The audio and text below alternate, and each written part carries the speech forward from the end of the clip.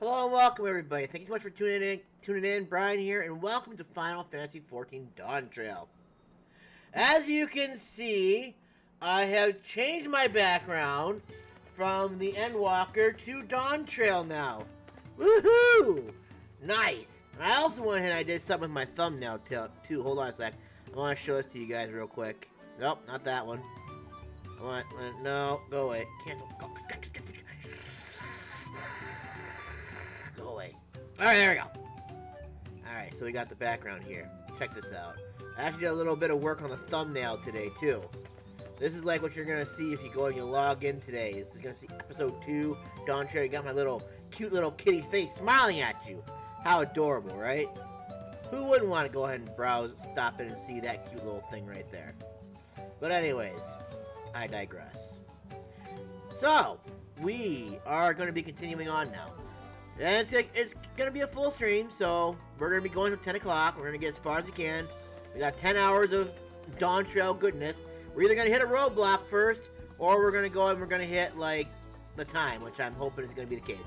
So, Wuk Lamat is going to try to... We met our first elector, I believe, and we have to go ahead and... Well, Wuk, excuse me, has to go ahead and, catch an alpaca, which bit on her yesterday. It was hilarious. It was wonderful. I enjoyed that. But now I think she's got to go ahead and try and do her thing. But first, as usual, before we begin, we have to go and do our obligatory... Oh, wait. Before I even get there, if you are new here, you can go down in the description below after the stream, and I'll have everything chapter, stuff like that. We'll have, like, the Aether currents, the MSQ, the side quests, etc., the dungeons, the trials, whatever we get through today, it'll be chaptered down in the description below, so if you're looking for something specific, it'll be there.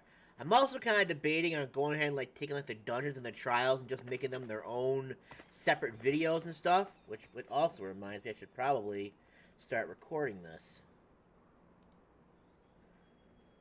Alright, so that's going now. I don't care about the intro part. But anyways...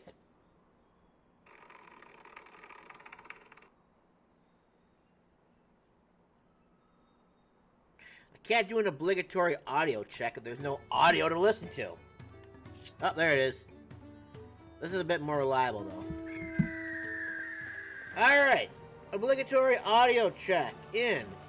Mic off in 3, 2, 1.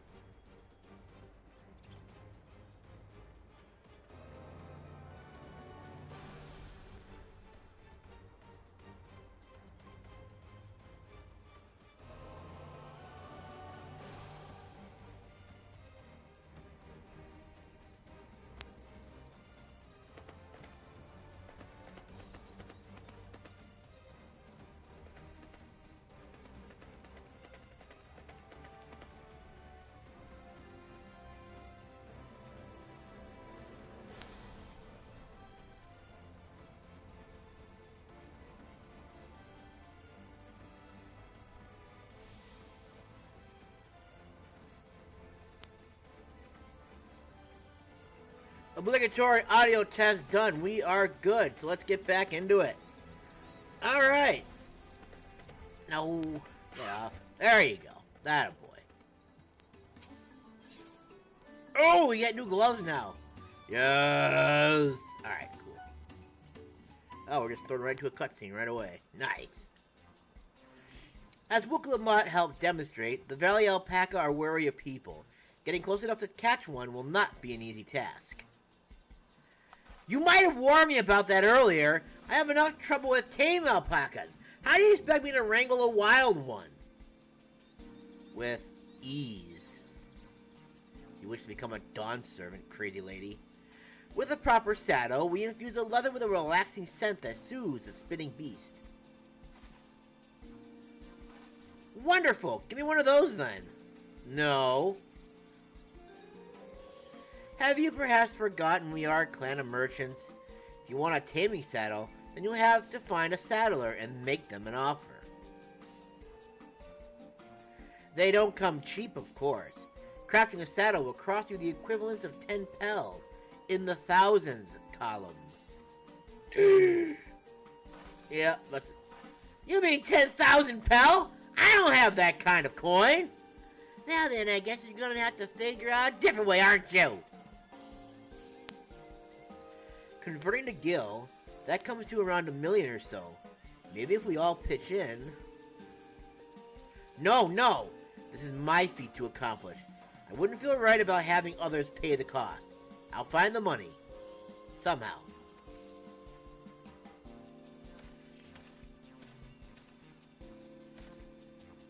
In that case...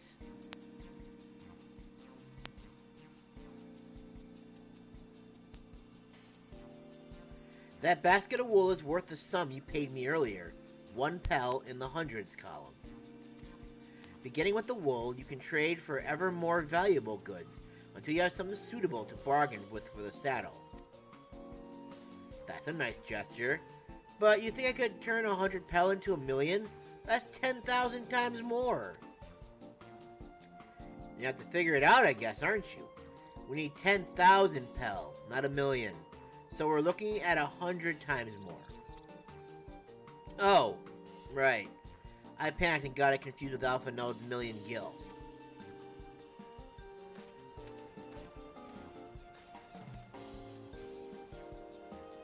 I'm not so sure about this trading idea.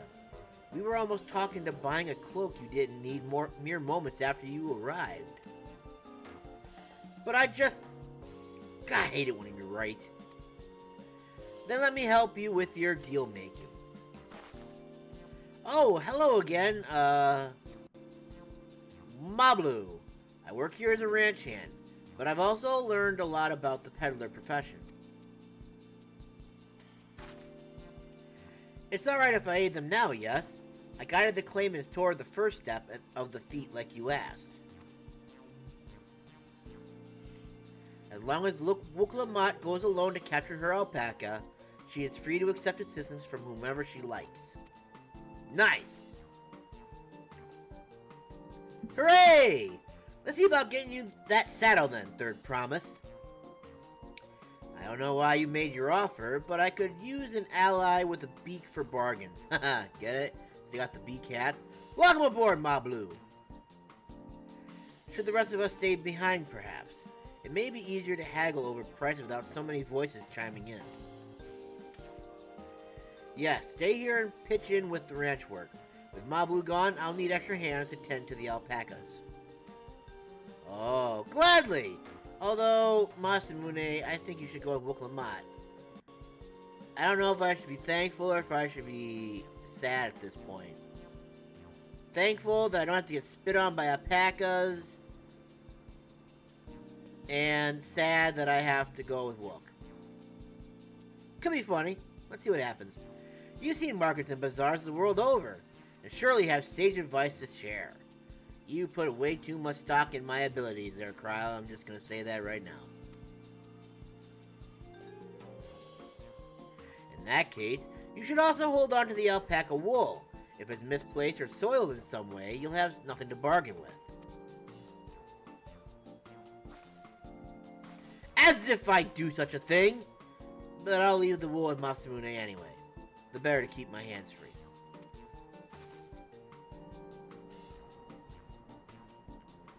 That's right, you give me that wool! To begin, I suggest we try trading the wool to Howley the saddler. He won't agree to the deal, of course, but it'll give us an idea how much he'll accept for his wares.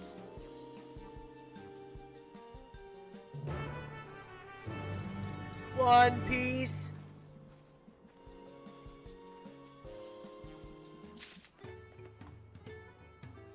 God, I love this new background, man. It's so much more brighter and friendlier than the Endwalker one. Okay, anyways. Where's Tobias? Tobias, my boy, I need you. I don't even know where the fuck I'm going. Oh, there we go. I think I figured it out. Probably didn't, but anyway. My little bird can't fly yet, man. It's so sad. Oh, wait. We got side quests now? When do these pop up? That's only 2. We'll get to them after we do the main story quest. To its completion. No!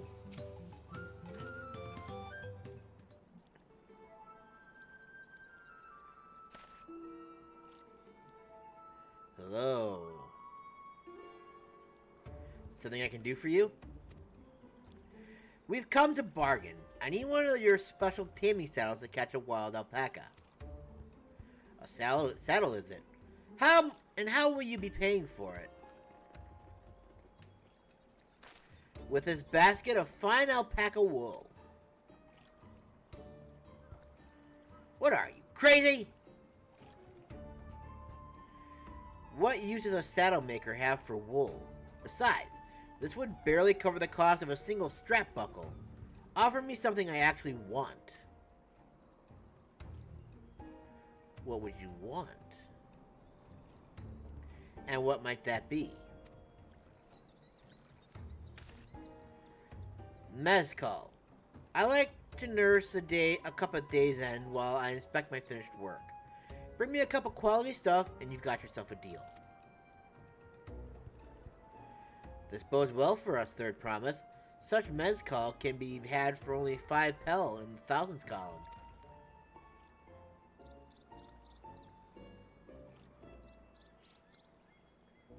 Hold on. Did you say Third Promise? Then my offer has changed. The saddle is going to cost you a jug of premium mezcal, aged 3 years at least. Should have kept your mouth shut, Mablu. 3 years?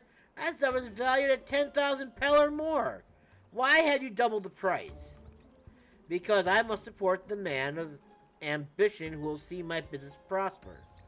Zaralja will go to war and his cavalry will need saddles. Lots of saddles. It's nothing personal, Third Promise, but I won't sell you my craft for anything less than my asking price.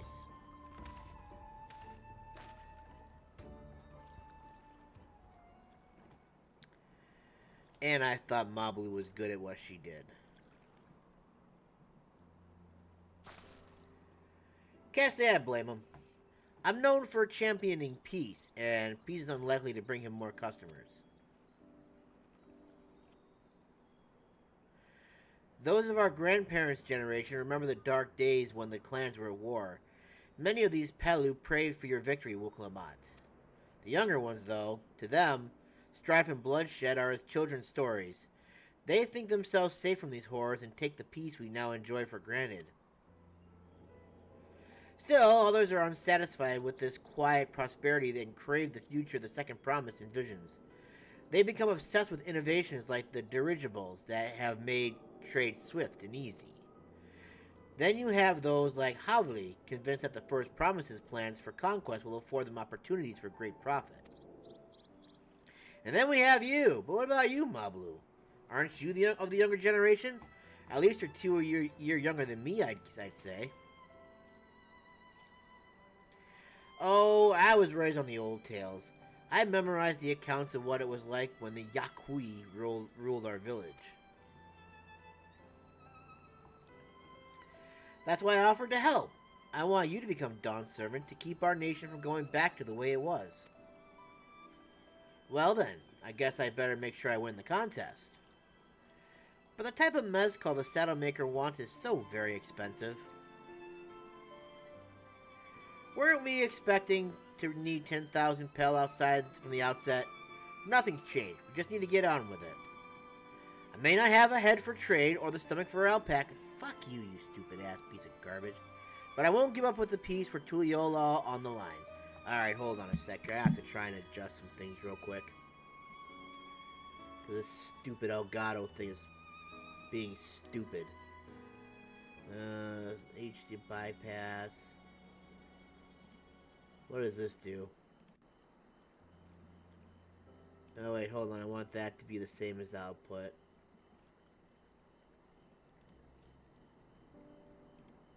What does this do?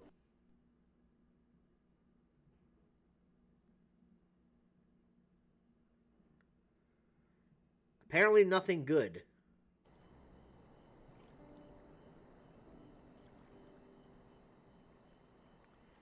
Did that make a difference? Let's see what happens when I do that again.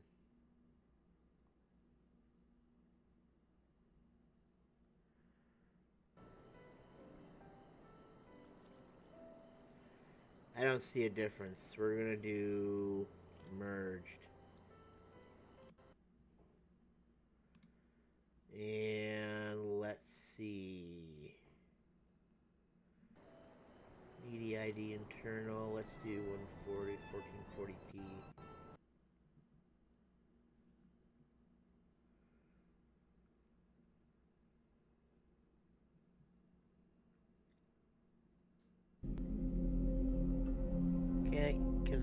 Can't continue using the gamer app.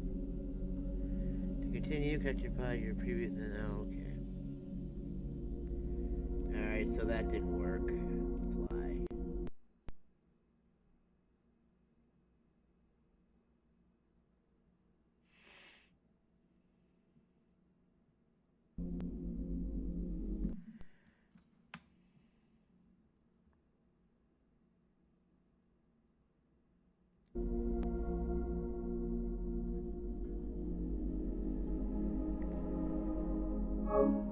Okay.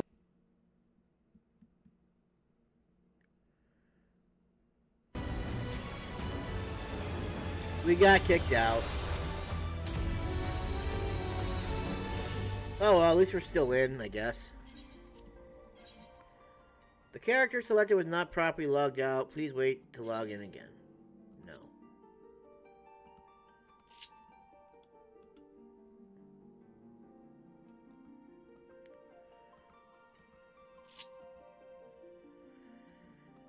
Well, that's typical.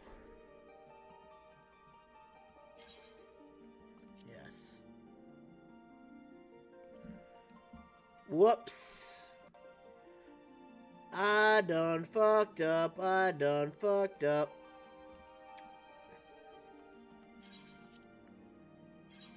There we go. We're in now.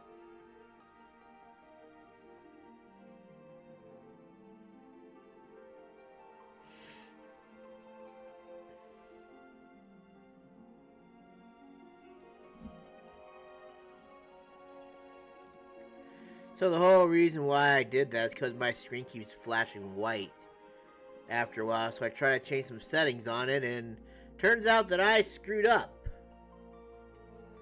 So yeah, there's that. But we're back in now. I probably have to restart the quest though, because I'm stupid.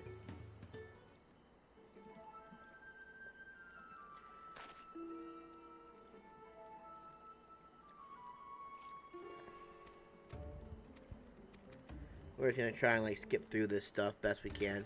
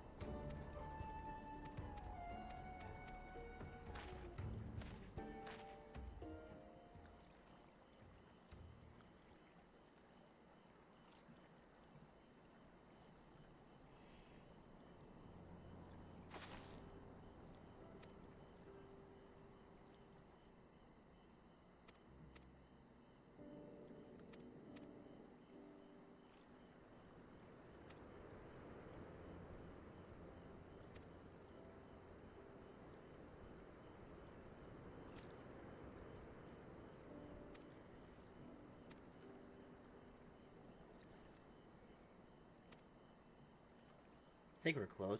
I may not have a head or trade or the stomach for alpacas, but I won't give up with the piece of Tulliola on the line. Then neither will I. We will make you Don's servant. Aiming for that 10,000 pound jug right away will only bring us failure and frustration. So let's first try exchanging the wool for anything even a touch more valuable. You know, I gotta check something too. When we're done with this, gotta make sure the audio is working again.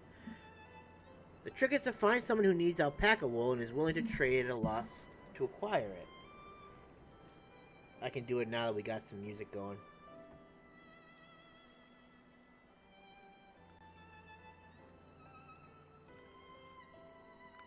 Damn it, it's still going white.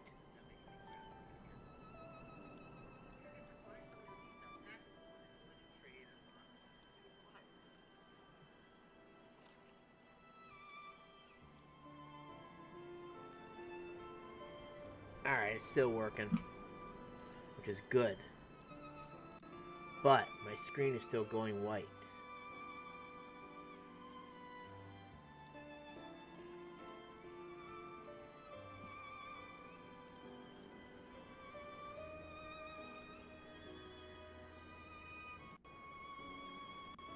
It always does 1080 anyway, so... Anyways.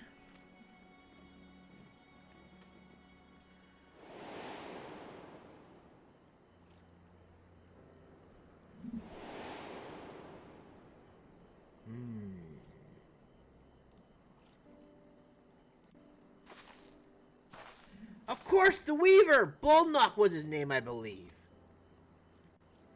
He went out of his way to say he agreed with my vision, and he was here to buy wool. I think I remember the direction he was going, but for now, let's head back to the road where we first met him. Okay, that sounds good. Let's see if we can keep it. Let's see if we can do, like... No, let's keep it at that for now. Device, merged. Kind of want to just keep it on display. Turns out it didn't make a difference, so I'm just gonna switch it back. So, there. Alright, so we're back on my display. It's running at 120. This thing is never consistent. It drives me crazy sometimes. But anyways. Alright. So we need to find that dude. We need to find that dude. So we can go ahead and make him lose his stuff, you know, dude.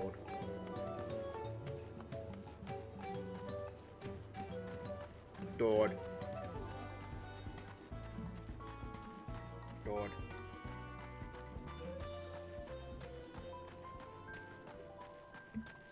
Dude. I like how it has the arrow pointing up, and it's like, yes, we know we have to go up. It's a hill. Hills generally go up.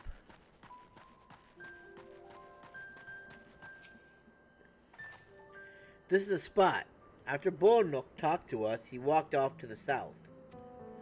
Then he was probably going to Ihuykatumu Inn. Most visitors to Wuk Lamat Pelupelu end up staying there. Let's go and check, shall we? Nice. Sounds good to me. Oh yeah, I got over 100,000 HP now. That's so cool. Alright. So sad I can't fly yet, though.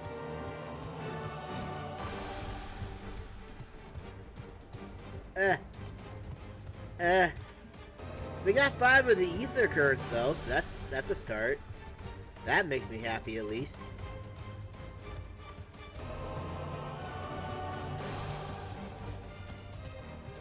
Bullnock!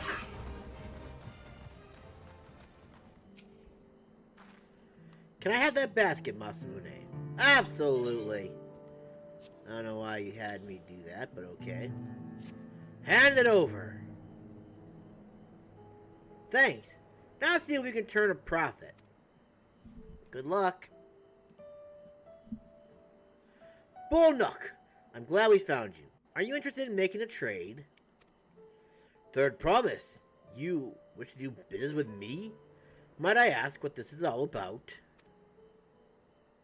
I've got wool for you that I think you like. I should get the DisplayPort cable. That's what I should do.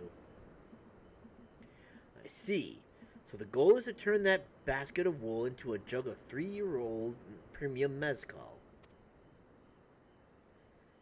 Then allow me to invest in your efforts. Yay!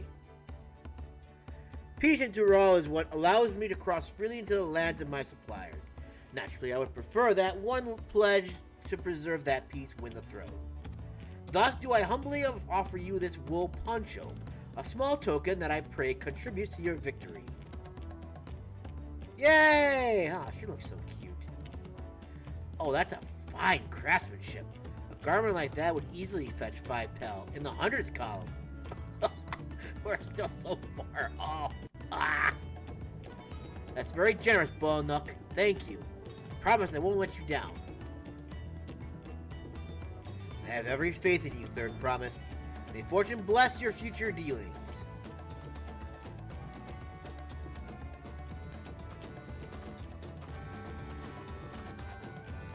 I can't believe you quintupled your investment with your first deal. We're off to a spectacular start. Only because Masamune remembered our weaver friend. All I did was hand over the wool. That's not true! The connections you build with people are vital. This is one of the most fundamental precepts of trading, one which you've instinctively mastered. You think so? I know so. Now, let's take our 500 pel poncho and trade it for something even more valuable. Here, Masamune, you take the poncho. If I lost it somehow, Aaronville would never let me hear the end of it. What if I lose it, though? Did you ever think of that? All set. Our next deal is waiting to be found. Yes. Excellent trade. Wow. That's amazing. Success. You traded a 100 pel basket of alpaca wool for a 500 pel wool poncho. Is that literally going to be the thing? Is there a way that I can screw this up and have to go back to the beginning? Because if that's the case, that's going to be very, very depressing and I'm going to be so sad.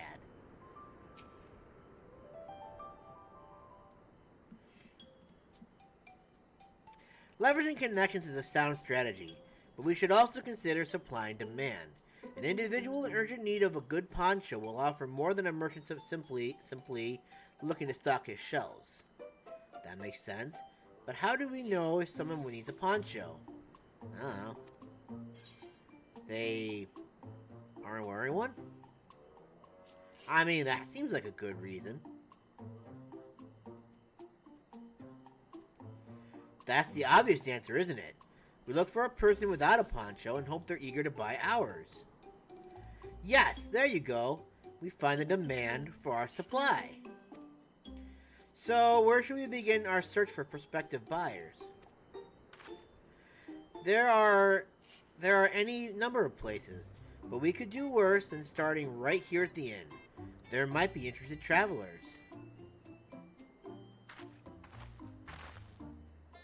Ha! Who needs a poncho? A lot of Mamoolja hardly wear anything to begin with. Those are probably Landsguard or sellswords. Mamoolja, who soldier for a living, prefer not to wear much above the waist. It hampers their movements. So even if they have bare shoulders, Mamoolja carry arms can be struck off the list.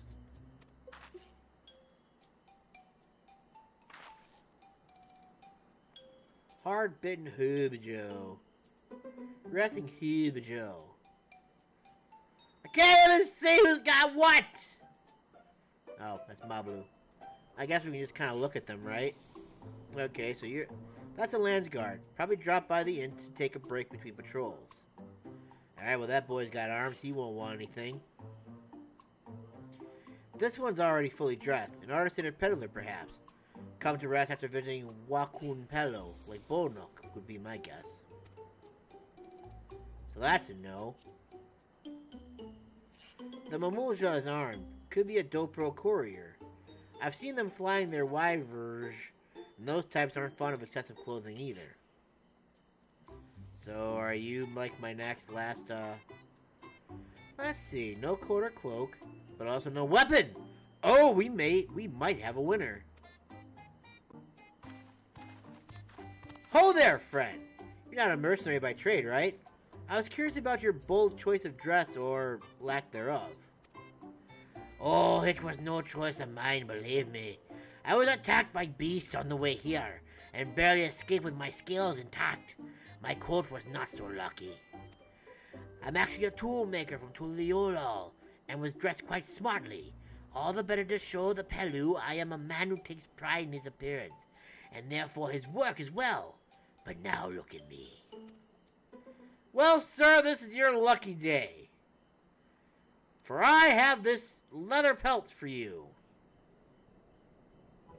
What a splendid poncho! This would be the perfect replacement for the coat I lost. We'd be willing to part with it if you'd like to make a trade. For one of your fine tools, perhaps. What about this hatchet? I crafted it myself and will vouch for its quality. Here you go. Thank you. The blade looks sharp, the haft well made. I'd evaluate it 1 pel in the thousands column. Oh, from 500 to 1,000, we have a deal. Wonderful. A fine garment such as this should put me on even footing with any Pelu merchant. Like the eponymous owner of Mipelu's mate garden, for one. Her field hands use hatchets to harvest the mate, and I thought to impress her with the tool I sold you. No matter, I have other wares to sell. Glad I am to have met you. Did you hear that? We've already found our next buyer. To Mipelu's mate garden we go.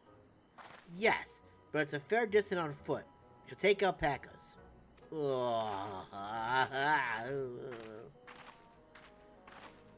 These ones will be the calm type, right? I don't know. Excellent trade. Yes! We are kicking ass and taking names. We are kicking butts and taking names.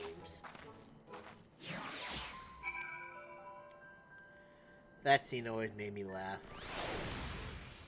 Oh, look at that. We're finished with this part of the quest. Wonderful. Which means we can do those side quests now. Well done recognizing that tool maker as a potential customer.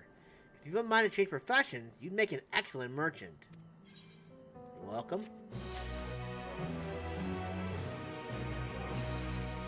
Inventory. We need this, and I need that box, which is down here. Mountain chromite gear. Lobo skin.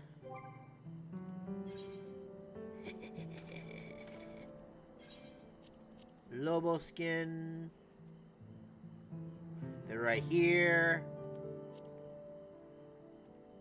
We're gonna dye them blood red. It'd be very nice. Okay. Yes. Nice! I still need to find a good dye that could be like my secondary color. Alright, let's go back up here. Let's take care of those side quests and we'll come back here and we'll do the... We'll get back to the main story after. Something I want to do over here though real quick. Control Shift. See if I can make this a little smaller. Nope, that's me. I don't want to make me smaller. I want to make the background smaller. Hold on a sec here. Again, that's the wrong one. How far do I have to make it exactly? Small enough so we can cover this up, I guess. Maybe not so big, so...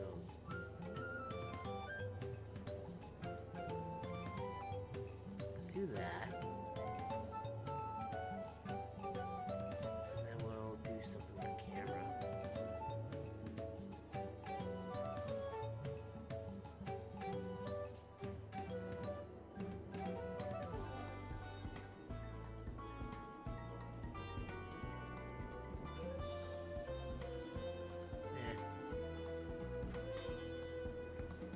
That probably looks a little better, I guess.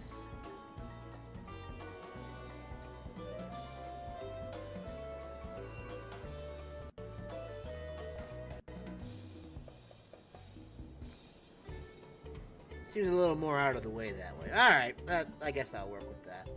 Okay! Sorry, I'm having like all these little things that are just like popping up. I'm like, you know what? Maybe I can make that look a little better. Maybe I can make this look a little better so people can actually see what's going on. It looked like it was a little bit higher than it should have been. Yay, we got a new clanmate. Woohoo! Alright! Ah, you must be the artisan from Tuliolol. Right on time. The damage the caravan sustained from the storm must be evaluated as soon as possible. So I must ask you to begin your inspection immediately. I'm sure you know this well enough, but be sure to check whether any of the frames have been cracked, the canopies ripped, or the balloons on either side punctured. We cannot move the caravans until we know they are safe. Have care while inspecting the caravans. You will find caravans stopped throughout the settlement. You need but inform me when you've finished. Okay. But I'm not the inspector though, but I guess I'll do it. What have I gotta lose, right? You are not who I'm looking for. You are another side quest that I do not want to do yet. I guess we're gonna come down here and look for these first, I suppose, huh? Let's see. Let's see how this one looks.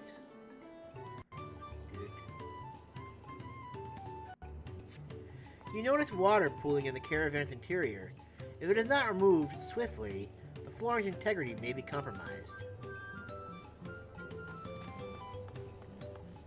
You know, he really is for the adventure. Someone just tell him, like, hey, I need you to do this. Like, okay, sure. I don't know what I'm doing, but okay, I'll do it. What a swell guy that Masamune is indeed. I probably would have been like, but I'm not the inspector though, dude. Dude, I'm not the inspector, dude. Quit confusing me, dude.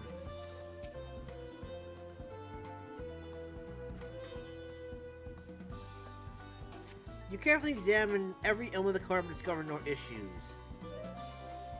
Nice.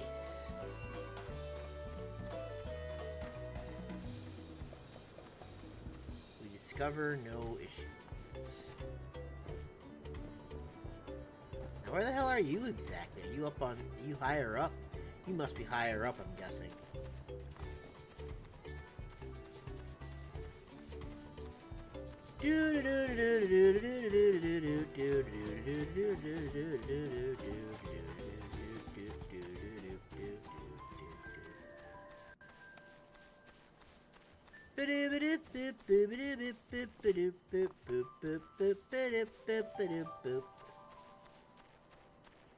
I'm probably wrong. There it is. I found it. I see it now.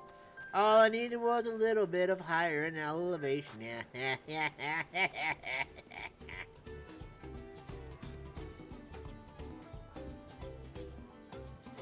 The canopy of fastenings appear to be becoming loose. While this will not impede the caravan's ability to travel, repairs would undoubtedly lead to a more enjoyable journey for its passengers. What a good observation. A kitty worth his salt. Literally.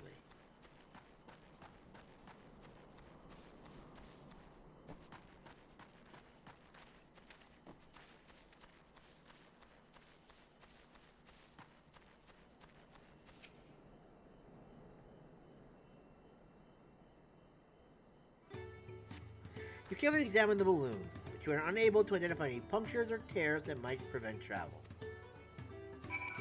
I think we did good, dude.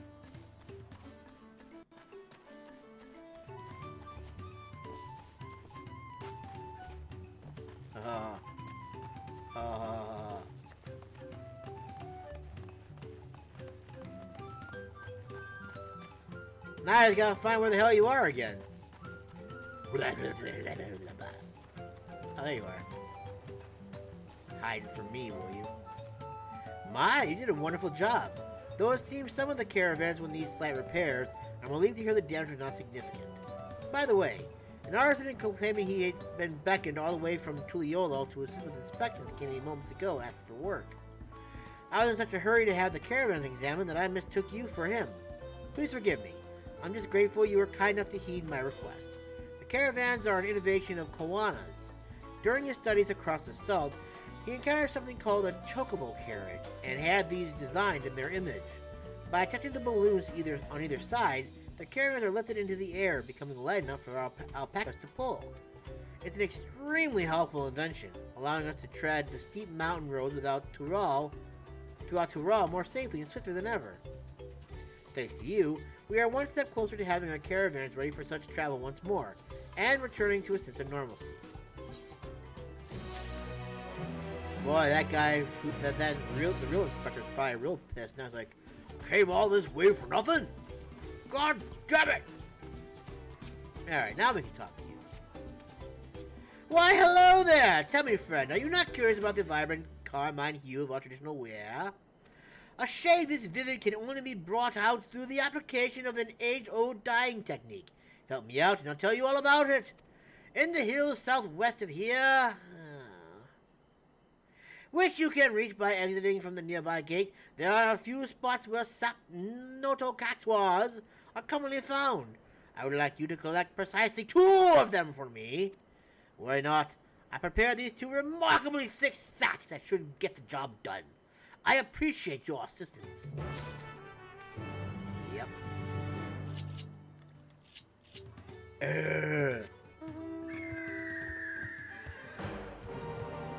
swear, if I had a few $1,000 right now, I'd upgrade my computer to an AM5 system.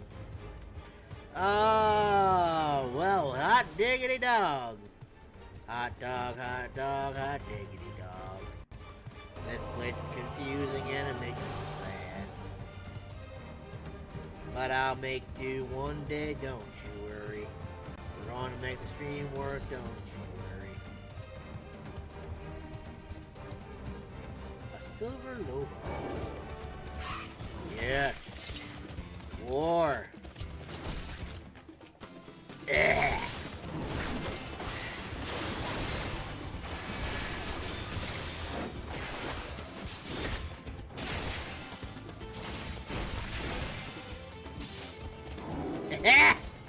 Take that, fool. You can't match my Paladino goodness. Oh. These guys might be able to, though.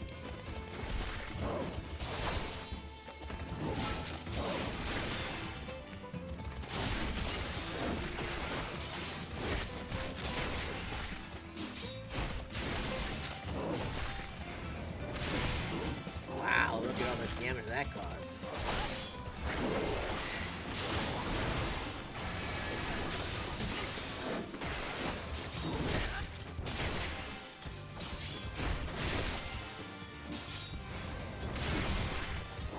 Later, loser.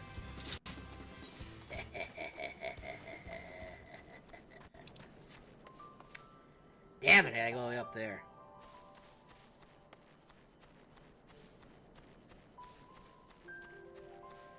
This is gonna be one of those maps where I really wish I could probably fly right about now. But it's okay, because we still have quite a lot of traveling to do. Alright. Listen, you are not in the one I need to attack. But if you're so willing to be attacked, I am more than happy to oblige.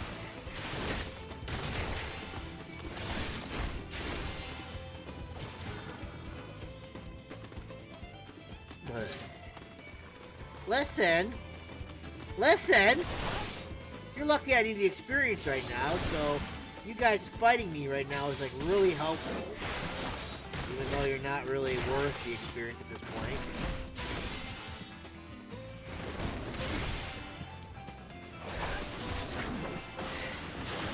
Alright. Aha!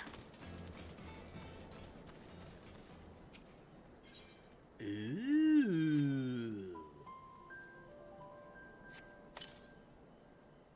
As you force a notocactuar into the sack, you notice a red substance clinging to its cuticles. I'm guessing that's a good thing? I gotta go up here now, don't I? I welcome your challenge and raise you death.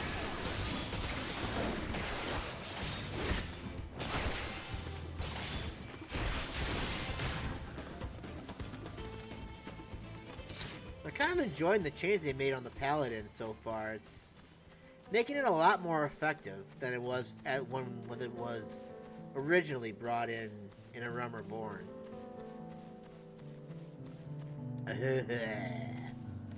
You look like a little bit sapped.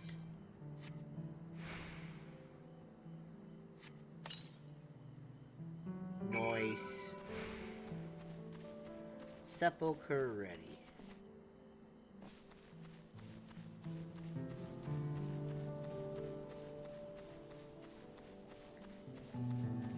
So this is probably how I'm going to end up playing this most likely. I'm just going to try and get as much experience as I can done by either fighting the monsters, which are basically not worth the experience right now.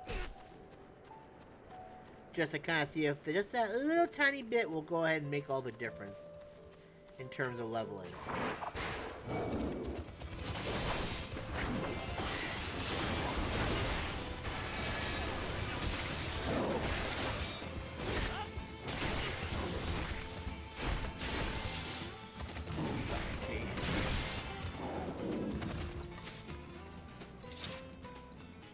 Up. Up. Don't break the balloon.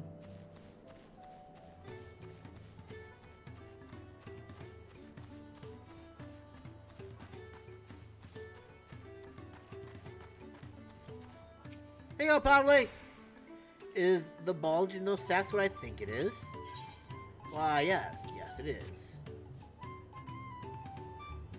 Wonderful, my friend, wonderful! For as I am, I could never have hoped to carry these oversized succulents. As agreed, I will share with you the secrets of our dying chapter. Damn it! Ah, this is starting to piss me off. I hate when it does that. The stupid thing can't handle it.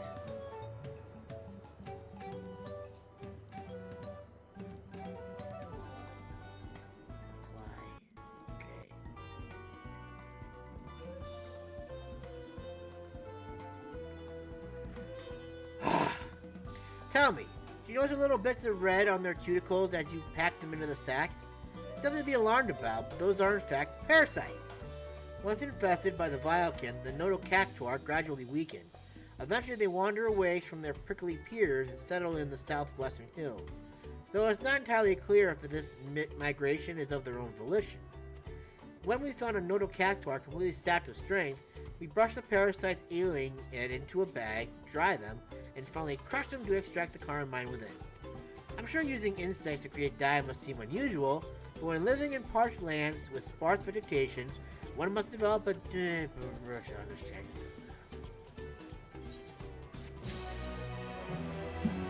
Excuse me for a second. We're gonna pray this comes back. Okay. It's not the thing. It's actually the Elgato itself doing it. What the fuck, man?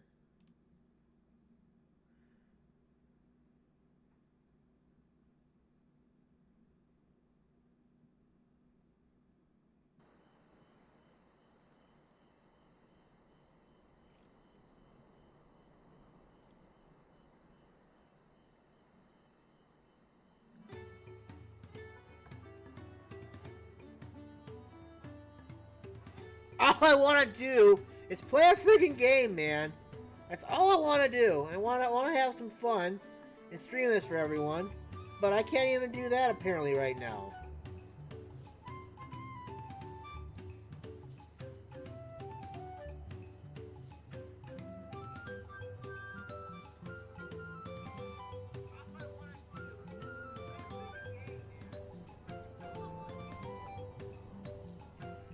Okay, audio's still there.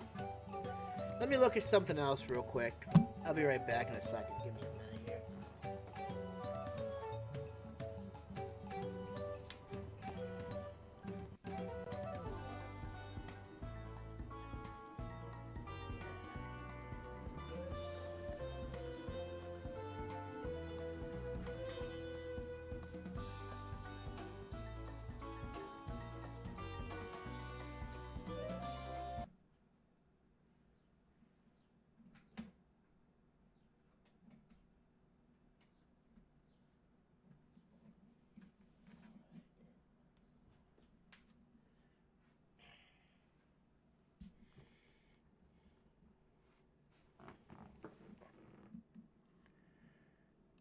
Recording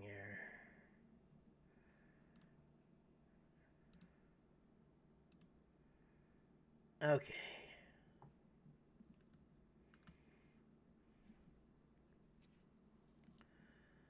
Let's turn this off.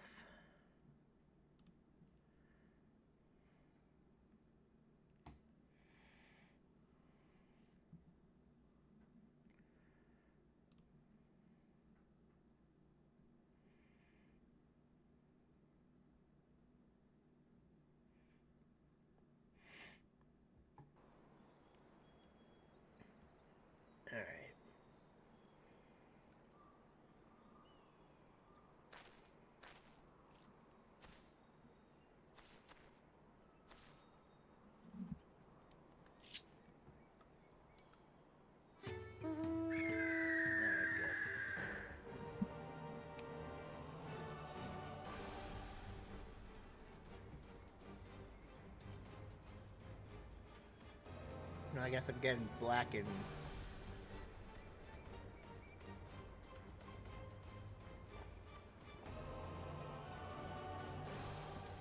You know, I guess I'm just gonna have to live with it, I guess, huh?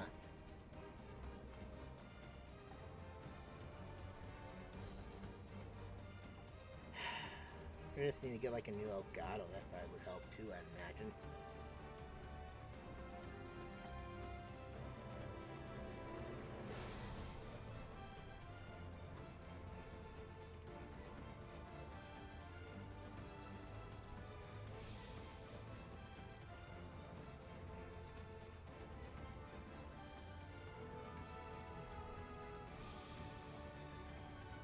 Alright.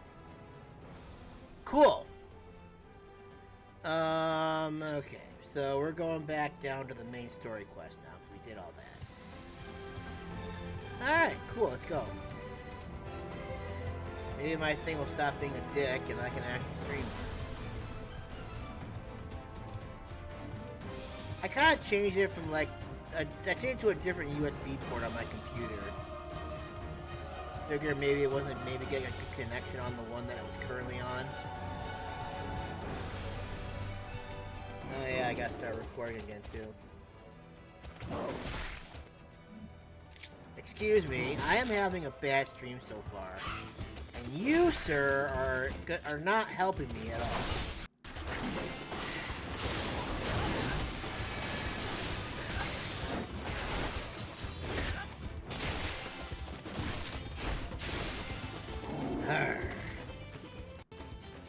There, we took care of that.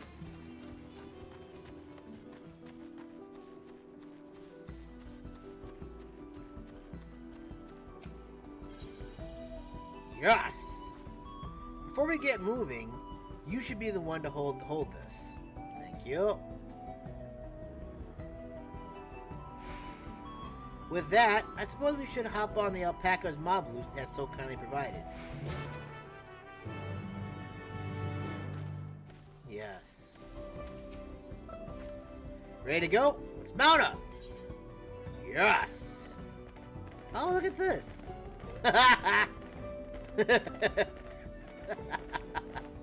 Please don't spit! Please don't spit! You'll be fine. These ones are accustomed to people. I still don't trust them.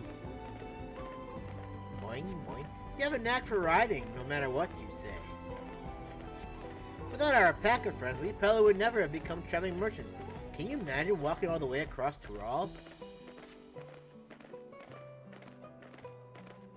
I guess everyone's silent with that one. I swear, that mountain is too tall to be real. Think we'll be able to get over there at some point during the game? Warker Zormer? Wasn't that his name? A forbidding sight, isn't it? One I've never appreciated up close. You have to take the long way around the cliffs to get there. The highlands beyond the Ihuykatumu. Sure. So Mablu, you said you were learning about the peddler profession. You don't care for ranch work? No, I love it. I love working with alpacas. But becoming a peddler has always been a dream of mine. It's just, I'm not sure I have the talent for it. If I can help you buy the tinning settle though, then it'd be proof that I can do it after all. In that case, you best get ready to be a merchant. Look, we're almost there. We are. Oh, look at that.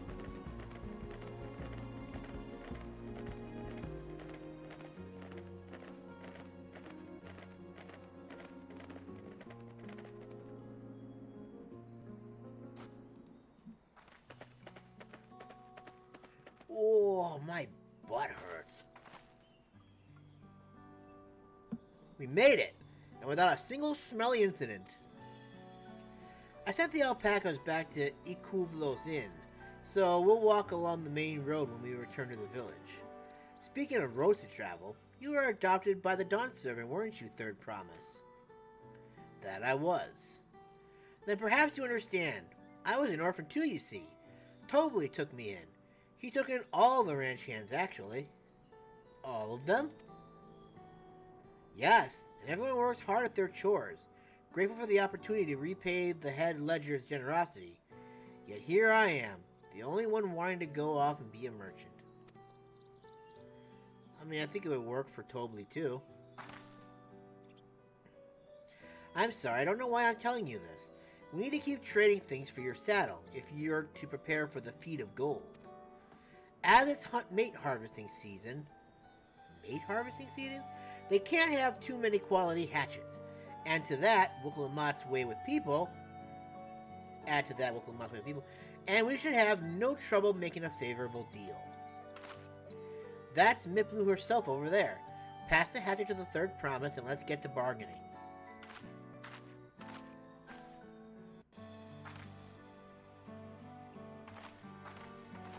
Hey, Wuk, I didn't give you the hatchet yet.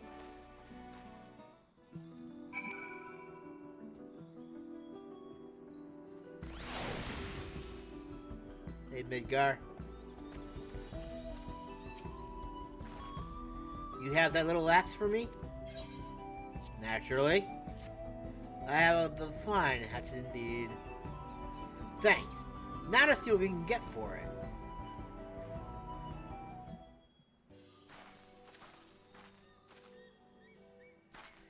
You're Mablu, the owner of these fields. I have a mind to trade if you're interested. Well, the third promise. I might be convinced to entertain a proposal. What do you have on offer? This hatchet, forged by a seasoned artisan. The razor edge of this exceptional tool will make light work of your crops.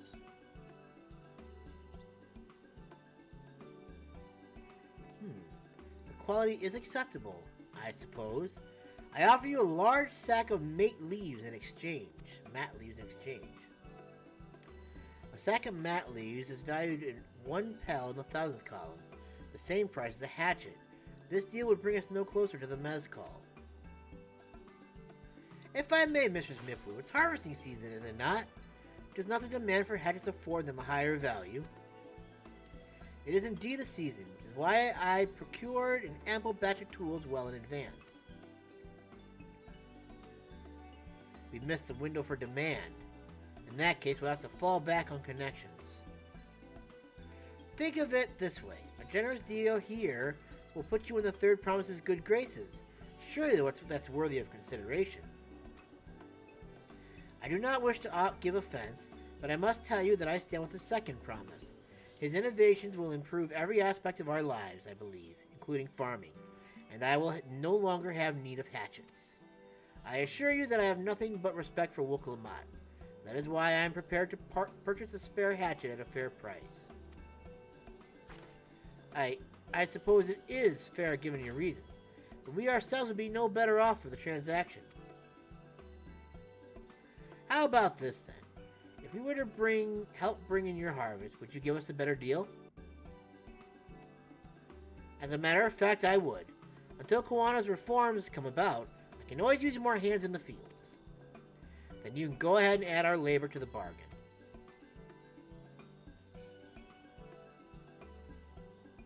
Added value to tip the scales. How could I have forgotten one of the most basic rules of trading? You can rest here if you like, Mablu. Masamune and I have Matt together. Oh no, I'm helping too. Off to the fields then. And mind you pick the healthy leaves. I'll take 5 good bundles from each of you.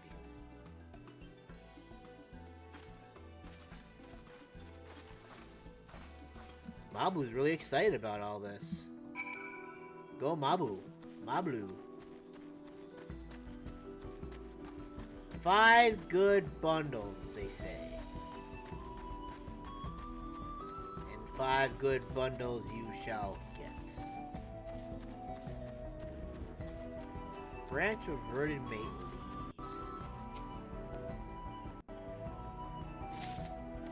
Harvest verdant mate leaves. But are they gonna be good enough?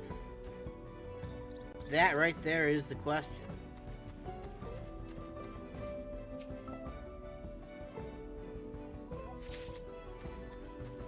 I guess we'll find out, won't we?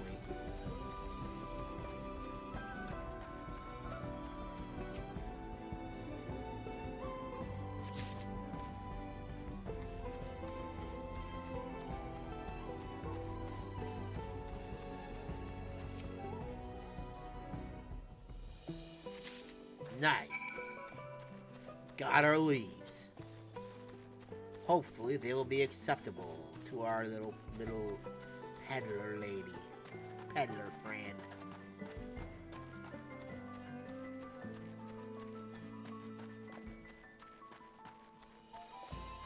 Mablu. You brought me some leaves then. Indeed I have. The finest of qualities indeed. An acceptable harvest. We'll see how your companions fared before I make any decisions, though. Fair enough.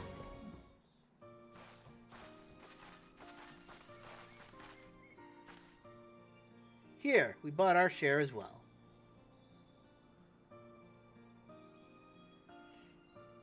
Thank you, Third Promise. This is more than enough to hold up your end of the bargain. Now it's time to offer mine. After adding the value of your labor to the price of the hatchet, I am prepared to offer you a full sack of our highest grade mate leaves. Oh, thank you. Premium mate! Bought at the shop, one sack of those leaves would cost no less than 5 pel in the thousands column. Then we can bid farewell to this hatchet.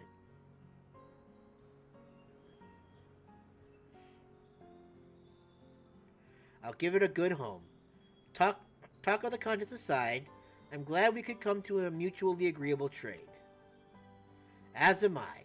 All the best with the rest of your harvest. Bye.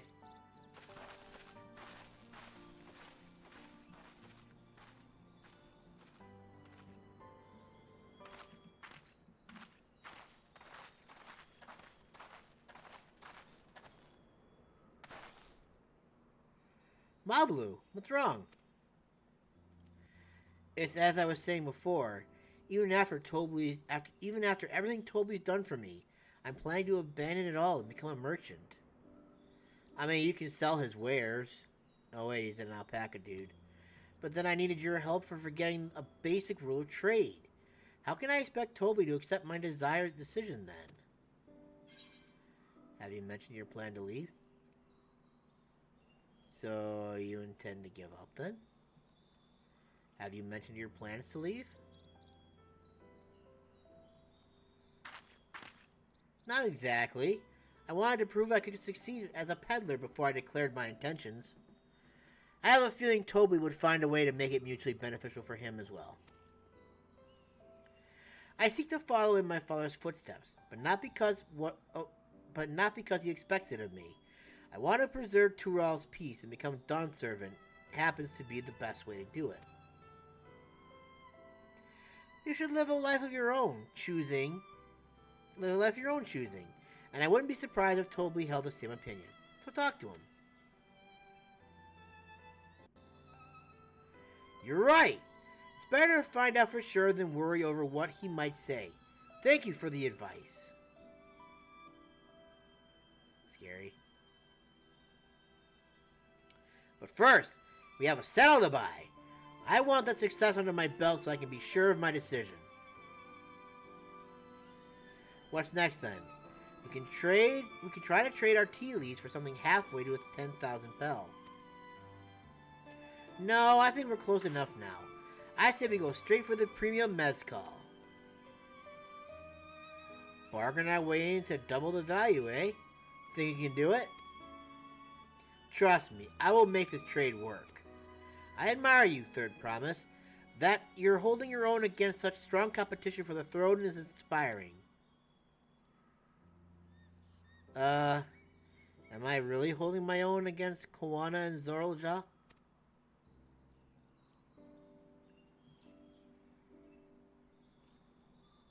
I mean, of course I am. I'm Wuk Lamat of the Dawn's Promise, after all.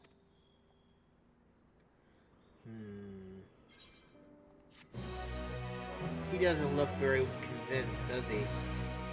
Don't worry, one day she'll see Super Kitty. Excellent trade! Nice. Success! Nice.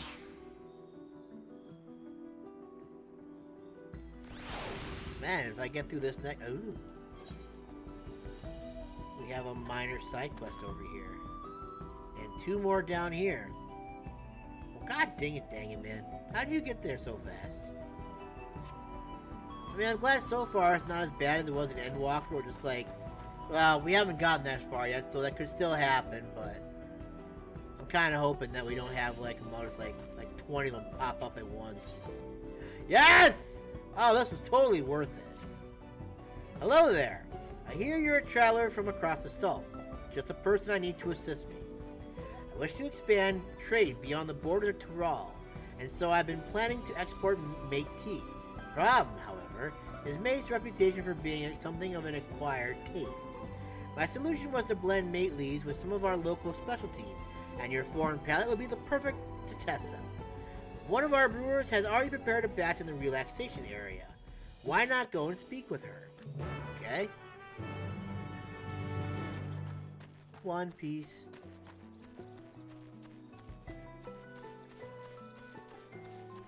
The Breezy Brewer.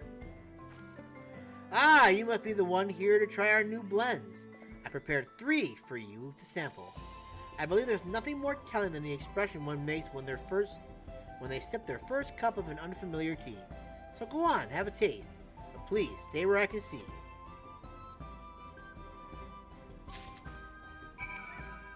Okay. Okay. So I guess I'm just gonna do this then, I guess, huh? How is that invalid target? Alright, fine. Well, I guess I just gotta... Alright. Nope. You taste a bit of acidity, perhaps citrus. It complements the naturally mellow mate tea as well, serving to create a soothing mixture.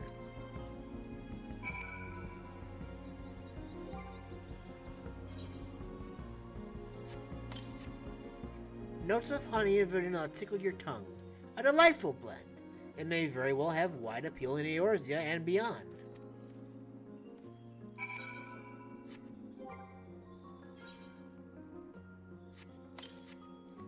You detect a light bitterness behind the full-bodied earthy flavor of this blend.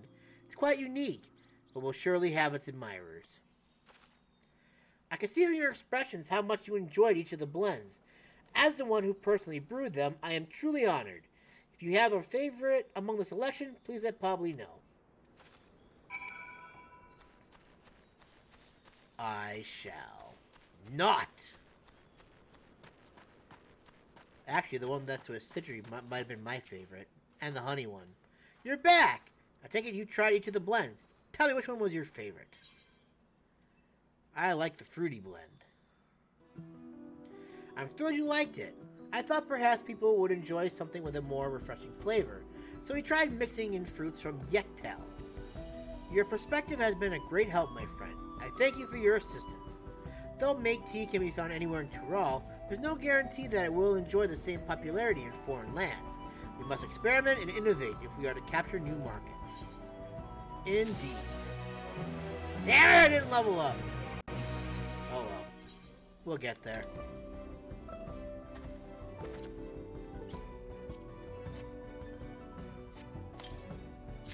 Lobo Skin Amulet of Vending. Oh, it's an amulet. So that means I need... I think it's a yes. Nice. Totally worth it. And now we got like 2 more down here, right? Yes, but they are... what's this? Ratels so rat bonus applied.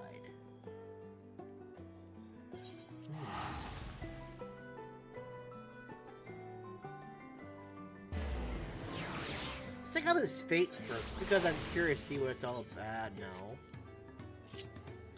Let's see if we can get there before the timer's up. I'm sure we can. It shouldn't be that hard to do.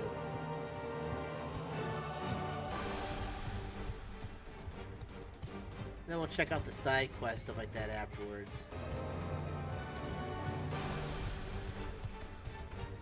I mean, it's literally right on the way, so we may as well hit it while we're here, right?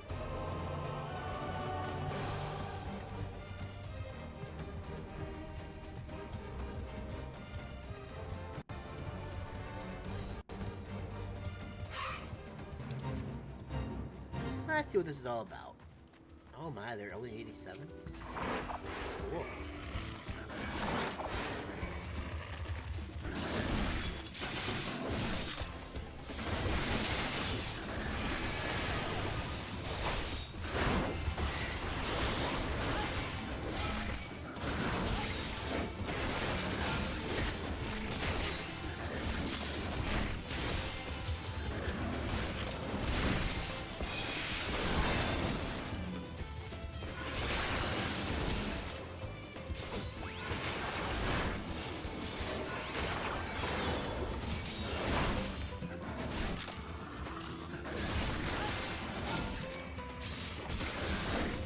Oh,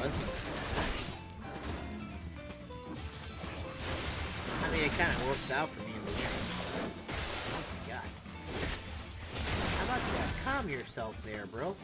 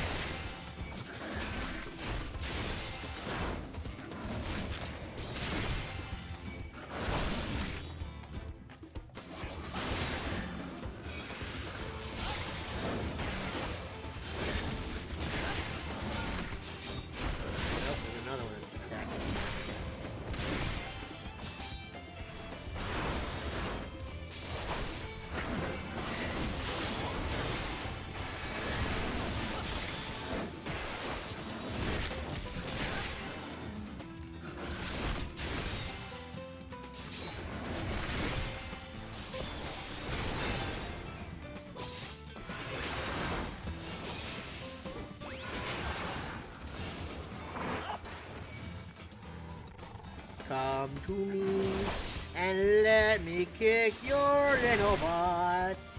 You will die, and I will be to stay. Let's see what the bonus is. That's what I'm curious about. I'm curious about the bonus. I don't really quite care too much about the fate.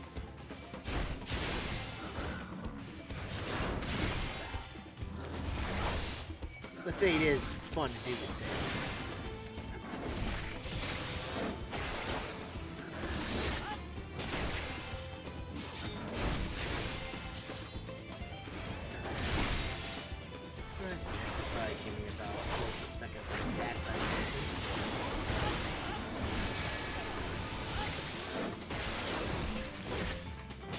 Oh yeah, I forgot about the goring blade.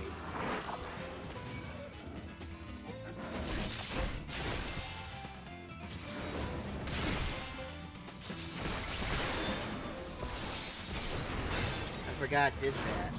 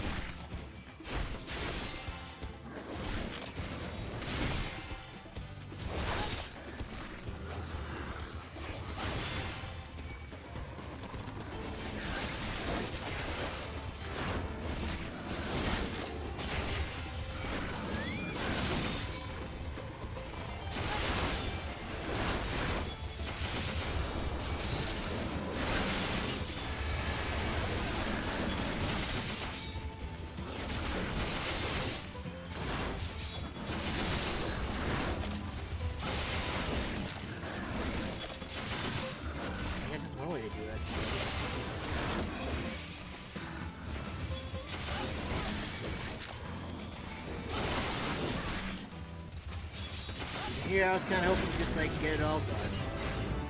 Hey, look at that. Nice. Cool. Alright, let's move on to the side quest again now.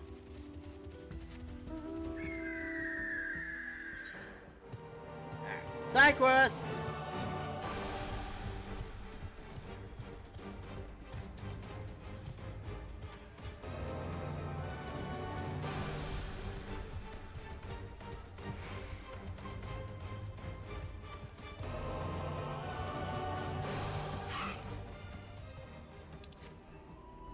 Google job. Nice. Ah, an unfamiliar face. Are you perchance a traveler? If so, I dare say you could not have timed your visit any better. Tell me, do you know of the hot springs managed by the Pelupelu? My master will soon be performing a traditional dance of the Mamool there. I intend to join him once I've closed my stall for the day. If you're interested in seeing it for yourself, simply head to Pelu, retreat south of here, and look for a dancer carrying himself with poise and grace. Got it.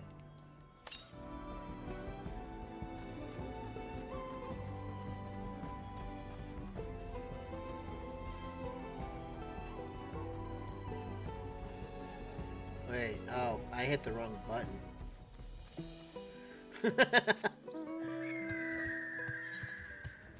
Oops. What did it say it was? To the west?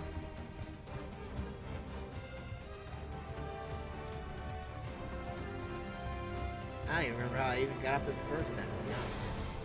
Alright, how do we get up there? We gotta go this way. And there's a little open nook here, looks like somewhere. Or is this just the way? Yeah, this is maybe? Okay. Nice!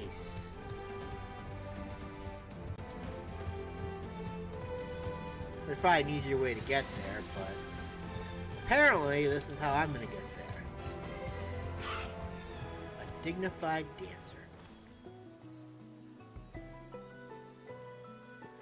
You are interested in our traditional bathing dance. I am honored. It would be my pleasure to show it to you. I truly appreciate it. First, you must understand the purpose behind each movement. The dancer steps before the spring and pours its purifying waters over their body thrice, cleansing skin of grime, mind of thoughts, and joints of ache. Only when they are in perfect cold condition may the dance begin. Come, I'll show you. The bathing dance is under no circumstances allowed in the public springs. Those who do not comply will be escorted out and banned from further entry. The stimulation is simply too much for the other guests. I'd be happy to have someone escort you to one of our private springs where you may perform the dance at your content. What? I was unaware of such a rule. Very well. It is regrettable that I cannot demonstrate Mamool tradition before an audience. Better that I dance in private than not at all. I am sorry you came all this way for nothing, my friend. Would you be kind enough to let my pupil Wuk know that I will be performing in seclusion? I guess. No, that's the wrong one again. I want the bird. Yeah. That kind of hurt a lot.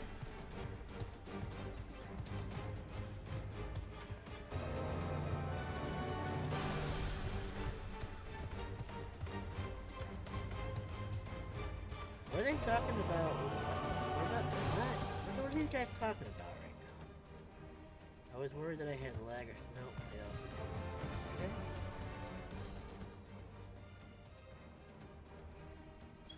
Ah, whatever, I don't care. Wuk. Oh dear, forgive me. I didn't realize the dance has been forbidden in the public springs. I traveled all this way to perform it, following in the graceful footsteps of the most experienced and most handsome of all my master's pupils. Oh, Wuk, how I miss him.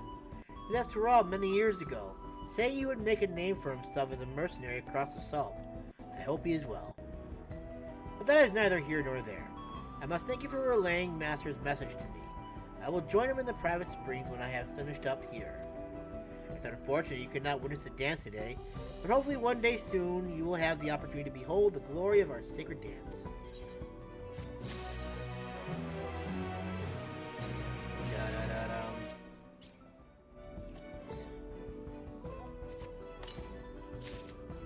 Ring.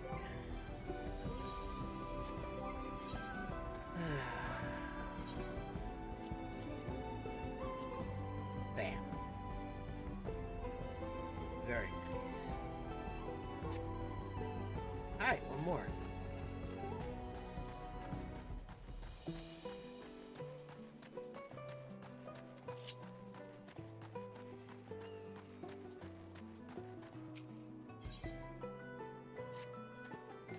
Excuse me, sir, do you have a moment? Please, I need your help. I'm a craftsman come to discuss a new project with a client, but I seem to have lost my lucky charm along the way, my dear doll. I'm afraid how the meeting may turn out without it. The last time I saw it was in Pelupelu Retreat. Maybe it fell out when I was gathering my things. I'm to meet with my client in just a moment, and it wouldn't do to be late. I realize this is sudden. Would you find my doll for me? I'll delay the meeting for as long as I can. Okey-dokes.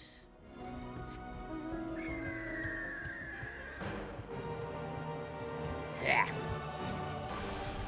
My bird's like, the winds are there, but I just can't get them. No! Alright, so this is back where we just were, practically. Maybe if I follow this road, I'll have an easier time getting up there, maybe. Why, yes, it looks like I will have an easier time getting up there if I follow this road. It's probably what I should have done to begin with. Hey. Less than you. You are not worth the experience right now. Could probably get more experience doing a dungeon, an Endwalker dungeon right now than I can trash mobs.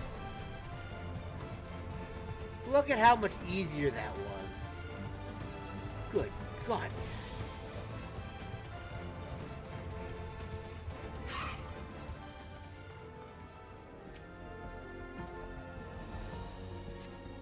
The basket is completely empty. You open the lid and look inside the jar. The doll is nowhere to be found within. You find a doll. Congratulations.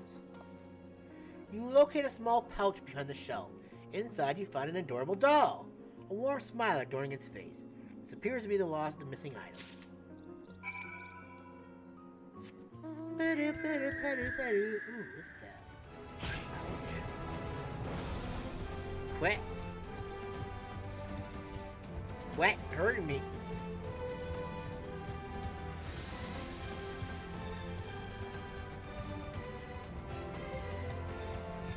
Ooh, didn't see anything.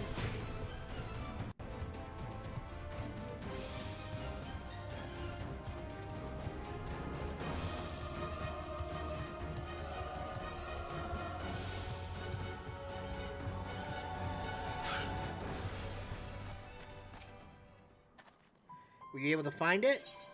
I sure did, maybe. Oh, thank goodness, my precious doll. I won't let it out of my sight again.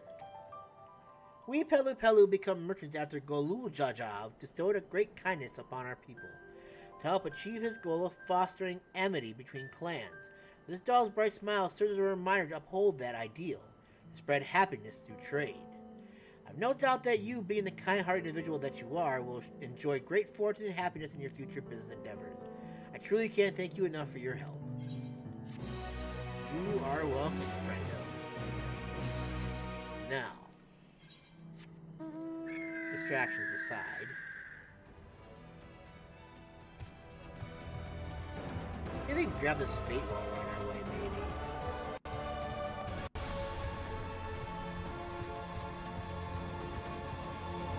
Ah, probably not. So let the roads go zigging and a zagging.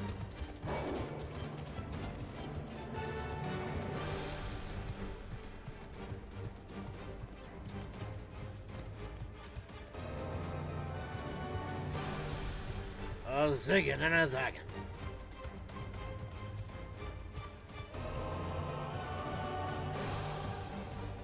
Maybe we just cut through. Well, maybe we can do it. Oh shit, that's a cliff.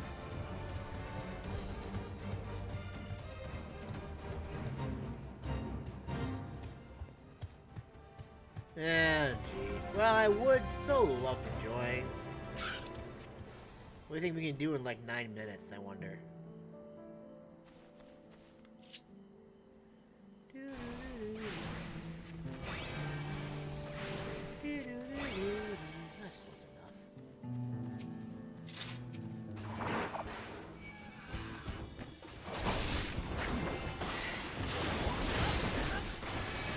Yeah, we probably can't do anything.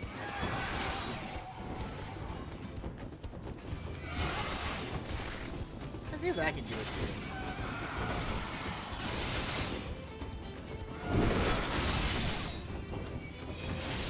Probably not. I'm probably gonna die.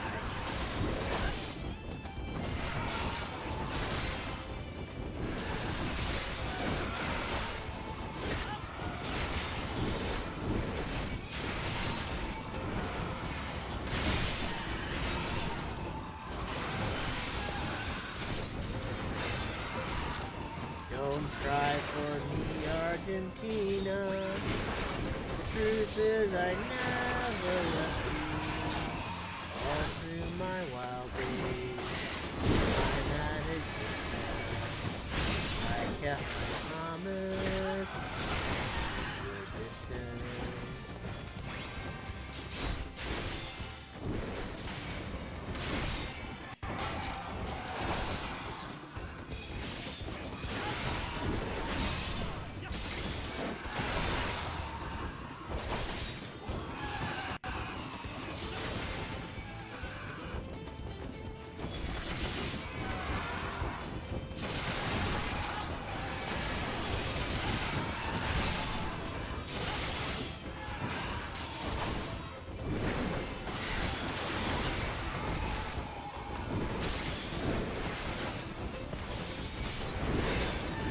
Hey, excuse me.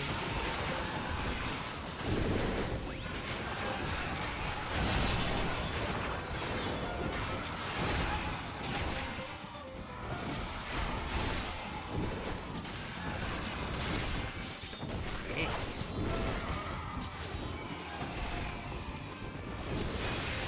You guys are going crazy.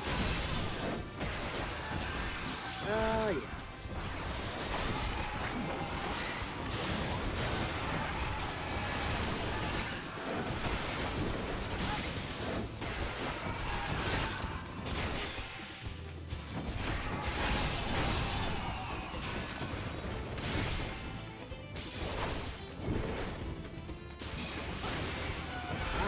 Be able to get this done. Oh yeah, I forgot about corn break. Always forget that.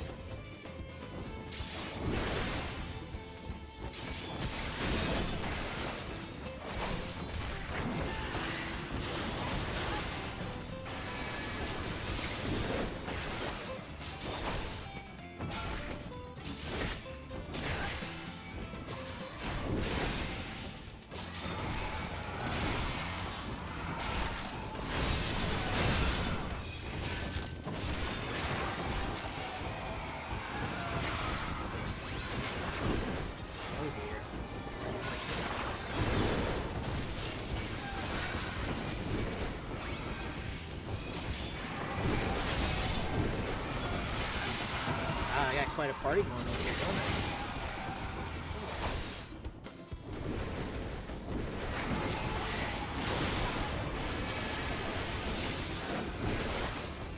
Damn. Talk about practice.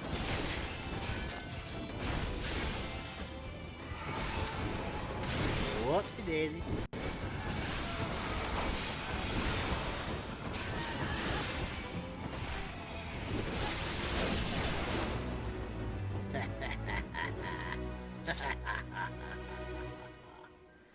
I did it! Yes, sir. Definitely wasn't worried I was going to die at that point. Alright. I did actually think I was probably going to end up dying accidentally. That would have been embarrassing.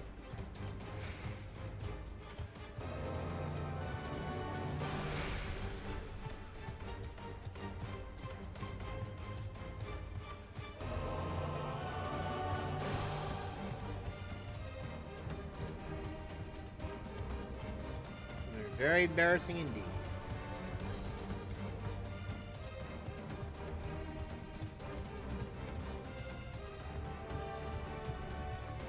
But I guess it's nice to know that I can handle a group by myself, I suppose.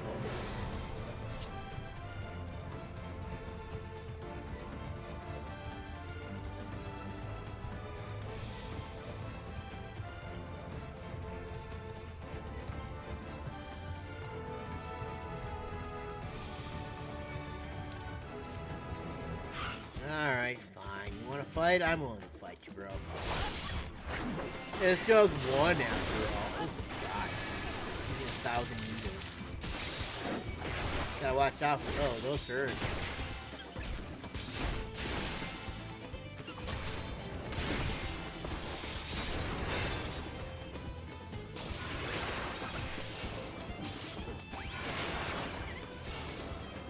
God, I love that attack a lot.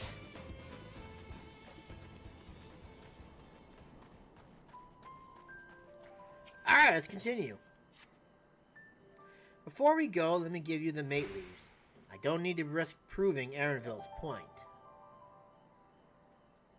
Thank you. Ready then. Our next stop is the Mezcal Distillery.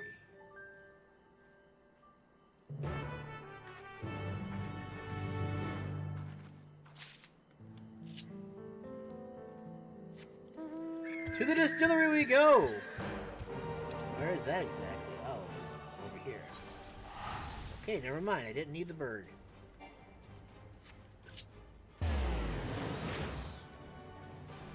Excuse me. Noise. We'll want to speak with a man by the name of Cobley. Even among his fellow distillers, he's regarded as a master of the craft. He knows the value of his product, so if we're to convince him to trade for twice what the leaves are worth, we're going to need targeted information. That means asking around and taking in the gossip. If you could talk to people here in the distillery, Masamune, perhaps Wuk Lamat could do the same at the village entrance. Meanwhile, I'll head to the north side and see what I can learn. Sounds wonderful. Alright. Bethel job. Me? I'm a chef from Tuliolal. I often come here to buy Gobbly's Mezcal, finest in Tyrol, according to my customers. He always brings out a jug during our dealings, but I can't handle the stuff too well myself. I take small sips, not wanting to be impolite, you understand, but still end up so addled as to agree to whatever price he quotes me. It would be nice to have less, potent refreshments during such conversations, else I might have to seriously reconsider our arrangement. Less potent.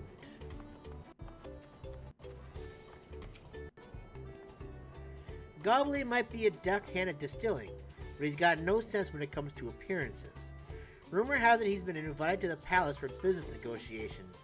If he presents himself to the court wearing his usual rumpled attire, though, he'll be laughed out of the sun perch. So it's telling me we need to get him some clothes, and maybe lessen the potency of the drink. There's not much I can say about Gobbly, but I can tell you what Gobbly's been saying. The other day he was muttering about monsters prowling around Agave Jaws, where that's the field where they gather ingredients for the mezcal. Their presence has made it harder to procure said ingredients and thus driven up the price of his product. A boon, some might argue, but it's hard to celebrate when it affects the mood as affects the work as it does. Can't really bring joy to people if you can't keep making the thing that they love. Alright, so we're probably going to have to take out some monsters, lower the potency of the drink, and get him some better clothes.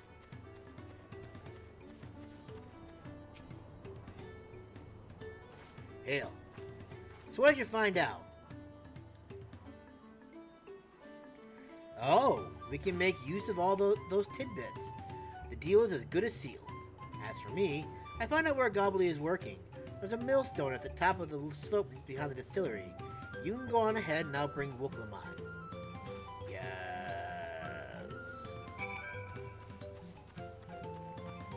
I'm going on ahead.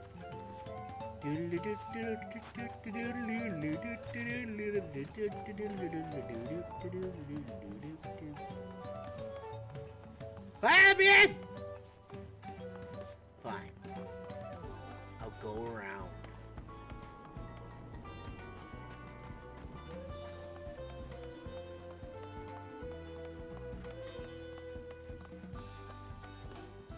Yeah. I'm still in the wrong place.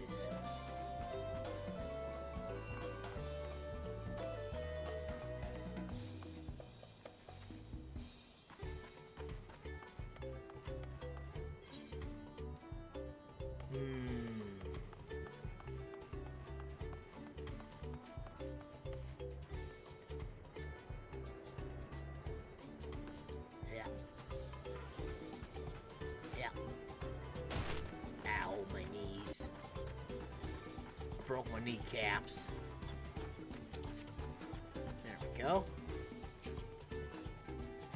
You have business with me, sir.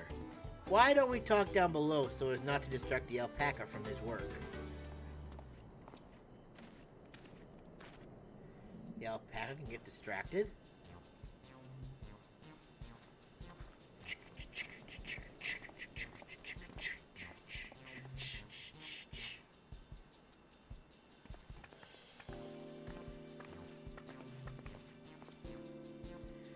Now, what's this about? Keep it brief if you would, I'm a busy man. We're in the market for a 3-year-old jug of premium mezcal, assuming you have any on hand, that is. Ah, an excellent choice. Must warn you though, it doesn't come cheap. We don't have Pel, but we can offer a sack of mate leaves in exchange. It's top grade stuff, like the mezcal. No deal. Mate leaves are well and good, but I don't have any use for them.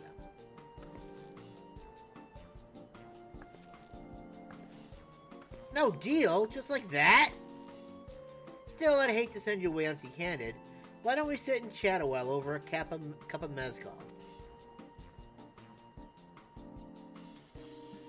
Now the real bargaining begins.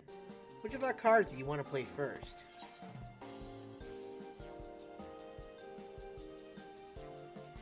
The monsters in the agave fields.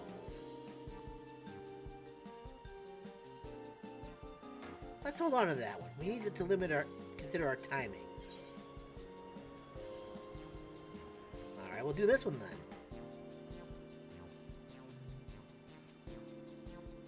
What? Come on! Fine.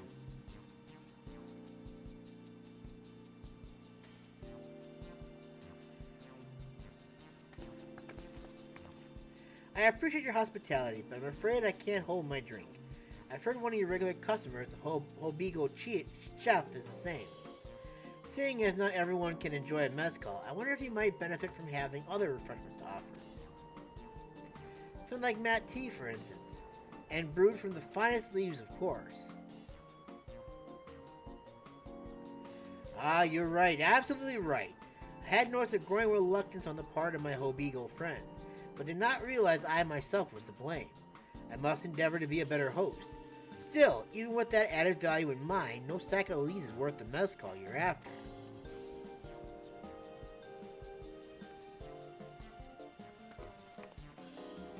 Should we offer to call the monsters causing them trouble? Not yet. We'll keep that card up our sleeve until we need it.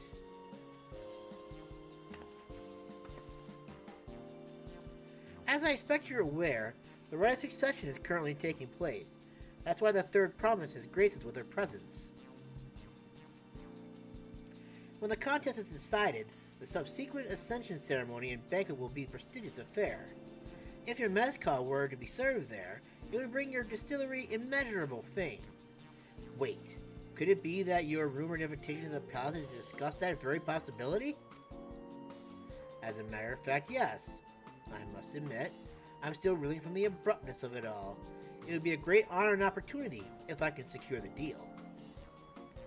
Well, I should think your exceptional mezcal would speak for itself. That said, there's no such thing as being too prepared and first impressions last. You'll want to be wearing your very best when you walk into Volakshunza. It would be a shame to miss this chance of a lifetime simply for want of proper garments. Ugh.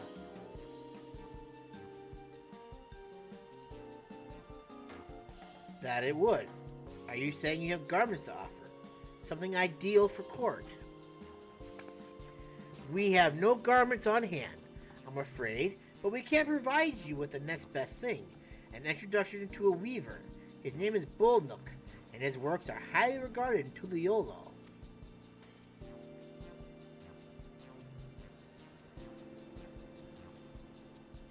As a supporter of Wuk Lamat and keen observer of palace politics, He will doubtless be happy to guide you in the selection of an outfit to fit this golden occasion.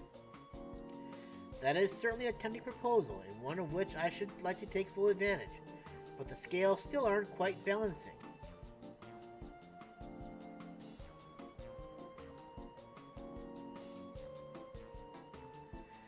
Say, weren't there monsters running amok in Agave Jaws? That's a problem we could easily solve for you. Truly? I'll be most grateful for your immediate assistance. I was resigned to hiring cell sorts to clear them out. Factoring in that safe expense and an introduction to a trusted weaver, this is a shade up to be a sound bargain. Alright, you have a deal. Yes, I knew you'd come around. Give us a moment, and Masamune and I will take care of those prowling nuisances. In the meantime, I'll use the time to pen an introductory letter to Bullnook. The fields you're looking for are just north of Ihuykatumu. Be safe.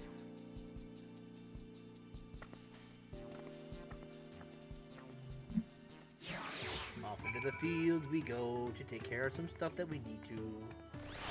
So we can go and get this Mezcal. This high premium 3-year-old Mezcal. While I bounce on the balloons and ruin their airships and fall and break my knees and everything else. Broken bones are fine, I will survive. Everyone will die except for me. I'm going to make these fields so clean. They'll be able to do their stuff again. Yay.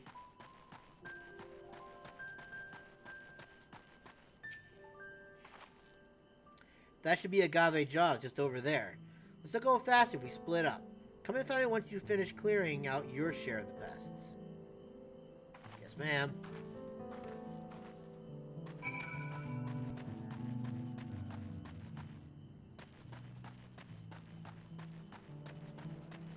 I guess I'm gonna come over here first. Oh, there it is. Aha!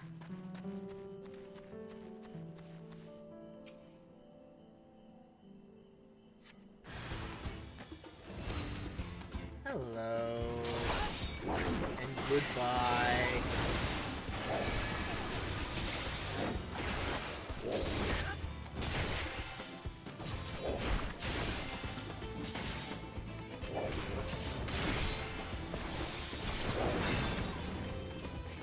Goodbye.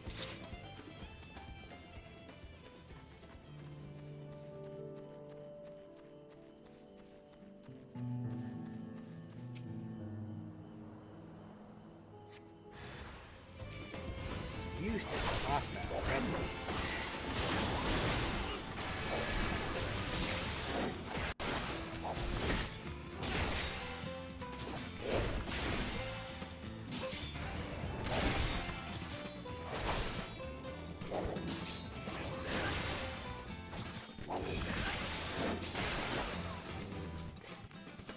Yeah. The thrill of the hunt.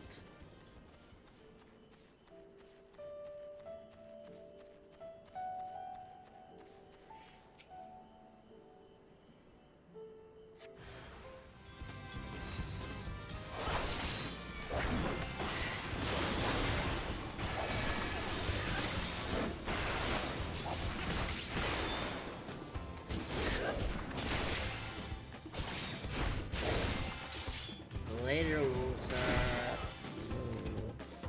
Piece of cake. Piece of crumb cake, I would even dare say.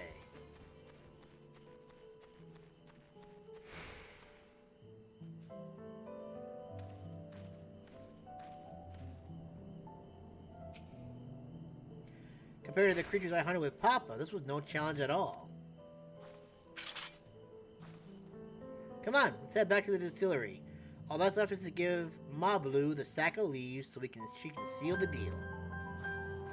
I kind of broke him while I was fighting. That's not going to be a problem, is it? What in God's name is this thing right here?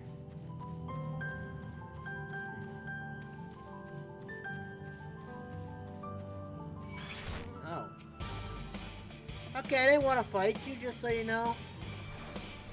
Kind of unnecessary, just so you know. Be gone. didn't want to have to fight you. I didn't think you would be interested in fighting me.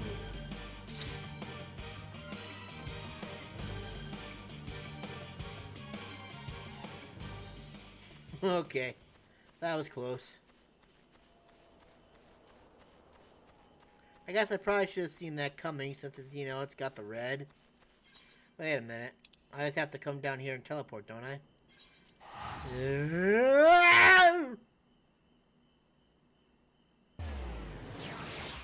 Hammer Phil.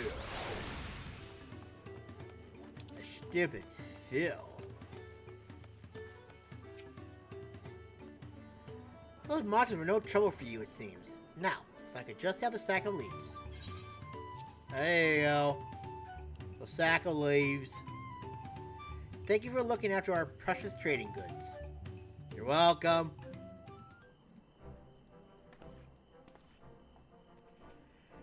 Your monster problem has been resolved, Master Gobbly. Here are the mate leaves and a written introduction to Bull Knock as agreed.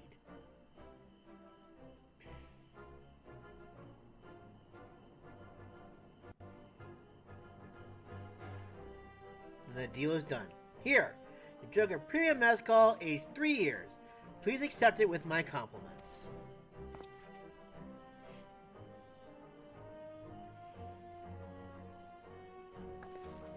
Yes! We finally have the mezcal. Great work, especially you, Mablu. You were the one that inspired me to come this far, Third Promise. But let's not celebrate until we have the saddle in hand. Mablu, is it? You drive a hard bargain, young peddler. I look forward to doing business with you in the future. Thank you, but truth be told, I'm just a ranch hand. For now. Should I ever become a proper merchant, though, I'll be back to strike more deals with you.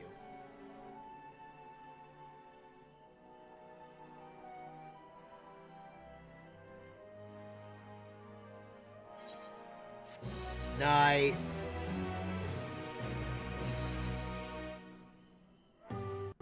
Excellent trick.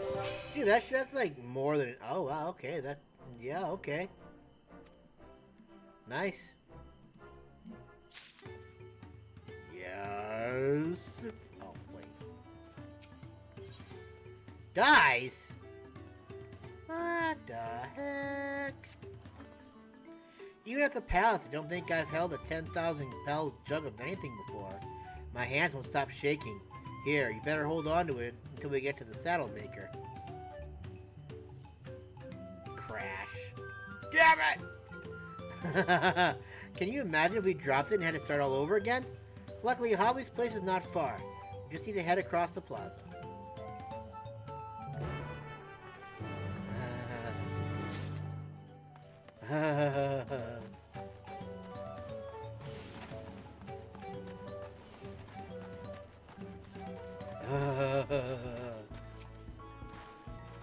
This is it! The trail we've been working towards.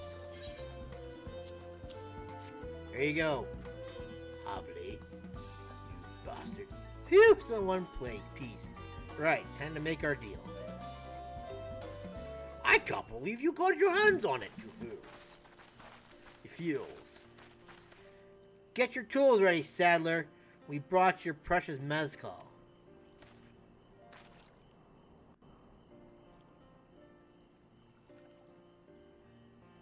Wait! You actually got your hands on a jug. But you had nothing. A few measly clumps of... But you had nothing. A few measly clumps of wool. What we had was an inspiring trader with a gift for negotiation.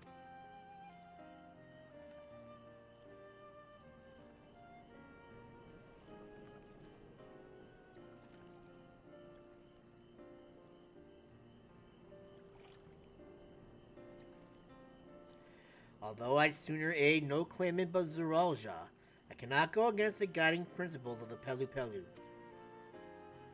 The trade is a fair one. I will craft your saddle, Third Promise. Great! Stay and wait if you like. I have all the requisite materials, so this won't take long.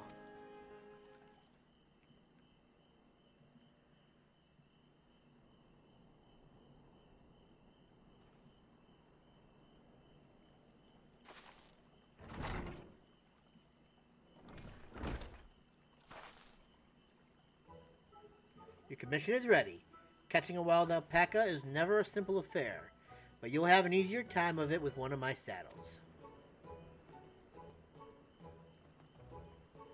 Now, if you don't mind, I have other work that needs finishing. Oh, I can taste that smooth mezcal already.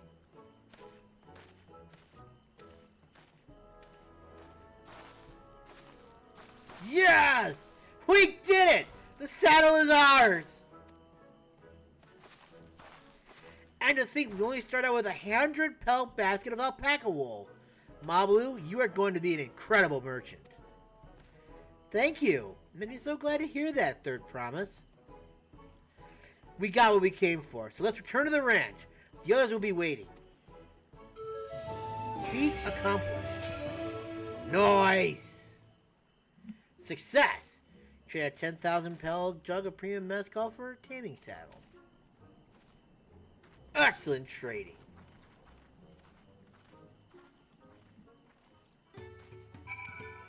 Very nice.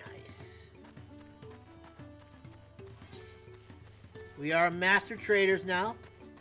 All thanks to Mablu. What can I get for my stuff anyways? I should have a few things now that I could probably get for my fake grinding here.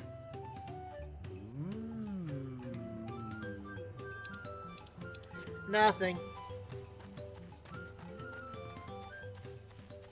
Hello. Blech.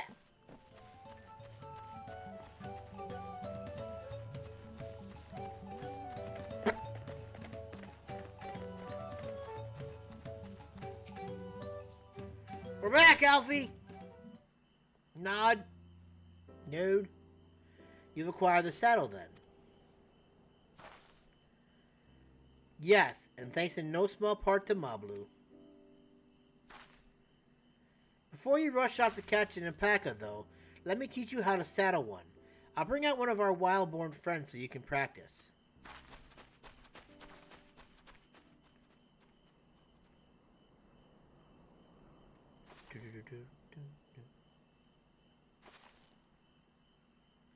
I know. This is something I need to learn.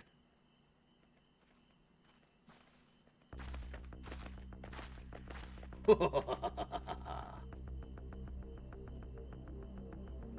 opponent.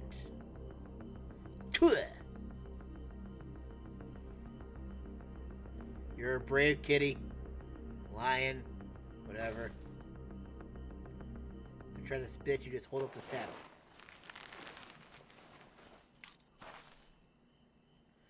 Great sucking gods, I did it! Oh, look at that. Isn't it adorable? He hardly seemed bothered, much less inclined to spit, as if he was completely accepting of Wuk Lamat's touch. That is because of the singular scent with which the saddle has been coated. Alpacas find it very soothing. Puh! Spit it on her anyways. You know, I've never taken a good long look at one of you before, but you're actually kind of cute. Puh! Come on, spit on her. It'd be funny. You're only now noticing that? Spit on her for comedic effect. I would totally do it. Zaralja, he's back. A golden one? Having done exactly what he set out to do. That alpaca he's brought, is it just me, or is it glowing? I've heard tales of such a beast. They say the golden alpaca lives a solitary existence deep in the valley, where it shuns the company of both man and its own kind.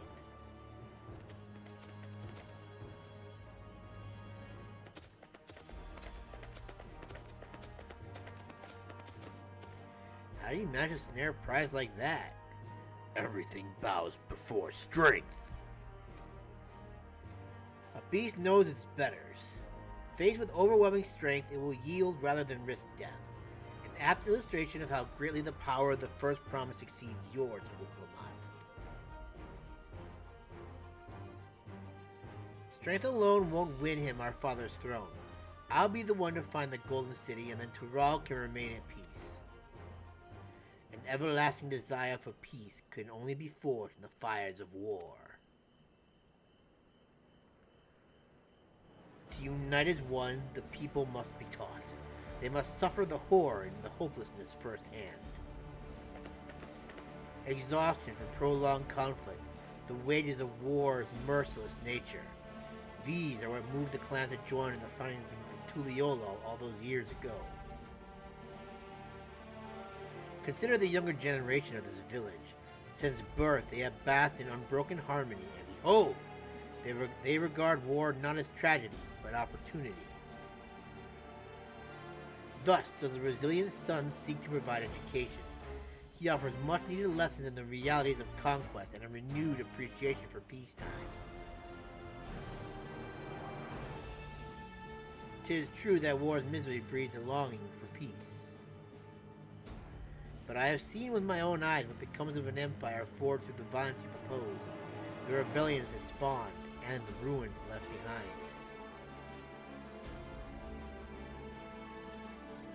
The Garlean Empire was a congregate of simpletons.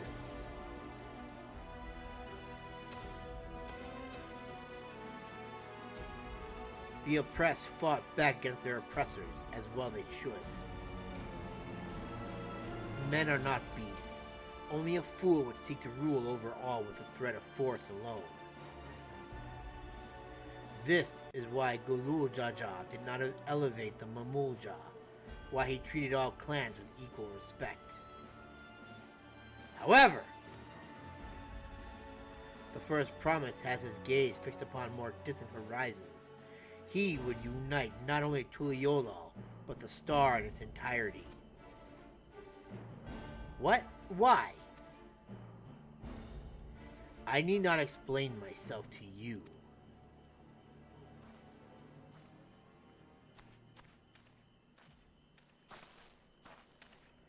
Oh, well done indeed. The first promise has completed the feat of gold with an appropriately golden flourish. May I present to you your much-deserved keystone.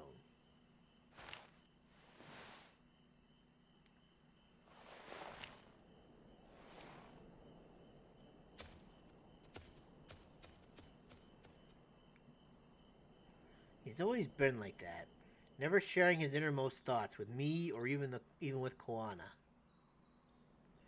It's like we're not even his family.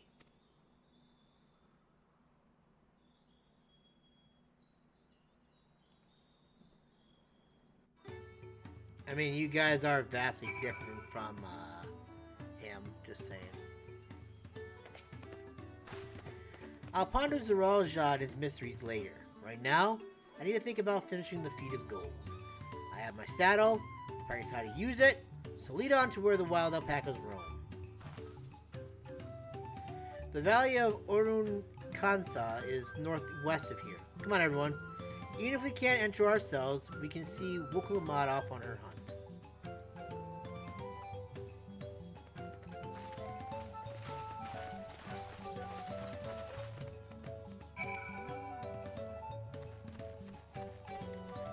To the bird, to the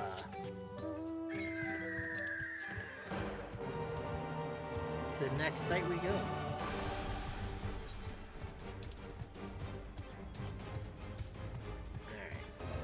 Follow this road. Cool beans, man. Cool beans.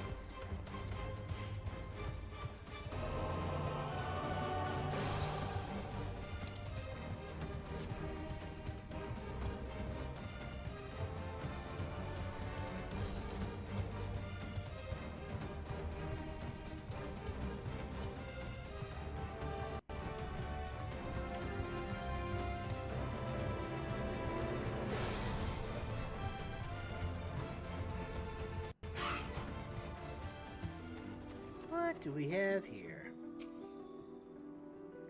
I can do this. I know I can. Cheer on Wuk Lamat as she might. Okay.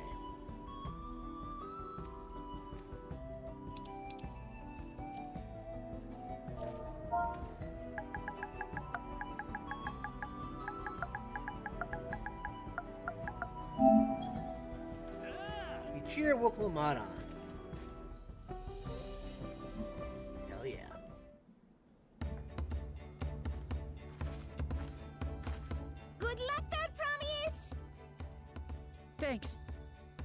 I'll need it. Indeed you do. Truth be told, still not sure about alpacas. I'd rather not go near one if I can help it. But if I'm to rule this nation, then I'll need to learn how to live with them. Tural is their home too. Right. I'm off.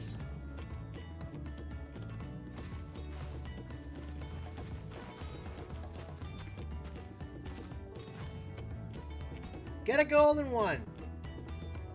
So, shall we head back to the ranch, or...? I'm staying here. As will I. Wuk Lamat is alone in this.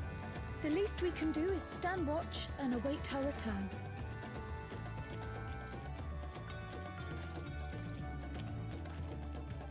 And goes like, yeah, no. It may be a while yet.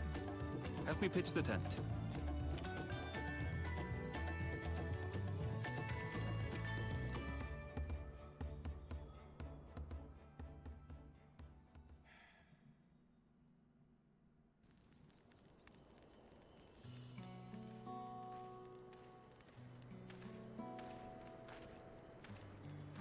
Trust a gleaner to come prepared for anything. What's a gleaner? Someone whose job it is to travel the world and procure uncommon things for their employers. Erenville specializes in finding animals, I believe. But aren't you a Shaitana from Shak Tural? Why did you cross the salt?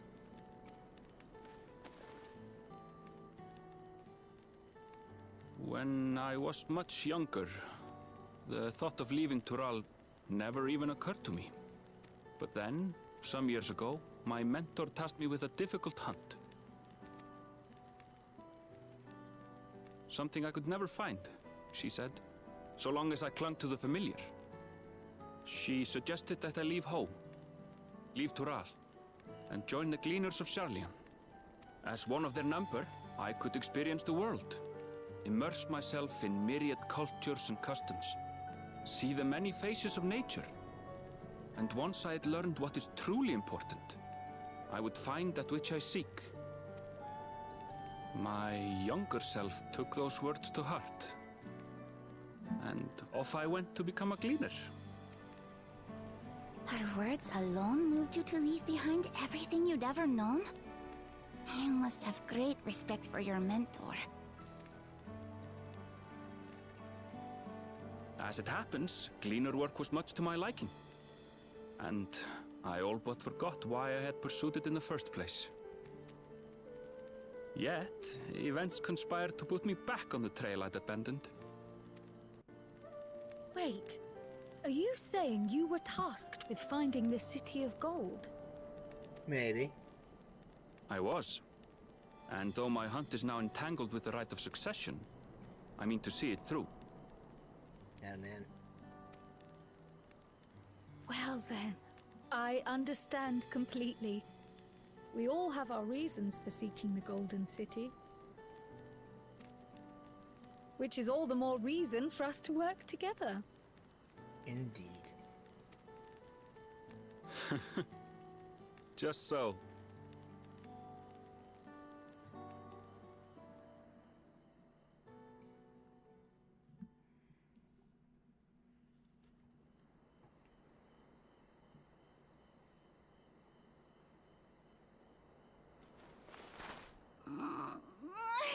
She should have been back by now. What if something's happened to her? We need to tell Tobli and arrange a search party. No, we don't. She's probably looking for the Wait. right one. Do you hear that?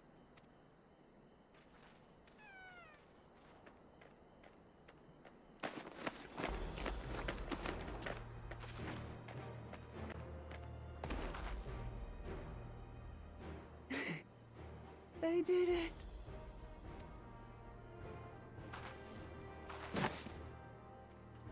It spit on me so much, though.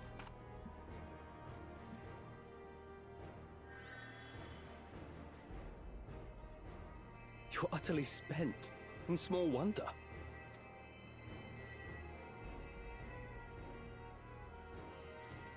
Well done, Third Promise. The ranch isn't going anywhere. Take a rest in the tent. No. I think I will. Thank you all for believing in me.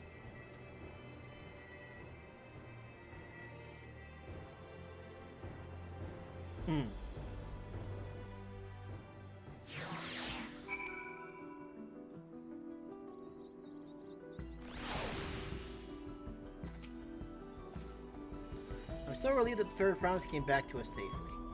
And the alpaca she tamed is a healthy-looking beast. Surely this would be enough to satisfy the feet of gold. You open.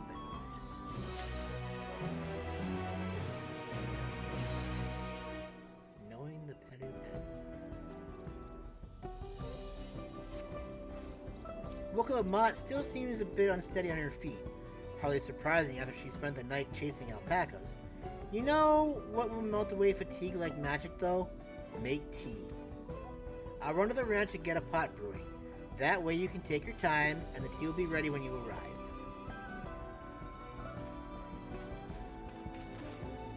As Mablu so wisely suggested, we shall set a slower pace for our exhausted third promise. Well, she can ride on the back of the alpaca, right? Seems like a good deal to me. And I'm guessing we come back over... You know what? Screw it. We got time. We can just walk the trail.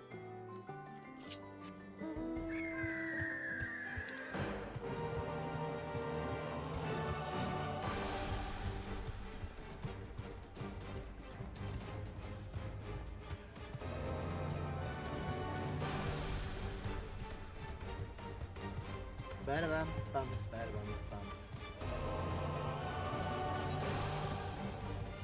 Yeah, it wasn't that far. No, I don't think. Listen, you're not worth my time. If you were, say, 93 or something, I might have considered it, but you're not. You're just weak. That's all you are.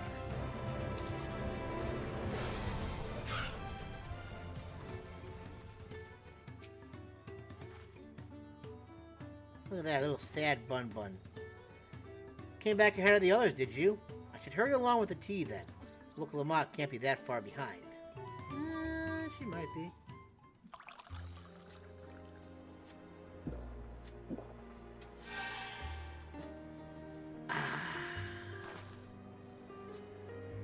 Oh, that tea really is magical. I feel better already.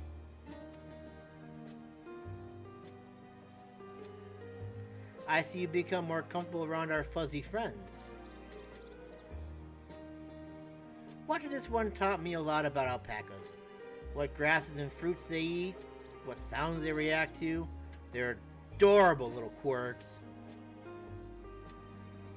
I guess I've grown quite fond of them.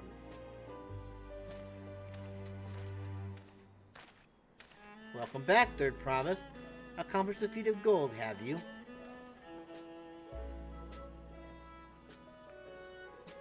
Yes. There is no mistaking a valley alpaca.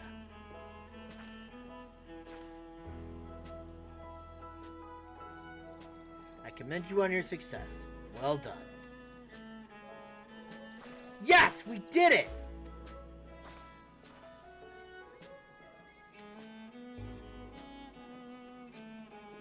Although, I couldn't find a shiny one like Zoralja did. I'd be surprised if you had. Golden alpacas are born but once every few decades. They are elusive, solitary creatures that are rarely seen, much less captured, thanks to their innate physical and magical gifts. Only a single other person is known to have caught one before, that being Golul Jaja himself. Papa was chasing alpacas too? So my grandfather's stories say.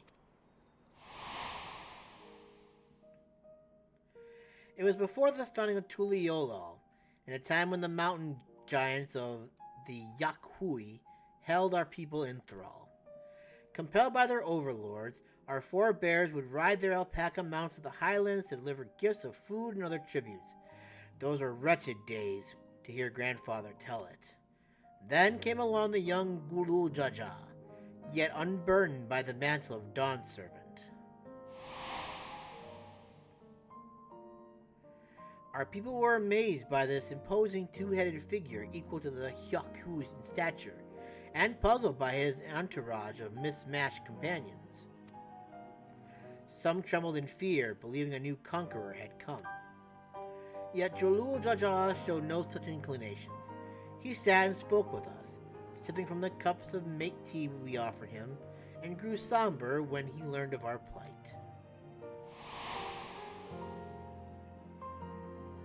None could have anticipated what their visitor decided to do next. Golul Jaja ascended the cliffs to face the giants and freed the Pelupelu from the Yakui's subjugation. He then turned a prizing eye upon our riders and proposed we take to the road to peddle our beverages.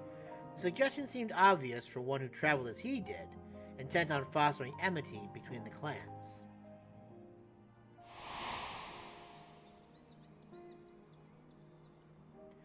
So it was that a few words from Golul Jaja transformed us into a clan of itinerant merchants.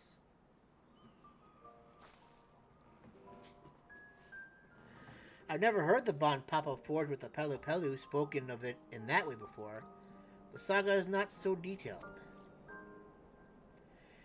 Then you may not know that Golul Jaja sought a sure-footed guide for his trek up into the highlands. Thus did he capture a golden alpaca.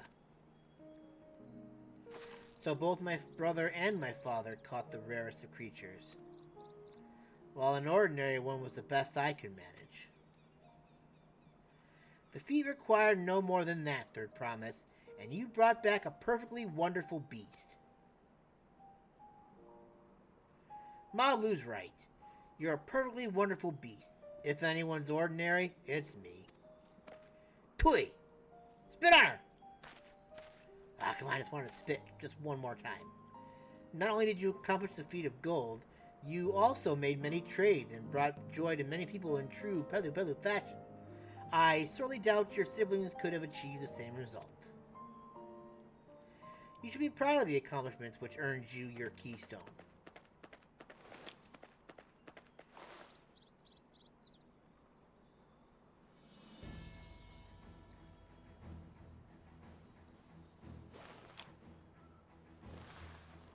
Yes!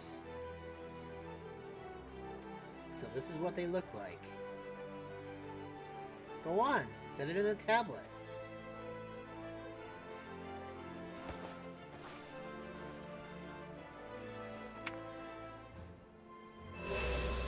Ooh. A perfect fit. That leaves 6 more.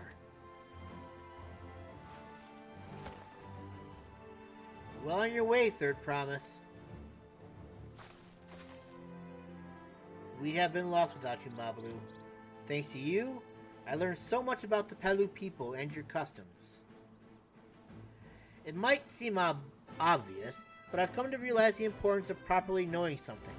It was because I didn't understand alpacas that I was uncomfortable around them. I'm thankful to you as well, Wuk Lamat. You've given me the courage to say what I wasn't sure I could ever say.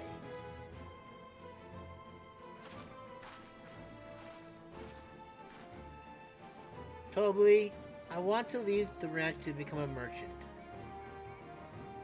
I appreciate everything you've done for me, and I've loved every moment caring for the alpacas. But there is something I need to do. I need to walk my own path and make my own trades.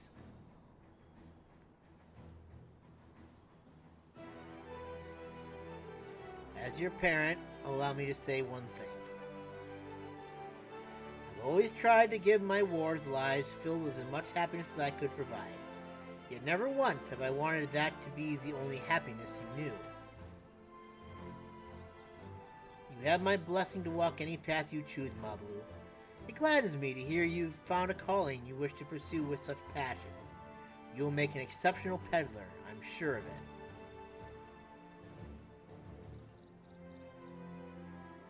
Thank you, Tobli. What did I tell you, Mablu?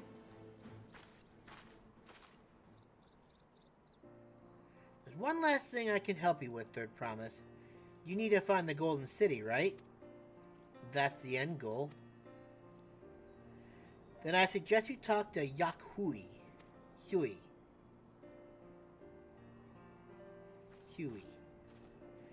They once ruled over far more than just Urkopacha and the Pelupelu. 1,000 years ago, they were the overlords of Ihuykatumu and all its people. During that era, the Pelupelu were commanded to search for the City of Gold. They scoured every corner of the continent, but never found any trace of that fabled place. But if they didn't find anything, what could the Huey have to tell us? They may not have found it, but the fact that they thought to look for it at all makes me curious. Perhaps there is value in delving into how the legend originated.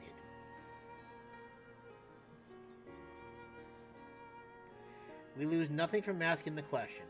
Besides, if we're determined to follow the path of the saga, we'll be visiting the giants eventually.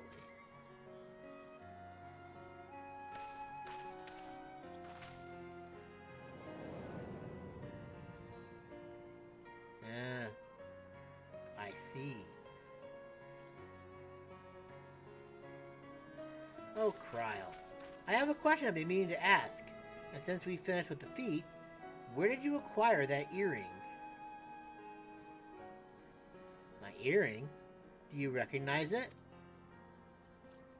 Yes, pieces just like it first became fashionable in Ihuykatumu around 20 years ago. Since then, it's become common to wear one as a charm for safe travel. 20 years ago, right around the time my grandfather made his journey, yet the Dawn servant implied the earring was connected to the Golden City in some way. Surely there was more to its significance than simple fashion. If you want to know how it first came to be crafted, I could try to find out. Seeing as it's a regular seller for many merchants, I'm curious to learn about it myself. I would appreciate that very much. Thank you.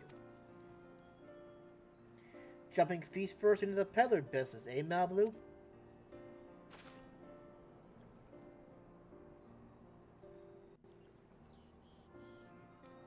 Right then. Let's head back to Tuliolol and get ready to search for the next elector.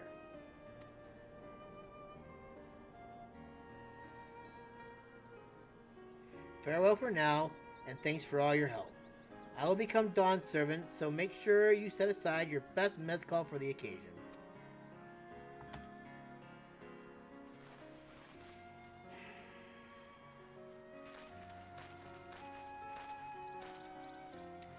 She has a fearsome opponent in that brother of hers. He even brought a golden alpaca to heal. But you've heard Zaralja's supporters talk. They might see opportunity in his expansionist ambitions, but they find the man himself intimidating, terrifying even. Whereas I've grown to love Wuk Lamat. Everyone she meets will come to love her too, and that's why she'll win the throne. You might be right, Mablu. You might be right.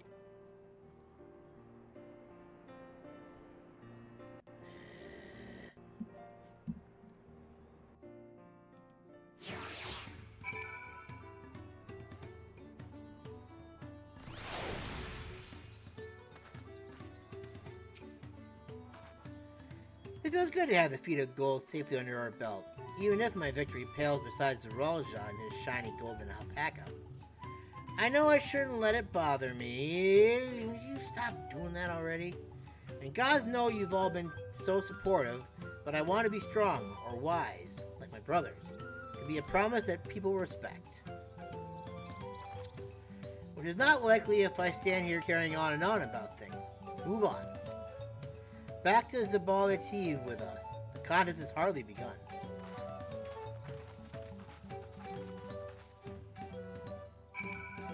What do we got here? Ooh, we got... I imagine we got like 2 side quests for the, for our bird.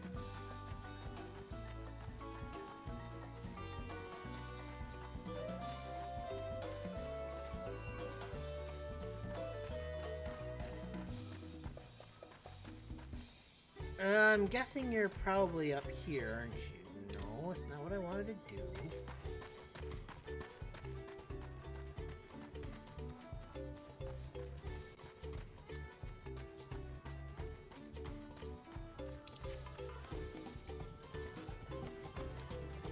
I guess you're... Oh, there you are.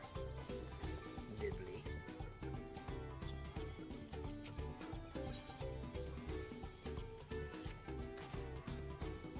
Say, you look like an intrepid individual. I could really use your help with something. Short ways from here in Chabameki, exceptionally large, shall we say, overgrown, mega magui are known to appear. I'd like you to take one down and retrieve an enlarged ball from his body. As for why, I'll tell you upon your return. Wow. Just straight to the point that person is, huh?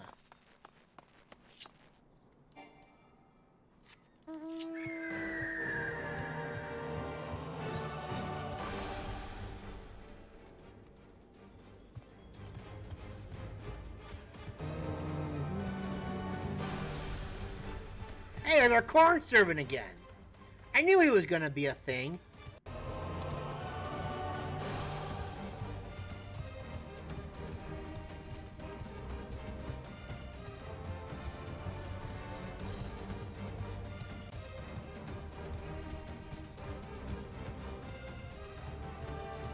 Cool beans, man. The corn? People must partake of my corn! Wait, does it? Oh, it's never doing side quest real quick.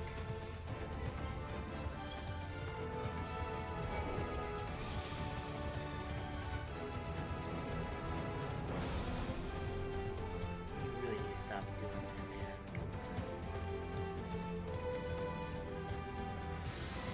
on. Man, I'm glad you guys don't see it, but I see it.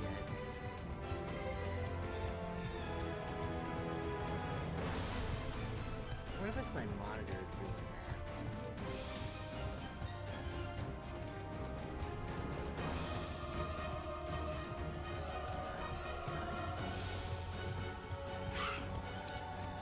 that? I really need to figure out why it keeps doing this. Is it because it's overheating or something like that, or what?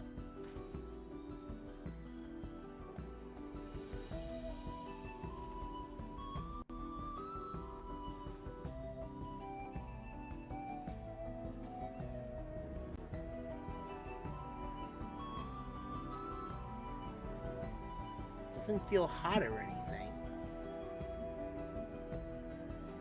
How would I fix this?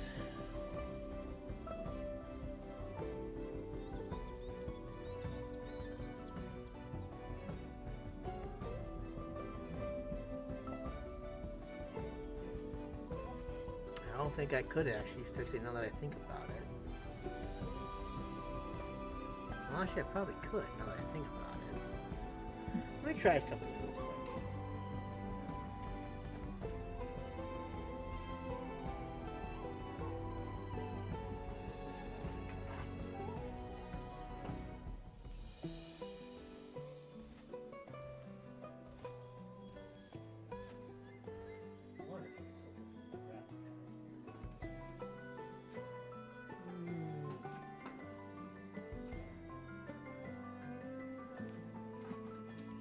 Figure out where that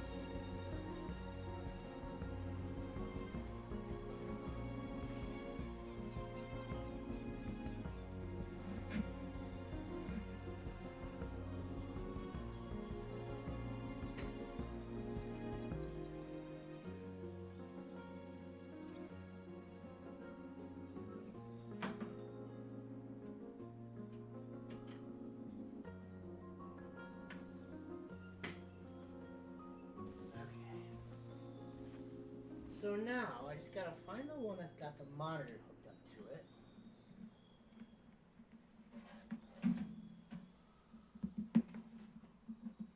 Oh.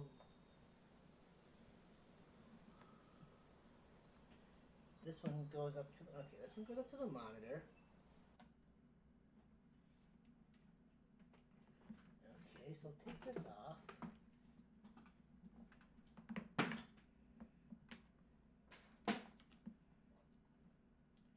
Now I'll plug this in here. And then we'll plug this into the display port on my monitor here.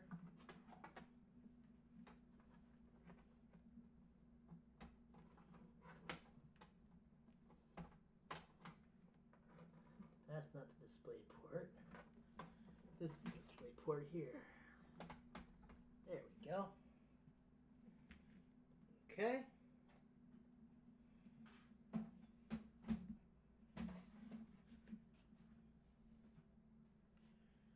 See how that works. If it works at all.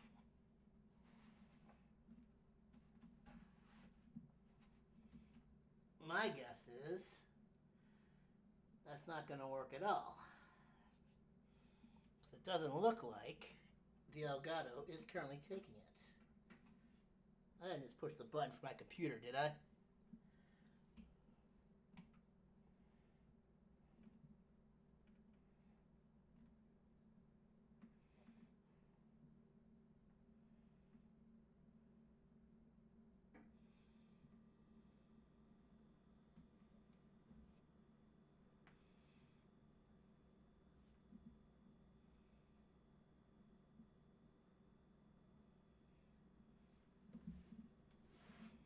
Alright, let's see what we got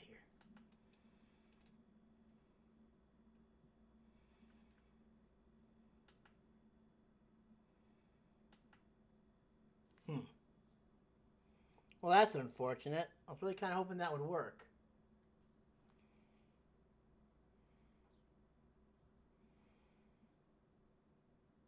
I guess it only works with the computer, I guess, huh? Well, ain't that a kick in the balls? I was really hoping that would work, too.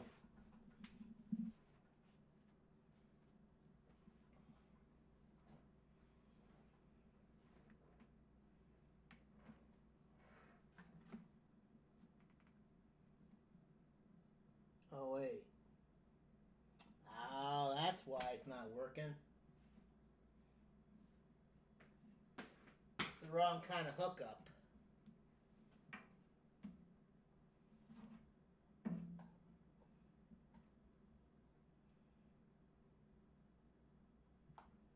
Alright, well that explains a lot. So that means I gotta buy a new display cable, because that's the only way that's gonna work. It would have worked if it wasn't the wrong display.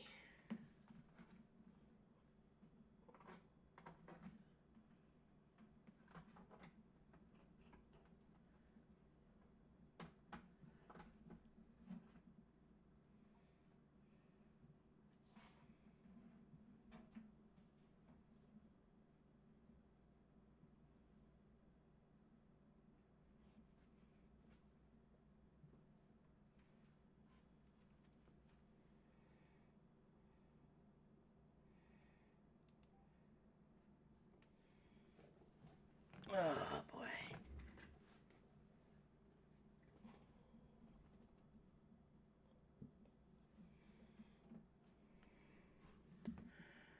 Alright.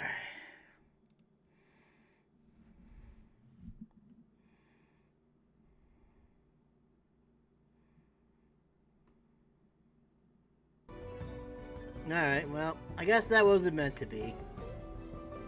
Like I said, I was really kind of hoping that that would have actually worked.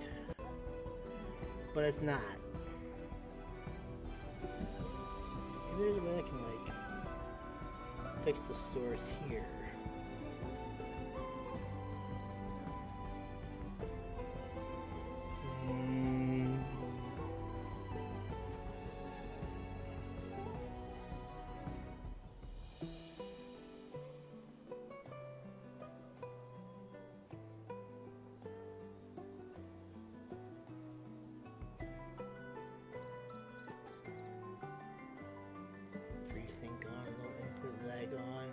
Optimize the response time. On-screen display. Picture mode. HDR. Maybe we could do like... What happens if I do HDR dynamic? Set to an optimum picture quality suitable for the working environment.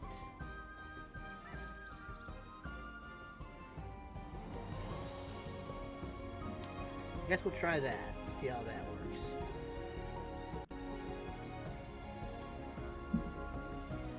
I'm trying to make this work so it doesn't friggin' keep doing that on-off stuff that I hate so much.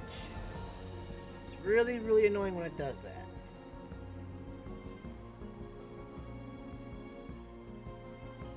And of course, I always gotta make sure that this is actually working, because the last thing I need is supposed to die on me and not work at all.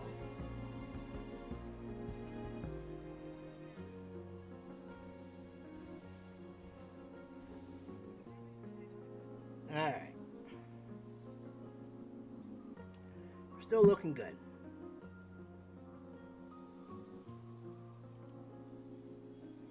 Alright.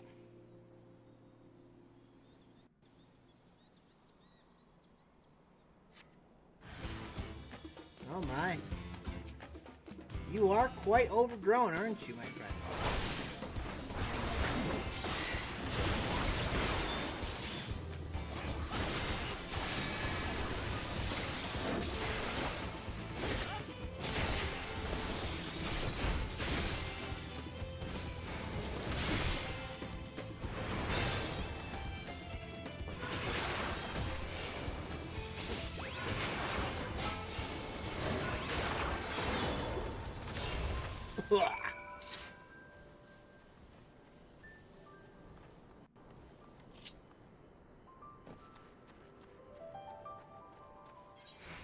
Yeah, that's gonna be a bit of a walk.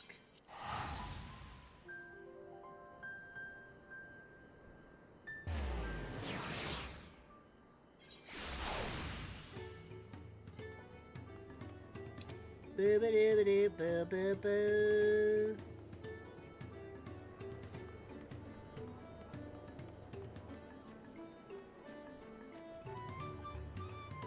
I'm going the wrong way. What a shame. Damn it, baby. Up. Ah, crap. I screwed up again. Ah, okay, here we go. Yep.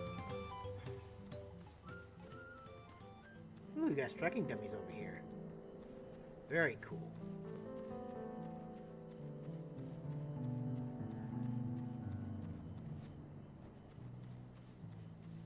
Where am I even going? The wrong way, apparently.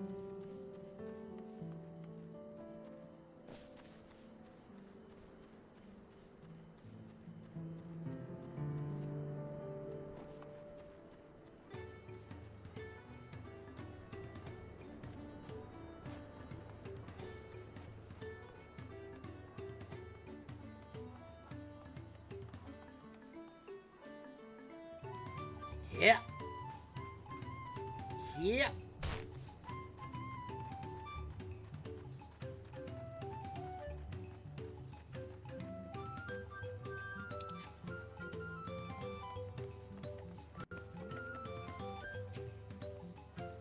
Welcome back. How did you fare?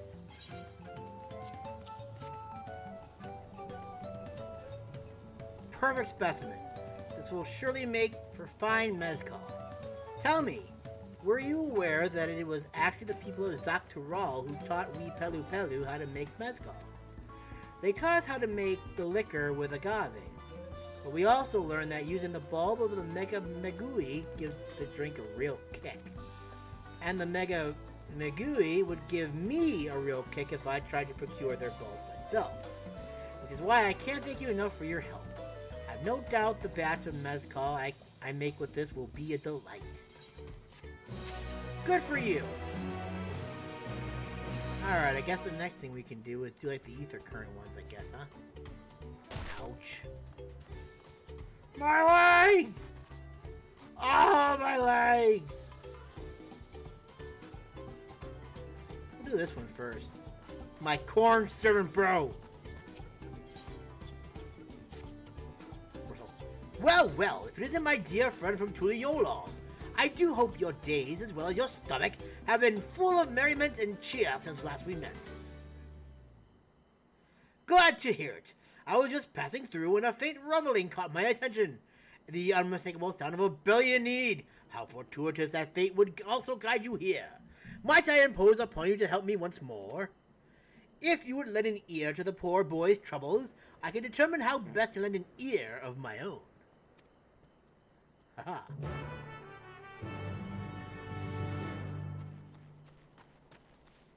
I'm just wanting to choke some corn. If you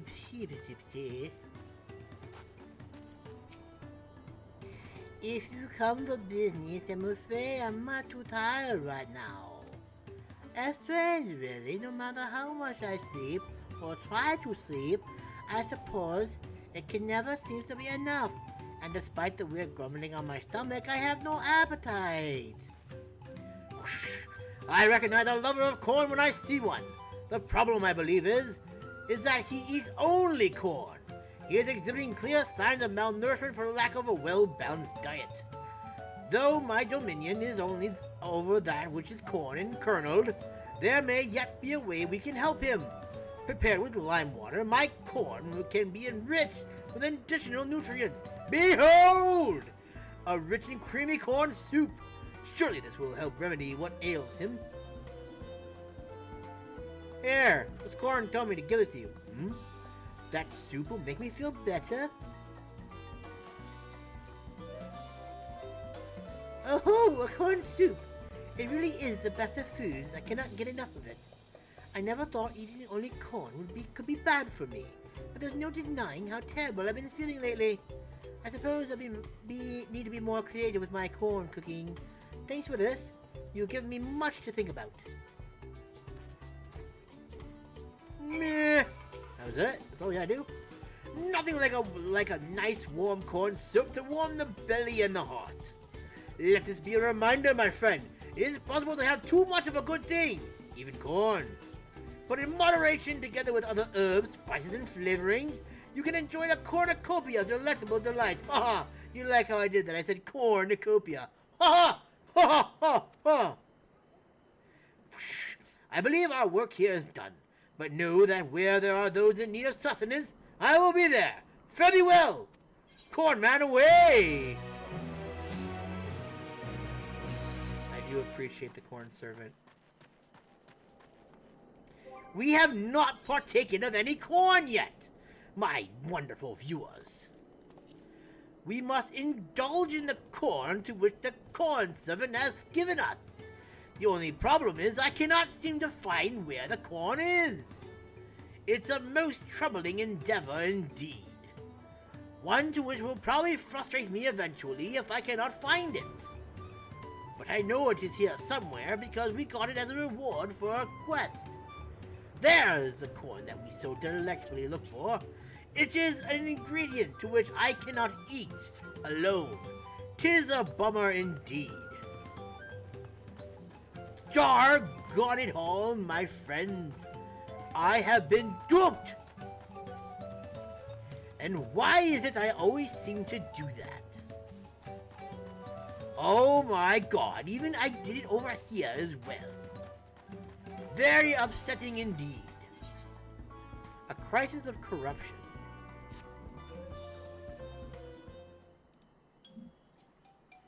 Hey, I recognize you. You're Masamune, yes? I've heard about you. Companion to the Third Promise, a most dependable individual.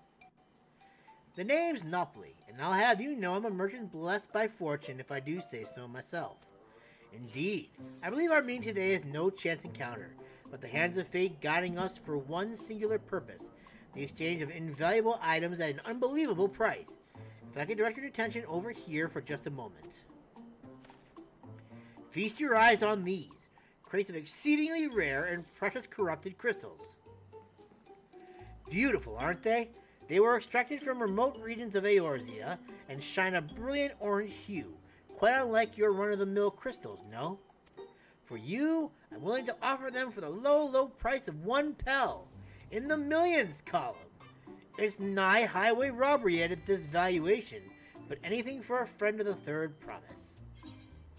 Sorry, I clearly misheard you. It sounded like you said 1 million. They're not worth even a fraction of that price. Sorry, I clearly misheard you. It almost sounded like you said 1 million. What do you mean? Considering how much it set me back to purchase them, the price I'm offering should be perfectly reasonable. Strange. These are precious crystals, are they not?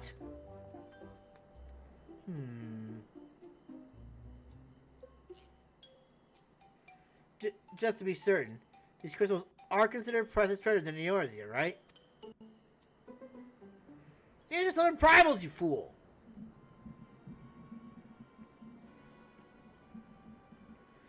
Let me see if I'm getting this right.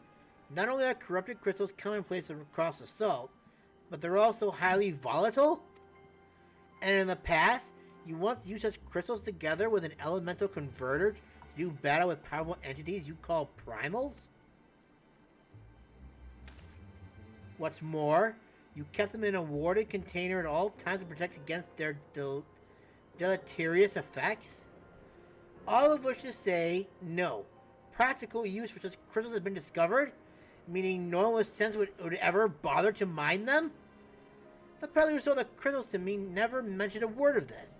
He claimed they're extremely rare in Eorzea, which is why I decided to purchase them in the first place, even at the exorbitant price he offered. Naturally, I believed him, having never seen crystals of their like. Could you blame me? But if they really have no use... You're out a lot of money, bro. Have I, Noply the lucky, been swindled?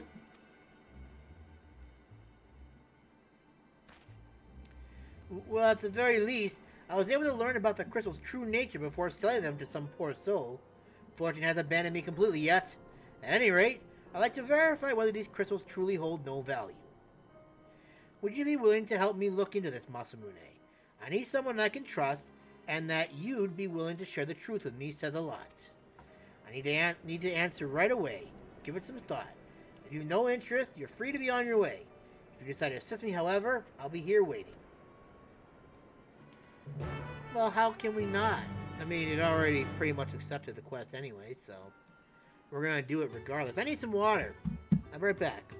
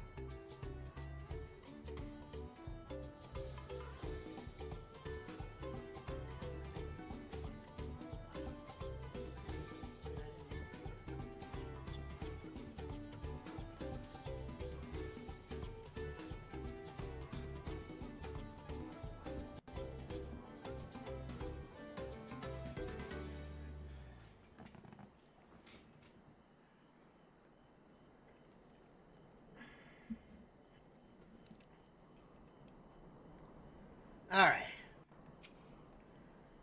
You're willing to help then? Wonderful! You truly are a kind-hearted soul. Now, before I go and confront the merchant who sold me these crystals, I'd like to look into potential uses for them in Tural.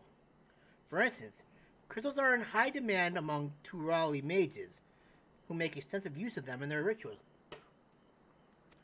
And I just so happen to know a spellcaster among the distillery's guard. I'd like you to speak with them about the corrupted crystals and engage their interest in purchasing them. In the meantime, I will see about procuring a container to ward off the crystal's harmful effects. Per your explanation, preparing an elemental converter with my skills is likely impossible, but finding the requisite materials for a warding vessel should be well within my abilities. The image you're looking for is an individual of the Buniwa tribe. If you happen upon someone wielding a staff, chances are you found them. Okay. That sounds simple enough, I guess.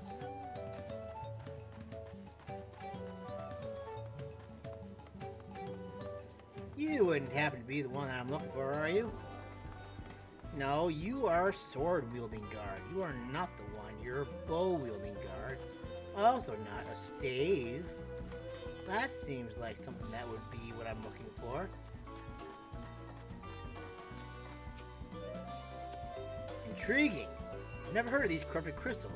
As a practitioner of the arcane arts, I'll not deny they pique my curiosity. But I'm afraid I have no interest in purchasing them.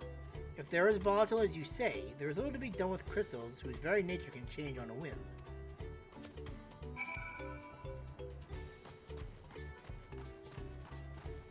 I think we have our answer.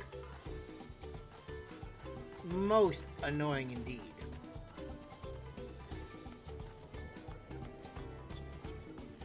Most troubling indeed.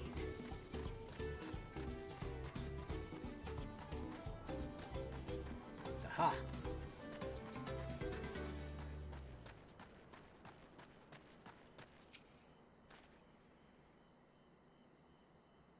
They're not interested.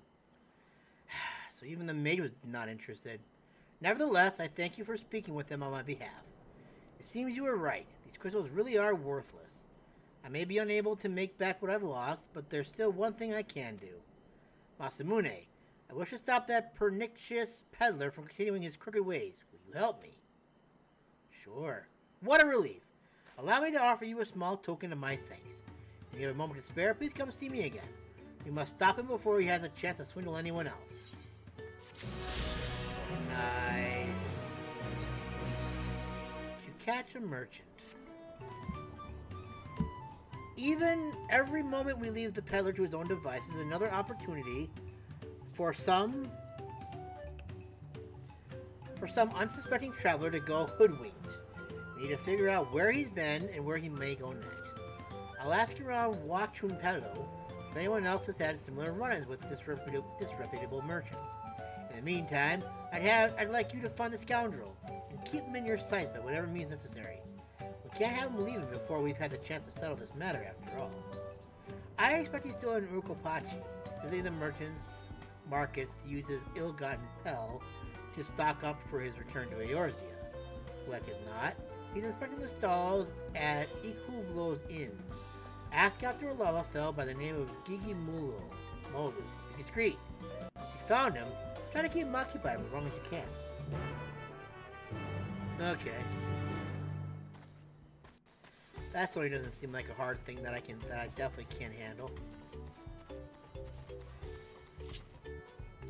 Whoops.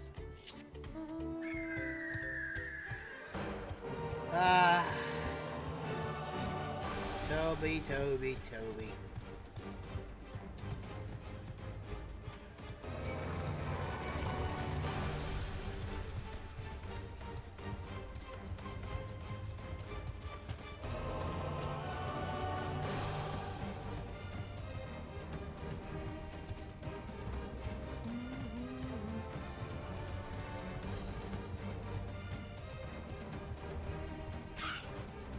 Where you be, little prick?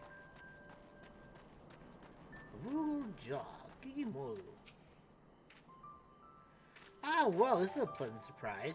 I think we would meet again here, of all places. You do recognize me, don't you?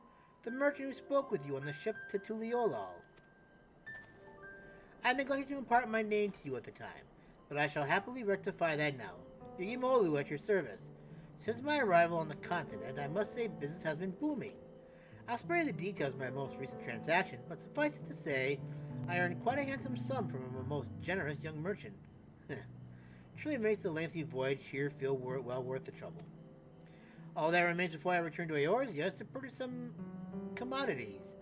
Alas, ever since I felt the soothing waters of Pelu retreat on my skin, I can think of little else. The mere mention of it has stirred my yearning to avail myself of these hot springs once more. It was a pleasure to meet you again, my friend, but I must be going. Farewell.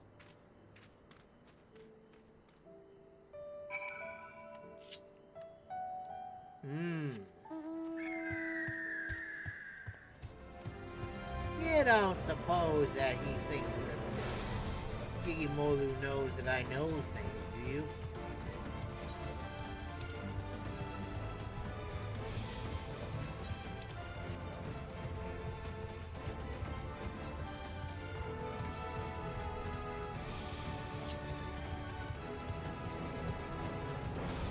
I guess we're gonna find out, aren't we? But he shall not escape my sight.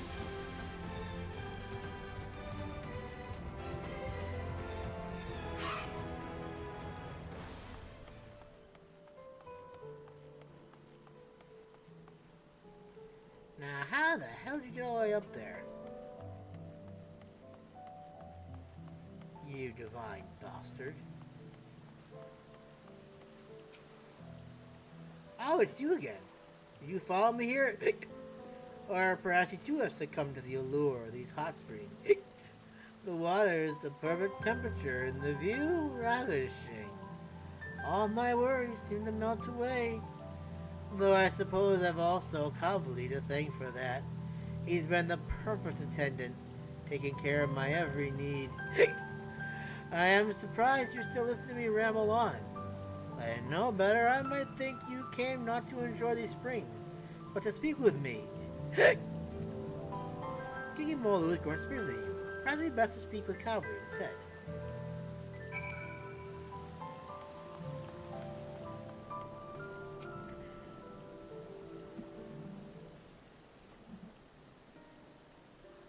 He's on to us, man! We're in trouble, dude! Gigimolu truly did such an awful thing? I had no idea.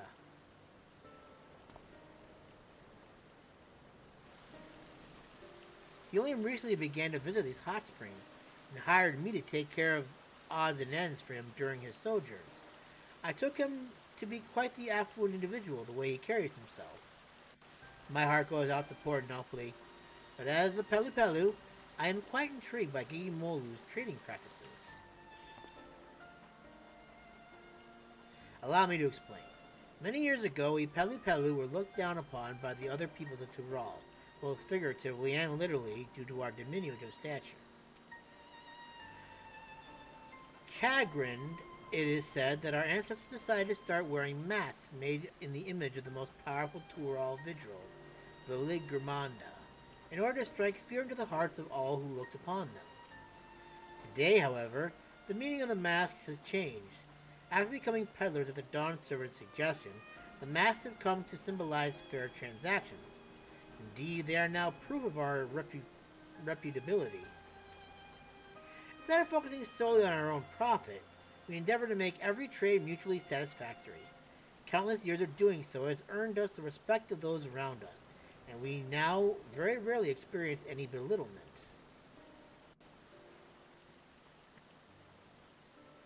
Yet it seems Gigimolu wishes only to fill his own coffers, even at the expense of those with whom he does business. It's a shame. For what he's done, no Turali will wish to barter with him again, no matter what quality of import he has at hand. I will keep a close watch on him from now on. I don't want to see anyone else swindled out of their hard-earned pel.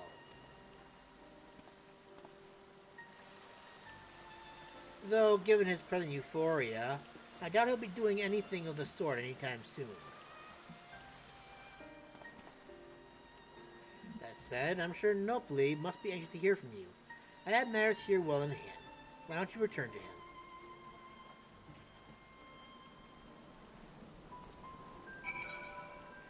Yes, Nopli, we're coming for you. Water.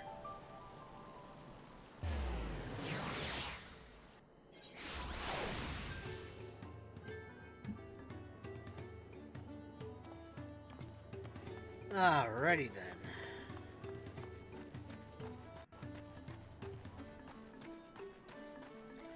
I screwed it up again. I do this every time. And that's not even the right spot that I need to be in. Haha! I did it right that time. What? You make a Mamool during your voyage to Tural? What a small world. In any case, thank you for lending your assistance once again, Masamune. It's reassuring to know Kali will be keeping careful watch of him. As for my investigation here, it seems I'm presently Gigimolu's only victim. But I fear I won't be the last. There's no telling what underhanded tricks he'll use to procure those wares you spoke of, and I refuse to let him besmirch all that it means to be a merchant. I have a plan, but I'm going to need your help.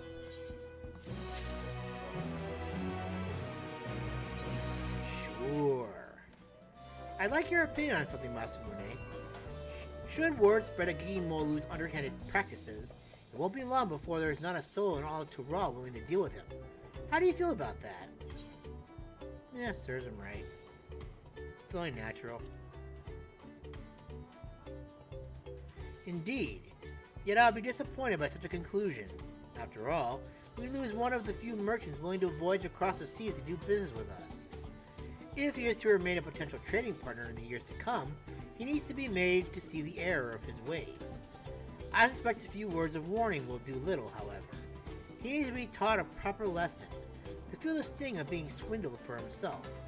And we shall make sure that he does, the Pelupelu way. First, we'll need an alluring piece of merchandise to serve as bait. Hailing from across the salt yourself, I can think of none better suited to finding something that might garner his interest. Have a look about and see what local specialties we have to offer.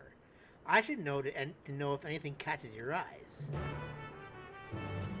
Even if it catches my eyes, it doesn't mean it's going to capture his eye.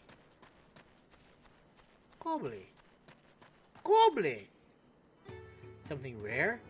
I can think of nothing better than coffee plants. They surely fetch a handsome price, seeing as you most likely can't find them where you're from. Oh, so you can find them there. Well, in that case, I'd like to try your coffee for myself.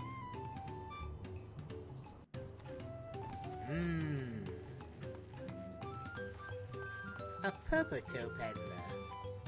A local specialty that's on the rarer side. How about the popotos being sold at the distillery? It's one of the few vegetables that can be cultivated at these altitudes. Oh, you've already seen popotos plenty in Eorzea. Ha! Well, I'll be. If they're popular across the salt as well, I couldn't be prouder.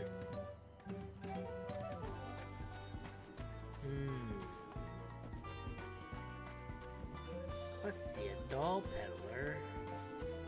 And what's the last one we're looking at here?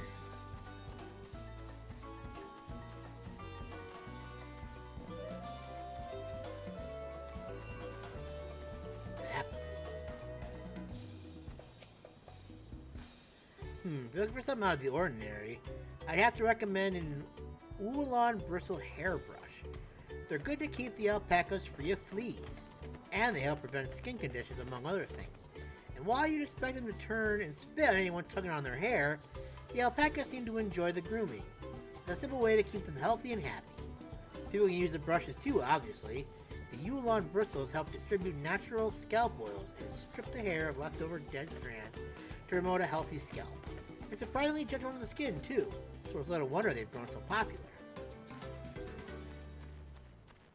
I had a check all four anyways. I should have just kept on going. Whoops. If it's for a merchant, they might be interested in our traditional dolls. They believe to be good luck for business. I carry one around myself as it so happens. Whether or not someone unaware of its origins and significance will truly appreciate is another question entirely. Popotos and coffee plants do not seem like bait enticing enough to draw Gigimolu's interest. The doll and hairbrush, on the other hand, may just be tantalizing enough. Report back to Nopli and inform him of your findings. Nopli! Hairbrush! Hairbrush, good! Doll, good! Mabe interest, Gigimolu!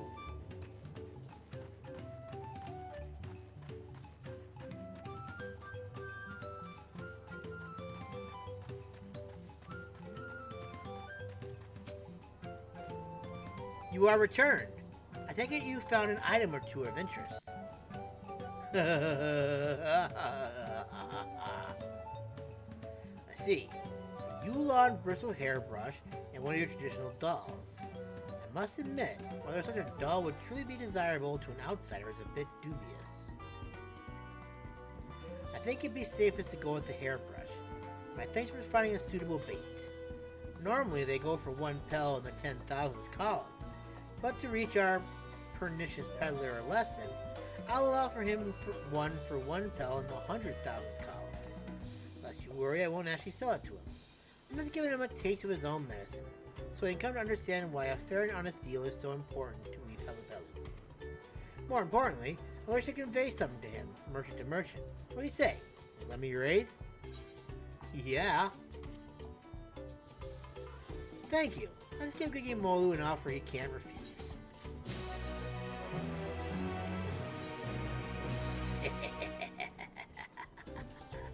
All that remains is for me to begin my negotiations with Mablu.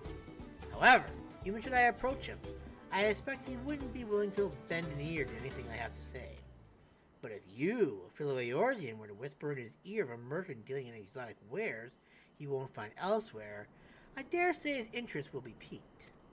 I expect he's still soaking in the springs, so try searching for him first at the Pama-yawa retreat. I will join you after procuring a suitable store of hairbrushes. Good and bad.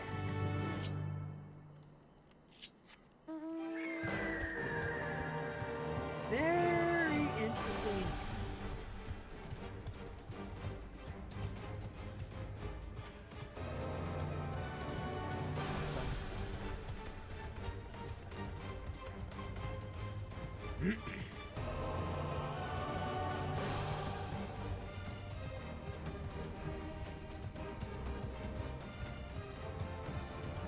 This guy's dull.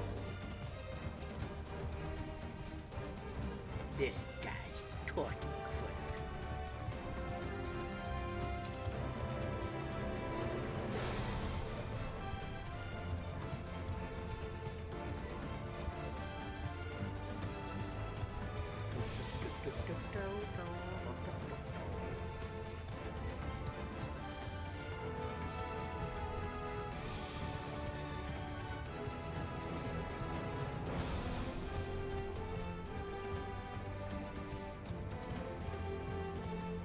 This should be amusing.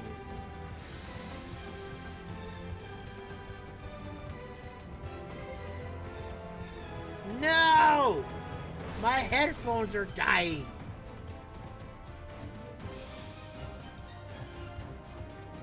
Oh well, it's almost time for me to... I think it lasts 45 more minutes. I can charge it a little bit.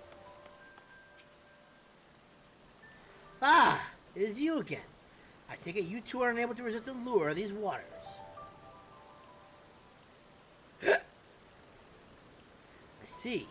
And you wish to introduce me to this merchant of exotic wares. How thoughtful of you. I'm honestly surprised you remembered that I've yet to find suitable goods to take back to Eorzea. Very well. I shall meet this merchant, but I can hardly sit at the negotiating table in little more than a bathing towel. Pray wait for me below while I make myself presentable.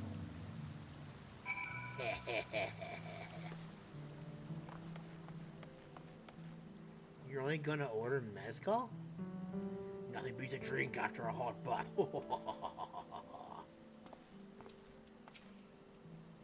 In the following sequence, you'll be tasked with supporting Nopoli's negotiation with Mablu. As the negotiation may take several minutes, you may wish to cancel any pending duty fighter registrations. Oh, the boy! What could possibly go wrong here?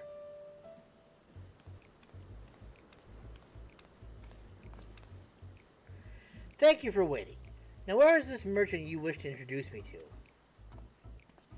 to? It's you!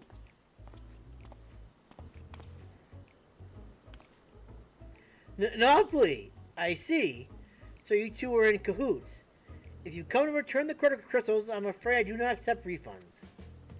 Didn't Masamune tell you? I'm here to make you an offer. Make me an offer? Ha! Wasn't born yesterday. Whatever it is you're planning, I want nothing to do with it.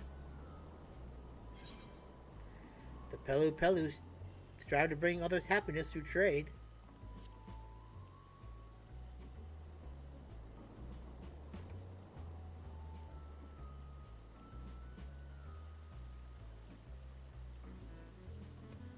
Hogwash.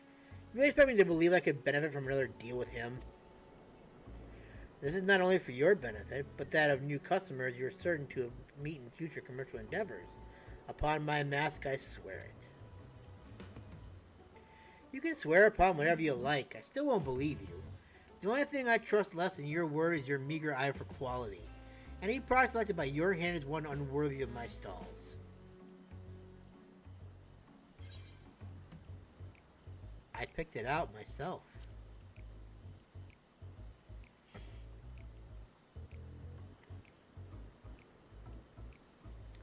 You selected it?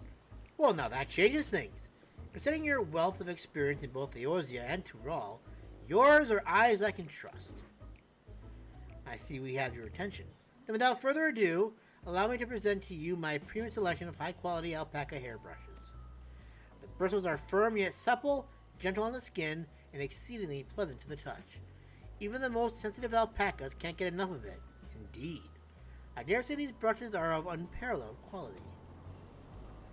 We already have brushes for livestock in Eorzea.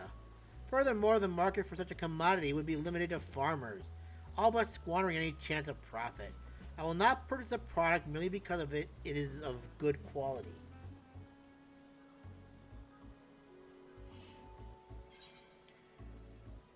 What if you could use it on your own hair?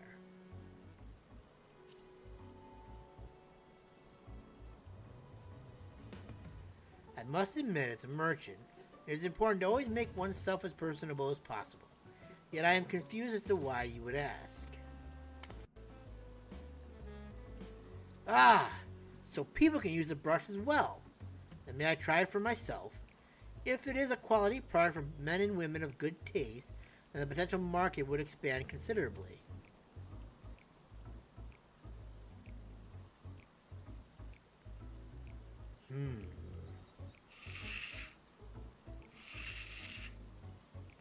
Oh my, this is quite lovely. The way the bristles gently caress my scalp, each stroke gliding through my hair like a gentle breeze, and somehow every strand falls perfectly into place. My hair has never felt so smooth and soft. Yes, consider me interested. I dare say the brushes will sell themselves to those with a like-minded taste for elegance. Now, let's discuss payment. By my estimation, a single brush would be worth roughly 10,000 pel, give or take. Ah, speaking of worth, I forgot to mention one terribly important detail. The brushes are made with the hair of a creature indigenous to Tural, the Ualan. Specimens are painstakingly chosen for each brush by a master craftsman, paying close attention to the beast's age, as well as the texture, thickness, and strength of their hair. I'd say a single brush is worth no less than 2 pel in the 100,000s column. Oh! I beg your pardon? 200,000 pel for a brush? You must be out of your mind. I shall take my business elsewhere. Wait. After purchasing the corrupted crystals from you, I'm in urgent need of funds. If you agree not to disclose this to anyone else, I'm willing to sell the brushes to you for half that price. You go so far as to offer them at half their market price, and it certainly seems as no surprise that you lack capital. I may not find a more opportune bargain.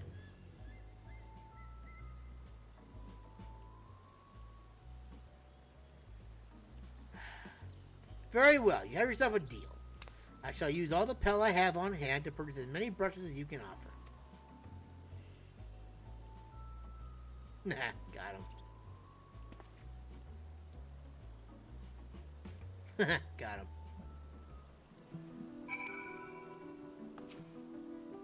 Now then, let's return to my storehouse in Wachunpalo to finalize our transaction. I trust this is fine with you, Kikimolu? Indeed.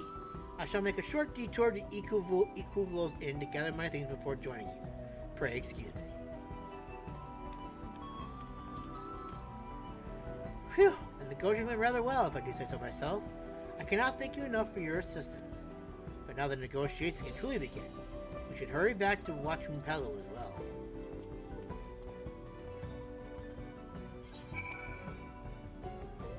Yeah, got him.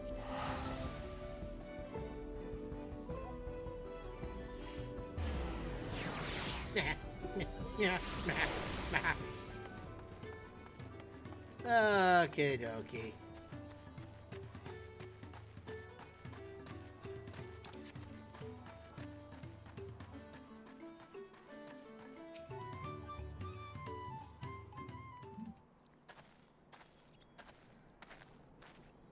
There you are, Masamune. Now that we're all assembled, let's continue our discussion. What is there to discuss? The deal is already agreed upon. All that remains is the exchange of goods. Are you sure? Even if I told you that the actual value of the brush as a single pel is in the 10,000s column? What? You deceived me! Oh no, nothing of the sort. I merely followed your example. I do personally believe that a single brush is worth 2 pel in the 100,000s column. I also urgently need funds after purchasing those crystals, but more importantly, the brushes are of unparalleled quality. I think I'll be outfoxed by the man I took for a fool. Yet why tell me its true value now? Had you remained silent, you could have made back all the money you lost. I find that a strange question. Are we both not merchants? Rather than prey on one another, hoping to make our fortunes in a single exchange, would it not be mutually beneficial for us in the long term to become trade partners? As far as I'm concerned, this is a chance I can't afford to let slip away. Foreign merchants willing to sail all the way to Tural are few and far between, and I certainly won't have the wherewithal to travel to Eorzea myself anytime soon. After all I've done to you, you would ask to be my trade partner. I ply my trade in a city called Ul'dah, where the unspoken rule of business is to deceive or be deceived. To seize that opportunities you can and quickly move on. Long-term profits have ever been the furthest thing from my mind.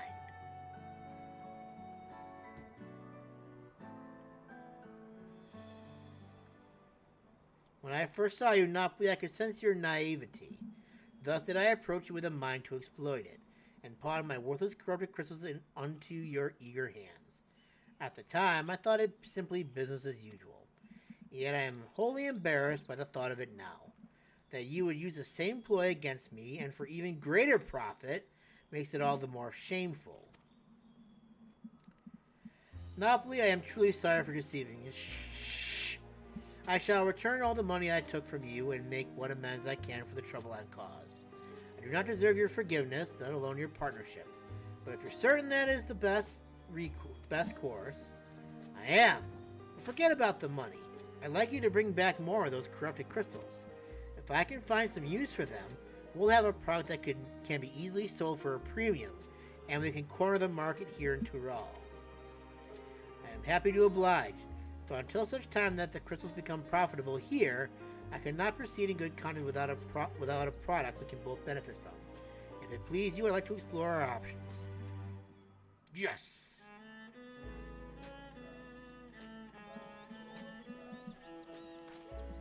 I couldn't have convinced Gigimula without your help, Masamune. Together I believe he and I can bring others happiness through trade, not only to Ral, but Eorzea and beyond. I prepare a small gift for you to show my thanks, though it is hardly enough. I hope this is of some benefit to you during your travels, and if you ever need anything, don't hesitate to find me.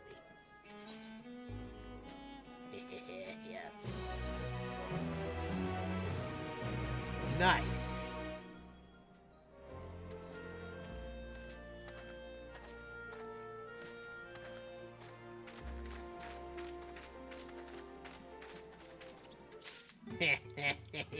Got him. Alright. There's this one right here, wherever that is. Hello, flustered one. Oh, thank goodness, a cable looking at a traveler. Please, I need your help. My caravan was attacked by beasts. I had a bodyguard, a young Mamool mercenary, but he could barely fend for himself, let alone me. He somehow managed to throw me over his shoulder and carried me all the way here.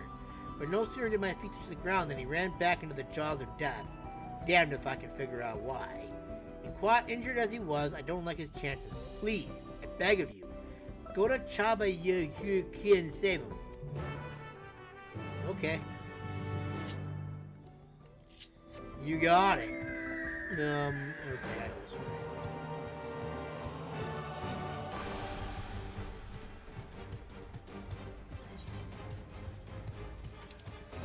The life of a noble adventurers never die. Hope I can get up here. That'd be kind of sad if I can't. Yes! Yes! Yes! Oh. Hello there, foolish child.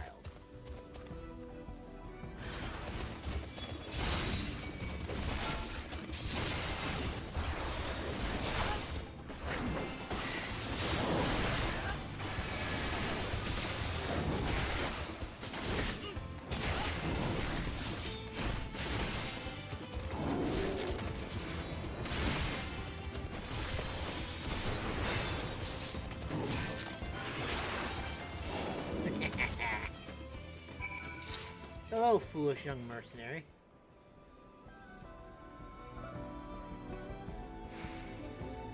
I can hardly believe my eyes. I saw those bloodthirsty beasts with such ease. I'm getting ahead of myself. Thank you for saving me. As a mercenary for hire, I'm ashamed such help was even necessary. So the merchant sent you, did she? The attack on the caravan saw her wares scattered all over. I figured the least I could do was retrieve as much as I could. Thanks to your timely rescue, I can still do just that. No need for you to stay with me, friend. Go and let her know that I'm safe. I'll grab what I can and be along shortly.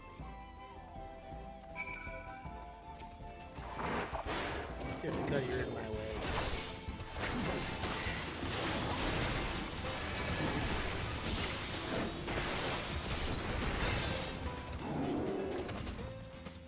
So simple. So easy. Darn, I was hoping to land on the roof too. Darn. And now I'm trapped. Or I was trapped, but now I'm not.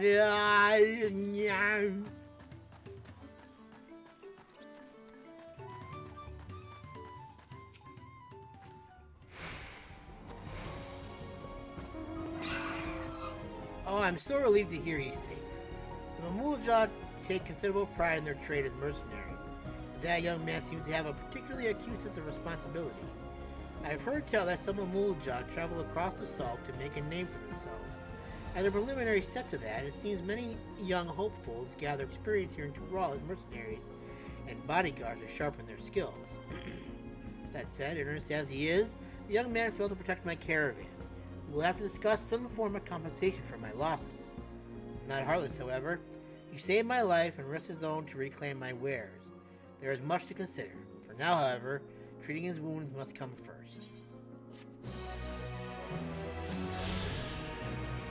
I do appreciate it when they're simple like that.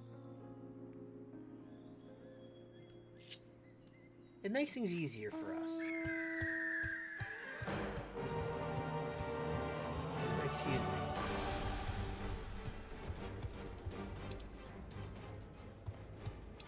Alright. I am on the right trail.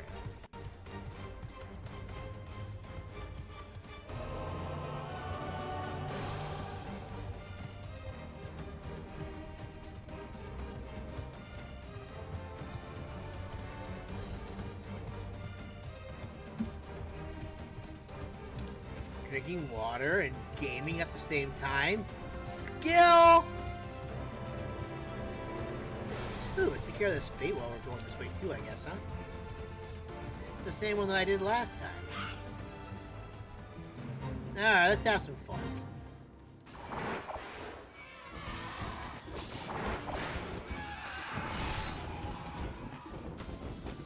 Probably should actually have sex the right thing, huh? Come here, you. I'm having fun with all of you here.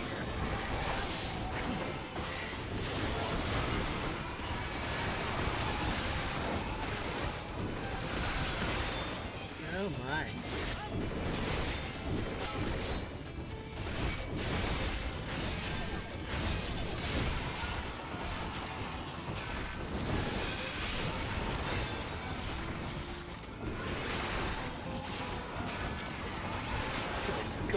so much.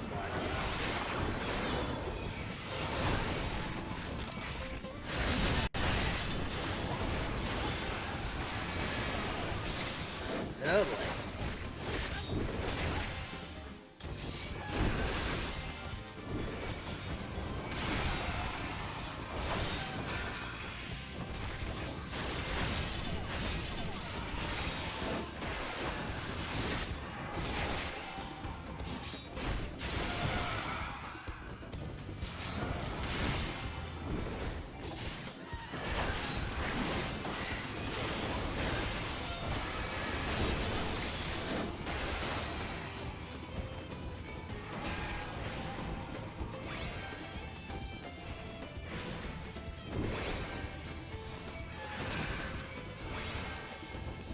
And so it begins.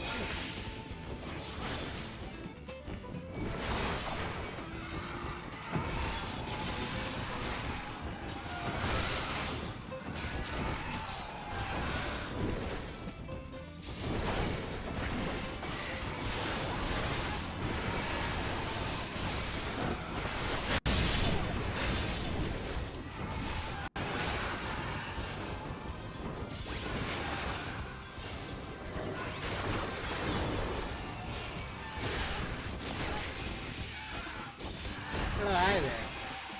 Come and join us, huh?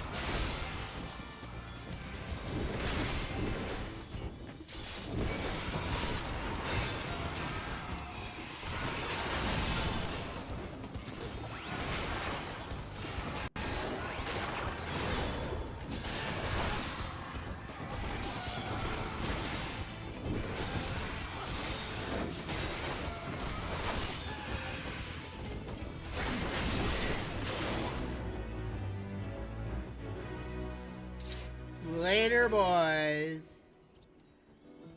Alright. Now. Every little bit helps, they say.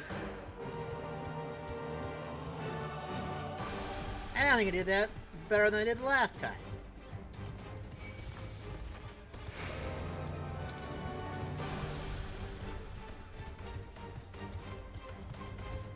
It's a new record.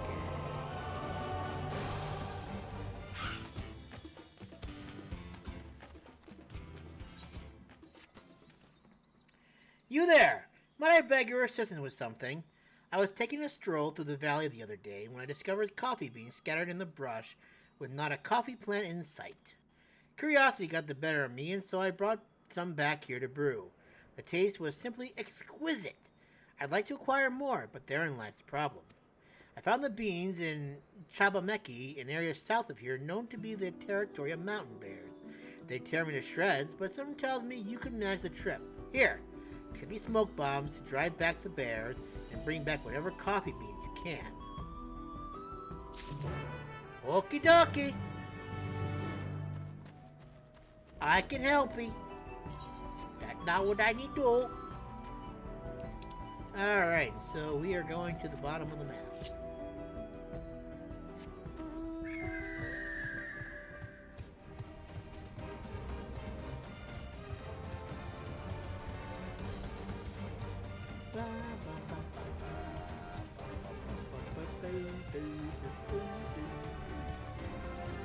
Mega Mablu. Mega Mablu! What, another one? What the hell, where'd that one come from all of a sudden? just keep popping up all over the place. Must be because you just finished one. It's like, oh hey, that in turn brings this one over here. Excuse me, I am not ready to fight you yet. I have not had the opportunity to smoke bomb. Listen, you little bastards!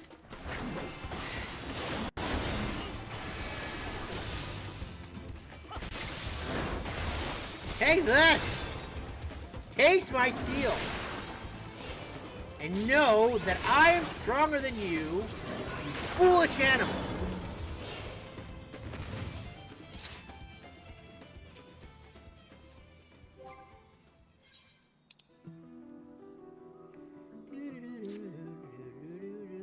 Get the hell away, you stupid bear.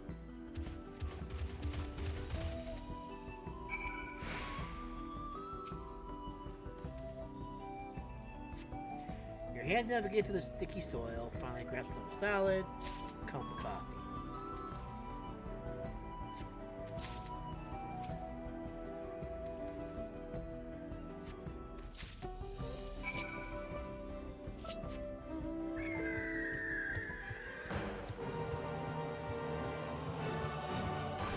Now we can go back.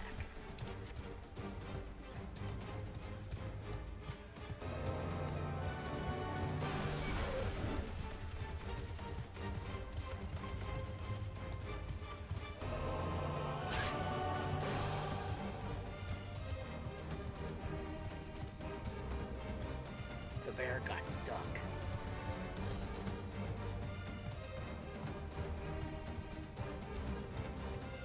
Oh, no, no.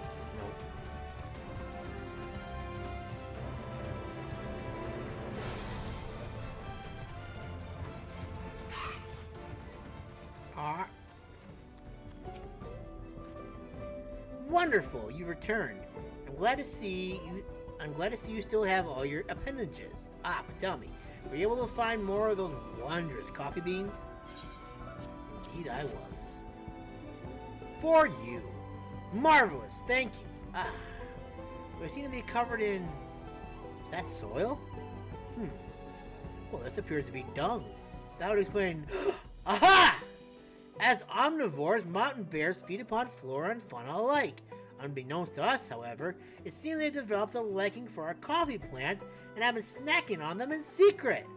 But because the beans are difficult to digest, they remain whole in the bears' leavings. I suspect that while inside their stomachs, the flavors and fragrance of the plants and fruits what the bears normally eat permeate the beans, diminishing their bitterness and resulting in coffee beans with a fruity, sweet flavor. A most intriguing discovery, one I couldn't have made without your help. Thank you. I dare say we have a new premium blend of coffee on our hands. And it's made out of poop. I don't think I'll be drinking that ever again. Hot-blooded storekeeper.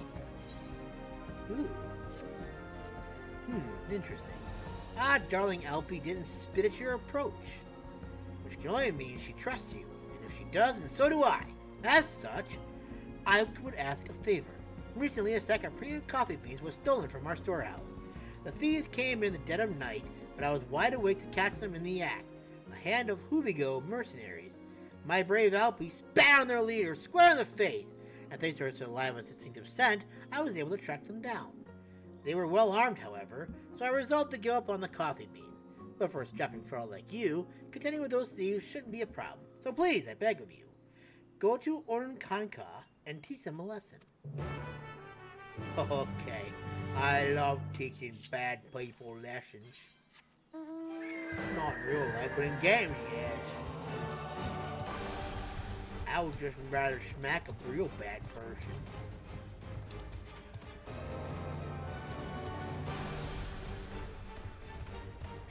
Alright, where are we looking? My guess is that they would probably be higher up, I'm guessing, right? Or they could just be right there. That works too, I guess. Hello, boys! The smell. I can't get rid of the smell.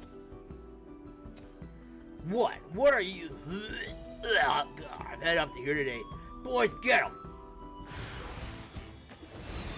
kill you than that alpaca. It's not worse than shit.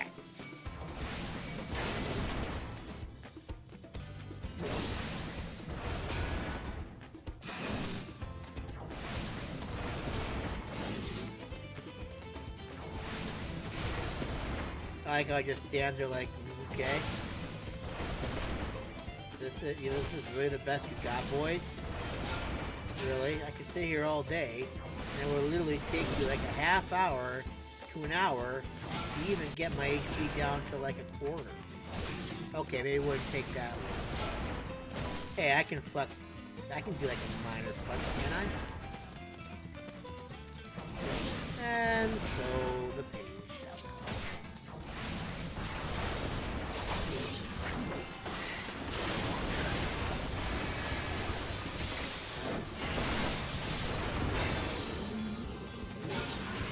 Very interesting.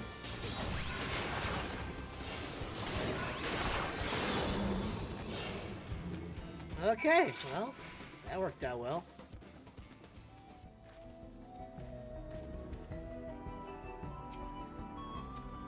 But boys, damn you, you regret this. Am I though? Pretty sure that I'm not gonna regret this at all. Okie dokie, that was fun. We got to flex a little. And I still haven't even taken my eye patch off yet. They don't know the secrets it holds underneath.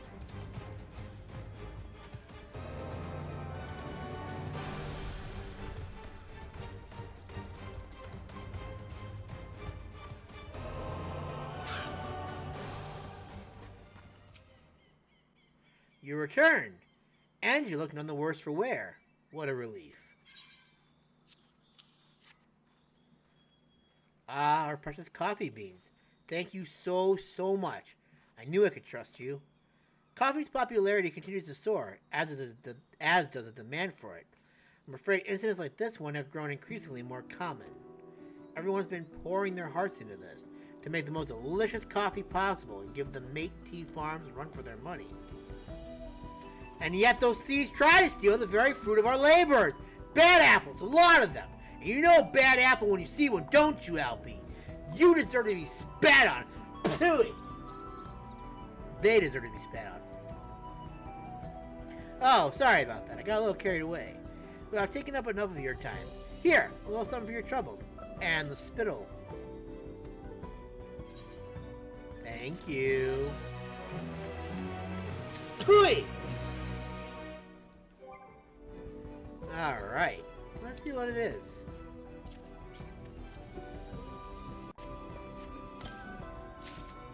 Hearing offending. Patooey! I'm gonna say it's probably this, right?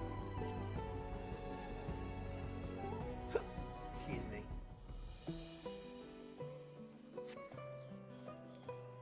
Okay, what's next? Gotta go over here now and take care of that one. They're so spread out.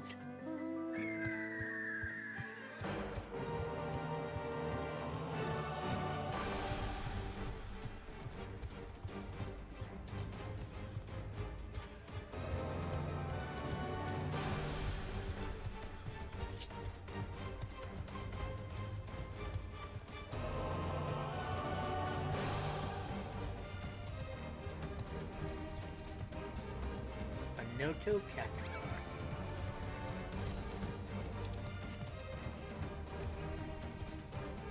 Look at how fast we move on the map. Miblu's Mate Guard. You, sickly one! What can we do for you? Forgive me, traveler. Might I have a moment of your time? I'm a merchant for Tuliolol here on business, but I felt sick as a dog ever since I arrived. The Pelupelu boy I hired as a guide to show me around these parts gave me one look before suddenly headed north, muttering something as he left. He was speaking too quickly for me to catch what was said, but I fear the mere sight of me upset him somehow.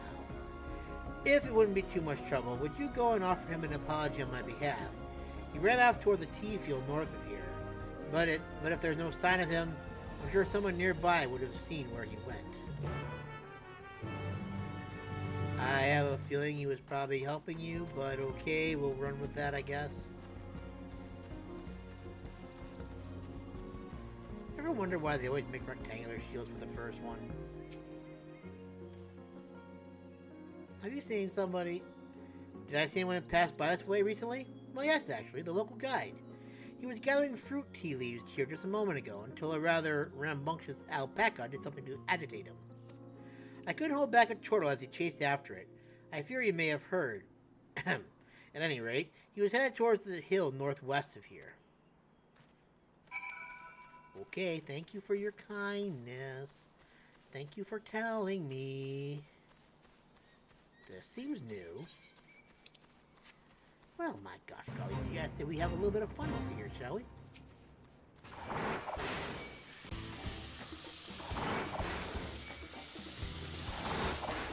Let's have a little bit of fun. What's worse? I mean, I possibly can't die from this. Except I probably can and probably will. Shit, use that. Isn't what I wanted to use.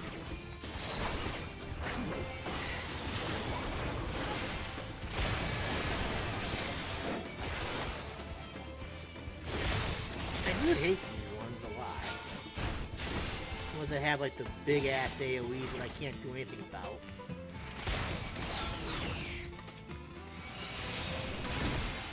But these I can kind of be a little bit more ranged with.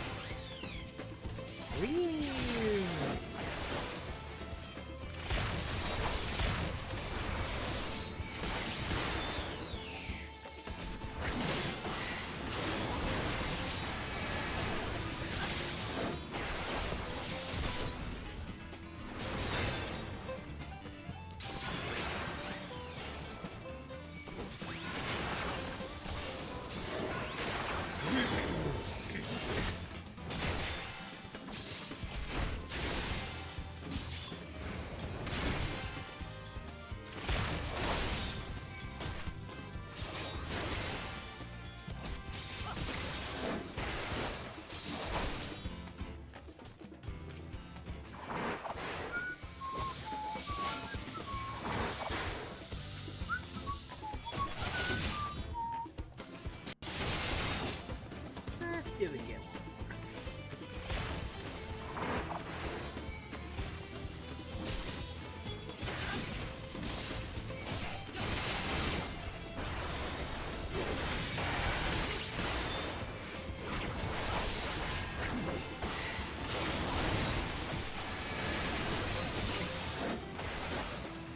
You know, I should probably thank that Dark Knight that came in earlier and taught me the errors of my way.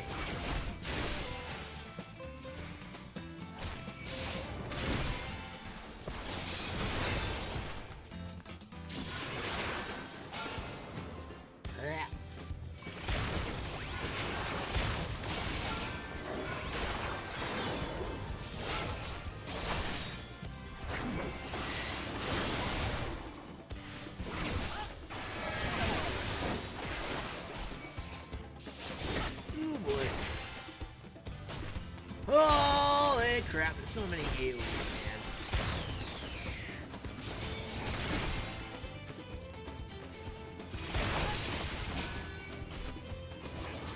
But will it be enough to finish it, though? That's the question.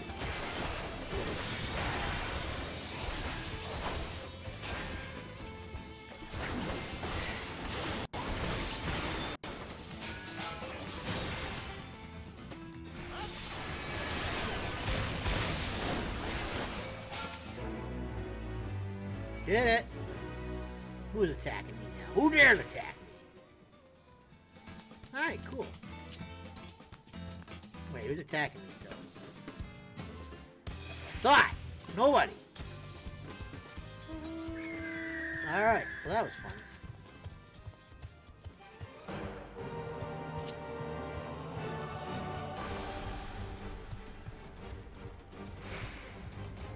The Excitable Guide.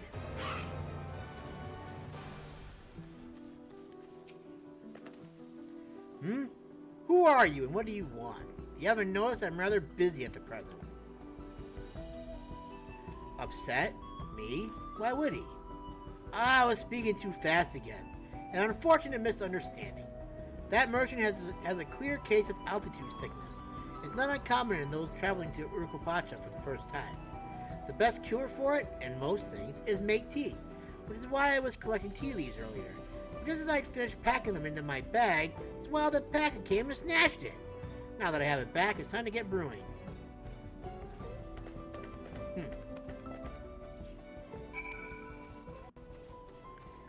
Yeah, I don't think I want to fight you. The last one that I tried to, well, didn't fight, but last one I came across nearly killed me. And 3 hits! Huh. I really need some better pants, though. It's kind of weird having the old ones, like, on me still.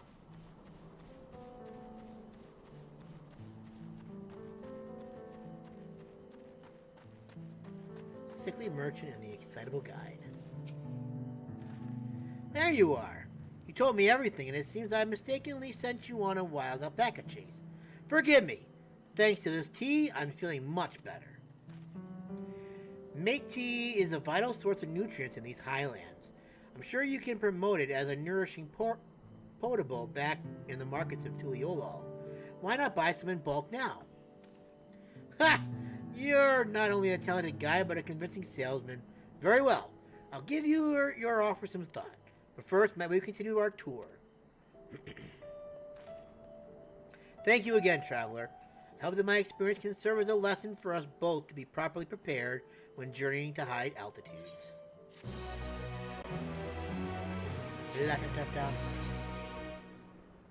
And now we go back to Tuliolol, considering I think we're done now, right? Yes. We've done everything we can in this neighborhood for now. And now we can move on to the second one. Yes, I know my battery's low.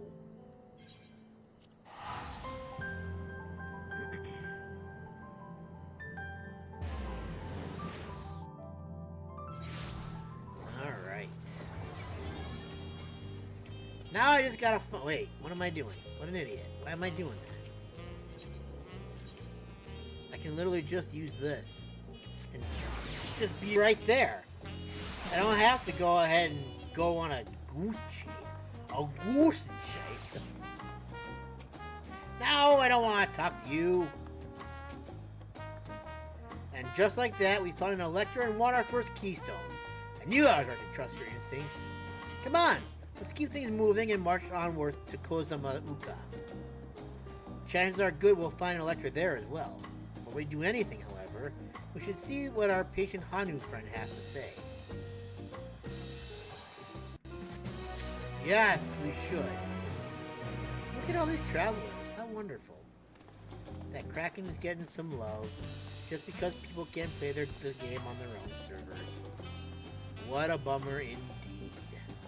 But anyways, I'm gonna take a quick dinner break, or excuse me, lunch break, and then we will be back. So allow me till, we'll say, approximately 4:25. I shall be back. Until then, I will see you guys in a little bit. Bye-bye. I need to change the letters on that. I'm gonna have to do that real quick before I actually get to go bye-bye. Because clearly that color is not gonna work. Okay. Especially since now we got a nice white background now. Okay, I'll be back. 4:25.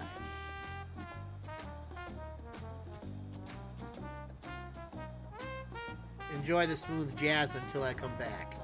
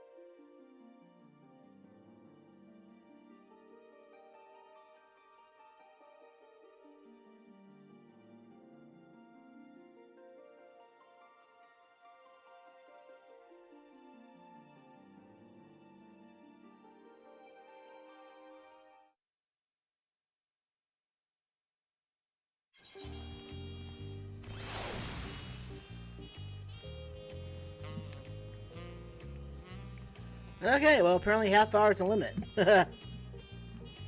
Whoops. Alright. Anyways. I am mealed. I feel better. And now we can continue. I even filled up my water, too. And I had to put my headphones on. I had to bring this back for a little bit so I can let my thing charge. I've been quite content waiting here, dining on the third promises coin. But it seems you're ready to ask your questions now. So what is it you'd like to know? Through to Okhanu, we go south through the Arc of the Dawn and follow the road which runs along the Kozama'uka River, is that right? It is. Be warned, however. My brethren tell me the recent storm has rendered the path even muddier than usual.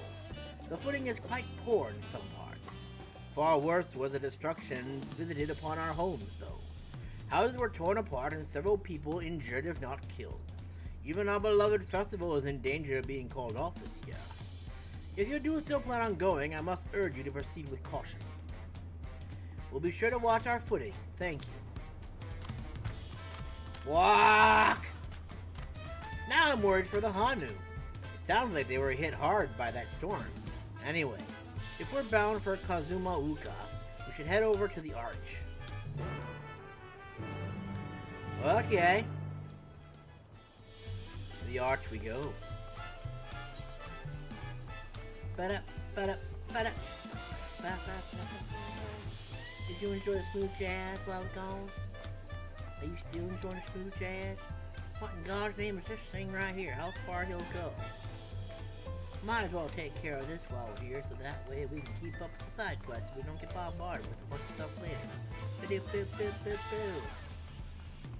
Might as well do it, so that way we got it, so we don't have to worry about coming back again. It would be so sad if we lose it again. But you probably won't care, because it doesn't matter.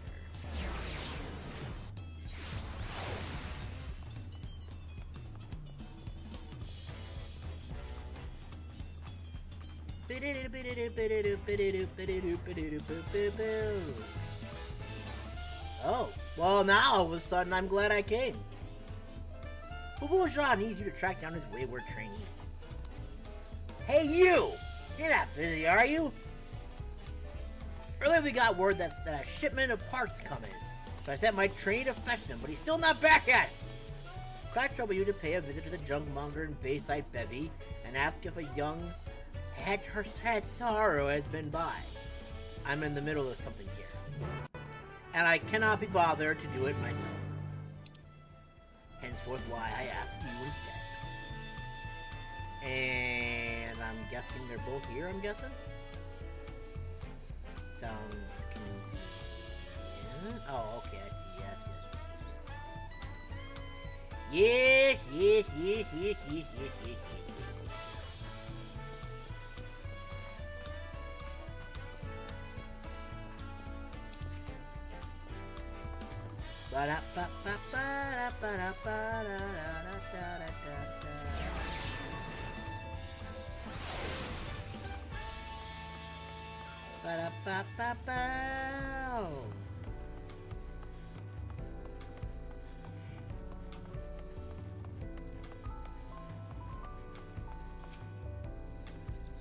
The trainee mechanic from the dirigible landing? No, I'm afraid I haven't seen him today. Might be as he took the scenic route, as he often wont to do. Seeing as you're looking for him, you may as well take the delivery along with you. Knowing who Volja, he won't be satisfied until both are brought to him. As for where his young charge might be, I often see him on a pier at high tide harbor gazing out the sea. Like as not, you'll find him there now. I'm gonna have to put him over my knees and spank him.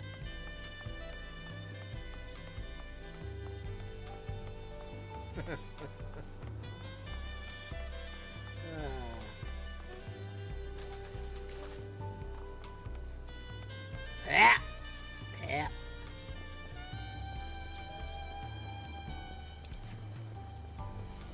Where the hell is this training mechanic? And I gotta smack him? Do I gotta smack the shit out of this boy? And or girl? Oh, sorry, I was lost in thought. How can I help you? Here, take your shit and go back to your master. My mentor sent you to find me? And you brought the parts we ordered?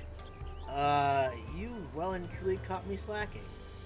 Not to judge at a glance, but you're not from around here, are you? Would you happen to know anything about dirigibles? Far from it, I'm afraid. I figured. When it comes to sky travel across the salt, I've read that airships are more common by far. I've only just started my apprenticeship, but my dream is to one day cross the sea in a balloon of my own making. Naturally, my first destination will be Old Charlian, where the great Koana learned so much of what he knows. Ah, what a journey it would be. God, there I go again. The moment my thoughts turn to daydreams, I'll find myself here at the harbor. But that's enough time wasted. Better take these parts back to the dirigible landing.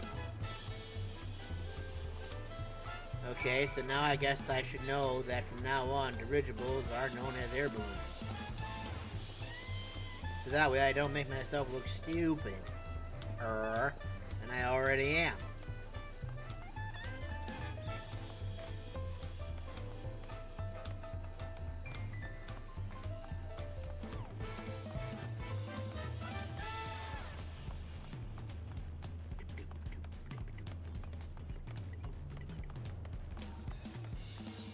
I was looking for an Ethernet.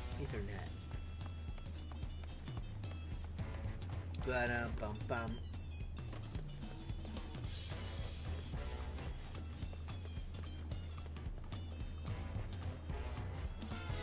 Ba-da-ba-da-ba-da-bow.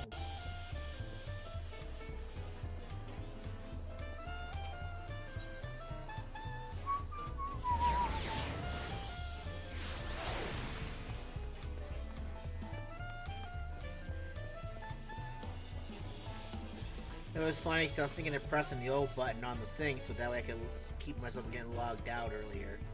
But apparently it didn't matter. But it was a good little experiment. Now I know how long the wait time is for leaving. You're back! My train got here just ahead of you. Now what's this I hear about the two of you having a heart-to-heart at the harbor? I don't know what you're talking about, sir. He wants to cross the sea in his own craft, eh? Good for him, I say. A boy his age ought to dream big. The technology the second promise brought home to Tu'yolal has sparked new ideas among the youth like nothing I've ever seen. Mark my words, they'll do great things for this country one day. Me? I've got my claws full of keeping these dirigibles up and running, but the next generation has my support. Nothing would make me prouder than to watch them soar to even greater heights. Gah! Great, now you've got me waxing off sentimental. Something in the fumes, perhaps. Take your reward and run along before I embarrass myself, would you? Thank you. Big preach. Yes! I finally got appropriate pants now. So now I don't have to worry about looking like a frickin' fool. Snow cotton bottoms of Fendi. Doesn't even sound like something that I would even have to. First of all, I need to go into the character one. Snow cotton bottoms of Fendi. Nasty color though.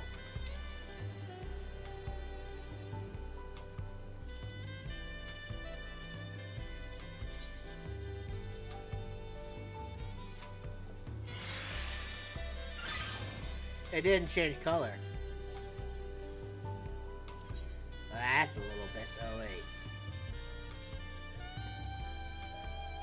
Well, that's unfortunate. Does not change color at all. Apparently these don't change color at all, and I just wasted a die on them. Most unfortunate.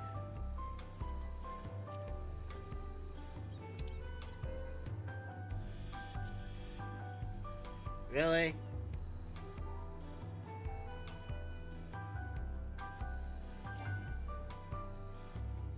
You lack the color, so oh wait. I do not!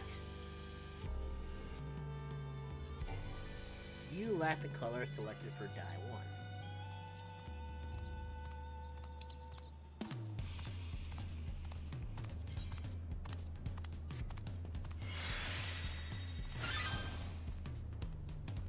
Okay. I've got really dark red pants. I mean, I guess it doesn't matter. But it kinda does, though. Oh.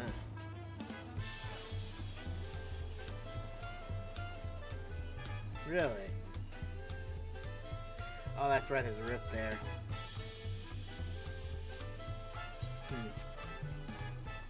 I don't know how I feel about that. But whatever. I guess the whole outfit can't look great, I suppose. Anyways. Yep.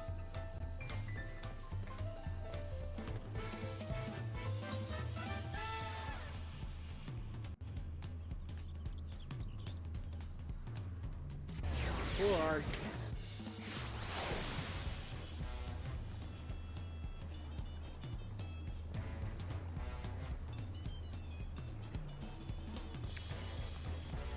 Ba-dum, ba-dum. Ba-da, ba-dum, ba-dum. Oh, damn it all. I was really hoping we could just keep going. But whoops, there's another one. Maybe I'll get my my shoes. Or another kind of dye, maybe.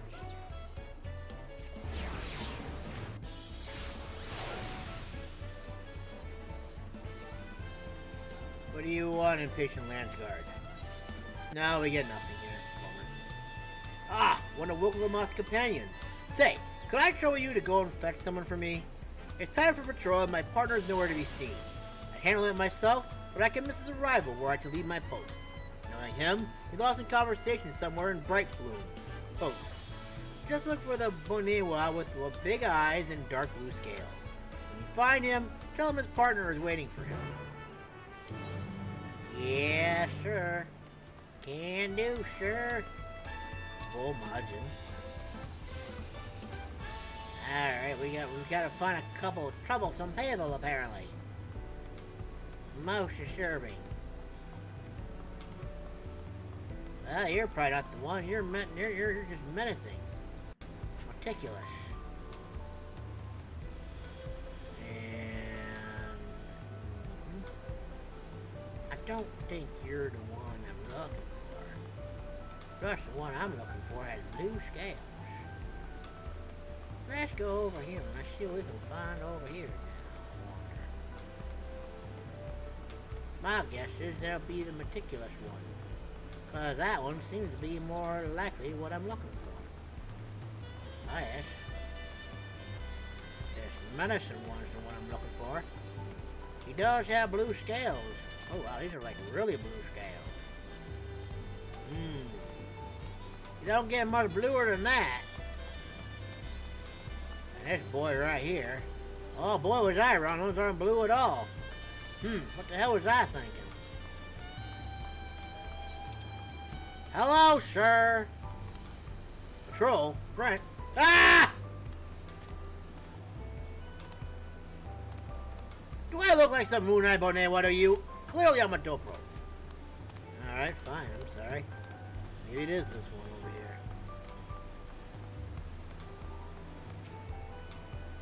No, I don't believe I have any work scheduled today. Maybe mix me up with someone else. Ah, no, I am a hobigo. Pama-yawa don't have long combs like ours, you see. They're most commonly identified by the hue of the scales. Damn it all!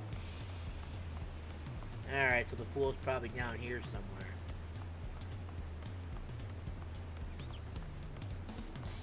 Are you inside here, perhaps? Mild-mannered Mamool.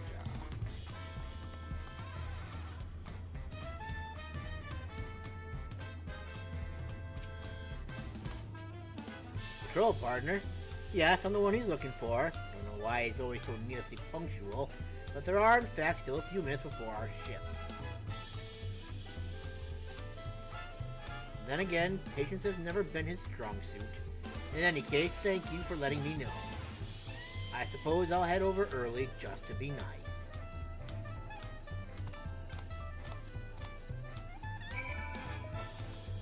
Just to be nice. Sometimes that's all you could ever ask for, just a nice, kind gentleman.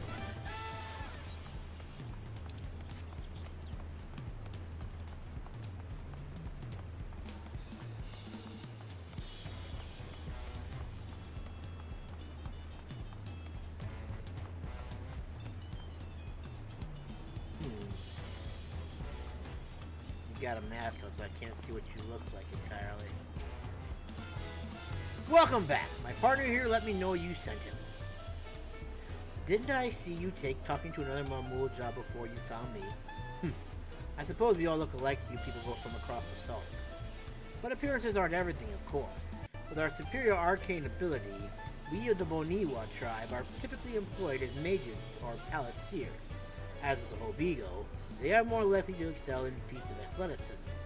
The Dopro, meanwhile, are renowned for their skill at beast handling. You can see one tending to a wyvern right over there. Ah, speaking of which, perhaps I should tell you about... Aye, that's enough! Sorry about it. My friend here can never remember when to hold his tongue. Thanks again for your help. Wasted enough time here. Onward to our patrol! Ah, yes.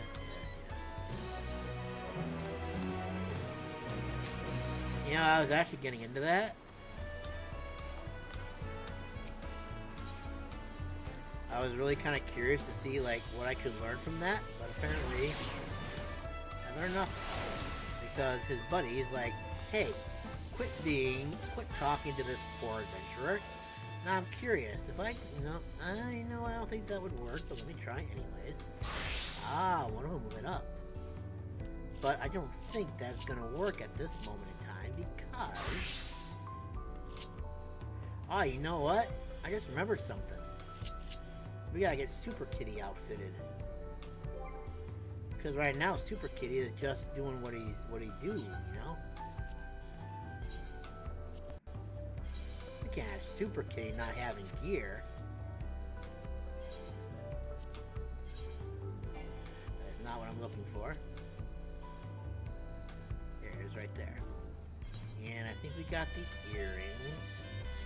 We don't have a necklace yet, I don't think. That's an 80. Is this a ring? No, it's an amulet. Then we got this ring on. Shabam. Alright, Super Kitty is ready to go. Alrighty then.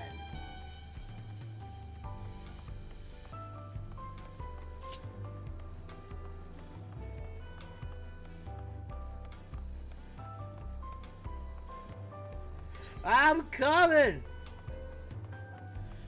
I swear I'm not trying to be lazy or nothing. Are we all ready to leave? Yes. Then onward to Kozama'uka. Open the way. Looks like it's already open. Oh, okay, I guess that's what we were looking for. To get him out of the way, apparently. Excuse me. Excuse me. Kozama'uka, the land of rainbow terraces.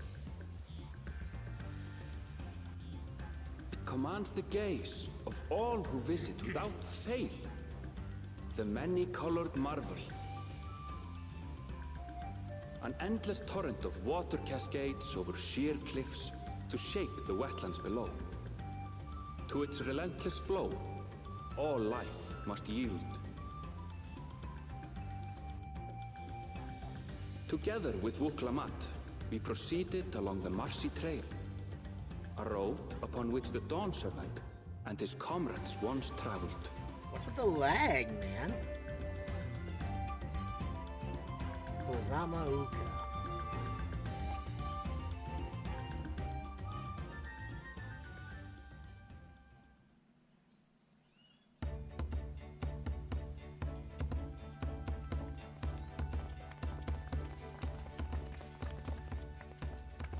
Look at those falls. Even from this distance, you can feel the weight of that water. Sounds painful. The Isle of Ham was impressive, but as you can see, Tulihiola does not want for natural wonders.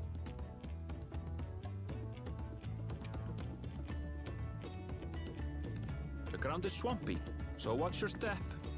You wouldn't want to fall into a bog. I won't. I told you I've been here before. Come on. Okanu isn't much farther. So she's gonna fall in, right?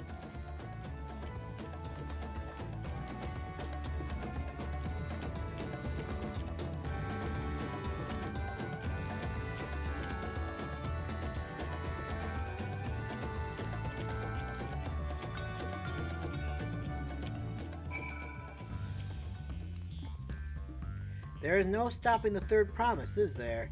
The good thing she has Erenville to keep her from getting lost. For all his grumblings, he's certainly there for her. Everyone should be so lucky to have such a loyal childhood friend. Alright, let's get moving.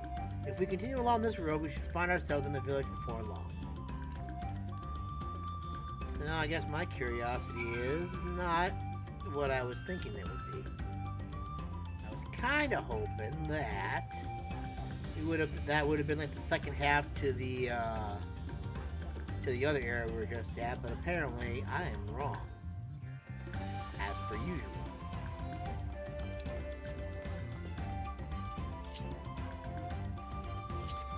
Why do they always leave me alone?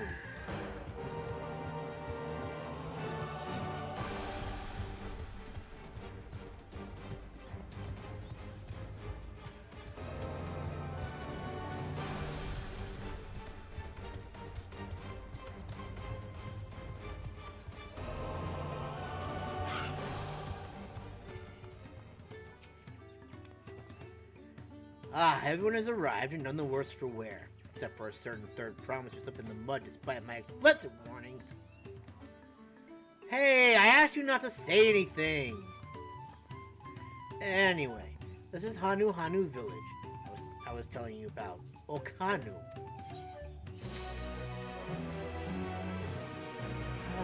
But we all knew that was going to happen anyway, so... Anyway, let's look for like Etherite shard, Ether currents. 380 to the west. Let's see how much we can actually get out of this here. A jungle pelican? That is most certainly not a pelican.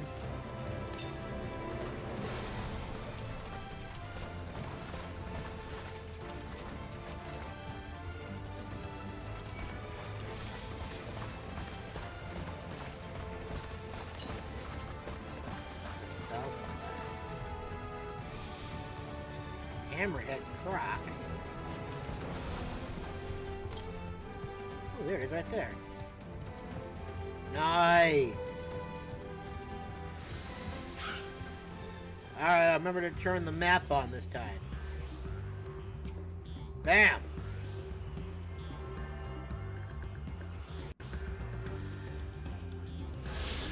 Alright, there's one.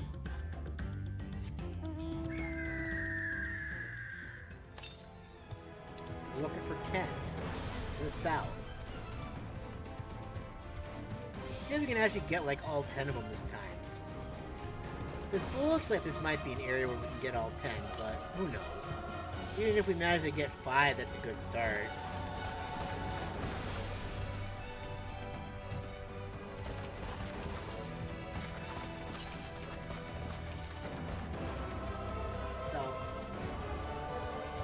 Wouldn't have to be up there, would it? Yeah, it's probably up there. So that means we have to find a way to get up there. Which I'm guessing is going to be a little hard to do. Maybe. Okay.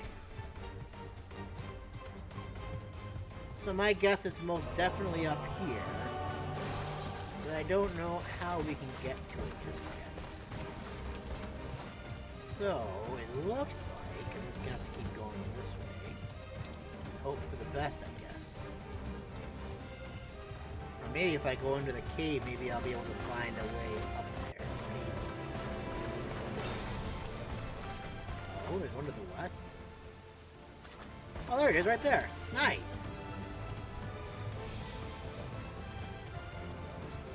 Snap on.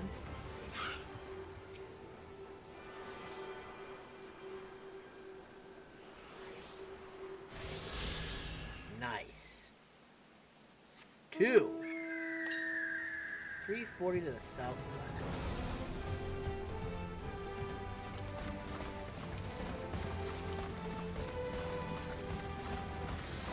Let's see where this cable takes me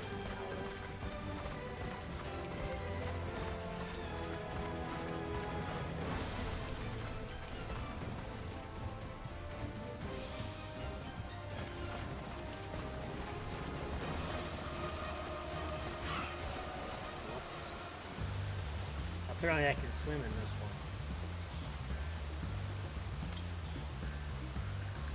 It didn't say anything. The southwest. 407 to the southwest.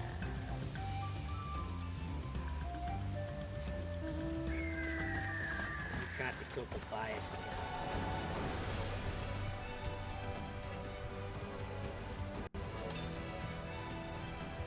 .488 to the west.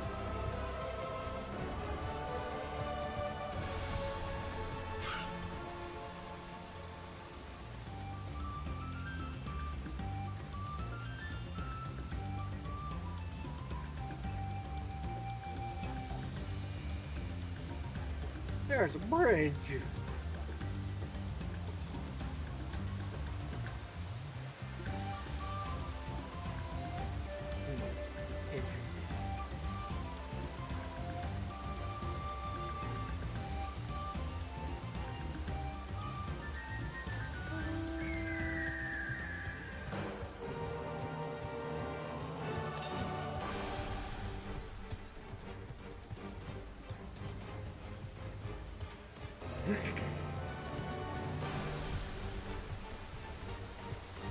So I gotta go to the south. That is not how I'm gonna get there. Oh my. This is interesting. It will eventually get me to the south, though, which is a good thing.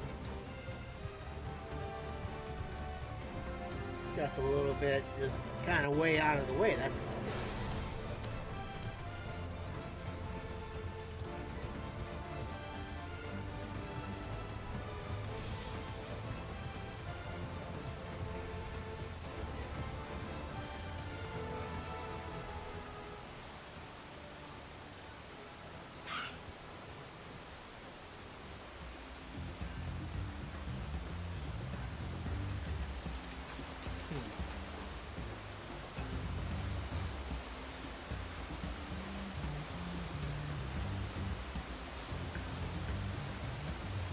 Wow.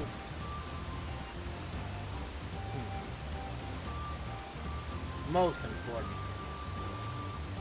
Now, if I were smart, I would have just stayed up on top there. But me being big dumb, decided not to do that. Alright, well, let's see what we got here.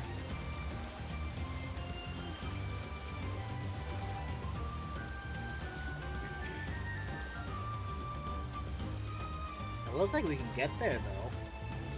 Maybe. We'll see.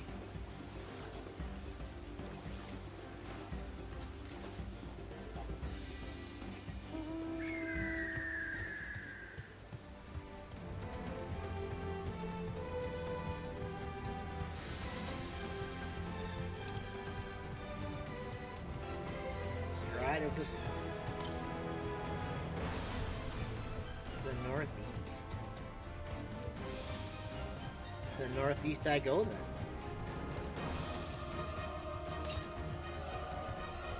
145. Where's the truck out? There he is right there.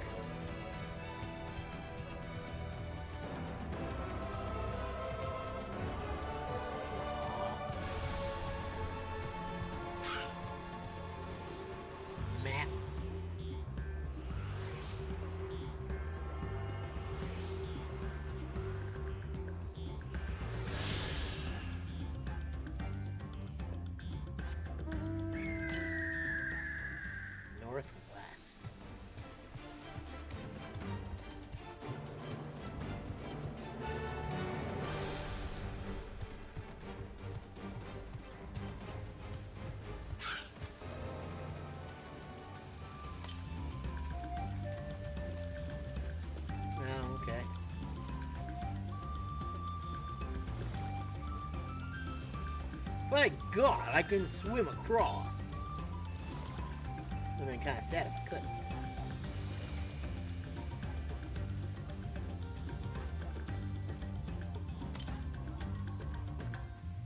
To the north! It's probably gonna be up on the spiral staircase, isn't it?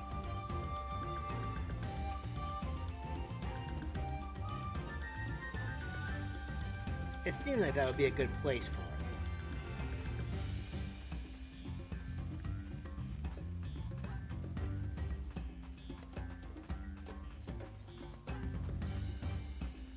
it. It just kind of seems like it would be a place for them to put something like this.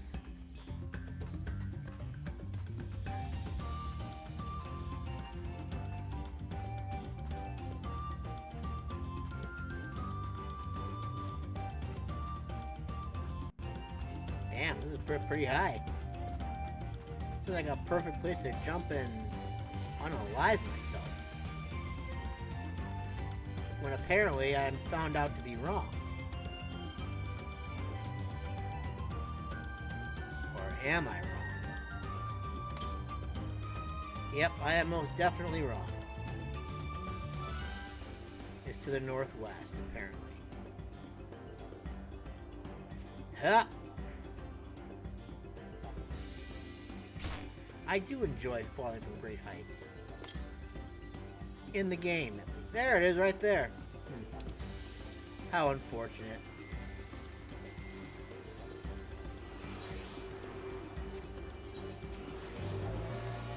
Ah, stupid, stupid, stupid. Nice. Okay, that's a thing, I guess.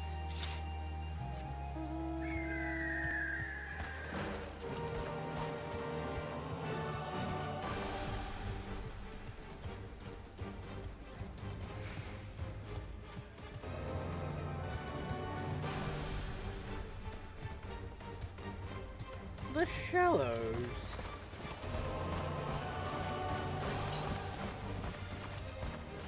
To the east.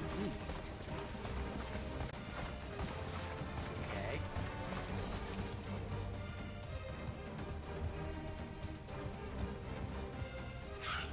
I say those definitely were not shallows earlier.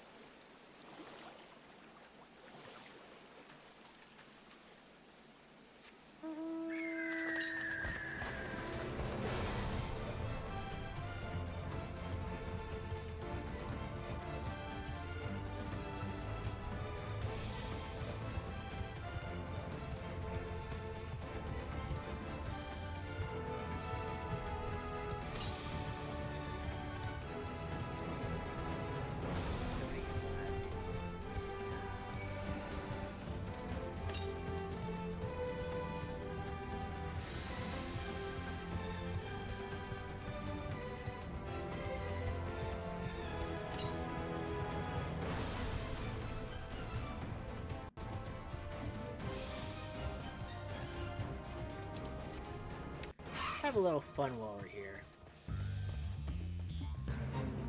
Never mind, we're not having fun. I can't beat that in 30 seconds. Would have been nice, but oh well.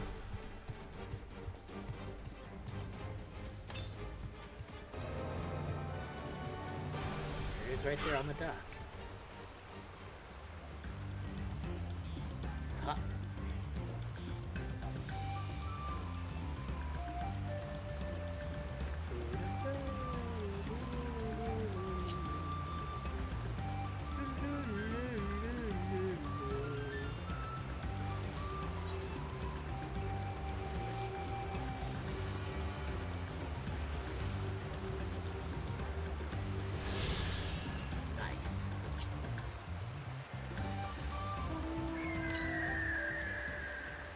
Southwest.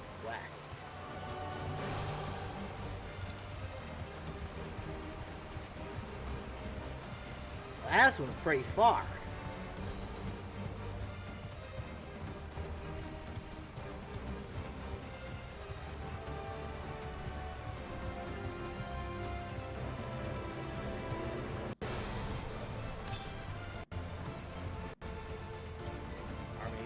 far as I thought it was. This is probably one of the ones that I couldn't get though, right? Probably won't be able to get, I'm guessing.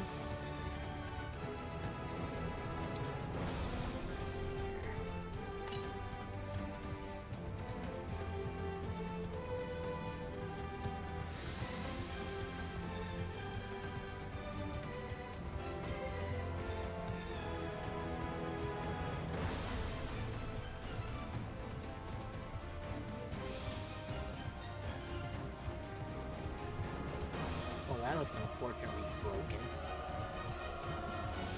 Oh god, now I'm stuck.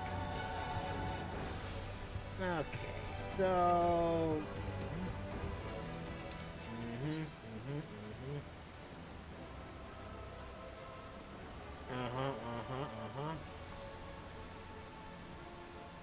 is as far as I can go over here for now.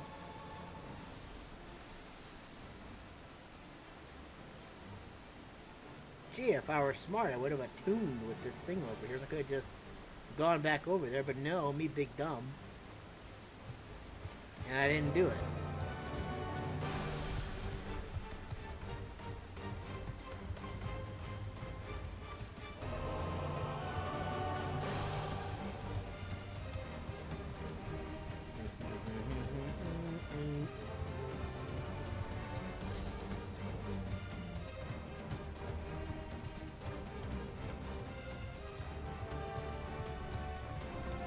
I guess I'm gonna go attune with this thing real quick, and then we'll try for a little bit longer if I can get to the rest of them. It seems like I can. I just have to figure out how to get there properly. That's all.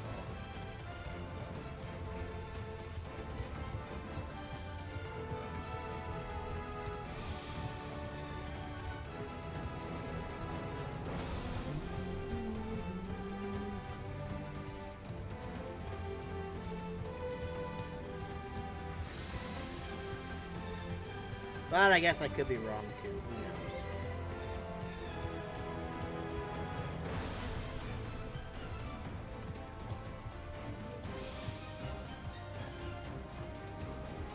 We're almost 92 though.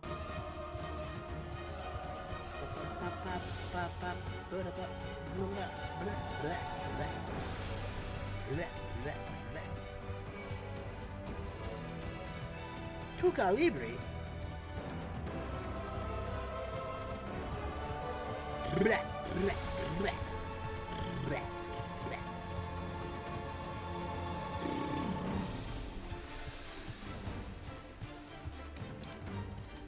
Bold bookshop.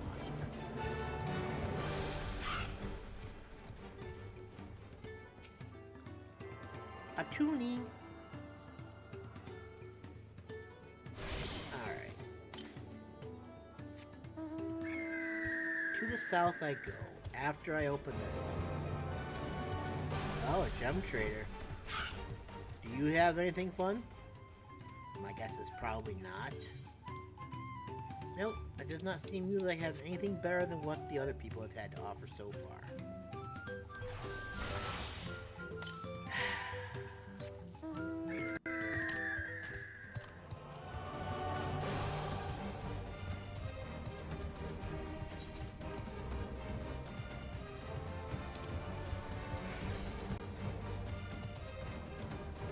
It looks like there's a way I can get over there from here.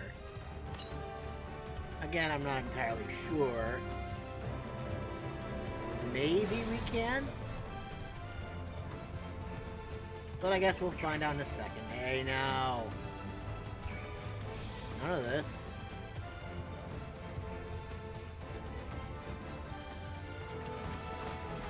Looks like we have to walk the shallows.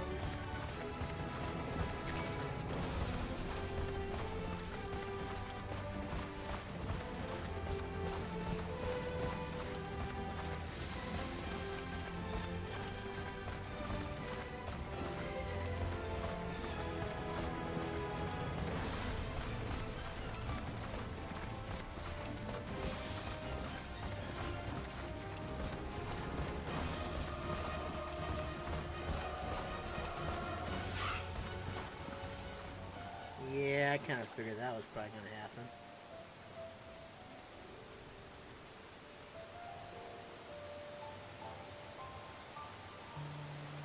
Oh, that would have been cool.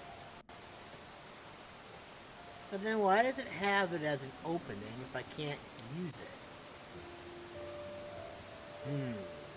it? Interesting. Very interesting indeed.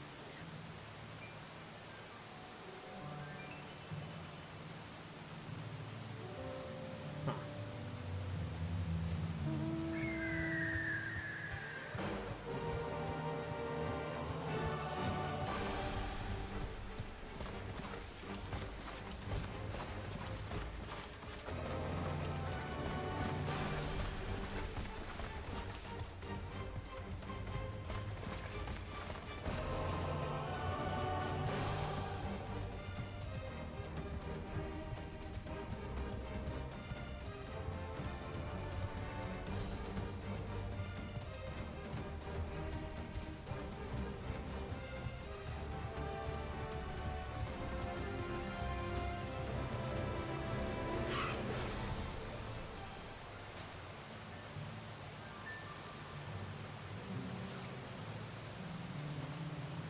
Interesting.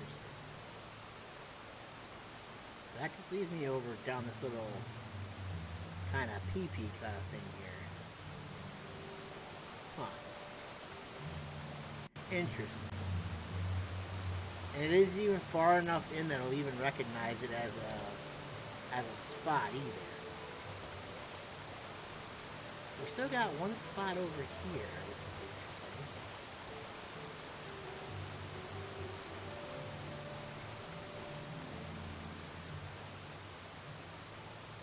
interesting.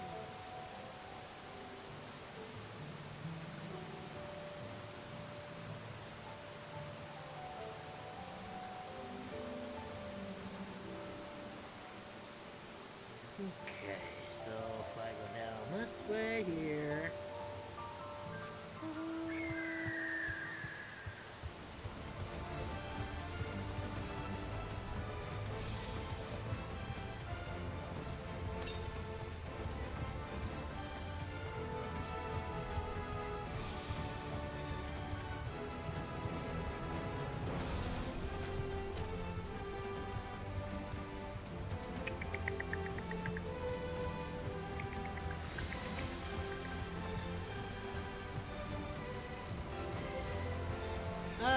Okay. Geronimo. Oh, that's interesting.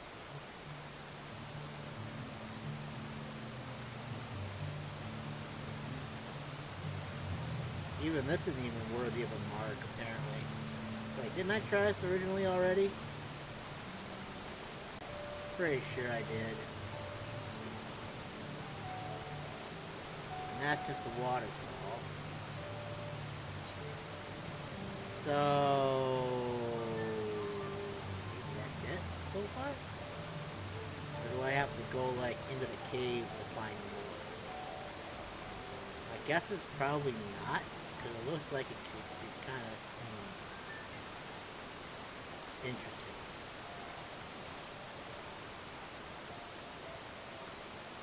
Interesting.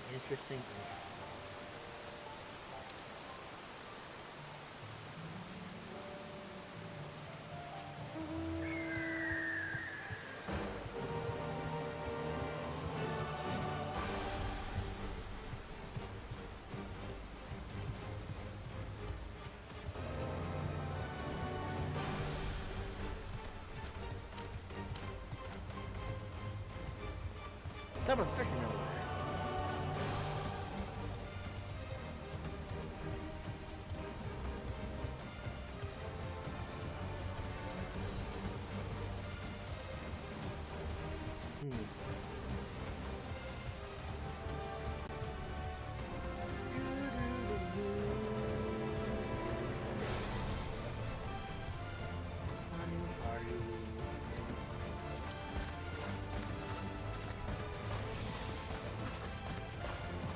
We walk the shadows again.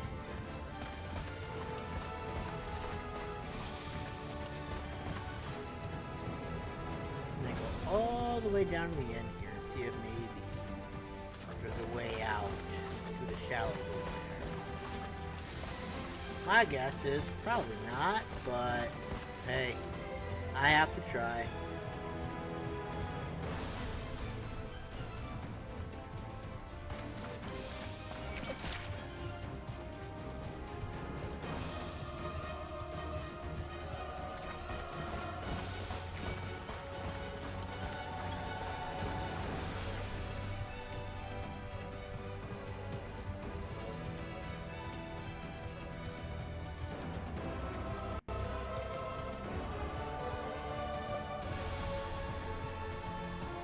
Give me something good.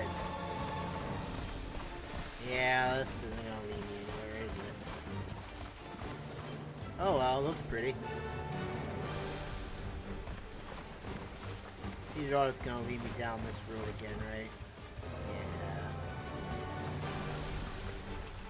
Why ain't that just a kick in the head? Well, how many do we have so far? If I'm right, we probably have like 5, right? Yeah, we got another 5.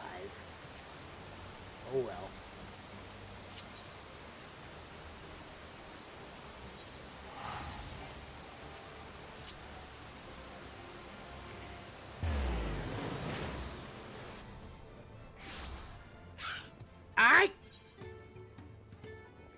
The bird says, I! Ooh, a mender. Don't mind if I yes. Okay. That's totally uncalled for. What nice rugs they have. Or area rugs, I guess, is more the proper term, I suppose. Alright, now I should be ready to level up after this quest.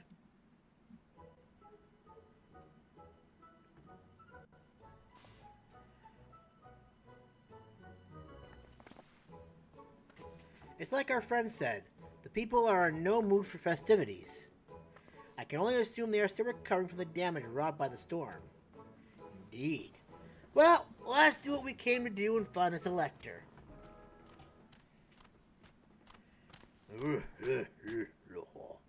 I am the elector. I am here to greet you and oho kile.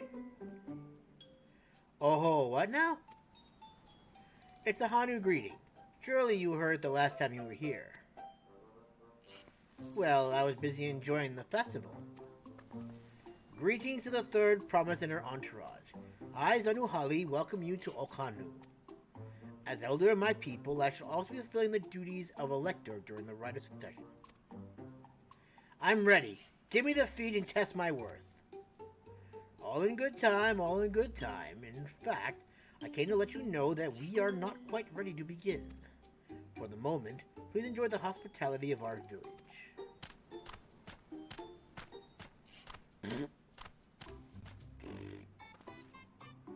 Right then. It helped to do some investigation in Wakun Pelo, so let's take a look around here as well. Might I suggest a division of forces? For example, Aaronville, Alisay, and Cryo could concentrate on the southern half of the settlement.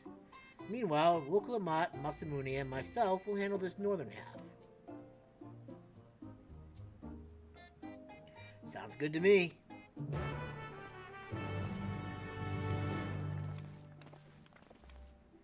Investigation time!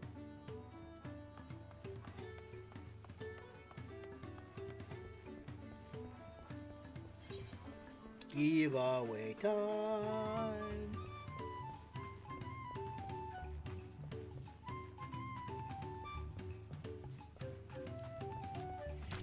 Spirited Hanu. You heard about the storm. I've never seen the likes of it before. With the supplies and help the Dawn servants sent, we're making progress repairing and rebuilding our homes. But while roofs and walls can be dispatched, there is so much else that was lost for good.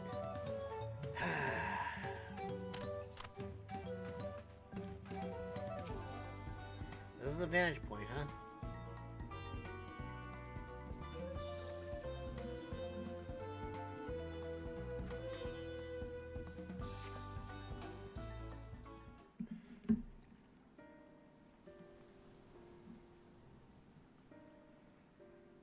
Oh. The gaping hole in the wall and missing portion of the roof are clearly the work of the storm's powerful winds. Repairs appear to be ongoing. But we're gonna help, because we're good kitties and peoples.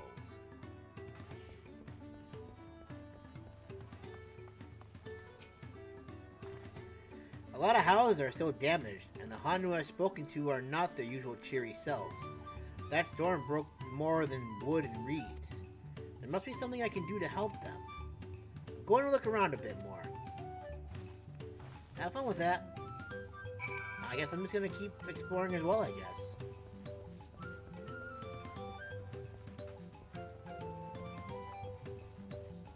What the hell is that I saw?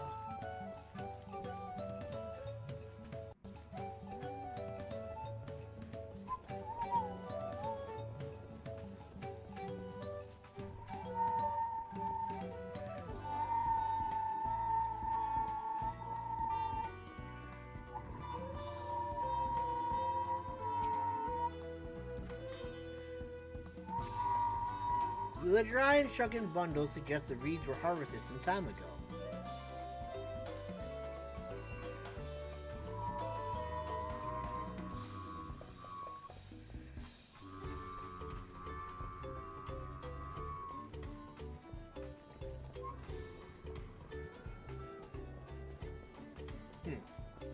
One of the guys I know at work can like hum and whistle at the same time, so I was trying to go and see if I could imitate it. But it doesn't seem like it's working very well right now.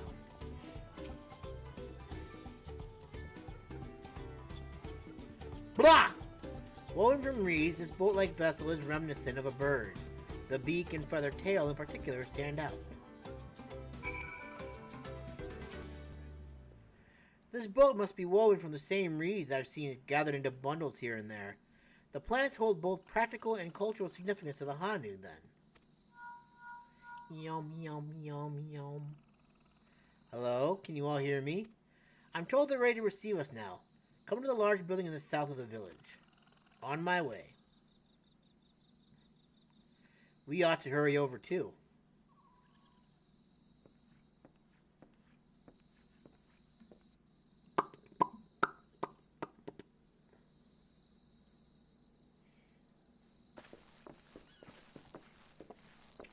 Your task is to help us rebuild our village, third promise.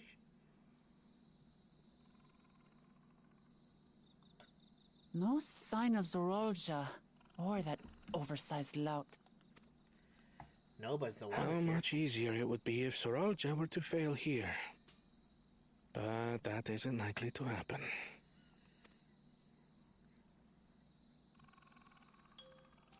Honored guests, I am Zanuhali, Elder of the Hanu. I am also an elector, charged with judging which among you is worthy of ascending the throne. Without further ado, let us talk of the feat. Not so fast. Surely you couldn't begin without us. It's Mamool, isn't it? Yeah, that prick. Ugh, you made it after all.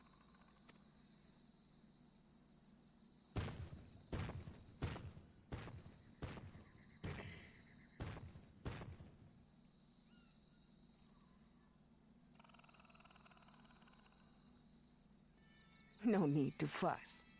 There is no time limit for this challenge. Now, if you would allow me to proceed. It is here, in Okanu, where my people forged a bond with the Dawn Servant during our own chapter of the Tuli Yolal saga. In homage to those events, I have prepared for you the Feat of Reeds. Reeds seem to be of great importance to the Hanu. I wonder what this feat entails. You must build us a roof.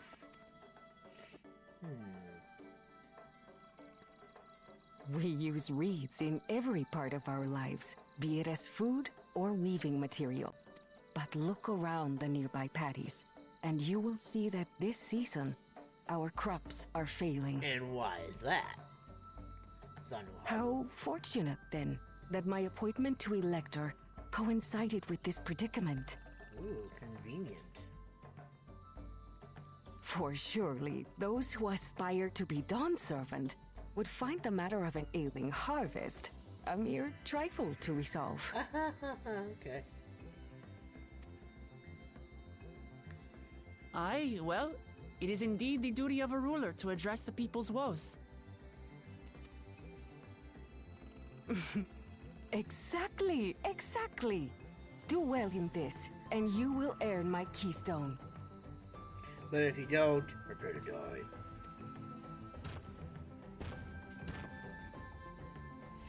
Why bother mucking about in the mud when we can take the stone by force? Oh, mercy me! You are a hot-headed fellow, Bakul Jaja. Baku, Jaja. Some electors may enjoy going toe-to-toe with scrappers like you, but I refuse to entertain your base instincts. Arrangements have been made. Should you attempt to engage a feat giver in combat without their consent, word of your immediate disqualification will be sent to the palace. If you're still feeling feisty, then by all means, draw your weapon. And prepare for me to destroy you.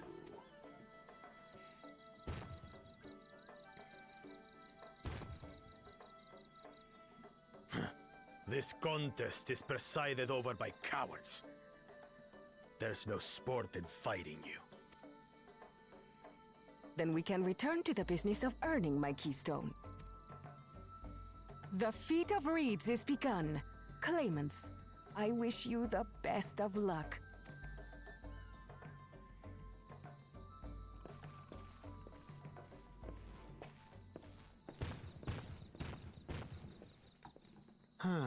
The clever kitty crossed the seas to study foreign novelties. He might know tricks we don't. Tricks we can use. What of Little Miss Mittens? You know the answer to that. Compared to the first and second promise, she's a distant third. Not even in the running. Wow, rude. Then we see eye to eye on this, brother. Being Bakul Jaja so long with me has rubbed off on you.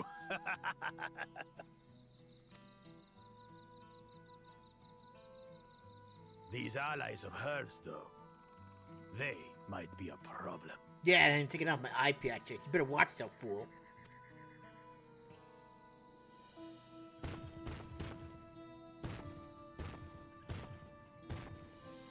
Cool, Jaja's gonna eventually be an enemy we're gonna fight. Damn it! I'm just as qualified to be here as they are. I'll show them. Atta girl. Easy now. There's no time limit, remember? Let's keep calm and think things through. Right. You're right. I won't win against that lumbering Vidrol by losing my head.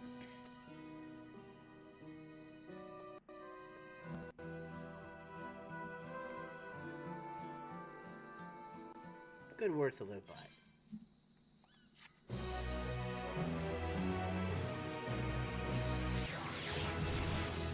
I say, didn't I level up too?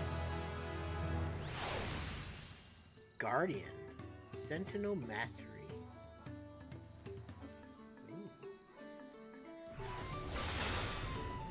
Oh. So that particular one evolved. How amusing.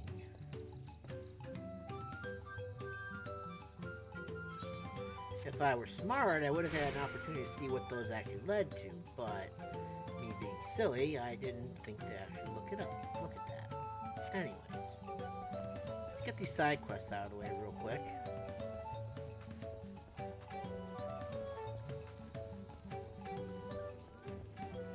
I didn't even look at the other ones now that I think about it. I actually completely forgot about those.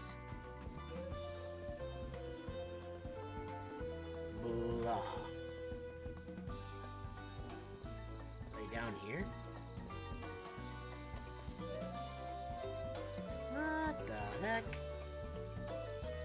Somebody's messing with me here.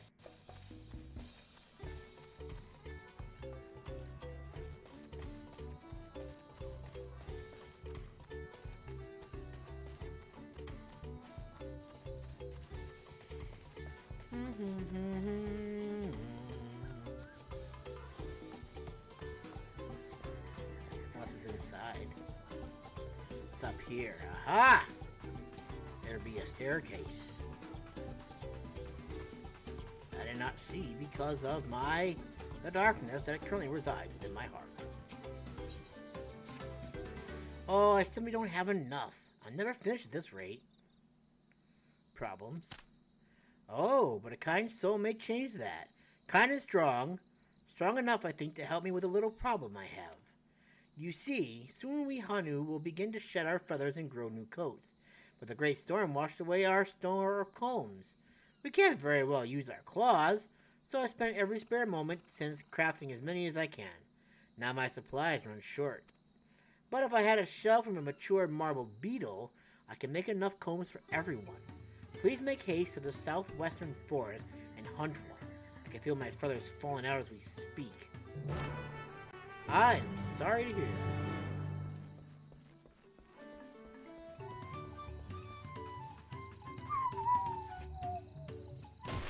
Thank you.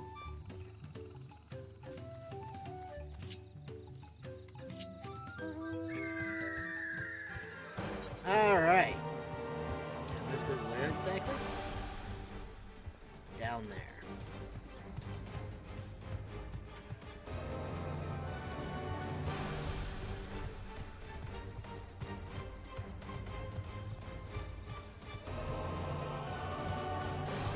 I'll back a sheet. Blah, blah, blah. Thank you.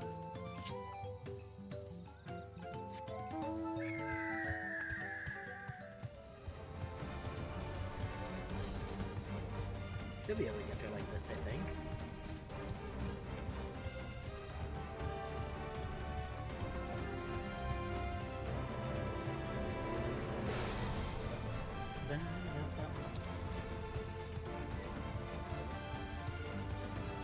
Oh, it seems it's going to have a fight.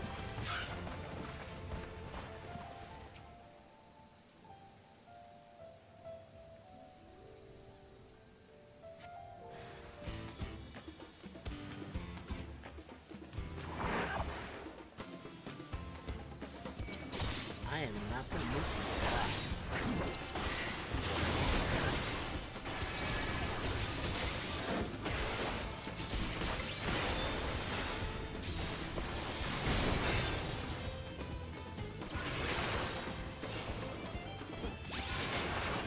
I gotta find out what this actually does.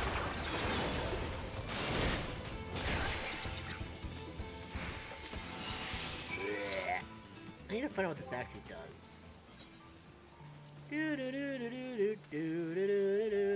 What is its purpose? Guardian. Damage taken... Reduces damage taken by 40%. Or acts a magical barrier which nullifies damage equivalent to a heal of 1,000 potency. Yep. That made no sense to me whatsoever.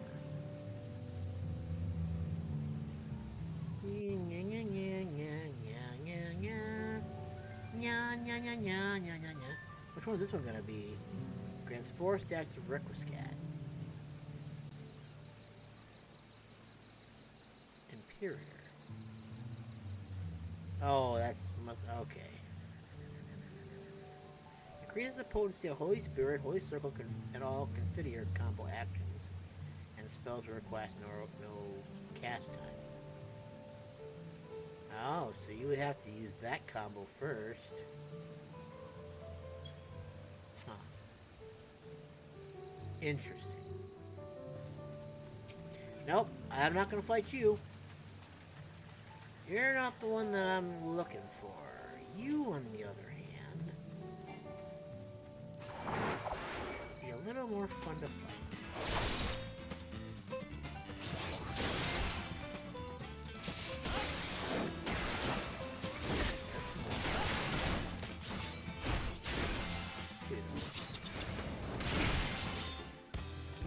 other one coming?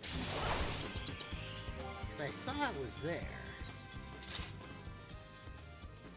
And it looked like... Oh, wait, I'm not 96. Because it looked like it, It looked like it was active, but then it just disappeared, so I guess that's not the case. Okay, so what else we got? Enhanced Rampart. Adds an additional effect to Rampart that increases HP recovery via healing on self. Okay. Increases the potency of Fast Blade, Riot Blade, Royal Authority, Holy Spirit, Atonement, Supplication, Sepulchre, Confiteor, Blade of Faith, Blade of Truth, Blade of Valor. Okay, so that's what we get in 2 levels from now. Requiescat Mastery. Upgrades Requiescat to Imperator. Oh. That's what this is, right? Ah, okay. And then we got Enhanced Reprisal. Says the duration of reprisal with 15 seconds. Enhanced Blade of Valor. Grants the effect of Blade of Honor ready upon landing Blade of Valor. Imperator changes to Blade of Honor while under the effect of Blade of Honor ready. Oh. Ah, my brain. Okay, well, I guess that stuff we'll just figure out as we go along, I guess. That's still a few levels away yet.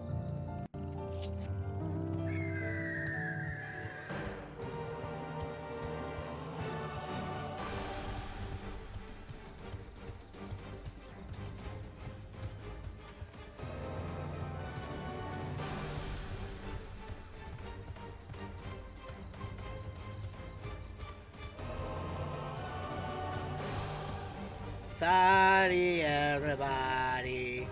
I am currently busy doing stuff for other people. As a good adventurer is made to do. Made to do.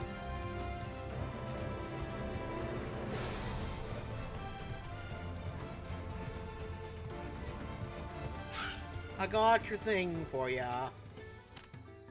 You're back already. You did hunt a mature beetle, yes? Not a newly hatched one? I don't know, you tell me. My, this is an exquisite shape. I shall make combs fit for Kizahihi. As you can imagine, molten season brings floors covered in fallen feathers. If our coat isn't properly shed, it can be more than just an eyesore. Old feathers can make us sick. That's why a good comb is as essential to us as a good spear. It's also why you deserve a reward that befits your contribution to our health and beauty. Thank you! Awful kind of you. Ah! Alright, we got one more over here.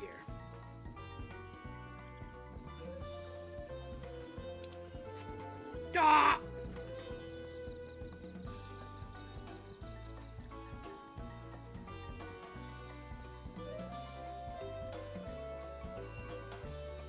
Ah!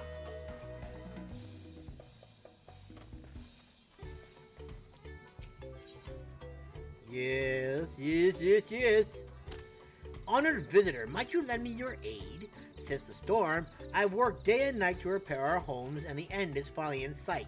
The last step is to coat the floors and foundation with resin to protect them from water. But there's simply too much work for one pair of claws. You will help then. Splendid!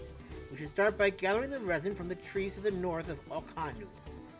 Then, all we have to do is use it to coat the structures of Okbek B to fortify them against the elements. I'll apply resin to the floors after I made my final repairs, and I ask that you handle the supporting pillars. Afterward, they should withstand the worst the heavens can throw at them.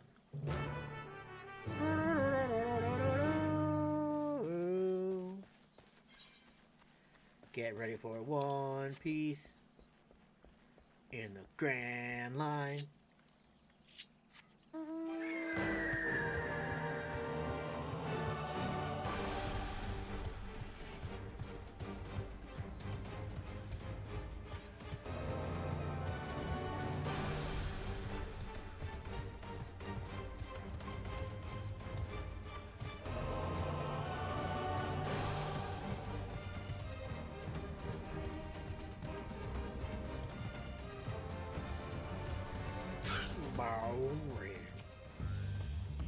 Someone's gonna attack me, aren't they?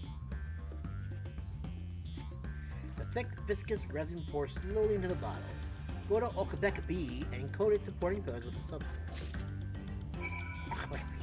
Oh, like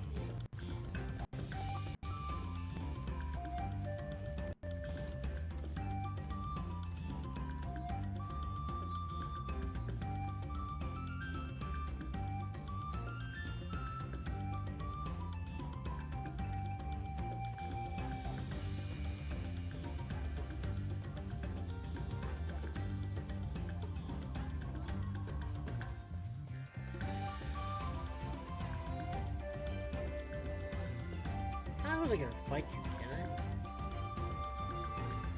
It looks like a very interesting little thing to fight.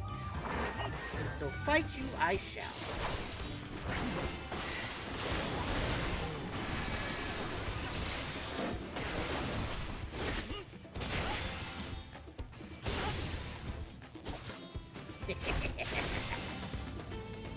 Goodbye.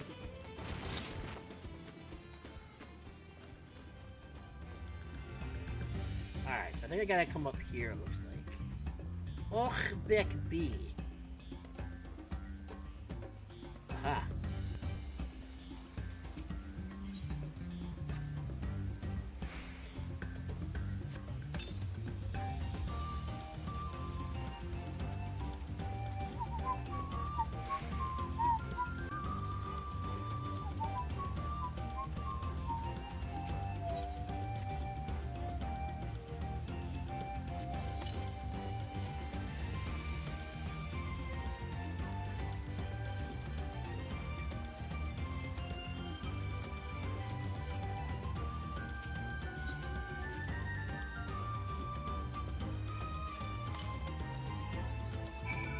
There.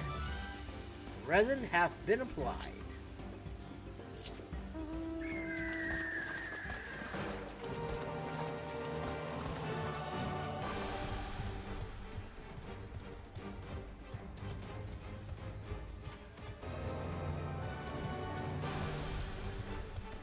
They look like Stegosauruses.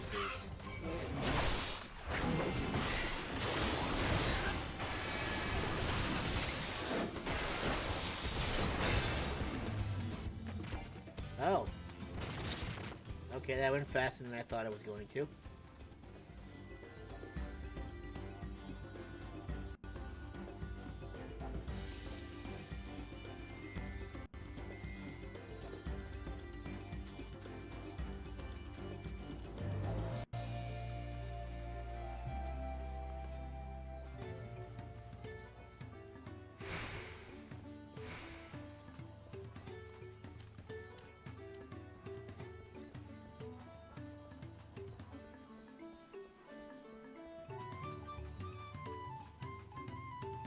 We're just to enjoy the music for a bit.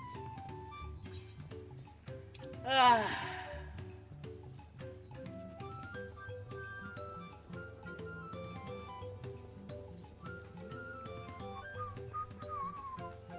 That's so nice when the sun is out.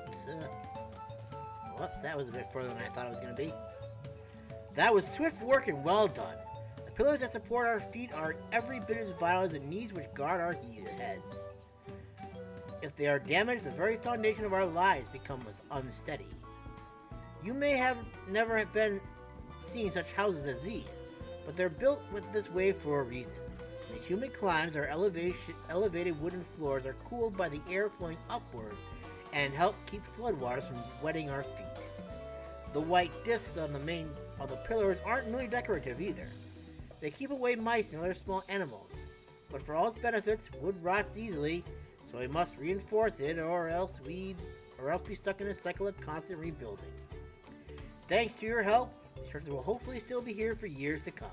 Take this. A small token of appreciation for your efforts. Thank you.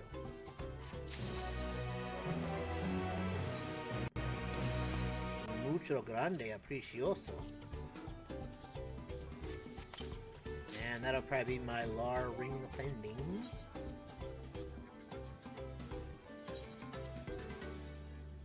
Shabam! Nice. Okay, now.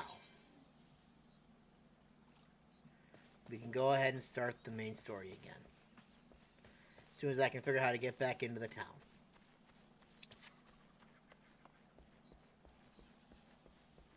I found my way back into the town.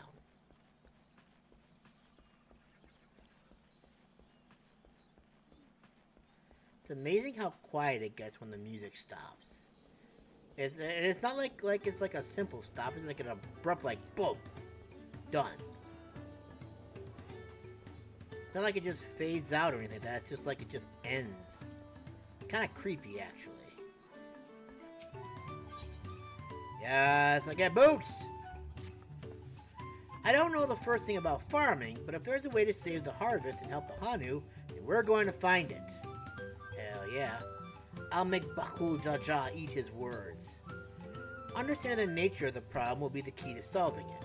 We need to examine the reeds themselves and then deduce the cause of their poor condition. Erenville, will you take us to the fields where the reeds are grown? Of course. Follow me.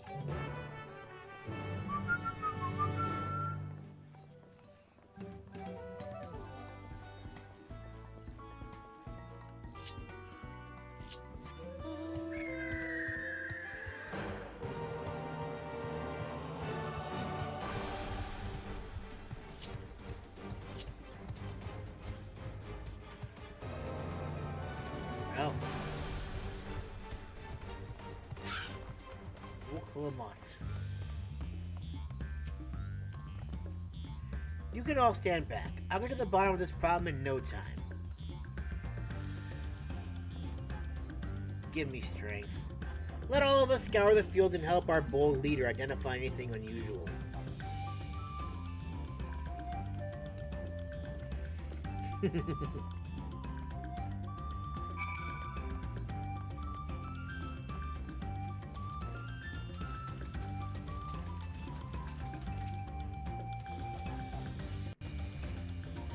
As Zanuhali described, the reeds appear wilted and unhealthy.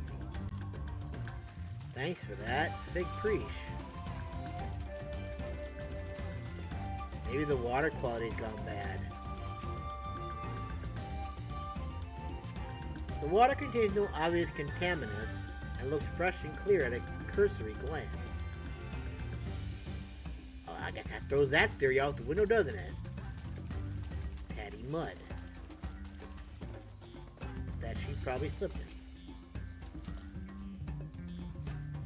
The soil in the patties is as one would expect, rich in color and simply moist, not dry nor flaky.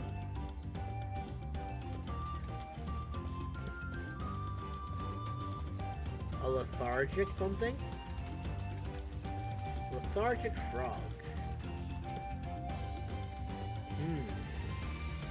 A small frog catches your eye. Strangely lackadaisical. It doesn't even bother to hop when it eventually scurries away. Investigate the fields of gold. The fields of gold.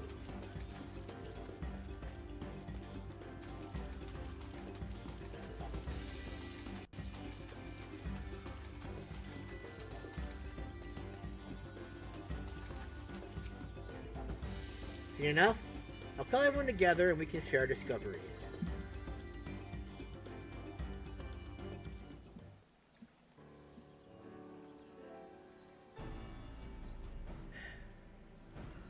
Well, what do you think?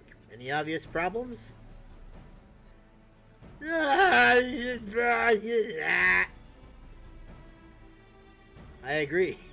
The waters look to be of good quality, as does the mud in which the reeds have been planted. The frogs and insects are unusually torpid. This suggests the problem is affecting not only the reeds, but also the creatures which live among them. Could something invisible to the naked eye be polluting the water? We would need an alchemist to know for certain.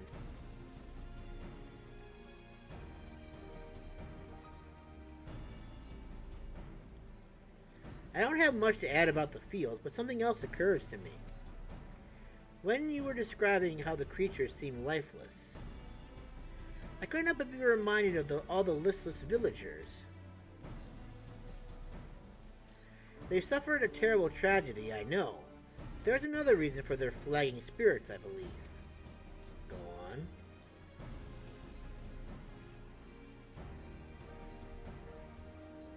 The festival! This is traditionally an occasion for celebration and renewal, so without it, the Hanu are struggling even more to recover. The last time I visited, the village was in the middle of the festivities. You'll never see the Hanuhanu more joyful and alive. It is an indispensable part of their culture, and its absence will only compound their woes. So I say we help them put on their festival, give them a reason to cheer in these sad times. Who knows? Maybe fixing one problem could lead us to a solution for the other. Stranger things have happened.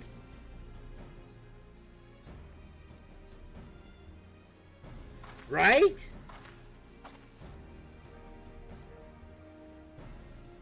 I fail to see the relation between festivals and fields. Let's not be too hasty in dismissing the idea. Things which may seem unrelated can later prove to be connected in surprising ways. True, and being bereft of ideas as we are, any proposal is worth entertaining. I suppose.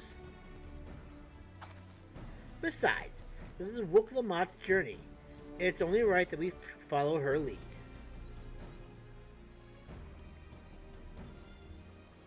Thanks, everyone. By the way, does anyone know where the festival float is? It's like a boat woven from reeds that looks like a bird. No.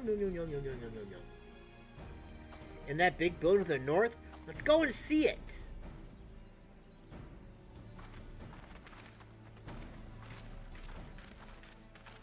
You're all fools. There's much less debate when I'm traveling alone.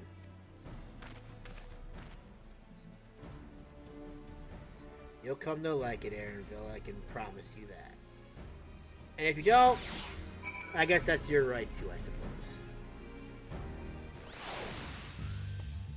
Okie dokie. I guess I could just teleport to the town. It'd just probably be a little bit easier, I guess, but short of it is two lines is a straight line. And a bird to buy us.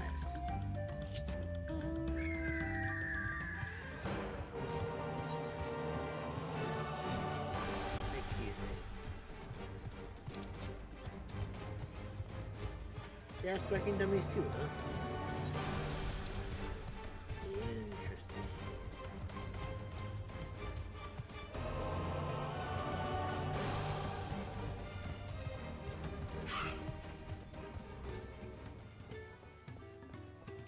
No!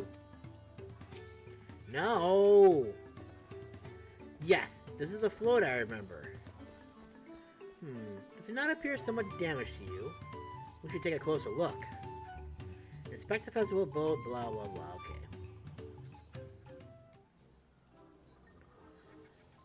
It looks fine to me.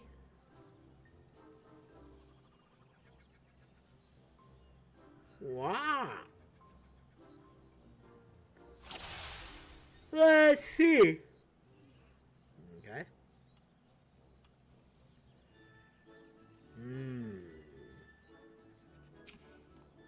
That would probably help. Oh, that's definitely broken. How will they lift this great big vessel without all the carrying posts intact? Thought I saw something down here, but I guess that was probably... Oh. Let's see, what else is wrong here? Oh, wait. Bedraggled feathers. These tail feathers have seen better days. I swear the colors were a lot brighter the last time I saw them. A missing eye? Oh, would you look at that? Oh dear, one of the bird's eyes seem to be missing a gemstone. Well, I guess I know what we're doing. We're fixing a bird's boat, I guess, huh?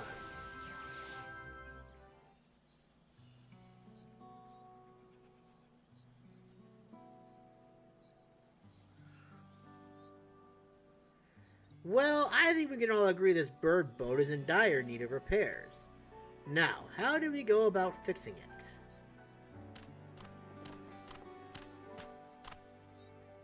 What is going on here? We were admiring your festival boat. 'Tis a shame it's in such a poor state.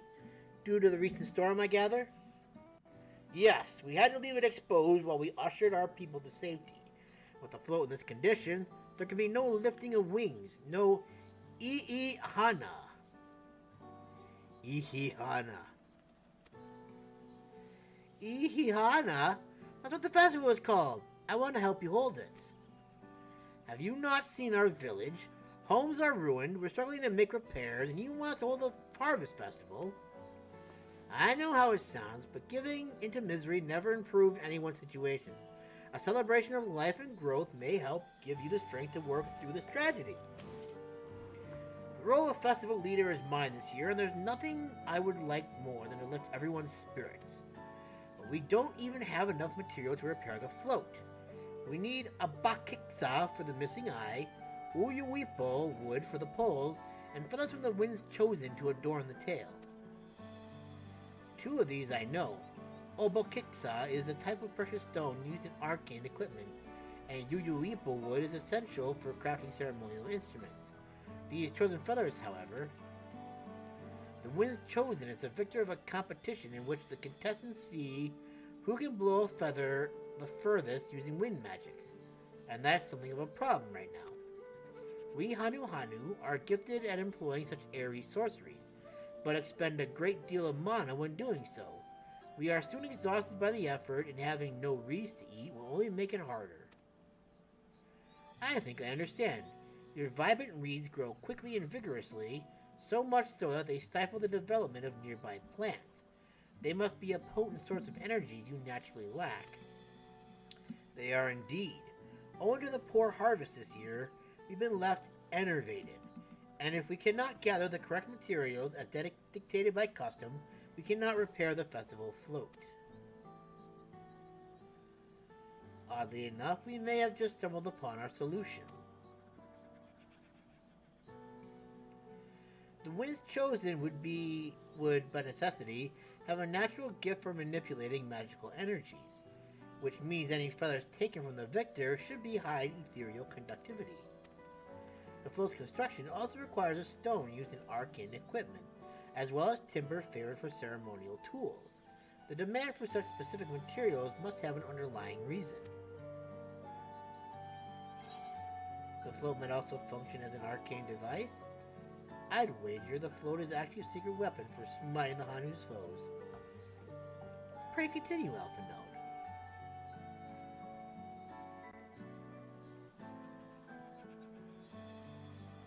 I imagine you've already reached the same conclusion, but I believe this boat of reeds is in fact an arcane focus of some kind.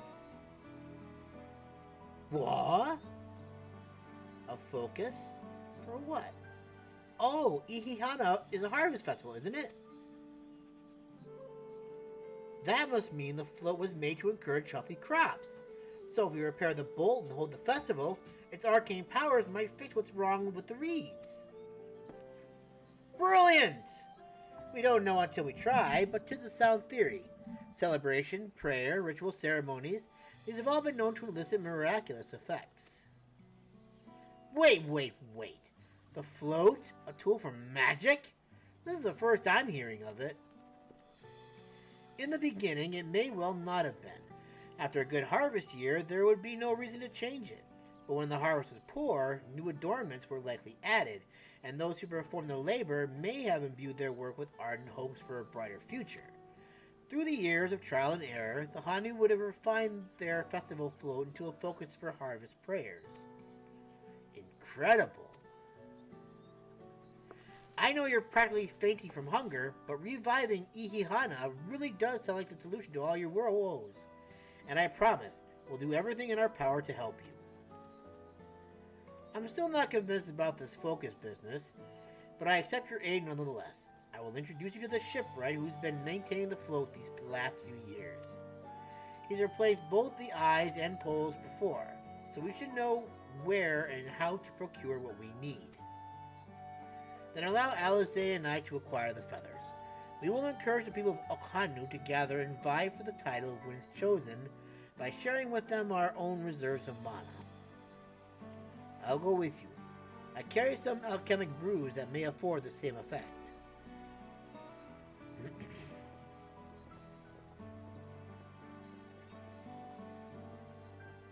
Why didn't you just go... Oh, Kryle's there. Whoops. The three of us will visit the shipwright then. Not without me. I worked hard to fix the float as best I can, and the responsibility is mine after all. I've not introduced myself, have I? My name is Linuhanu. Nice to meet you, Linuhanu. And certainly, let's all go together. And I had it on that the whole time. Way to screw that up. Anyways. Thanks to Wuk Lamat, we found ourselves a promising way forward.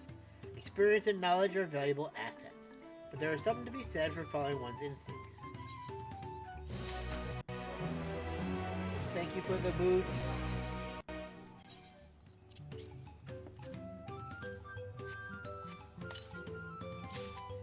Lobo skin.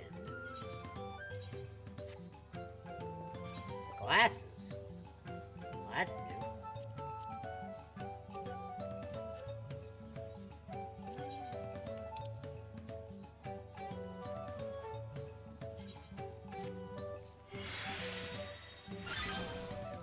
Huh. I already have face wear on already. Wonder when this will come into play. Very interesting indeed.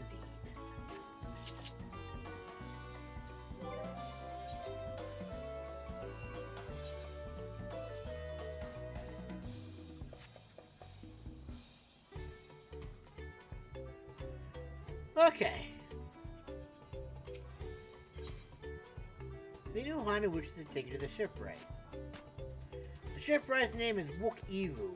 He's a Jabral who only moved to Kozama'uka a few years ago, but has since mastered our custom to an almost frighteningly degree. He's especially strict when it comes to manners, so make sure to offer him a proper Hanuhanu greeting. You wouldn't want to offend him right before asking a favor. A proper Hanuhanu greeting? Oh, that one! Don't worry, I remember how it goes. Then we shouldn't have any problems. Let's head to Okbek Bay, to the east of here. Okay. Okbek Bay, here we come.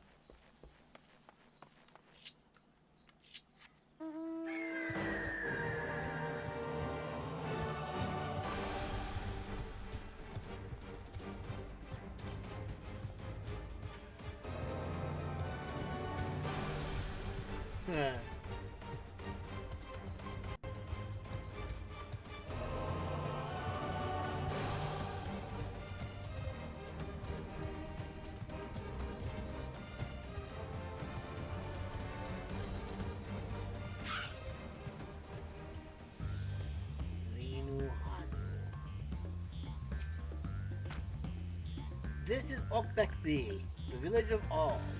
Those who drift into Kozama'uka from Tuliolal and elsewhere are welcome to live here alongside the Hanu. As for Wokivu, he lives and works in the House of Waters, high, at the top of that large tree nearby. Follow me, but I should warn you, the climb up the stairs can be challenging. Is it because there aren't any stairs there?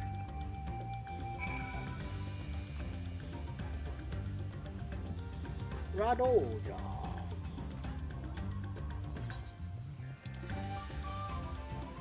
I think I was already up here if I recall correctly. Huh, who knew? Miyakabetsu.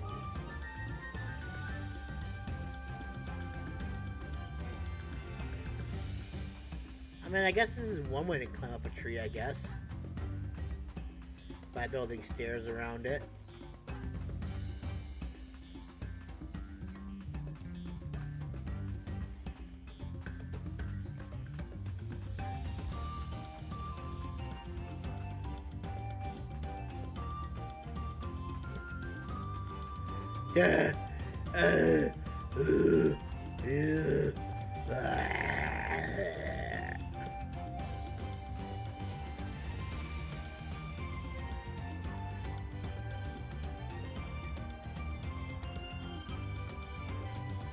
Well, this kind of sucks. It appears as though if he doesn't want to talk to us. Oh. The game's probably crashing, isn't it?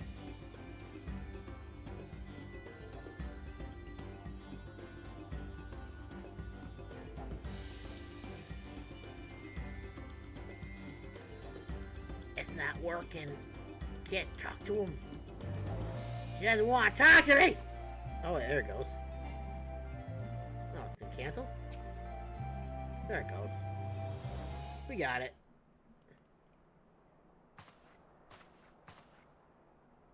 Hmm? What do you want with me? We want your horn. Right. The greeting.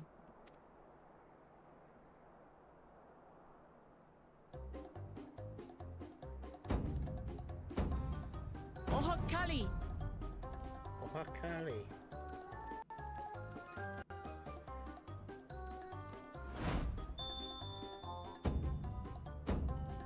Ohakali!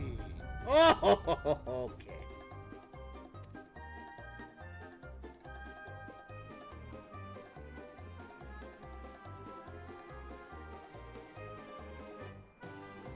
Good. You brought your manners with you. Indeed. When you know Kanu, do as the Hanu do. For a country as diverse as ours, the preservation of harmony demands that we respect the cultures of all peoples who call it home. Amen. Well, that explains your familiarity with Hanu customs. And you speak truth, of course. To live together means to learn about each other. Ah, I appreciate an open mind. In fact, I get the sense we've met before.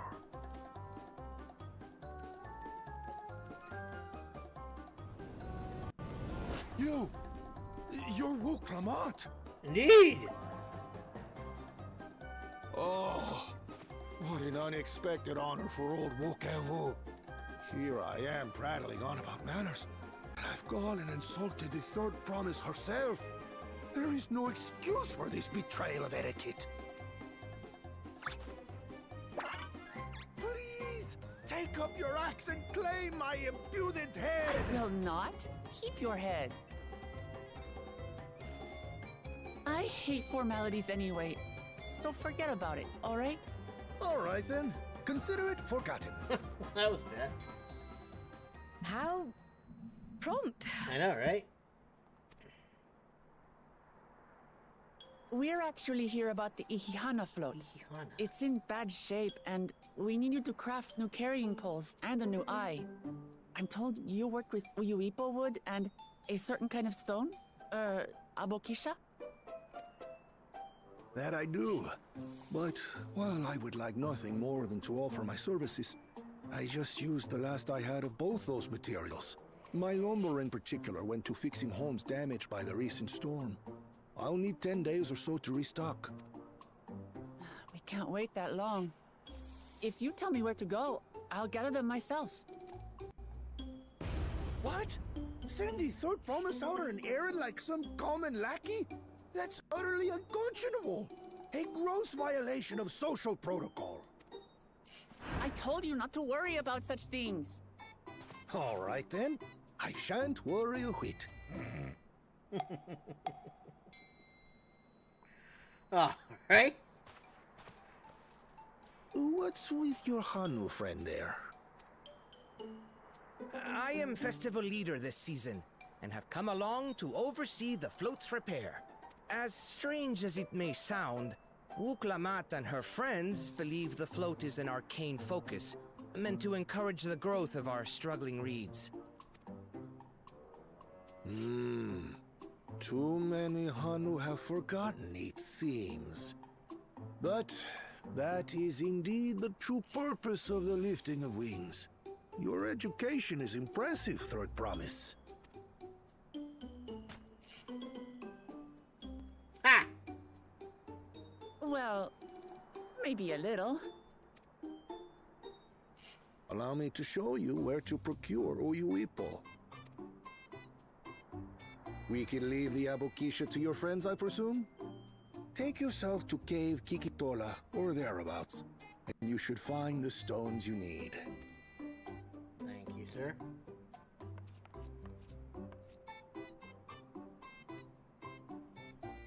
I've been there once or twice. I can guide you. Thank you. That should save us some time. All right then. Let's get moving.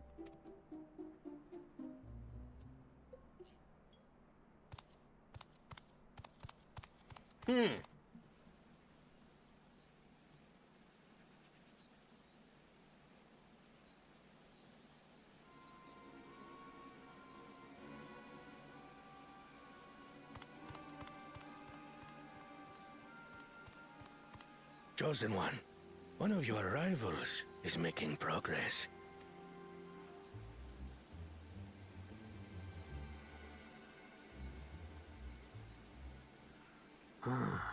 Ihiana, you say? Should our first choice fail to deliver, it might be wise to let this play out.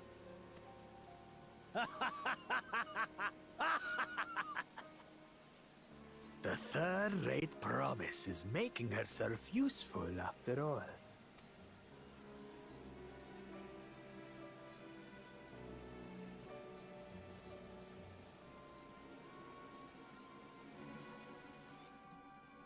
They're gonna destroy it, aren't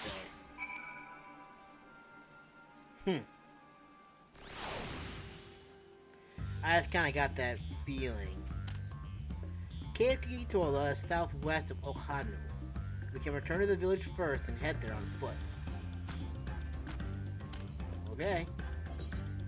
Head back to the village we shall then.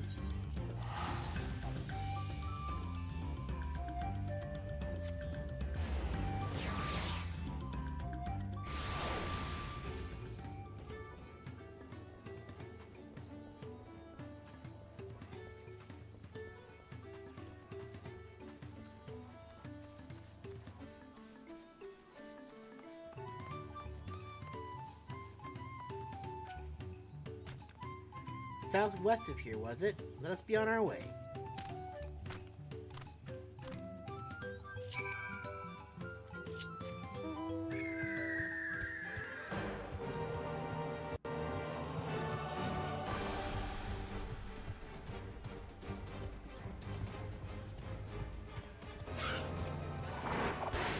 I want to fight the rhino leader.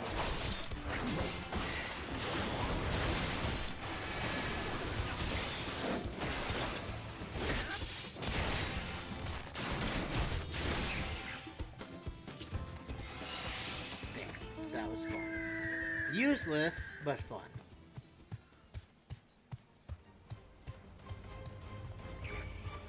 Sure.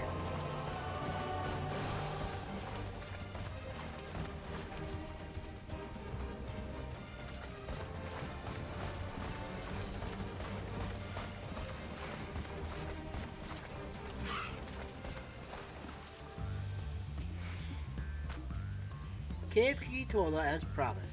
Home to many deadly creatures. Venture inside as you feel confident, but I will conduct my own search out here. You can spot Ra Abokiksa by its red-hued glimmer. Bring anything matching that description to me. I shall have scoured the inside of the cave then. You take the west half and I'll take the east.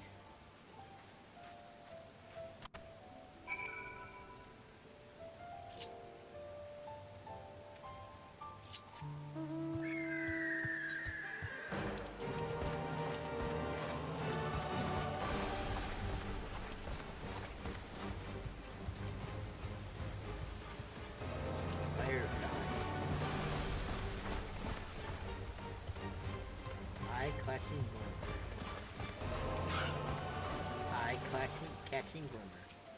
Collecting.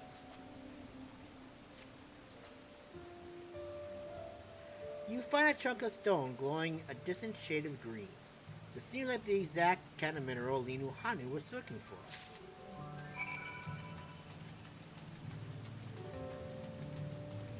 Oh, that was it? Oh. Okay. I guess that was easy.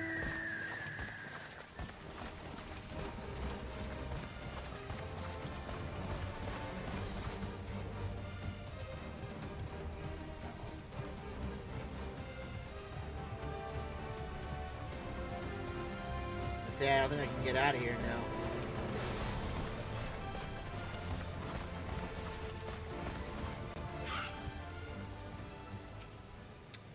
now. No.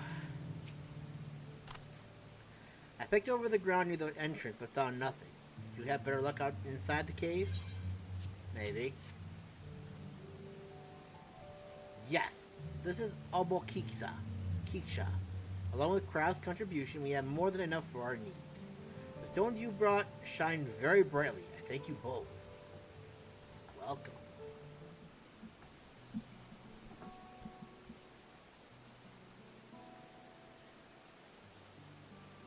He would have been happy to know we were putting things right. Truth be told, the good friend of mine was meant to be festival leader for this year's Ihihana. But when that big storm hit, he did not survive. It fell to me to carry on in his stead. That was why you agreed to Wuk Lamat's request, despite your initial reluctance. Yes, it hurt to hear, but she was right. Though I must mourn, I cannot let my grief consume me. Her words made me realize that the path to my recovery, our recovery, is already laid out before me, and I will walk it, for myself and for my friend.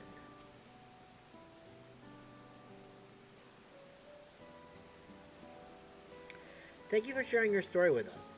Please, rest assured that we've taken your plight to heart. I'm certain our companions are procuring the other materials as we speak. Everything will come together, and the Hanu shall host a splendid uplifting festival. That we shall. With that, let us return and deliver the Kiksa into Wuk Ivu's waiting hands.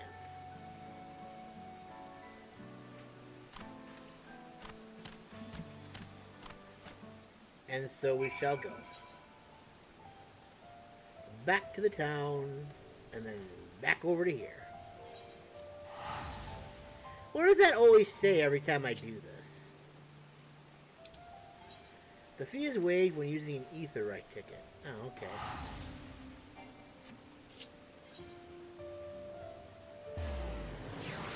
I always go by it so fast I never actually pay attention to what it's actually saying.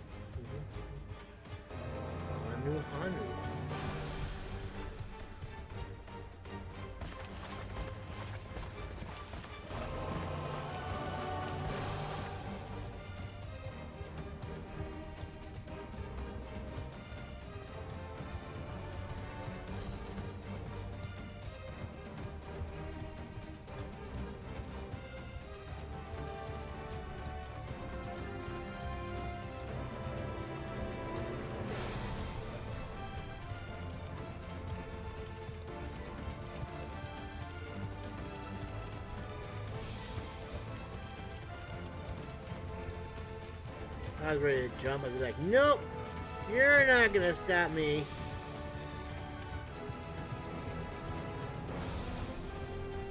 Oh yeah, sorry, we gotta go all the way back up the stairs again.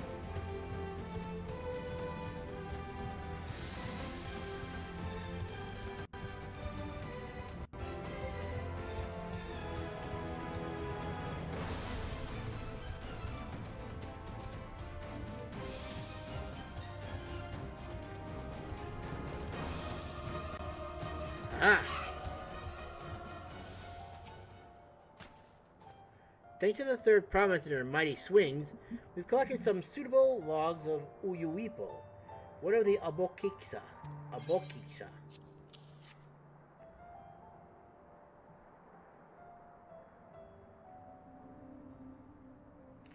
Yes, these are excellent samples. A goodly quantity, too. At this stage, you've likely surmised that the lifting of wings encourages the crops to grow, but not exactly how, eh? Well, you're in for a treat. If all goes to plan, the result should be spectacular. Now, to get to work crafting these pieces for the float, I could use an assistant versed in the arcane arts to enhance the Uyuipo's conductivity. then I'd be delighted to help. Everyone else should head back to Okanu. We'll join you at the float once the work here is complete.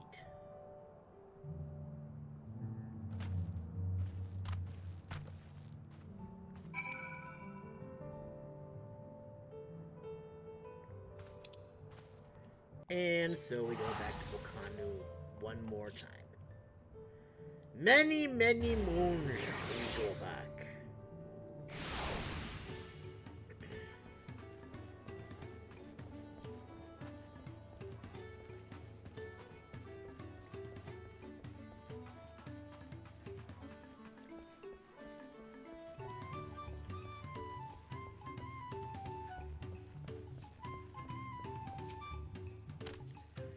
Gathering the Uyuipo was a trial in and of itself.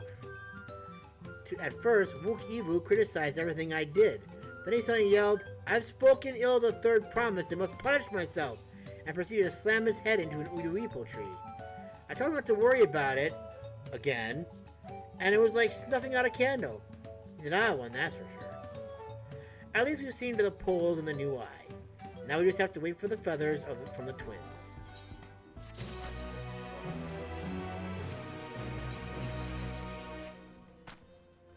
We should get some rest before the excitement begins. Okay.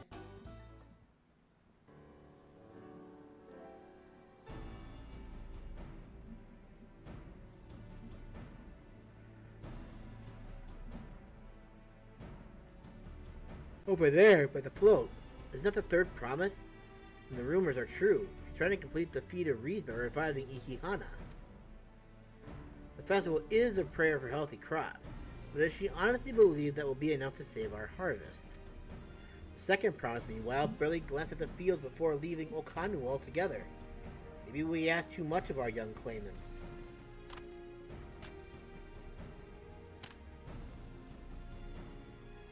Oh, I wouldn't be too quick to count Koana out. A friend of mine overheard him muttering by the reeds. Something about what needs to be done. Is that so? Perhaps we get to see another of his innovations firsthand.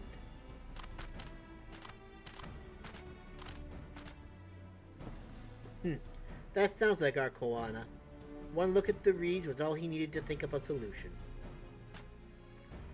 Be that as it may, our own solution is nearly ready. At least you hope, indeed. As soon as the others get back, our long-awaited festival can begin. Will it, though? It took some doing, but we managed to gather competitors to vie for the title of Winds Chosen. The winner was only too happy to donate his feathers. You should have seen it. He called forth an incredible gust and sent his feathers sailing for moans. We had a turn ourselves, but it's more difficult than it looks. Poor Aaronville's twirled in the air for a moment before landing on his foot. I am a gleaner. Magic is not part of our training. As for us, we bought the wood and gemstone replacements crafted by Wuk Evu. All that's left is to attach them. Has it been decided who will ride the float? Papa was the guest of honor the last time I was here. I remember being surprised he could even lift the thing with his hulking weight on top of it. The rider must be a personage of great esteem, which is why an invitation is usually extended to the Dawn servant. This time, however, I have another in mind. Oh, who is it? You, duh. Our beloved Ihihana. The lifting of wings is only being held because of you and your companions. Thus do I nominate you, Wuk Lamat, as our guest of honor. Huh? Me?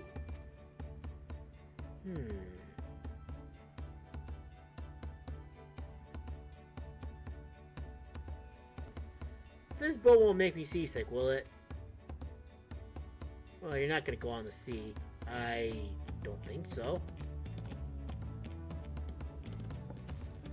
Then weigh anchor.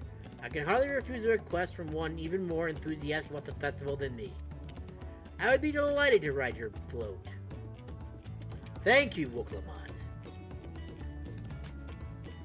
I have rules for the rest of you as well. We'll be carrying the festival float in a slow procession towards Kozama'uka, where the sacred likeness of Kizaihi is ensconced. What I'd like you to do is clear the path of dangerous wildlife so that the procession can move along unimpeded. Consider it done. You expect me to sit still until Wukivu is finished with the float? Let me come along and help with the clearing. As you know, I'm not much for fighting. I'll stay behind and assist Wukivu with the repairs.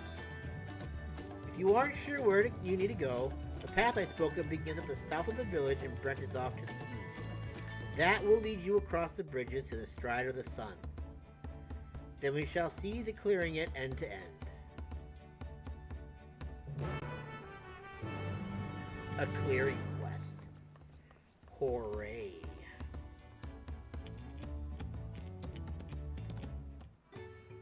Wow.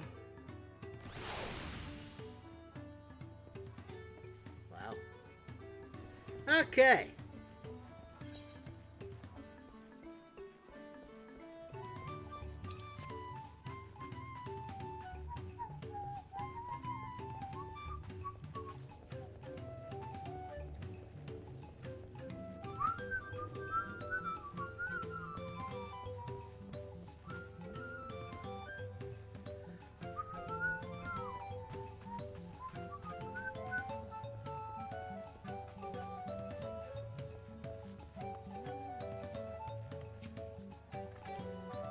As the Nuhanu said, Kozama'uka should be down this way, then off to the east where the path branches.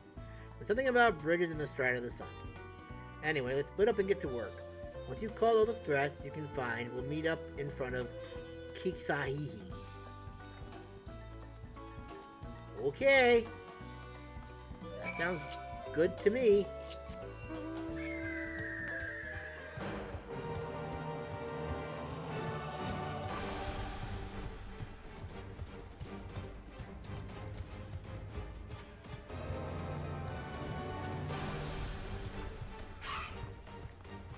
Number 1.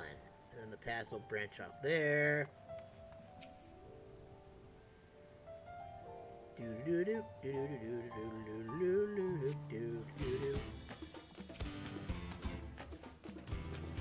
Hello, wandering skin shell.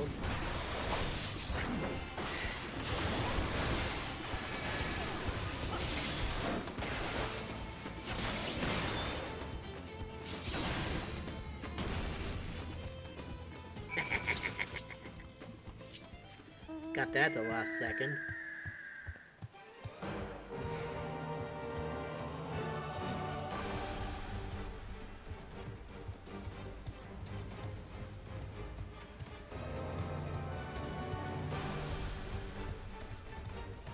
Ah, she got him. Nice.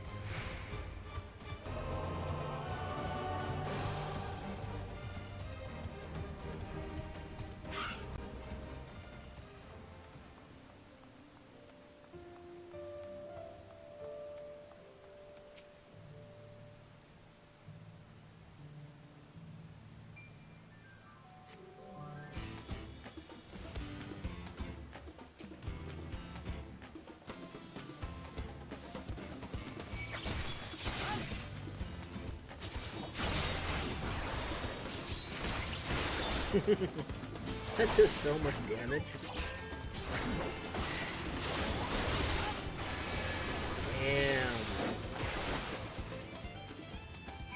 Damn. That's amazing.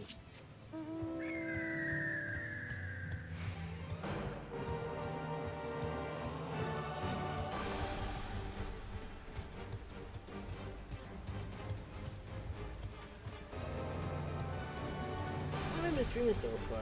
6 hours? Yeah, 6 hours of streaming. 5 hours of recording so far. Not bad, if I do say so myself.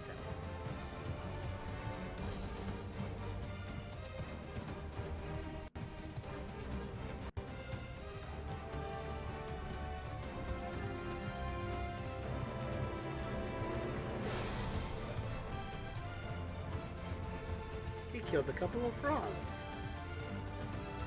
So I guess then it would be this way. since that's east.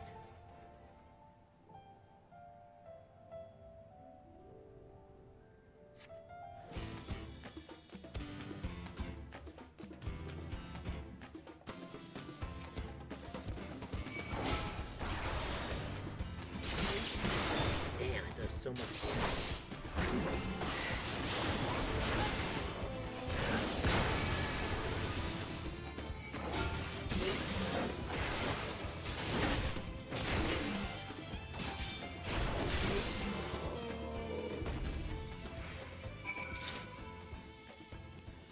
I was wrong. I guess it goes up here still.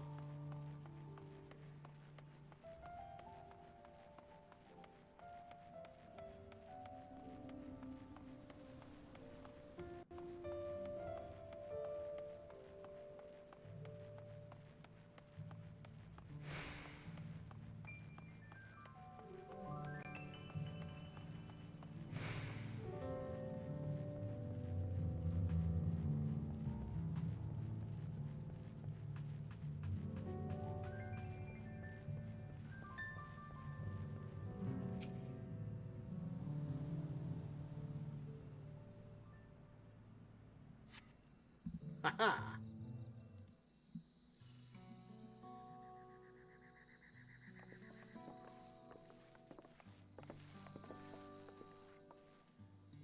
Ah, you were a step ahead of us.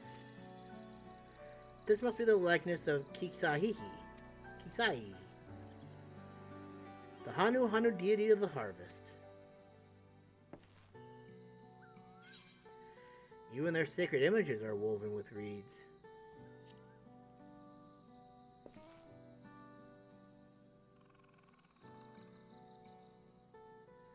Makes you appreciate how much their culture revolves around the reed harvest, doesn't it?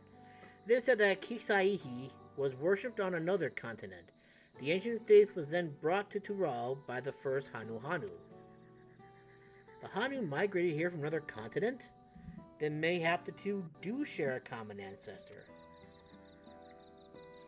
This is all very fascinating, but shouldn't we be getting back to Linuhanu? He'll want to know the path is safe for the procession. Right. And I need to ride on the float. I'll run ahead and tell him we're done here.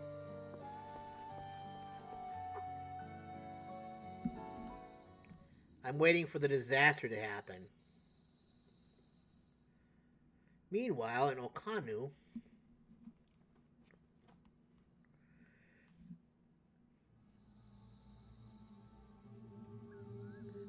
it's gonna get destroyed, isn't it? Yeah, that's kind of what I figured.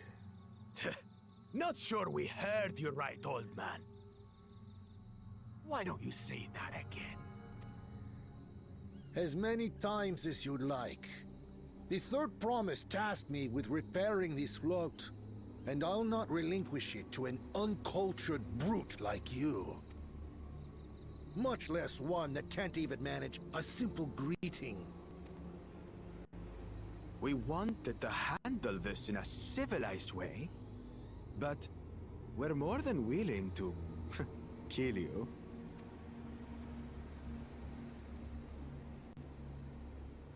We have a two-headed problem. Yes, please hurry. She's on her way back already? Stand back, Wukevu! I will protect the float! Are you trying to be brave, little bird? I could never have repaired the float alone. Not properly. But thanks to Wuk Lamat and her friends, we can hold Ihihana again! This is a priceless treasure! And as festival leader, I would die to protect it! Then die you shall. Very well, if that's what you want.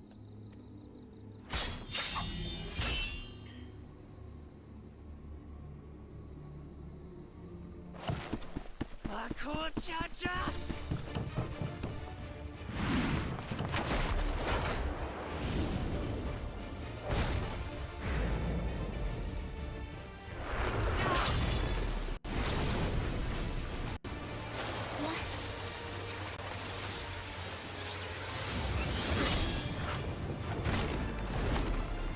do I get to fuck? Everything into that blow. Fuck cool, Jaja. Good. The better for you to understand the gulf between us. But you need more lessons. We'll carve them into your mangy hide until you cry and beg forgiveness.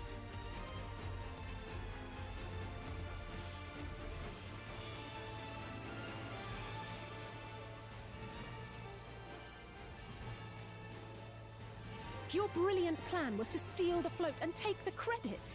The so-called blessed siblings are nothing but cheats. Oh, yeah. Your scorn is sweet music. Come, weaklings. We'll crush you each in turn.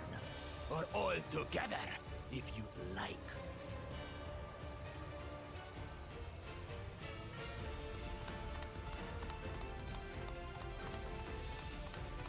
Calm yourself, Chosen One. If you fight in earnest, this will end in a massacre. What's more, we have word that our other prospect is on the verge of success. Then it would be foolish to expend effort sweating nuts. Lucky for you. Eh. I gotta say, they have a nice design. Nice design for their character and stuff. It's pretty cool looking.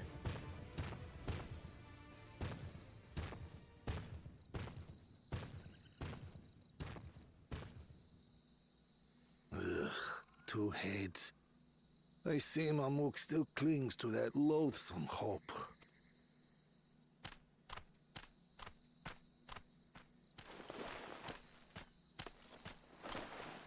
Talk to us, Third Promise. You're not dying, are you? Yes, she's dying. It'll take more than that to kill me.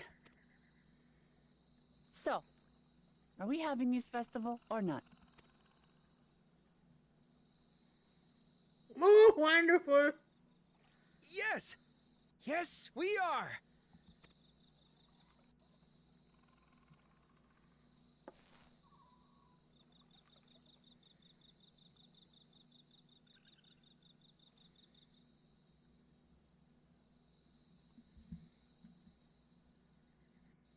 He looks a little nervous.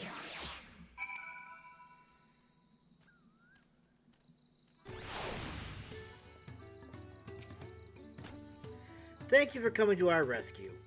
I tried to protect the float, but against that two-head, I may as well have not been there at all.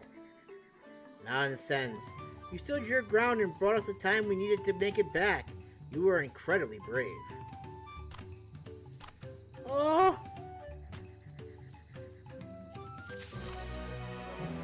Incredibly brave. Knowing the Hanuhanu. With that exciting interlude over, you'll be pleased to know that my repairs are finished as well. Before we commence the festival, however, it would be a courtesy to inform the villagers that Ihihana will be held after all. Go forth, but do not forget your greetings. At this stage, I should hope the reminder is unnecessary. Oh, Hokali! See? I remember! Yeah, okay. But I don't have the emote for that, so does that mean I'm gonna be rude? Is everyone gonna be mad at me? Oh, Hokali! I think I'm gonna have to transfer the keyboard to my PlayStation real quick. Shouldn't take me too long to do, because I don't feel like using the software keyboard, if you know what I mean.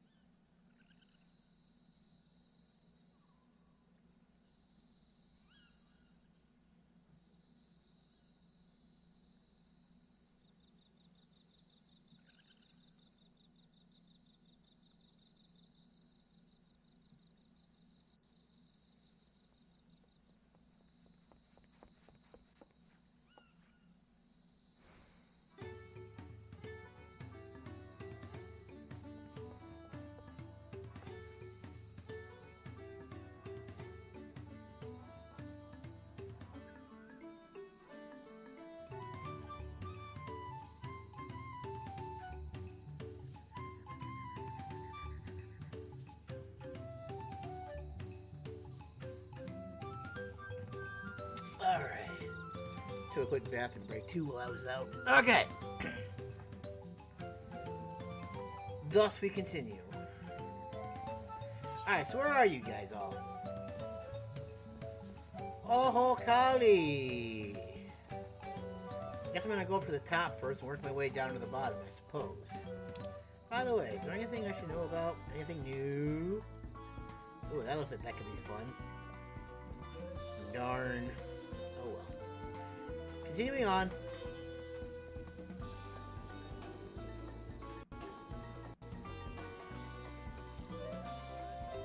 The Dungeon Master.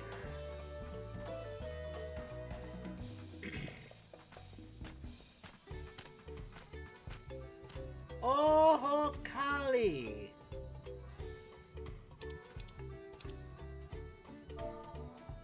Oh, Kali!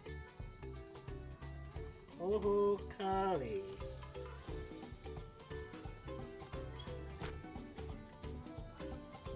Oh, Kali! Thank you for letting me know. I would very much like to attend the festival, but the repairs should be finished as soon as possible. What to do? What to do? Listen, you can take a break and go ahead and go to your festival, and then you can worry about your repairs later. A little bit of fun does people good. Especially for you.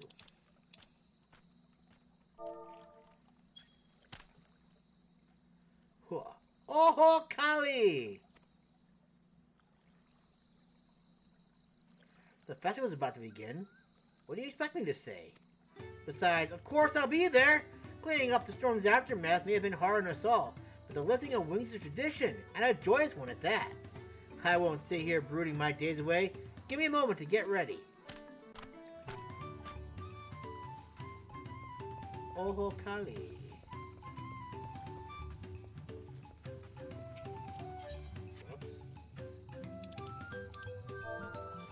Oh, Kali! Oh, Kali!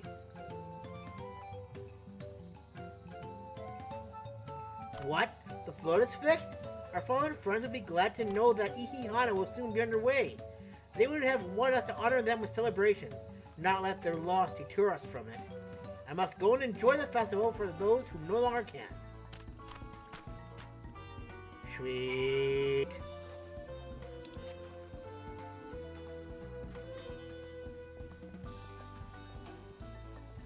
This should be fun. But what's that other thing they were talking about, though? That doesn't sound good at all. Sounds like we're gonna have some problems again.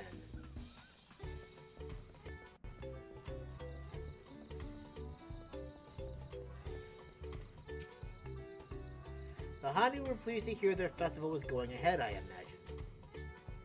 Indeed they were. That as well. Once your friends return, the lifting of wings can begin at last.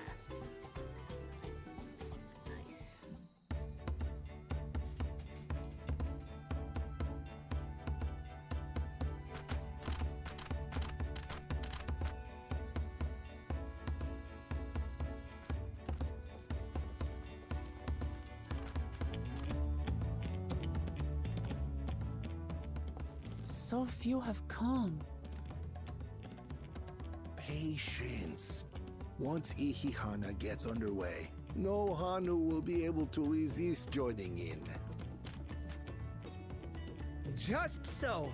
Ukewu knows well the heart of the Hanu. Have faith, Third Promise, and climb aboard the float. It is time for the lifting of wings. Right. Off we go.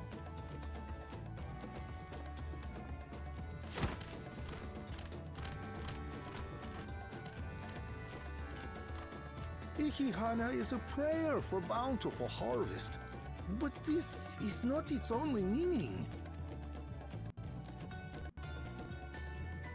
It is also an exchange of pledges between rider and bearers, a commitment to a long and fruitful friendship. Listen well, friends! The personage we bear today is Wuk Lamat, the savior savior of our beloved festival! Let your shoulders burn, or your feathers fall out, but do not even think of dropping her!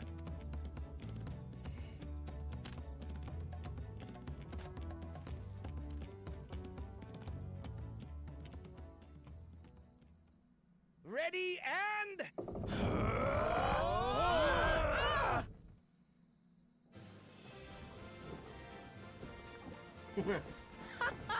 I could get used to this.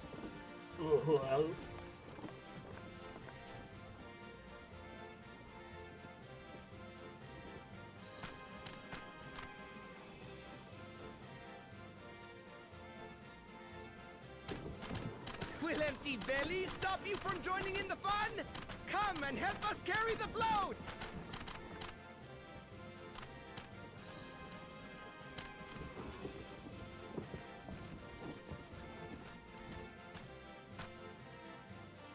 Well, well, well. To see the day that Dawn's promise would ride our boat again. We've not had the honor since you were here, Gulul Jaja.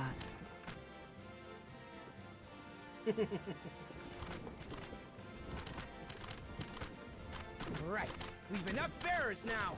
Onwards to Kozama'uka! Kozama'uka.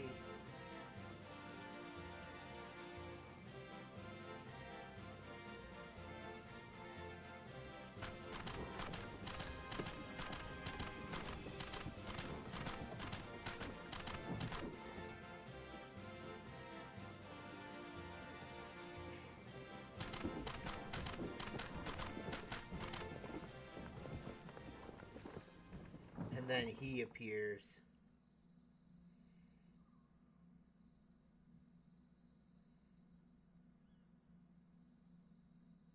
Watch well, for you are about to bear witness to the true glory of Ihihana. Or are we? Oh wow, look at that.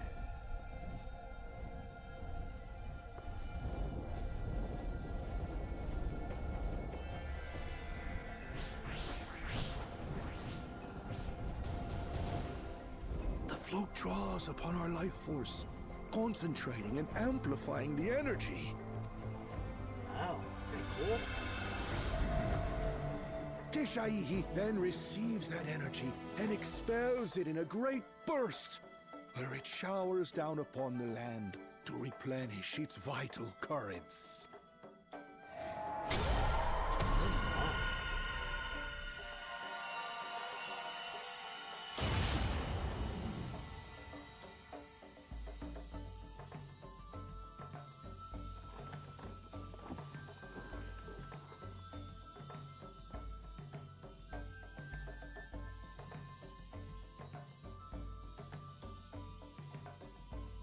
That. Isn't that just gorgeous? Oh wow, look at that.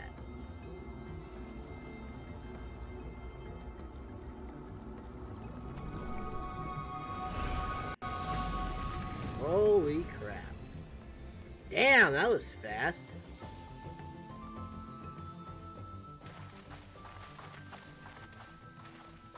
It worked.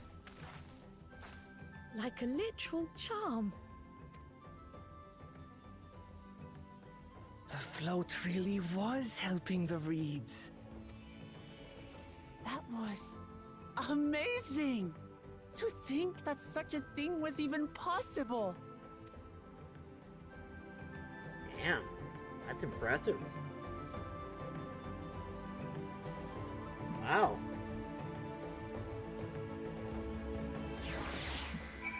That's pretty cool. Dang. Look at all this.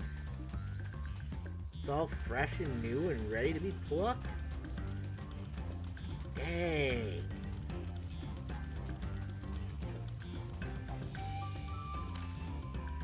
Should I have left the float behind like that? I was so excited to see the reeds. Nothing to worry yourself over. My brethren have been swept up by festival fever last I saw. They were taking turns at the carrying poles on the way back to the village. Please, feel free to look over the fields and enjoy the sight of what you've accomplished. Something bad's gonna happen. Ah, gorgeous.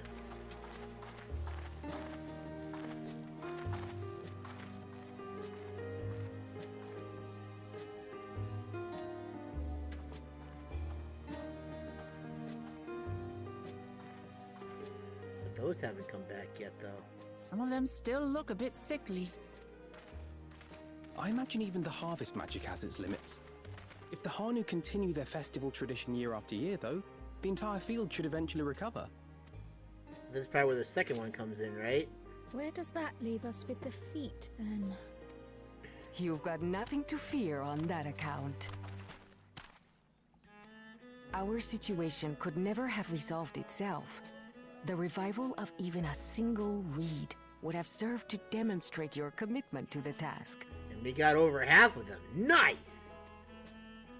That you recognize the nature of the float and found a near-perfect solution in Ihihana proves your dedication. What's more, I don't think I've seen the festival produce such impressive results since I was a mere chirper. We have been lax in maintaining the float, diluting its magic and reducing Ihihana to hollow theater.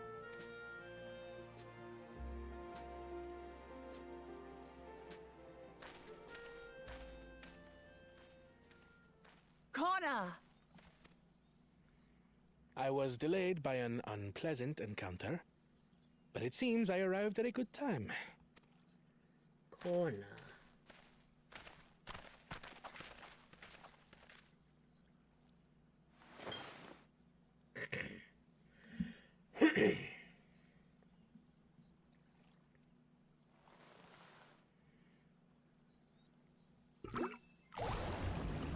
Just a dabble do ya, apparently.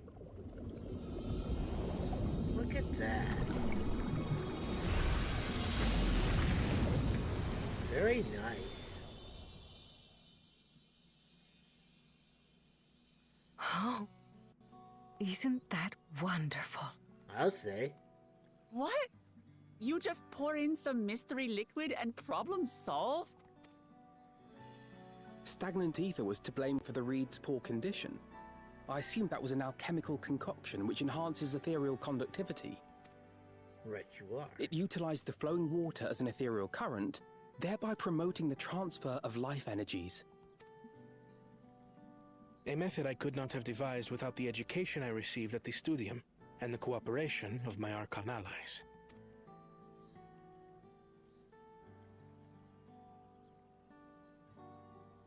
Archon allies? You see, Lamachi, this is why we need to embrace foreign knowledge and technology. Employed appropriately, they make light work of what would otherwise be arduous labor. There's no need to lug around heavy floats. It's not about the float, it's about the symbolism behind it.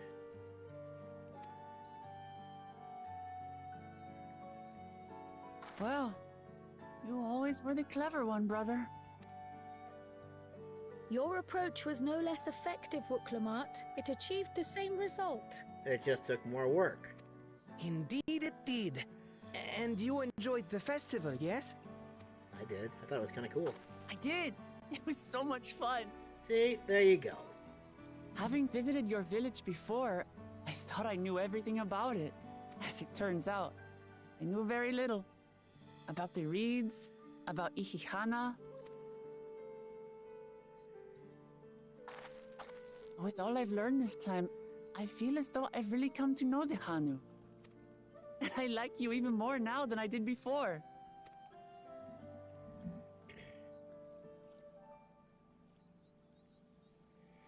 The feeling is mutual. And it's not just you who had a lot to learn either. I'll never look at our float the same way again. The two of you have exceeded expectations. Come forth and claim your stones.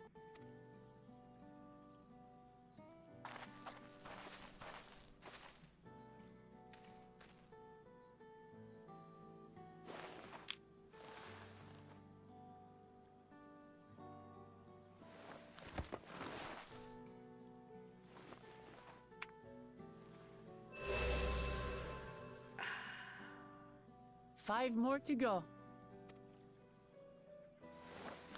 And on to the next.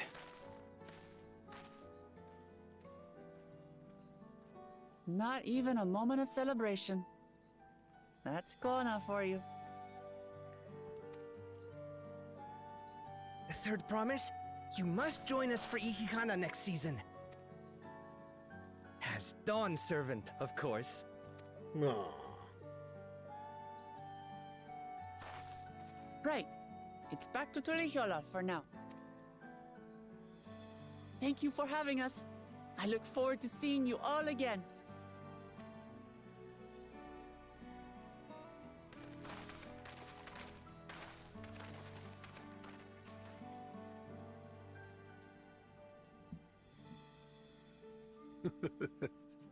These are interesting times indeed.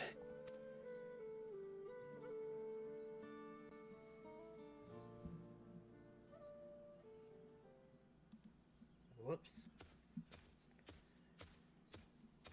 The bad boys. The concoction was brewed by Kona himself. It's a test vial, but it should contain the same reagents.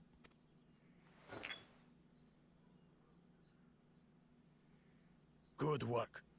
We'll use whatever we must to win. For win we must.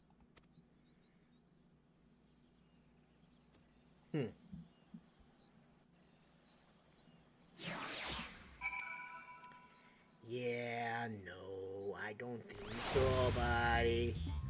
I think you are going to be dead by the end of the game, man. My journey is starting already. I've met so many wonderful people. Wukevu, for one. He's a bit eccentric, but everyone can stand to be as respectful as other cultures as he is. And Linuhanu, it warmed my heart to see him honor his departed friend through Ihihana, and to help others do the same. I can't help but feel excited thinking who else I might meet over the course of the contest. Come on, let's head back to Zabaliaiti. Okay.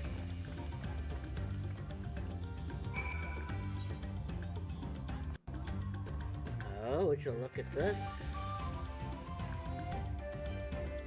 Oh my. This one got a bit more covered than the other one.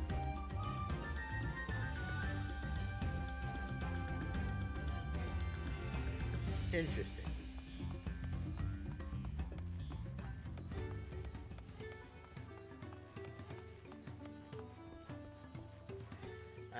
We still have to thin it now. Well, whatever.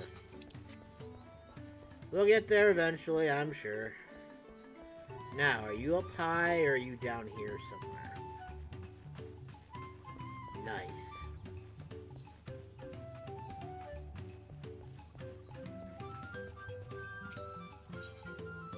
Hanu wishes to share Okanu's customs with his new visitors. You're Wuk Lamat's companion, aren't you? Kiksahihi smiles upon me. I had hoped the great bird would guide one of the village's saviors to me. You see, the time has come for us to make our customary offerings like Kiksihahihi. It is a ceremony we hold dear, and I would invite you to participate as an honored guest. You will join us then? Oh, that makes me so happy my feathers are standing up straight. The traditional offering is a fruit that grows to the southwest, and they must be so ripe that they fall into the earth. Gather 3 and deliver them to Alanu Ulhali at the shrine. You got it, buddy boo.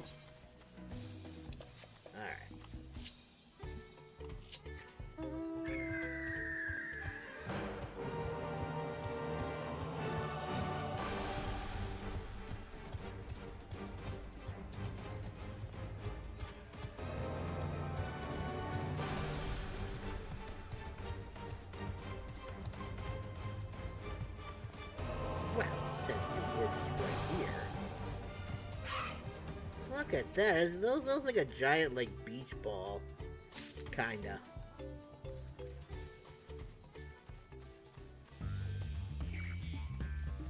What the hell? Who the heck do you think you are trying to play around over here?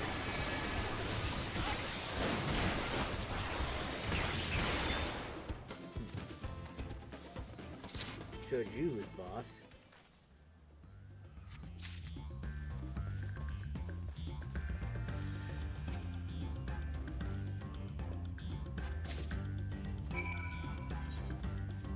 where is the thing that they were telling me about?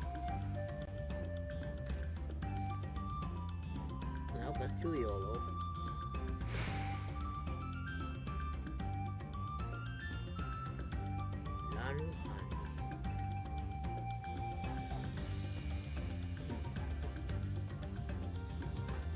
Aha! There it is.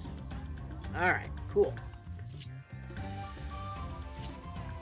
I'm gonna say, hold on a sec, is this not gonna work?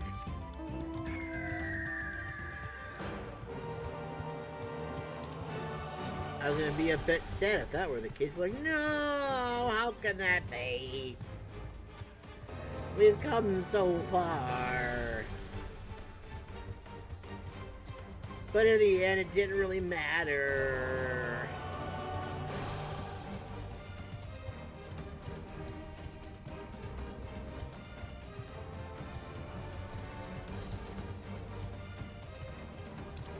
Alright, we know where to go, I think.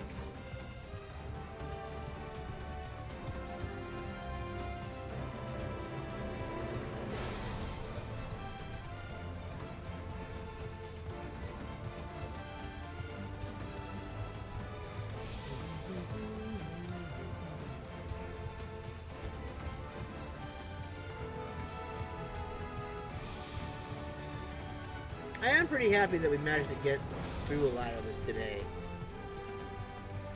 Side quests and all, even though the side quests are unfortunately a bit annoying. It is what it is, I guess. And honestly, I stand by it. They do help enriching the story a bit.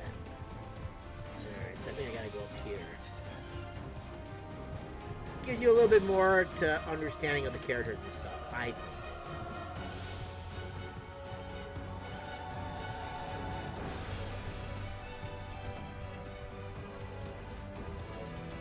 Still be nice to fly, though.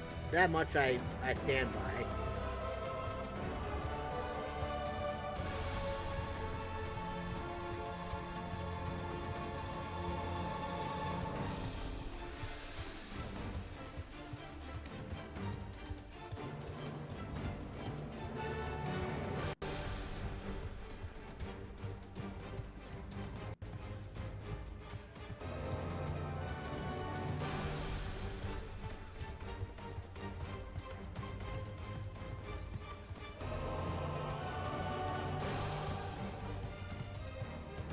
Okay, you're upstairs.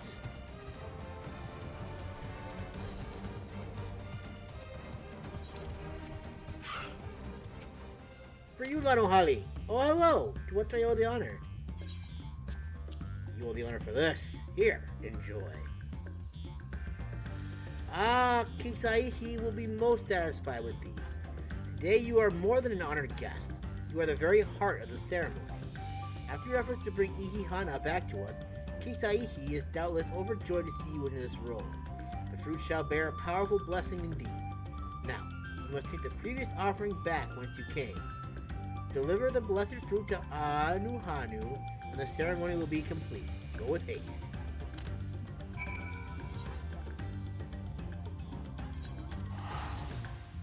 I'm going with haste.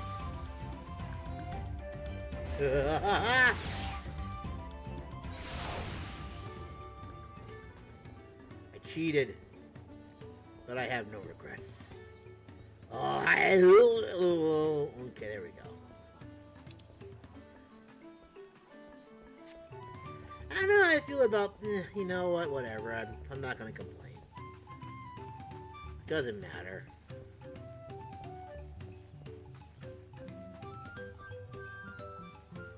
Hanuhanu. Welcome back. Was Lanuhali impressed with your offering? Yep, there you go. The old fruit's back.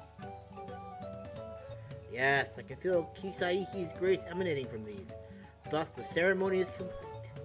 Younger Hanuhanu clamor to participate in this rite, you know. It says that the fruit offered to Kisaihi becomes imbued with its divine spirit, and all who carry them should be blessed with great luck. Surely you will be too, although you traveled far. I hope you feel enriched by the experience.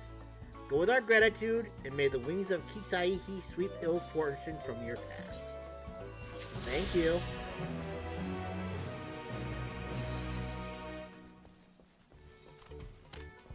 Now, where might I find you? Obviously not down here, so you're up high.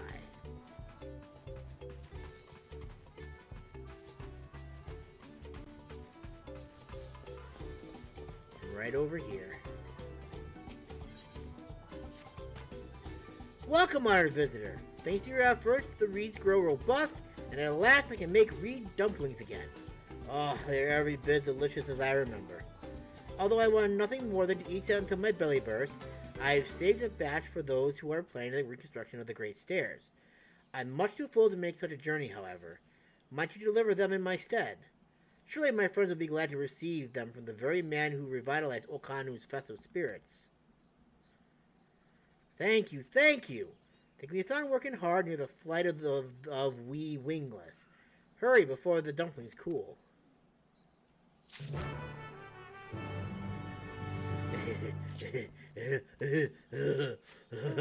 I will hurry. I will jump off the... No, I can't jump! Ah! No! I want a suicide jump! Ah! Fine. No suicide jump for me. Except for over here. Ah! You will not deny me! I know, it's a weird thing to be, hoping for.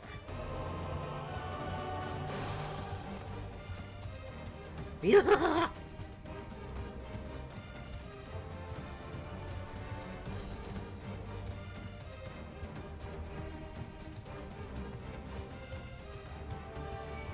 Too slow! Ha ha!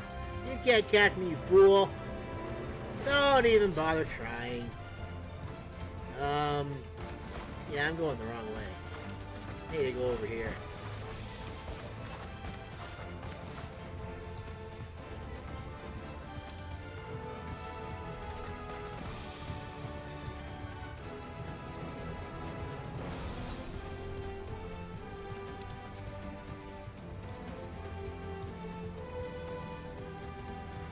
So I'm guessing once they finish these stairs, we'll be able to get to the...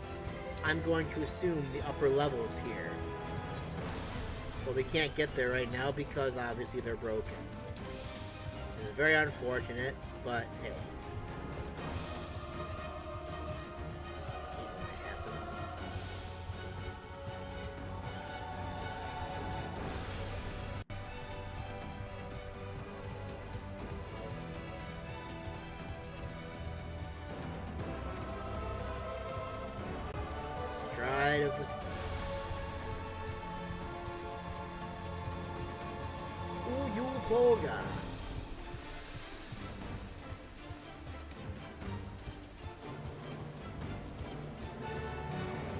You out!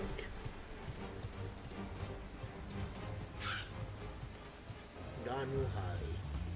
For you! Oh, I recognize you. You travel with Wuk Lamat, yes?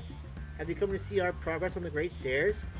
No, I have come to give you a piping hot reed dumpling, and you will take it with gratitude. Dumplings? Oh, how long has it been since I last smelled that heavenly aroma? When the reeds sprouted big and tall, we had cause to celebrate often, and it was a common scent in Okanu. To have these delivered by one who helped those days to return is a great honor indeed. Nice!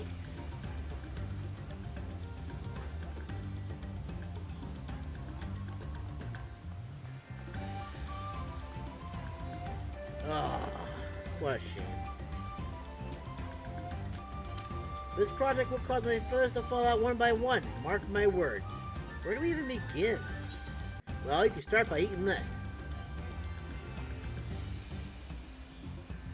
Lanuhali made her famous dumplings? These are just what I needed. Such a large undertaking makes one so very hungry. With my energies restored, I've come to a realization. Our reed problem requires the perspective of visitors to solve. So perhaps we should consult artisans from other clans for advice on how to repair the Great Stairs. Wow, that seems like a good idea. Maybe possibly sort of, I don't know. Well, they can't get up to the top now. Oh, Kali! Apologies, but this area is still impassable. I don't care, you can have this. Get your strength up again, boy. You bought reed dumplings? Just as I was about to keel over from hunger. A kind soul appears from the wilderness to save me. This passage is of great importance to us, since no small number of merchants use it to reach Okanu. With delicious dumplings to fuel me, I can now tackle this problem with renewed energy. Indeed you can. And now I return to Okanu.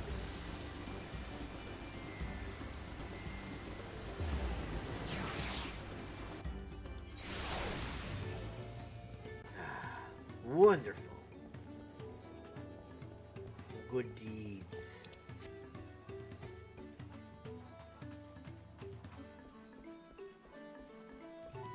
Jack Gardios, Traveler.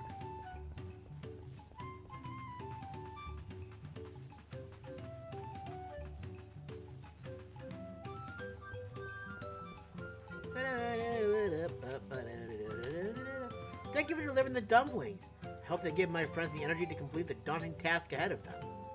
Reed dumplings are considered delicacy among the Hanuhanu, and for good reason. I would like nothing more than to make a batch for our other wingless brethren who aid with the rebuilding. But I realize that not all peoples love their flavor as much as we do. That doesn't mean I can't send a different gift to show my appreciation. I intend to send a nice haul of fish their way. You don't seem the type to munch on reeds either, so prepare something else for your reward. Cold hard coin. Yes. Thank you. Alright. Suicide leap. Blech. Tis but a scratch. I've had much worse. The corn servant! My friend, what brings you all this way? Taking in the sights, sounds, and flavors of Tural, I trust? As you might have guessed, there is a Hanuhanu in need of my assistance, and as I yet lack the strength to make myself seen, I am in need of your assistance. Follow me, and I shall take you to them. How adorable. I'm finding the corn servant to be very amusing.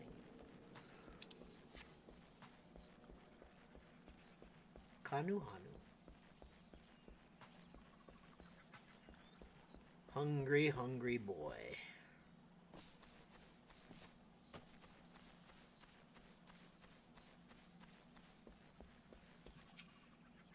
Oh, my stomach. I can't stand this rationing any longer. My house was flooded in a recent storm, causing most of my food to spoil or rot.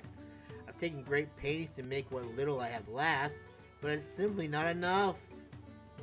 I see. She requires food with longevity. Then she shall have the driest of corns my cow can muster, and there, this should suffice. Here, this corn guy wanted me to give this to you. My word, is all this dried corn for me?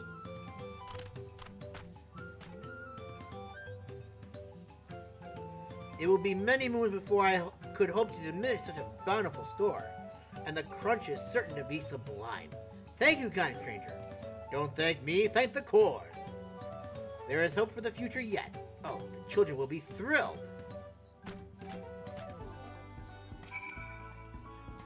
Russell, it seemed quite taken with the dried corn. That is well.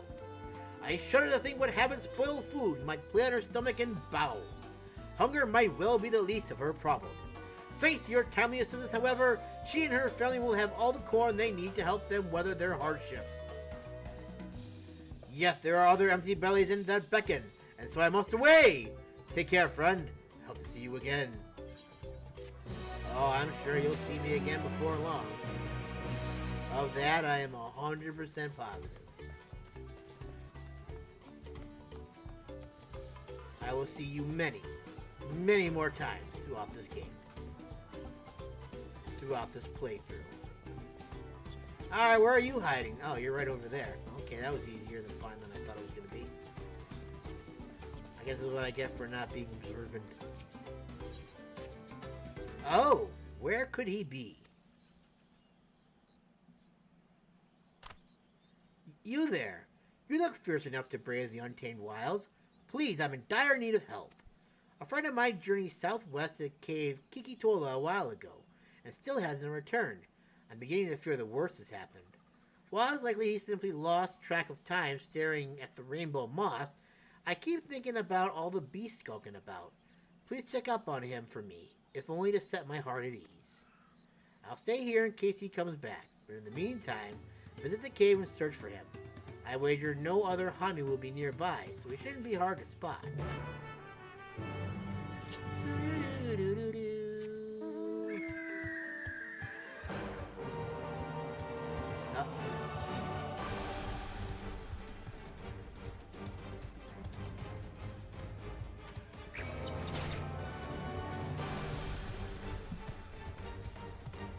Foolish creature who's trying to get the better of me.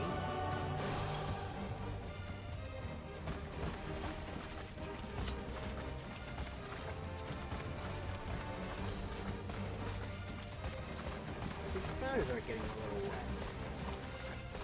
That's kind of a cool little thing. Do they dry when they come out of the water? Or has that always been a thing? Apparently that's always been a thing and I'm just noticing it now.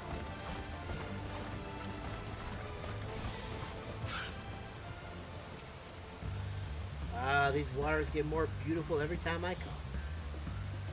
Sensing a distracted prey, creatures move in for the kill. Where are they exactly?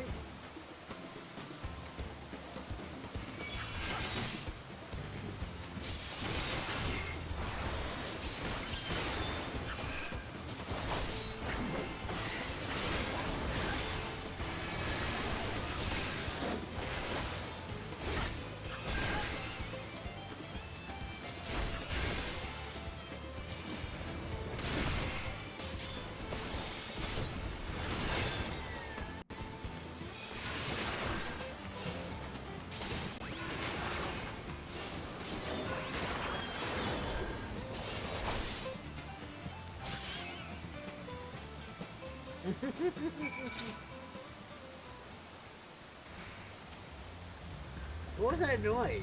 Can't I gain the moss in peace?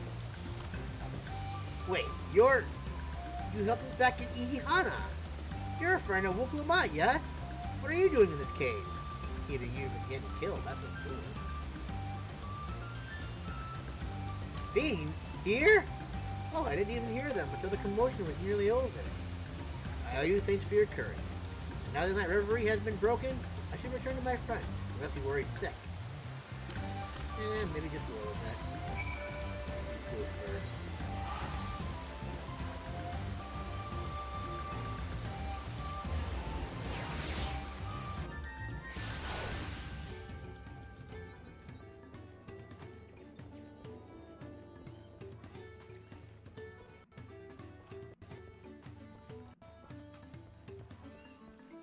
Oh yeah, it's right there over here. He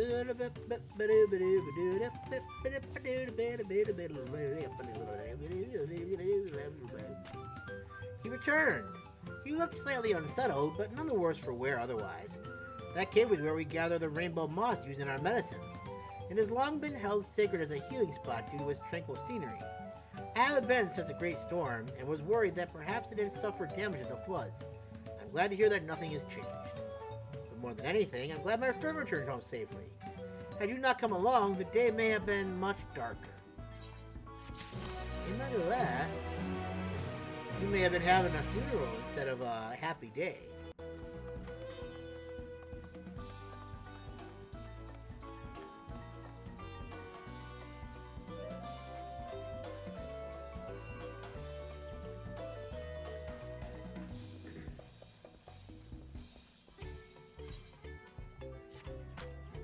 Why, those stout legs, like a towering tree, those rippling arms like gnarled branches. Might you lend me your strength for a simple hunt? The storm left more than destruction in its wake. Fearsome beasts now infest the forest, and their culling is an unending task. Reports say that a trio of Yuauts has been sighted lurking near the docks to the east. Easy prey for the likes of you. Might you exterminate them so we can once again travel the waters in safety? Why, certainly, child. He's probably older than me, but I can't tell because, you know, kitty.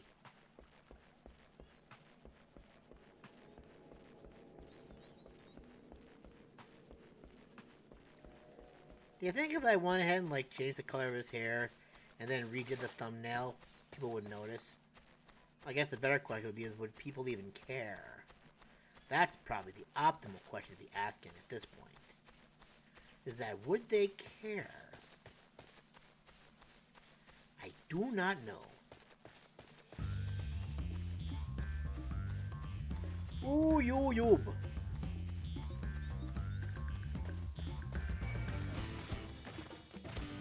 You know, why not? You're always fun to spar against.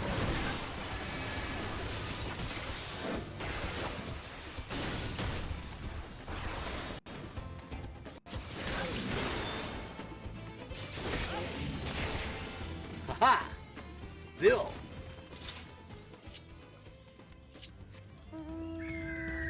I know I keep saying they're worthless, but you know what? Every little bit of experience counts in the end. Fields of gold.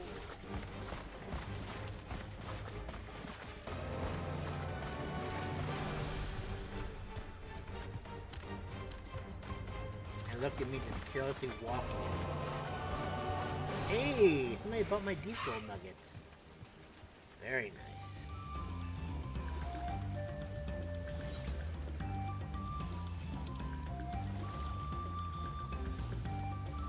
Can I go underwater? No, I can't. Now, I was kind of hoping I'd just be getting swept away from the current, but apparently that's not a thing.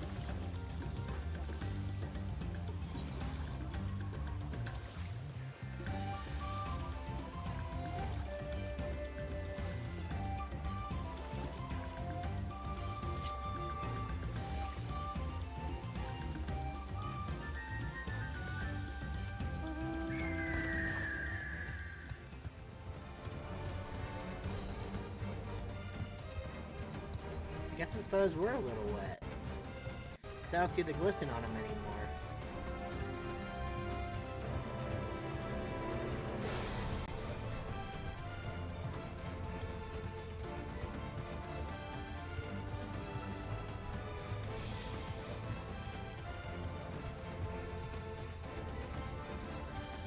The stride of the sun.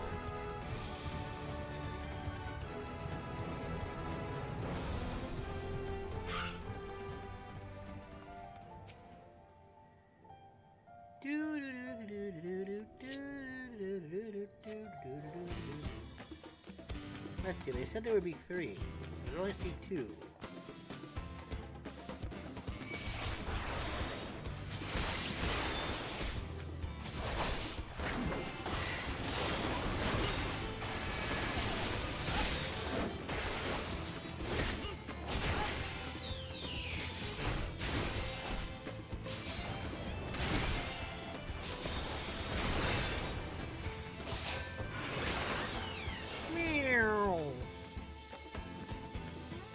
Oh, there's another one. How wonderful. Where are you?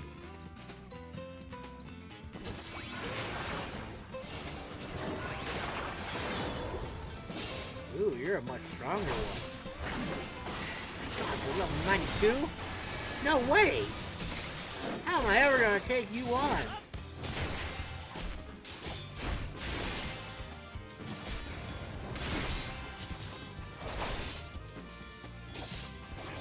Apparently very easily.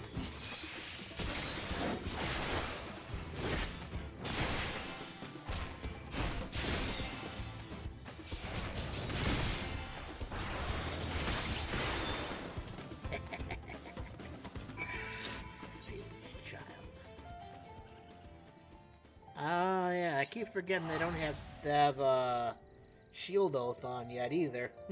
Oops. Minor problem, I suppose. At least not by myself, anyways.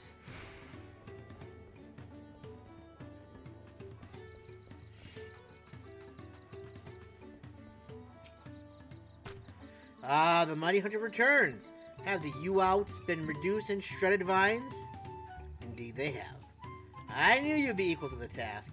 I will spread word that the docks are open for safe passage. The great storm affected all life in the forest, washing away what was and leaving behind only uncertainty. There are many seldom traveled roads which desperate fiends still lurk. With the collapse of the Great Stairs, we've taken to using the waterways and other uncommon routes to get from place to place until the repairs are complete. That day cannot come too soon. Until then, however, we must make do. Thank you for your bravery. You are welcome. And since you're literally right over here, I guess I'll do you next. Hanuhanu. You're gonna be a combination quest, aren't you? I can already tell. Rite of the Winds Chosen. Hanuhanu needs help performing an honor tradition. Ohokali Masamune! Of course I know your name. Who isn't familiar with Wuk Lamat's companions? Not to mention your friends can't seem to go a moment without mentioning you. Ha! I'm Hanuhanu, and I have the honor of being the Wind's Chosen. It is my feathers which adorn the festive float. I feel the wind has guided you to me for a reason. As a visitor to our village, who has fast become an honored friend, I would offer you a chance to strengthen our bonds. Oh? Do tell. Perhaps you're familiar with the Landsguard. It is a customary among the Wind's Chosen to save their molted feathers and present them to these brave protectors as gifts every few years. At this very moment, one of their number is making their way to Okhanu to receive our offering. But there's much more to it than just a simple delivery, and I think you'd be interested in taking part. It would deepen your understanding of our ways, and perhaps you and this member of the Land Guard will become fast friends. I would start with a small task if you're willing. Nahanshe is the name of our guest, and he was due to arrive some time ago. I fear he may be lost. Could you search the road for him? I'll stay behind in case he arrives here after all. Okay, I got you. Ooh, we got 31 parties currently recruiting now. You hold on. You hold on. And wherefore art thou, might thy be? Yes, yes, I know.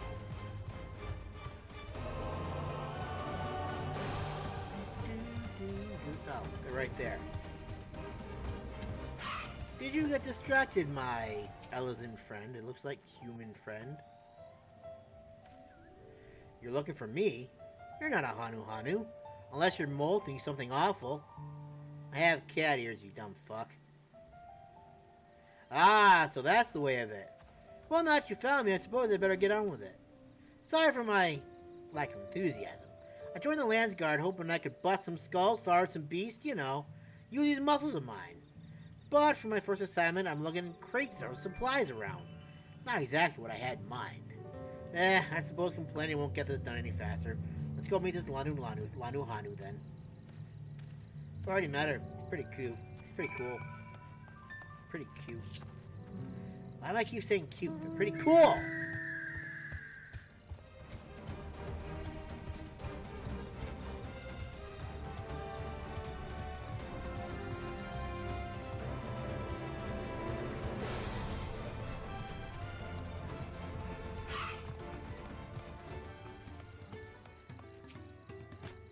You found him!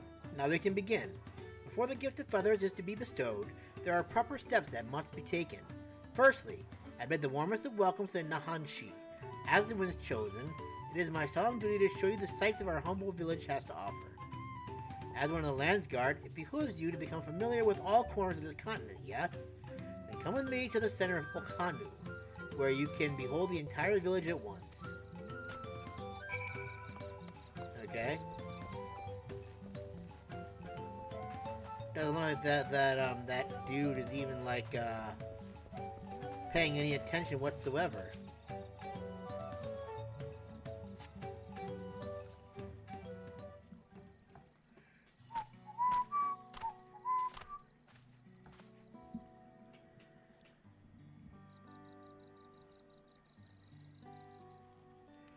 Take it all in. This is Okhanu. As you can see, our homes are made from wood and reeds, both of which the Ford blesses us with in abundance. But nature's blessings are to be treated with care, for dry reeds can easily catch flame, and if they do, we risk setting our entire village alight. Building waterways through Okhanu is a way to protect us from such incidents. But aquatic beasts can travel them as well, and when these beasts become too great in number, we beseech the Lands Guard to call them. Do you now? I always thought hunting duty was just to keep us sharp. While I'm here, I'll make sure nothing troubles your home. All of Okhanu would thank you. And now for the reason you came. The feathers of the winds chosen. They're used to adorn the equipment worn by the Lands Guard. The design evokes the image of Kiksaihi, the great bird revered by all Hanuhanu. The feathers give it a touch of authenticity that makes the soldiers appear all the fiercer. Every soldier's outfit is designed according to their profession, and each feather must undergo an elaborate process of dyeing and oiling to meet the Lands Guard's varying needs. So without further ado, let us begin. I first ask that you come meet me at the gate to the southeast. Fine. I should warn you, I'm not known for my delicate hands. Oh my. That went about as well as expected. Could you stay behind for a moment, Masamune? I would like to hear your opinion of Nahanshe. Big dick. He doesn't really want to be here.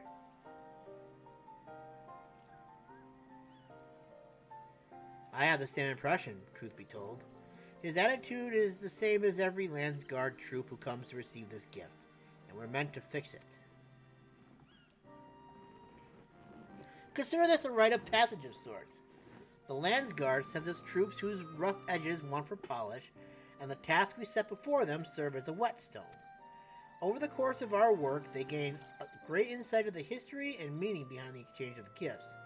Sort of as a tangible bond to their charge will protect it all the more staunchly. In recent days, however, even our treasure trove of knowledge hasn't been enough to rouse the spirits of some. But working alongside someone as capable as you, Nahanshe may find the extra motivation he needs.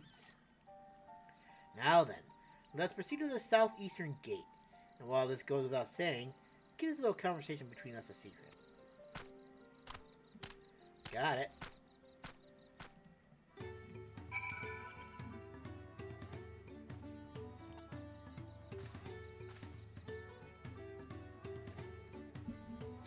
Wonderful. Okay, where are we going now? Oh. Okay.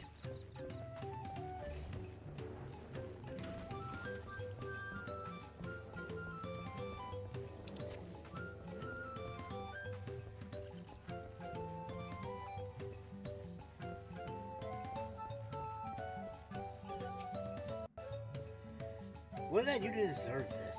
Now I know why my superiors were snickering behind my back as I departed. The Hanuhanu might think this bird god is worth all this trouble, but I just want to get it over with. Too bad, you're gonna suffer and deal with it, you dumb fool!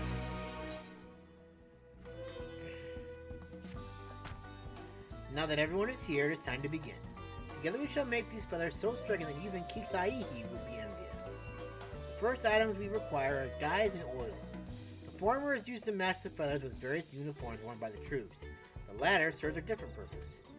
As you can see by observing yours truly, Hanuhanu boasts feathers full and colorful. This is thanks to the oils our bodies secrete, which keep our coat from becoming drab and brittle. But the feathers we gift to the Lands Guard were molten long ago, and have since lost their natural luster. So we must apply oil to make them as vibrant as those of a Hanu in their prime.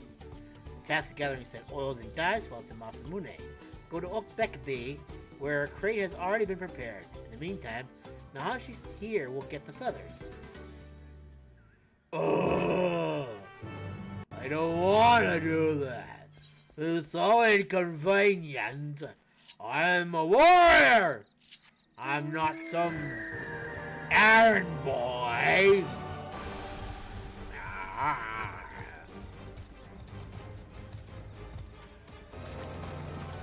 Meanwhile, I'm just like, yeah, okay.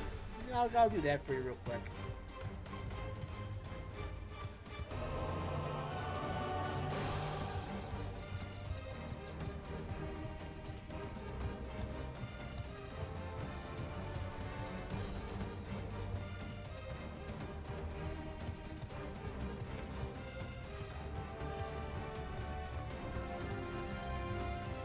I guess they're doing the same one I'm doing, huh? You're here about the supplies? Good, good. Everything's in that crate over there. It's heavy, so be careful not to drop it on those dainty toes of yours. Worse still, you might break a bottle of dye. The Landsguard artisan who designed their uniforms was very particular about their coloring, so not a single one can go to waste. There's nothing a soldier loves more than their equipment, so every detail has to be just right. Tread as carefully as you can back to Hanuhanu. Okay. Yep. I do not like these. But whatever. Tis not a problem. As long as I don't get attacked, that is.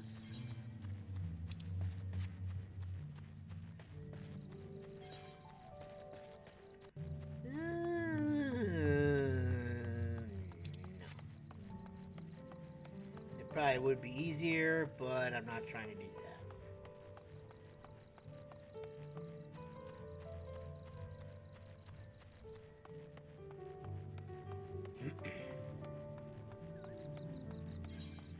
No one's gonna sap my strength. I'm super strong. I am super kitty.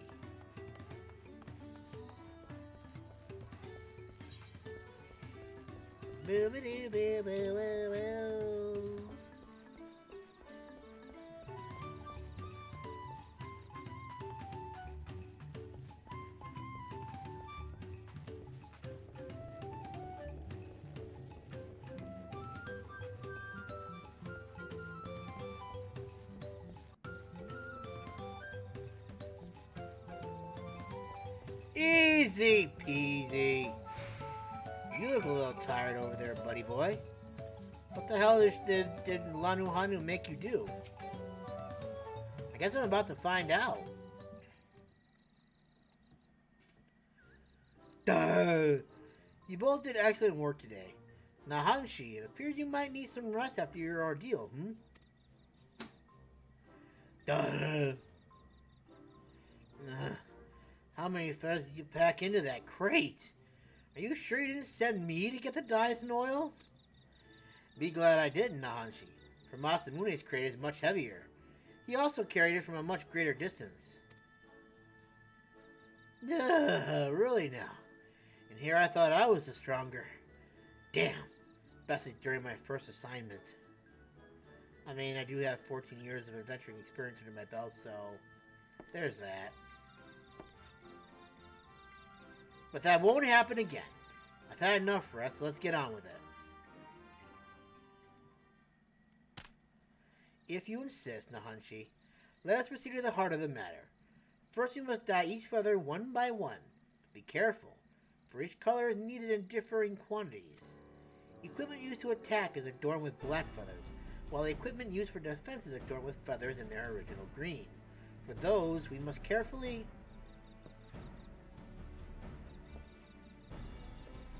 Hold on just a damn moment. We're dyeing all of these? One by one? I'll be an old man by then. There has to be a better way. Say, throw a few dozen of them in a big bowl of dye? Ah, but that will make the coloring uneven, Nahanshe. As I was saying, we must apply oil to the feather to bring out their original color, or they'll quickly become brittle. I see. This will be a test of patience, but with the three of us, it shall be over before the moon turns. Probably. Worry not, for I'm here to teach you how best to see the job done. I suppose I'm thankful for that. Truth be told, I never knew so much hard work went into our uniforms. For our brothers and sisters in the Landsguard, no effort is too great. The Hanuhanu are honored that you wear our feathers.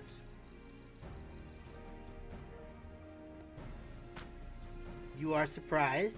As the one's chosen, seeing my feathers become a symbol of the great Kisaihi fills me with a joy unequaled in this world. And to have them adorn the Landsguard's armor makes me joy all the sweeter. My joy all the sweeter. Few in Turok can claim such an honor, so there can be no mistakes. There's really more to this than I thought. I would like to apologize for how I've been acting. I see now that things are done a certain way for a reason. So while I may grow old and gray in the doing, I'll see that every feather is dyed or oiled properly. At least we're in this together. Eh, Masamune? Haha! No, I'm going a different way, bro. You're on your own. Oh, okay.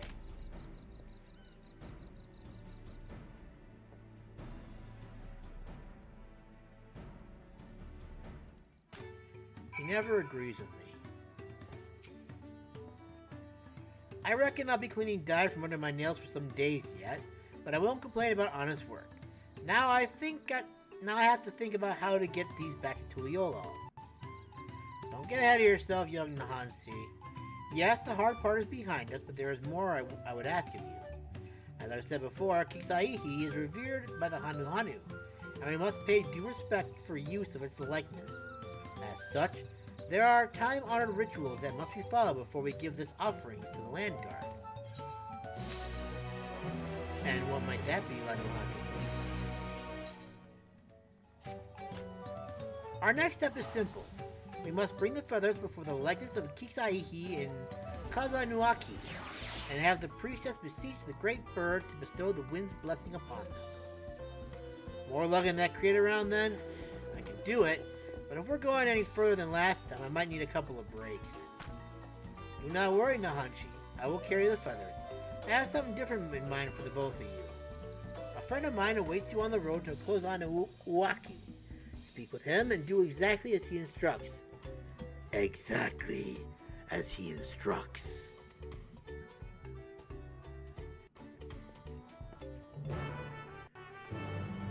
Okie dokie.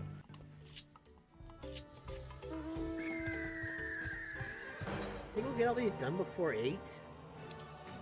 I mean, probably not, but it would be nice.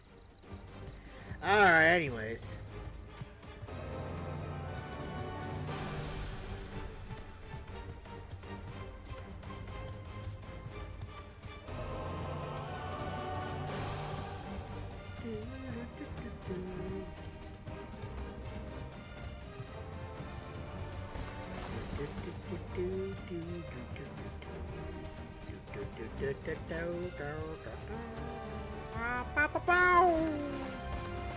I should probably, not let Tobias go in there. Lest he drown.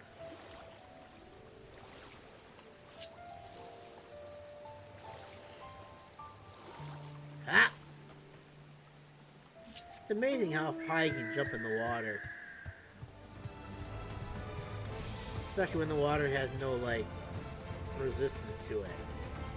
That would let me jump that high. Welcome, welcome. I understand you seek the blessing of the wind. The priestess requires a special type of bark to complete the ceremony, and your job is to gather it. But you must tread carefully, for the shores where the trees are found teem with hungry beasts. I suggest clearing the area first so one doesn't sneak up on you. I don't mind a bit of hunting, but these arms aren't meant for... apologies. I suppose complaining is a habit I should aim to break. This is all part of the process of making our equipment, isn't it? There's a reason we need this bark, and so get the bark we shall.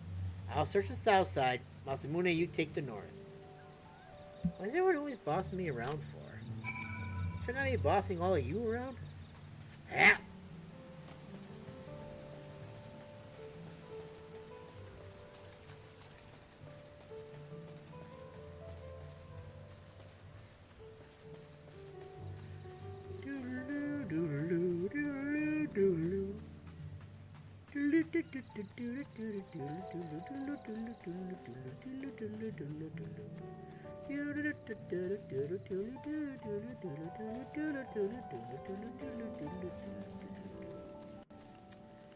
Let's say, where is this thing?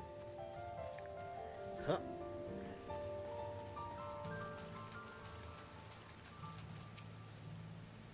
Surveying.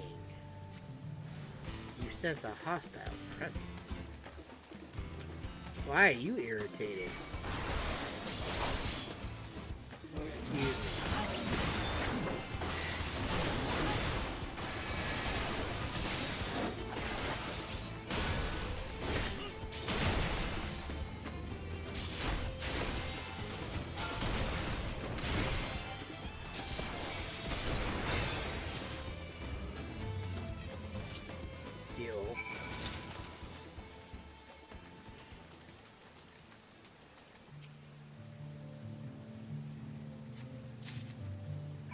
bark.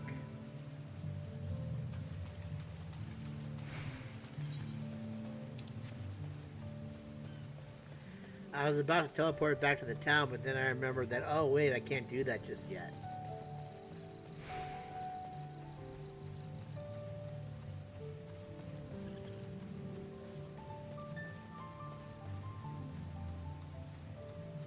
Such relaxing music, it's almost going to make me want to fall asleep.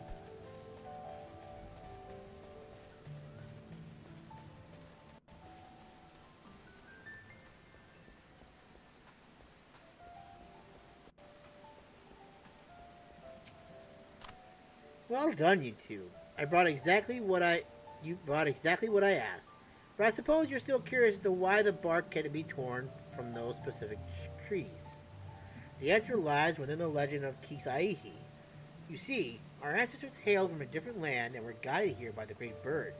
But upon their arrival, they found perilous woodlands overrun by hungry fiends. Many Hanu were lost to the glutinous appetite of the wilds, and they had nearly succumbed to despair. But then Kisaihi let out a mighty screech. It echoed through the land, setting the trees aglow. Taking this as a divine guidance, our beleaguered ancestors took bark from the trees and burnt it. The smoke wafted through the air, and the beasts found it so repungent they were forced to flee, one and all. Since that day, warriors would burn incense before battle in the hopes it would ward them away from harm. Thus we bless the land's guard's feathers in the same way that they too might bask in Kisaihi's protection. Now, to depart to Kozama'uka, and on the way, I would be glad if you offered your sincerest prayers to the great bird. Fine. Don't worry, I'll give my prayers to the big bird. Maybe. That is, if I can use my emote.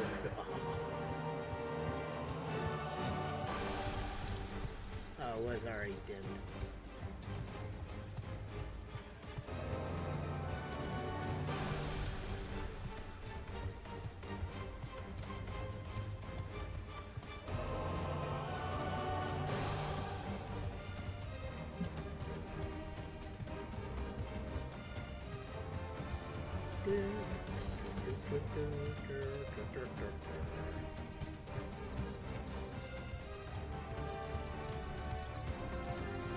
Prayer to great bird. I can give prayer to great bird. Oh boy.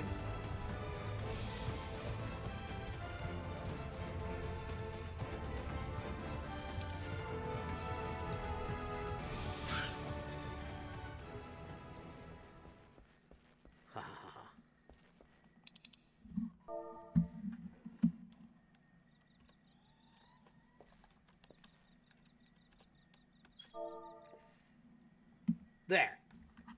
I've said prayers to the great bird.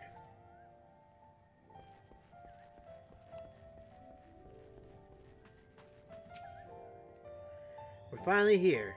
Mind giving me your bark? I'll deliver to the Hanu priestess. Thank you, Masamune. Once I'm finished, let's offer our prayers. Wouldn't want to disappoint our hosts after all. I already prayed before it. Oh.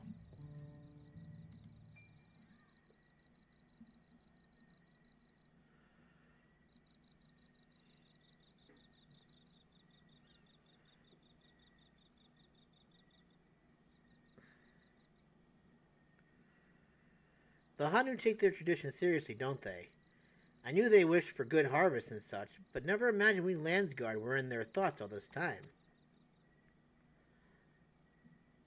This has been an eye-opening experience to be sure, but I can't help but wonder why we're so important to them. Why allow us to use their revered god in the designs of our equipment? Aren't you a Landsguard yourself, and you ask such questions? Okohali, Ohohaki, Hakali, whatever.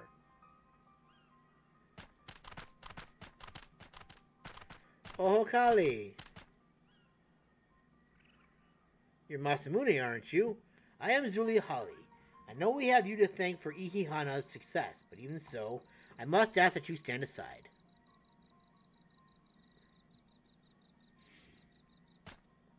You are Nahanshe, of whom I've heard much. I'm surprised you have the gall to step foot into such a sacred place. What the elders may sing the praises of the Landsguard, their minds have been warped by too many moltings. The new generation is sick of their ceaseless chirping.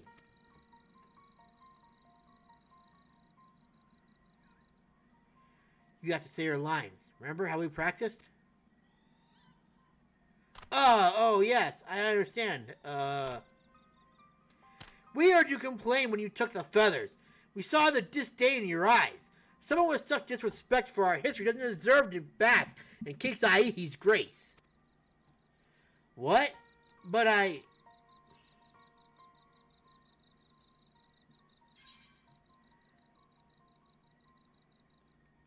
Is this part of the rite of passage?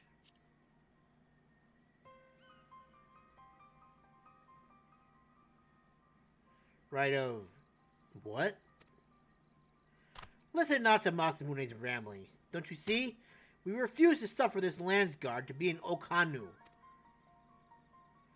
Listen well and remember. The sacred likeness of Kixaihi was once reduced to shredded reeds. By whom, you ask? Why, none other than Gulo Jaja, down servant and founder of the Landsguard. No, the Dawn servant would never. This misdeed will never be forgiven. If you have any pride in your position, you should be ashamed at your ignorance and lack of respect. How will you answer for that? Yes, you must answer, and answer well, or we will be very angry with you.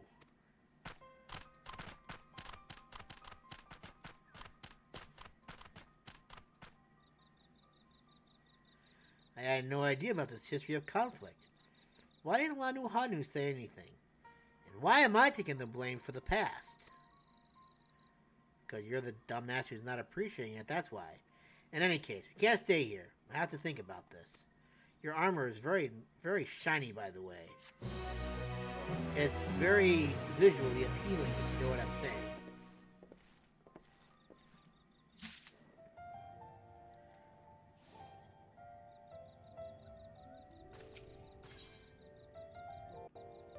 Ugh.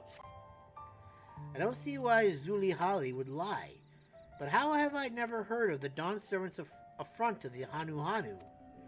And why would Lanuhanu act so proud to have his feathers adorning our equipment? I'm no good with numbers, but even I can tell something doesn't add up here.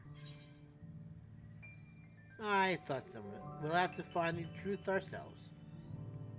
We should learn more about their history. You might be right. It was my ignorance that seemed to set her off after all.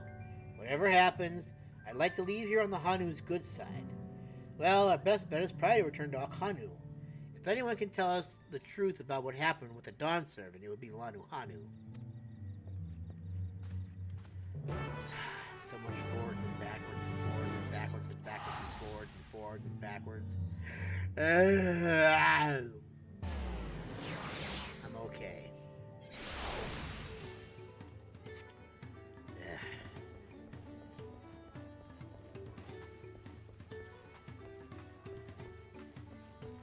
But Lanuhanu is nowhere to be found.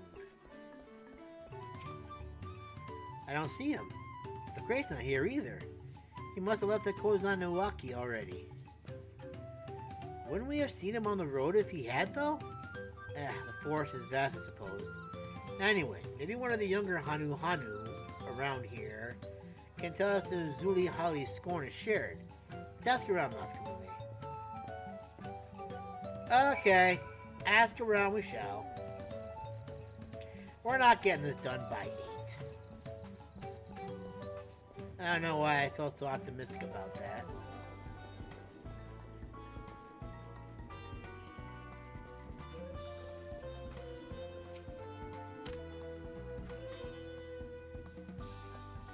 Of course everyone knows the story of the Dawn Servant's visit, but it might be more accurate to call it a rescue. For at the time, our home was beset by beasts and fiends. When Golu Jaja heard of this terrible news, he personally can't drive out every last one. Oh.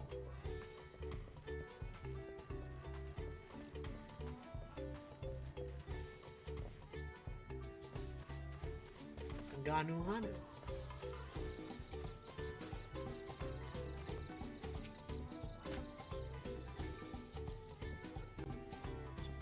Zulihali said all that. Well, I do remember hearing that when our ancestors beheld the ruined figure, some of them viewed it as a terrible insult, even though they were saved. Could that grudge have been inherited by their children and grandchildren? I can't speak on such matters, but perhaps Lanuhanu can. He is wise in our ways and makes an effort to befriend everyone he can. Lanuhanu's such a great guy. Too bad I can't find him.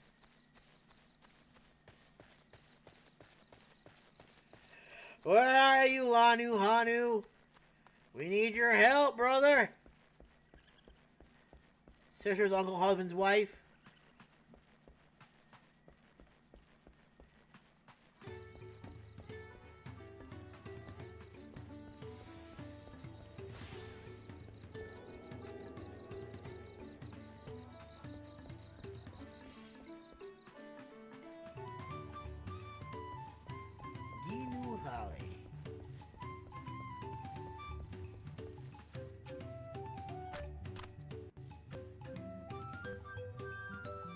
The Legends of Kisaihi. My father actually worked to repair it. He told me that the Dawn Servant's slaughter of the beast was swift and brutal, but left many of our shrines and homes damaged in its wake. But what choice did he have? The fiends were at our doors. My father and his friends agreed that it was better to be alive. At least that way they could rebuild. Interesting. The plot doth thicken.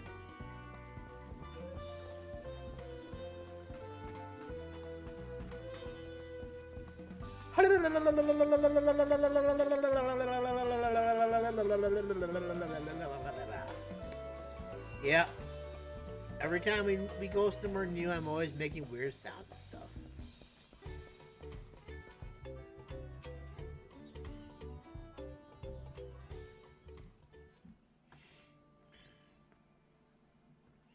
What's the word, Masamune? From what I heard, the Dawn Servant really did destroy that sacred figure. I see. I can't say I'm surprised that some Hanuhanu would bear a grudge. So Zulihali was telling the truth. Something doesn't sit right with me, though. The Dawn Servant wouldn't simply go on a rampage and leave the Hanu to clean things up. He'd have more compassion than that. Nahanshe! Masamune! You won't believe what happened! I was surrounded by Zulihali and her cronies while on my way to the shrine. They stole the crate of feathers out from out of my claws, saying no Landsguard could have it until Nahanshe gave his answer. I assume you know what they're talking about. Instead, if you ignore their demand, they'll burn every last feather. What? Have they gone mad? Gods be good. I'm sorry, but can you go install them for a while? There's something I must look into first.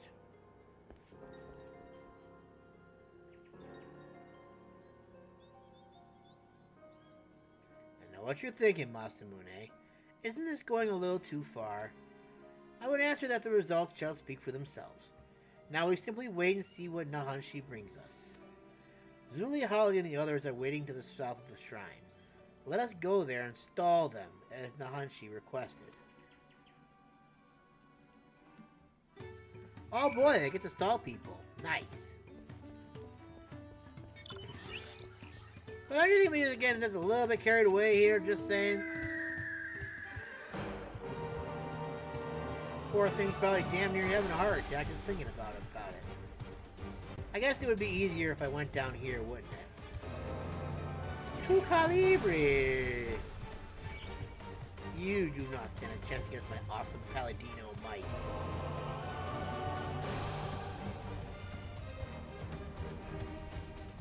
Paladino.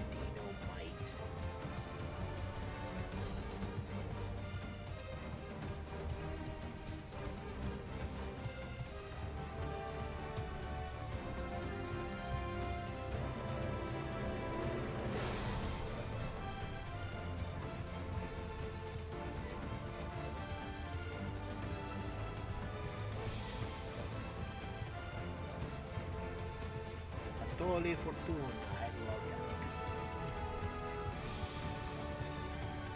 There's a boss right up there. I wonder if we can fight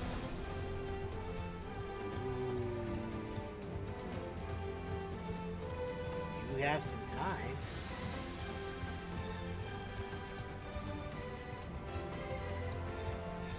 try to this.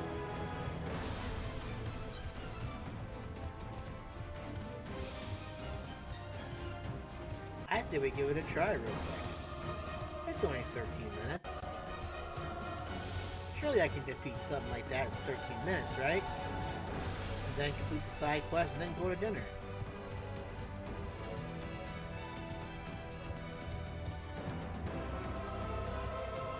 Sorry, but we're gonna have to delay just a little tad bit longer.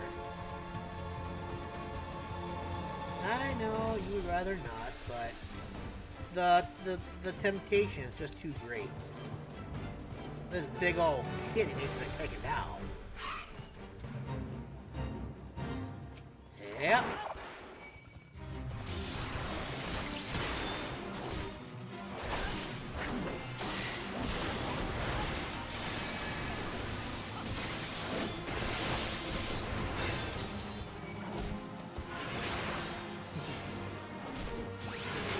I do actually kind of enjoy this. Being the only ones to actually be able to fight these.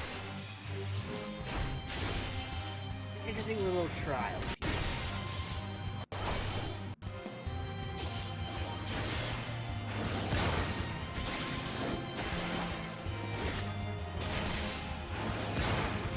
Try as you might, foolish kitty, you will not catch me. I am the gingerbread kid.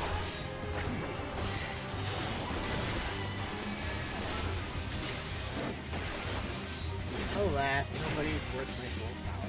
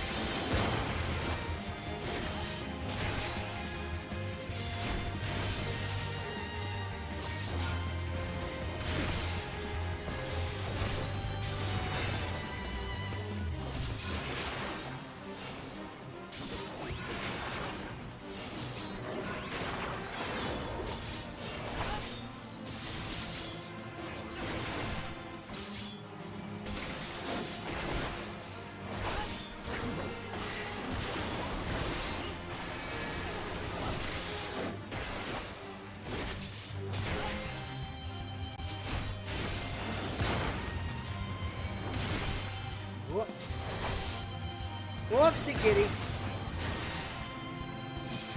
Now you would just want to go at me, don't you? God damn, boy. How about you just calm yourself over there?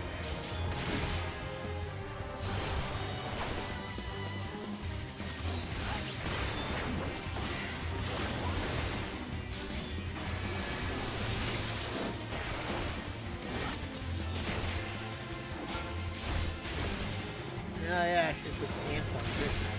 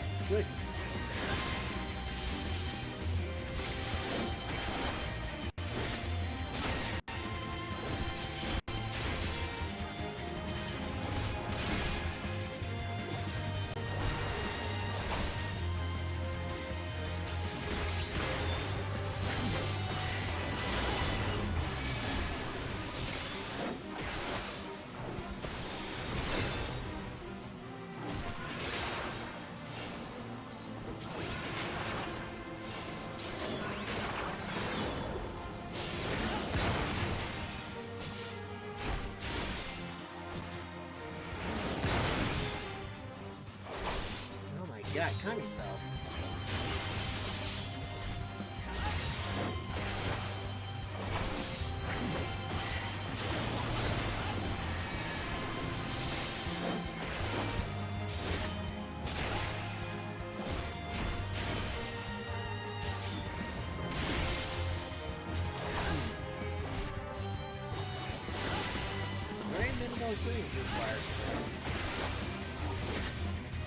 I always have more problems with well, I guess I shouldn't say I always have more problems, but the ones where I had to fight multiple enemies give me more trouble to win before is over here right now.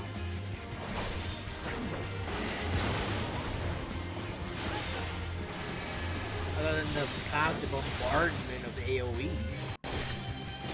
Really not that challenging.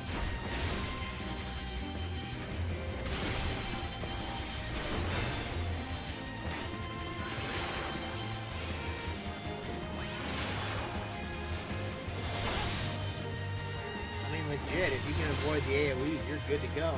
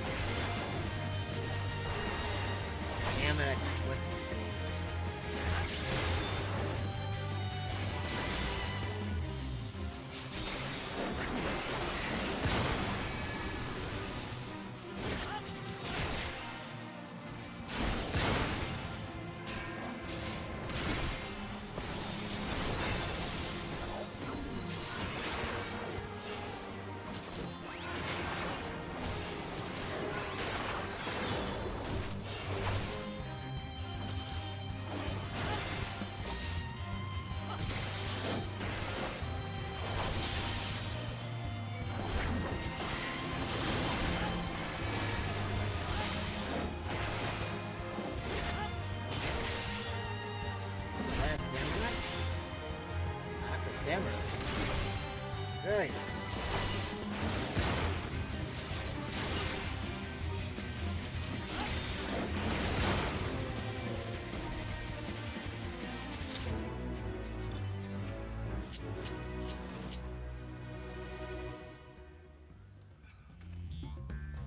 Anywho.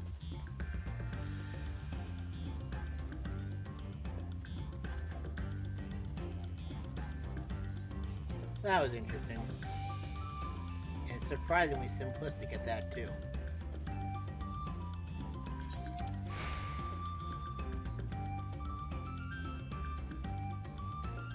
Alright, back to what we were doing. Nahanshe should be here soon. We were lucky to have you spur him into action, Masamune. And while our methods may appear rather blunt to you, wait until Nahanshe speaks before you judge us. Quietly, and hear his answer. You got it.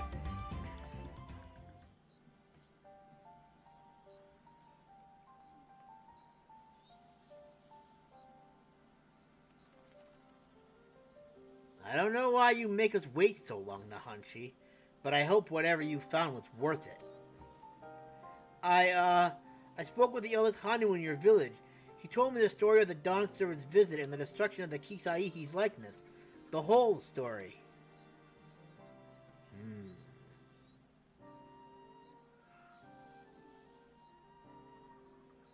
It seems he, particularly the head of reason, was filled with anguish at the sight, and offered his deepest apologies. To make amends, he devised a way to assemble an even more robust figure from the remains of the previous one. His work was done overnight, and the head of resolve called upon the whole village to celebrate their newfound peace. For the first time in a long time, Ihihana commenced, and the Dawn Servant was chosen to ride the sacred float. After the festivities, the Dawn Servant said that when he finally established a unified nation in Tural, he wanted a motif representing Kisaihi to be among those used in the soldiers' uniforms. He declared that different tribes can forge friendship so long as they open their hearts to one another, that his nation would be one where peoples of all stripes could live in harmony. His soldiers would become a symbol of that promise. So you can learn for yourself after all. But you should have come here with that knowledge already seared into your memory.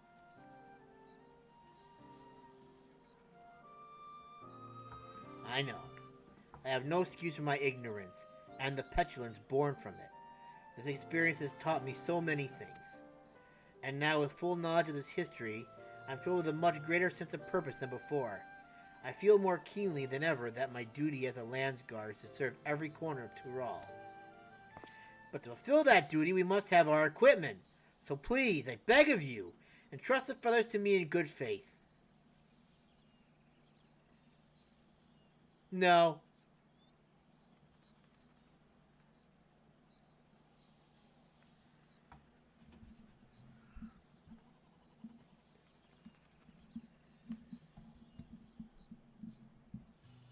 He'll be a fine soldier. Don't you agree, Hanuhanu? What?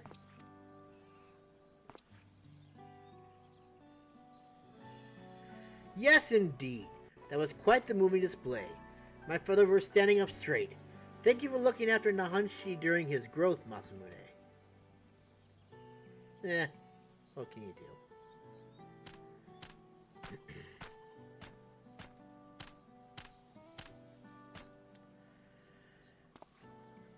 My growth? What are you talking about?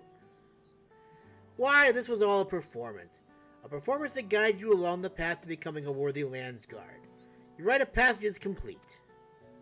Oh, no.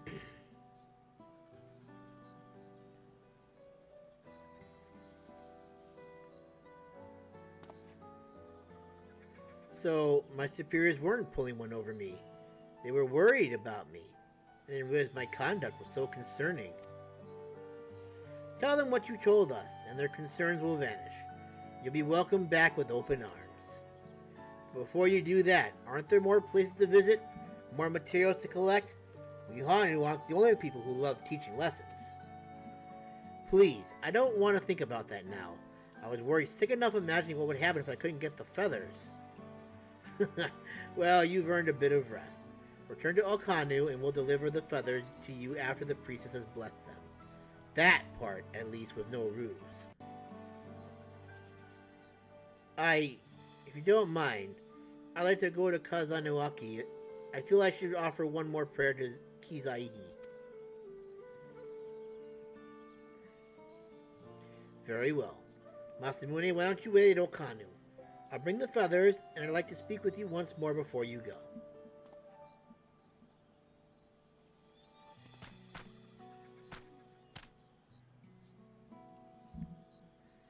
Back to Okanu I go.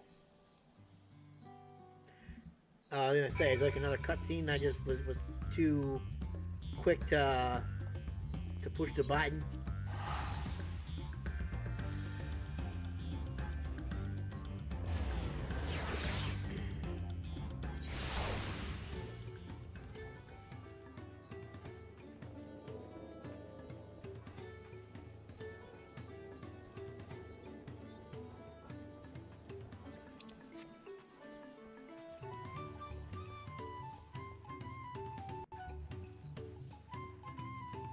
Okay. Now that our rite of passage is behind us, allow me to offer my thanks for all your help. I would also offer my apologies for making you party to our little deception. I would have told you everything, but I don't think the ending would have been quite so effective if I did. I agree, and I'm grateful things went the way they did. The lessons I learned here will guide me as I become acquainted with all of the Tural's people. Speaking of which, the next leg of my journey awaits. May we meet again.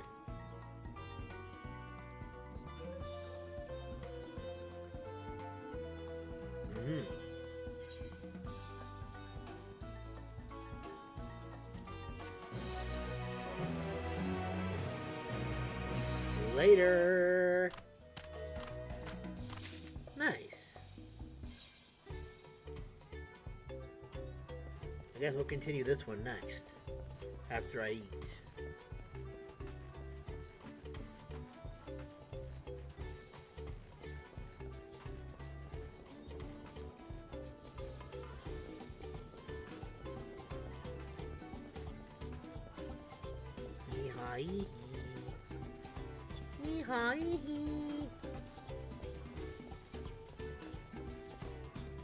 Ah, alright.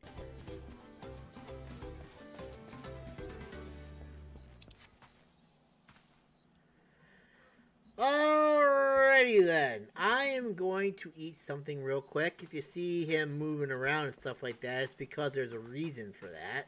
Because I don't want to have to get logged out again, because I hear it's starting to get a little bit congested now. So if you see him moving around, I'm not here. I'm just trying to keep myself logged in so I don't get logged out again. And we'll say as soon as I finish eating, I'll be back. So I'm going to go eat, and I shall return. BRB, baby.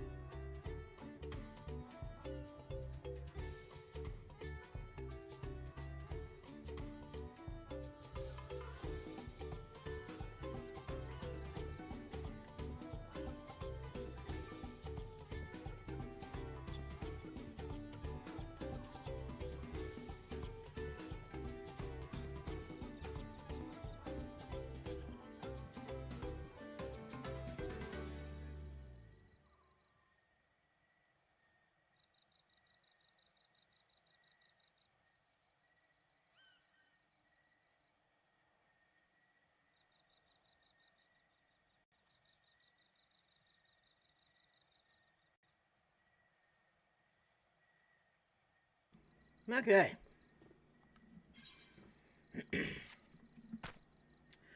Aho Kali! Might you have a spare moment to lend a helping hand? With the reeds sprouting more vigorously than ever, the time has come to repair our weathered roofs. However, wet reeds will not do. Not at all. They must first be thoroughly dried, or the roofs are likely to collapse with the first drop of rain.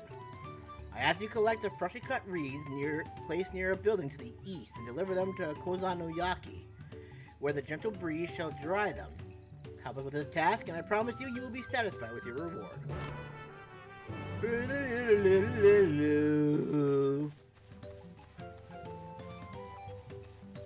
I beat the timer.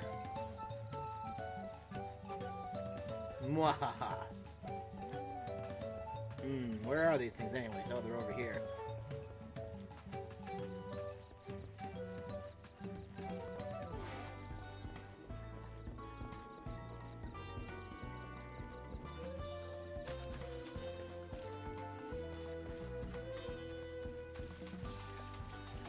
Oh, they're up there. What a bummer.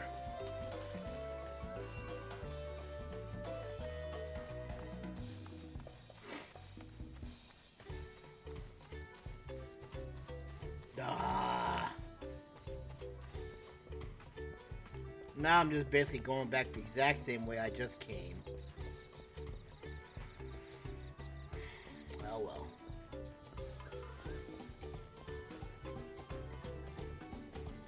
I guess it's what I get for being stupid.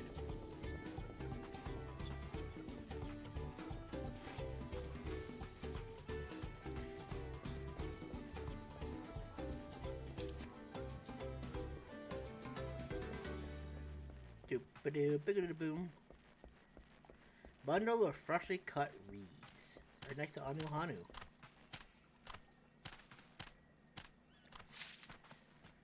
Alrighty then. And now that's going all the way over to there again.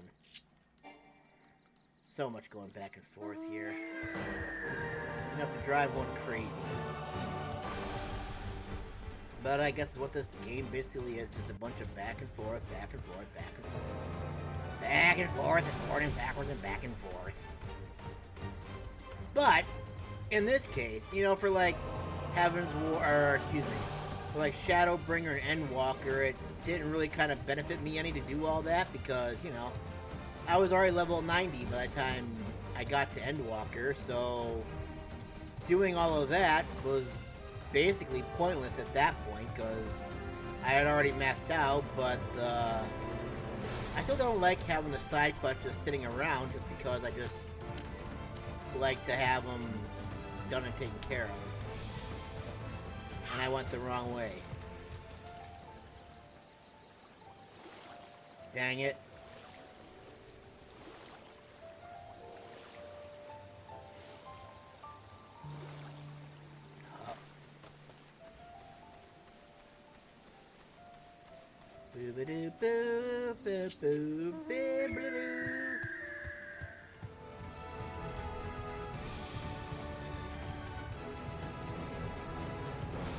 But will we find the City of Gold? I'm guessing that's like the big underlying tale here is finding the City of Gold, getting rid of Jolu, Jaja, whatever the hell his name is. Jolu, Jaja.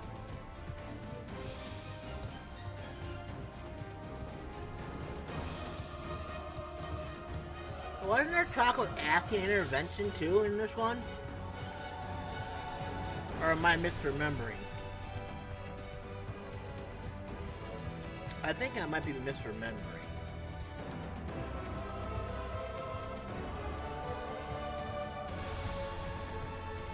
But I could have sworn like an Ascian was involved in this as well, somehow or another.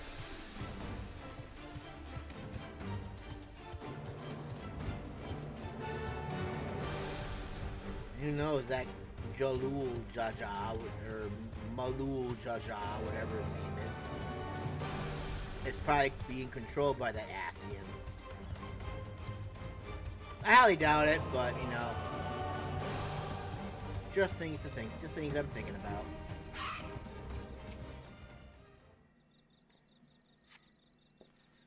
Place the bundle.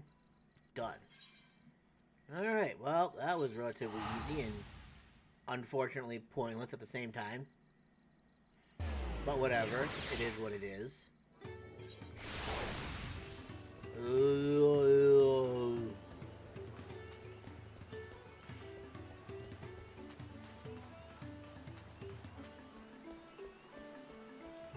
I'm going the wrong way again, aren't I? Wait a minute, they're in a different location now, it looks like. And it's getting rained on.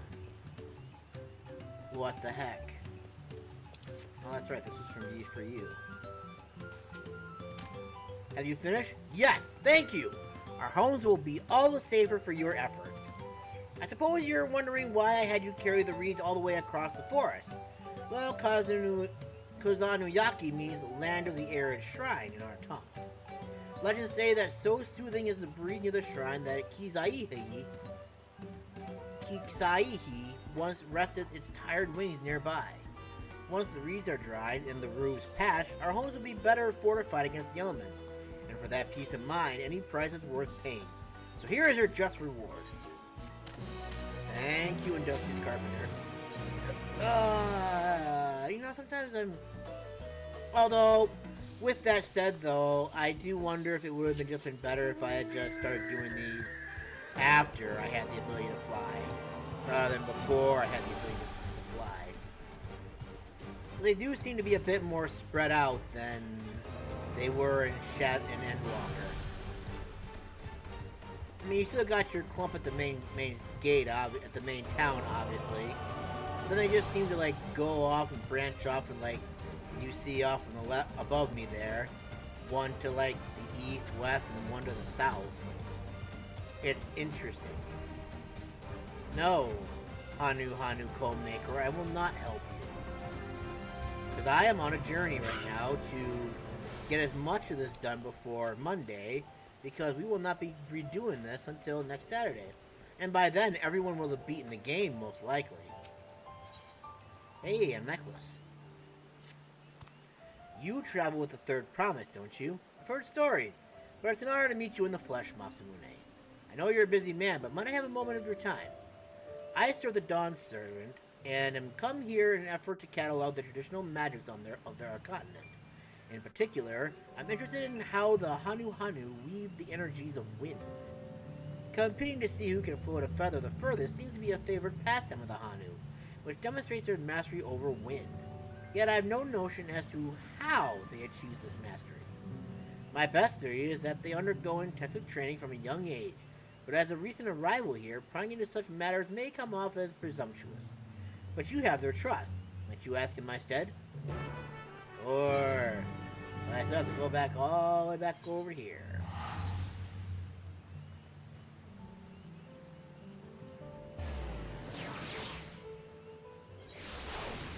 Nice. Oh no! Ha!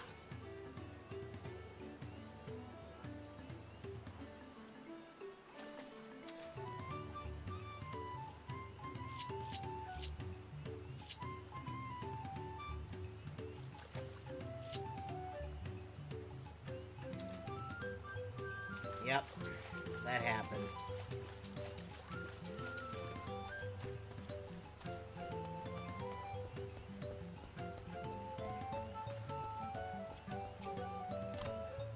I never considered why we are so attuned to the wind, but now that you ask, it must be thanks to our daily meditations and rigorous training. By listening carefully to the wind's whispers, one can discern the path of its flow, and in so doing achieve total harmony with one's surroundings. This understanding allows us to summon gales mighty enough to chase clouds from the sky. That's interesting. We have Vanu lore. That is not where I need to be. Oh yeah, I forgot to charge my controller while I was off too. Whoops. Tonahanu. I'm heartened that you would show such interest in our ways. Many know that the Hanuhanu have a deep connection to the wind, but do you care to ask how that connection is made? That being said, it's a question without a single answer. However, I would say that our feathers are the most important tool we have for comprehending the wind's movements. They are more than just for show. They allow us to sense even the smallest shifts in the wind's temperament. And that allows us to direct it as we see fit. Interesting, interesting, interesting.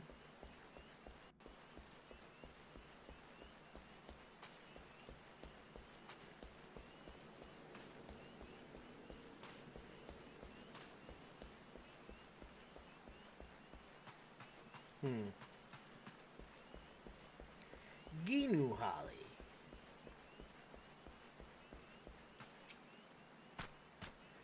Why does the wind heat us? Why? Because we consume the blessing of reeds bestowed upon us by Kozama'uka. The energy suffused in the earth flows into the reeds, and the reeds flow into our bellies. By that cycle, we are gifted with the land's strength. In other words, the reeds are far more than mere sustenance. They are the very wellspring of our power. Interesting. The lore is great with this one. But alas, I can't get my bird to fly. What a shame. What a shame.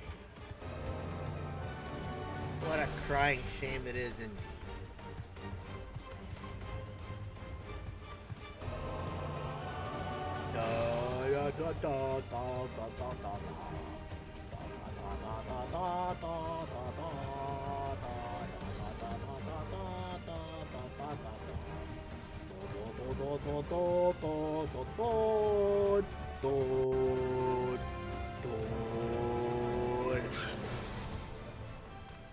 You are returned. Were the Hanuhanu forthcoming with their knowledge? Forthcoming enough, I guess. I see. So there isn't any one key to their expertise, but many. Each one is forged by their singular bodies, culture, and environment. I believe you've given me a starting point from which I can launch a more thorough investigation. Thank you, Masamune. Welcome, Radolja. Thank you for the necklace to which you are about to give me, which will make my item level all the more higher. Alright, and now inventory.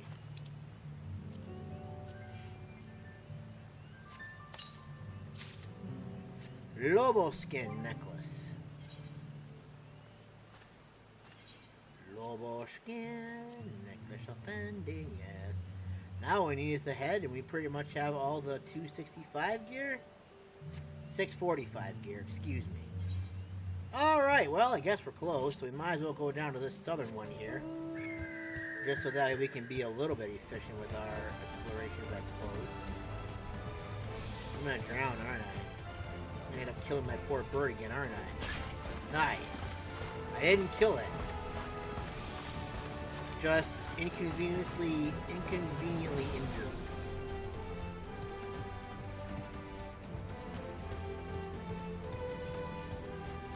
I so slippery here, friend.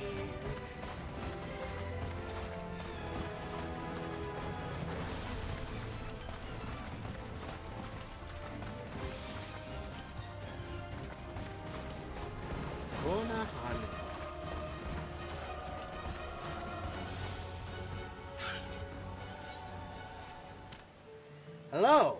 Have you taken in all that our humble village has to offer? If you happen to be on your way to the breath between, there is a task I would like your help with. You are as kind as they say. I've been asked to deliver freshly sprouted reed leaves to use as bait, but my work here has kept me so busy I've had little time to fill the order. The fields nearby have the choicest reeds, and I would be in your debt if you could gather some leaves and take them to Munahanu. You can keep his payment for your troubles. I can keep his payment for my troubles. That seems kind of rude. But whatever, I guess.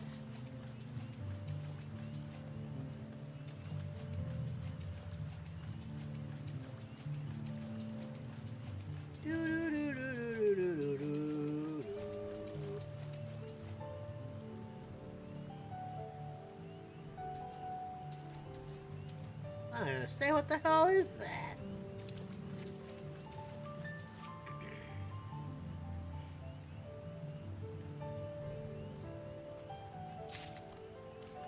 lush reed leaves.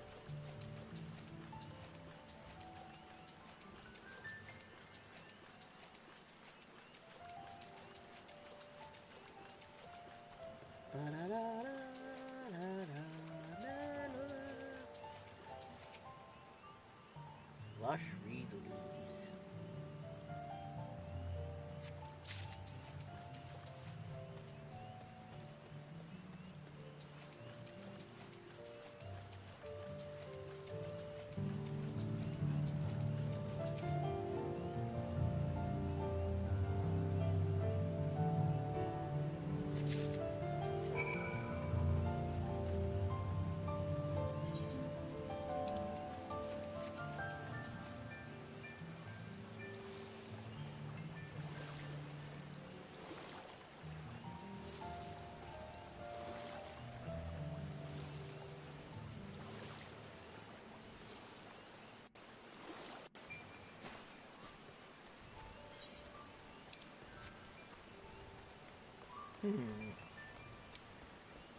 Okay, I guess I'll go this way now, I suppose.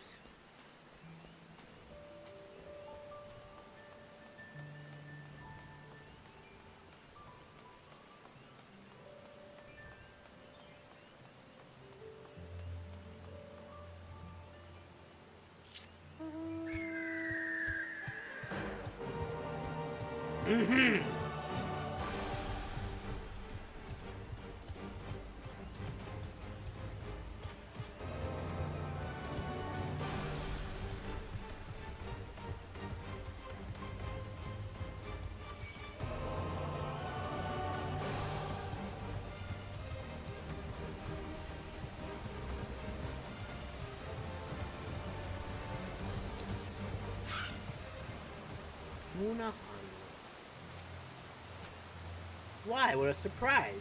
I didn't expect to see one of our visitors here of all places. Have you come here to fish? No, but here you go. Ah, these are the leaves I asked Nahanshe to deliver. You say you picked them yourselves. You have quite the eye. These will do well. We can't grow to such prodigious sizes on reeds alone, you know. The fish from these waters are a staple in many a Hanu dish. We found that they like reeds almost as much as we do, and since we mostly eat the stems, we can use the fresh leaves of unharvested reeds as bait. Everyone feasts. Perhaps you too can feast with this bit of coin. You earned it. Thank you. No. Yes.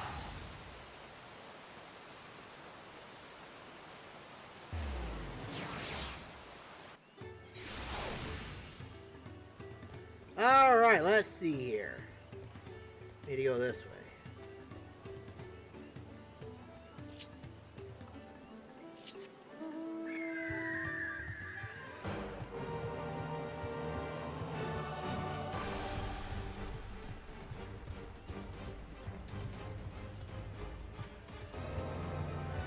I've been thinking about this, but I think we might do a 4th of July stream as well.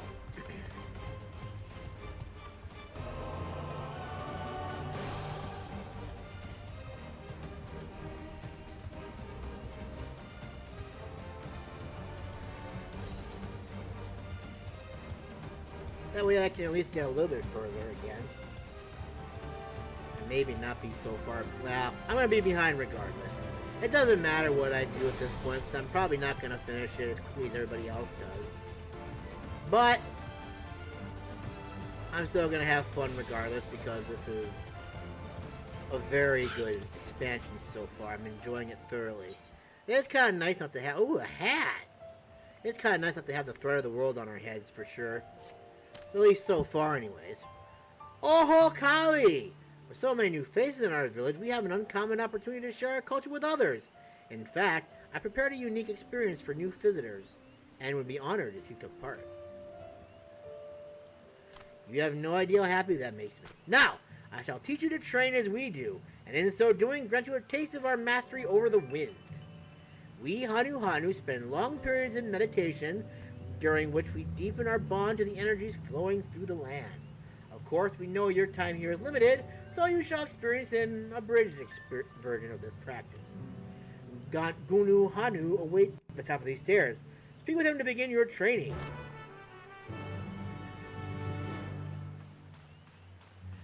Thank you for this experience, I guess.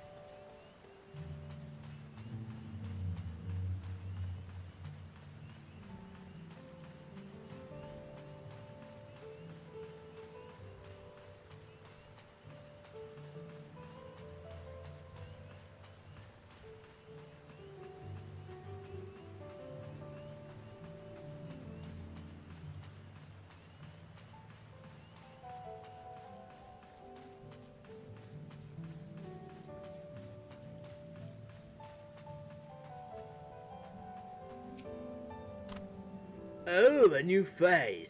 Have you come here to feel the wind's caress? Indeed I have.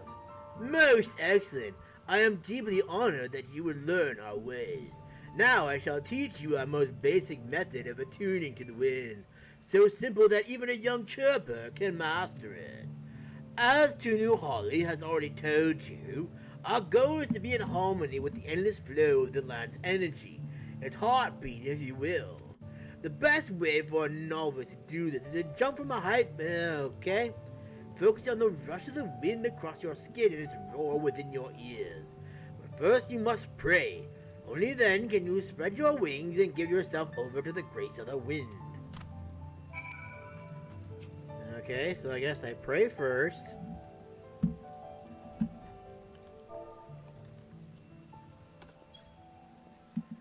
You pray solemnly. You have offered your prayers to the forest. To attune to the wind's energy, you must jump down from the house of high winds while dismounted. Okay. Ah! Oh. That hurt most extremely. I believe none of my bones are broken though. Oh, amazing, man. That was worse than a leap of faith.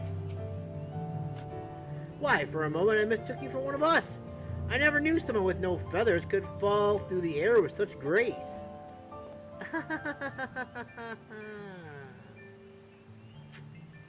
Do you feel different?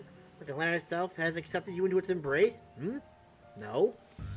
Doubtless you know that Hanuhanu young and old compete to see who can float a feather the furthest, and that the winner's feathers are decorate our sacred float. To be chosen by the wind is an honor above all. Reflect upon the training you underwent today, and even without feathers, I am certain you shall hear the winds whisper more clearly. Of course, if you wish to jump again, you're more than welcome. Oh! Thank you, dude! That's exactly what I think I'm gonna do!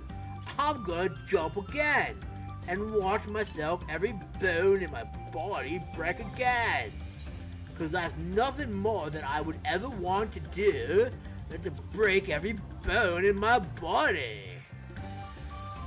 You're gonna glamour this.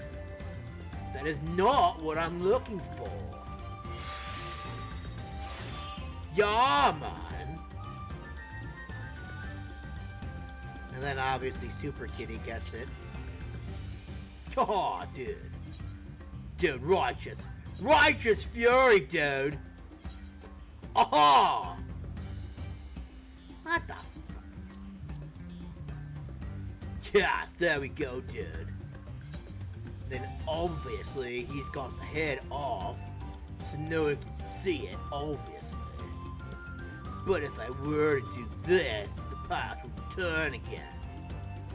Oh! Alright, so now we need Paladin again. Righteous fury, man. Alright, so now we gotta go back to here. Oh, dude, look at that long thing. Hey, YOLO.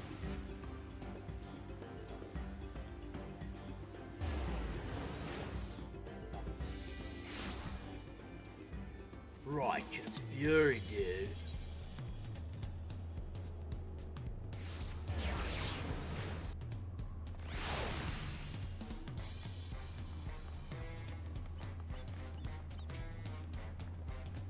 Look at us! The contest has barely begun and we already have 2 keystones. Surely even my talented brothers aren't doing this well. We can only hope. I think your talented brothers are doing great. 1,000,000 experience! Oh my god! Eager to attempt the next feat. Now, the gloves come off.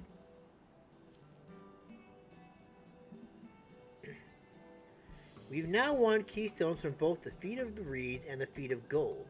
Surely that means our approach to the contest was the right one. So it would seem. If I continue to retrace Gulo Jaja's journey as presented in the saga, we should find remaining electors in turn. Then let's visit the giants next.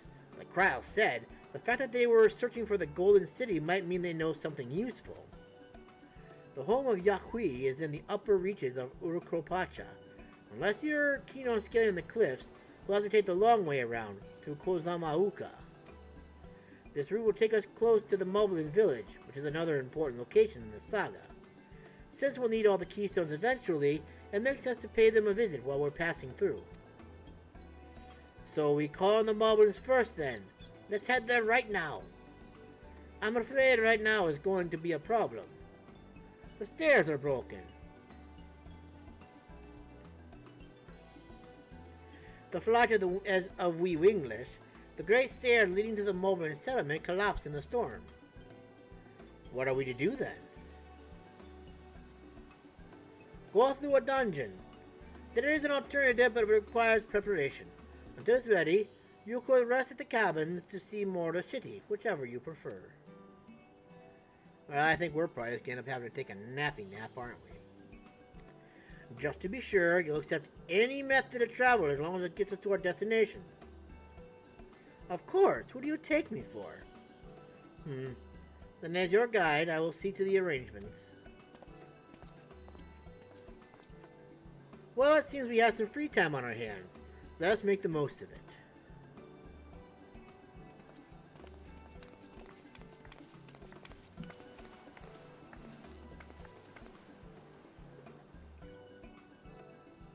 I need to get my axe repaired. I nicked the blade pretty badly when I took a swing at Bakul Jaja.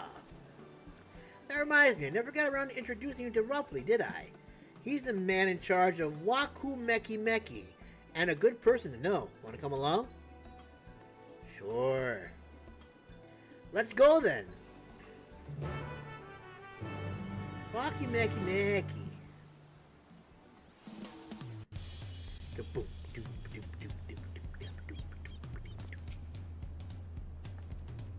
Ready? The markers of Wachu Meki Meki are on the east, on the other side of Bayside Bevy. Oh wait, I have to actually walk this with you, don't I? Okay, well, yes, that's fine.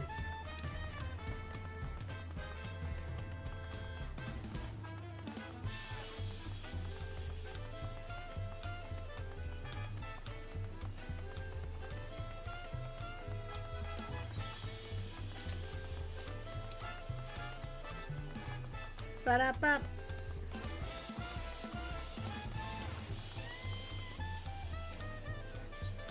Discuss Auntie's Tacos.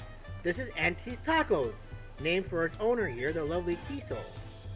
If you're after the best tacos in Tuliyola, though this place is at the top with Zabali tea. You say that, third promise, but you only ever eat old Brook Evu's food. Come and buy mine for a change. Sorry, T-Soul, it has been a while, hasn't it? I swear I'll stop for a bite once the contest is over. Liar. Don't you lie to me, little child. Oh, it's all the way over there. Never mind, it's over here.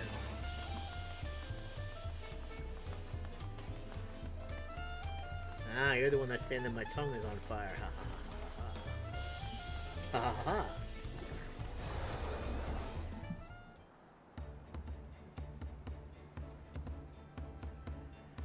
My, the third promise. How might I assist you this fine morning? Well met, Ropley. I need to buff a nasty nick out of my axe blade. Oh my, yes, it's been chipped quite terribly. Trying to cleave rocks again, were we? Something like that. Think you can fix it? You stand among Tural's most prestigious gathering of artisans and ask this question? 'Tis child's play. We'll have it prepared for you in 2 shakes of an alpaca's tail. Good to hear.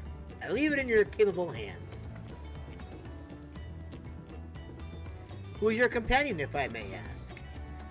This is Masamune, a great adventurer I recruited from across the Salt. I brought him here to meet you, actually. Thought he might have a reason to visit Wakumeki Meki sooner or later. And allow me to introduce myself. I am Roughly, humble representative of this grand center of trade. Pleasure to meet you, Masamune. Pleasure. You there! Stop dithering in the shadows and announce your business already.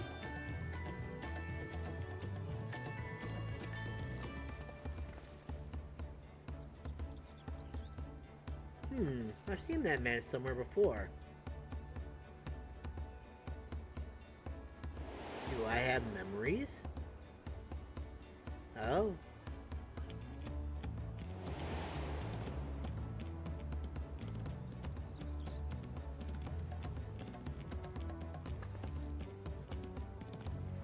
A jewelry maker you met on the voyage over? Oh, I remember. I spoke with him too. Fontaine. Yes, that was his name. You've been loitering like a flighty admirer who can't pluck up the courage to confess his feelings. Out with it then. Why are you here? That is to say... Nope! Coward. We're no closer to solving that enigma. I wonder if you could use someone else to talk to. I say we go and ask. Let me know by link pearl if you find him first.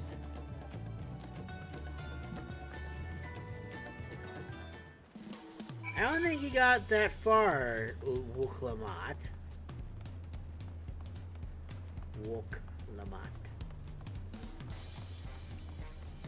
Bum bum bum bum da da bum bum bum ba da bum bum bum bum bum ba da ba da bum.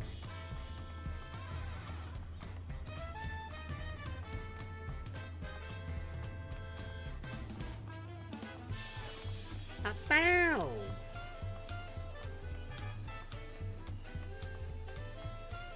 Alright, where is that damn prick? You're gonna make me look all over for you. You better have a good reason for running, fool.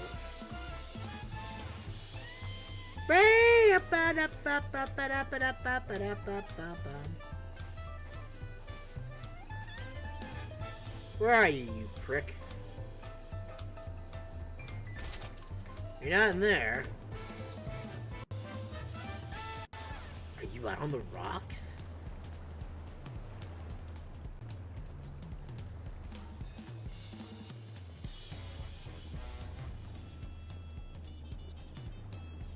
You can get me a knuckle sandwich. So that way I can give it to this stupid Fontaine. Aha! You freaking loser. You were conversing with Master Ropley. But wait, we met before, haven't we? On the ship. Yes, we have.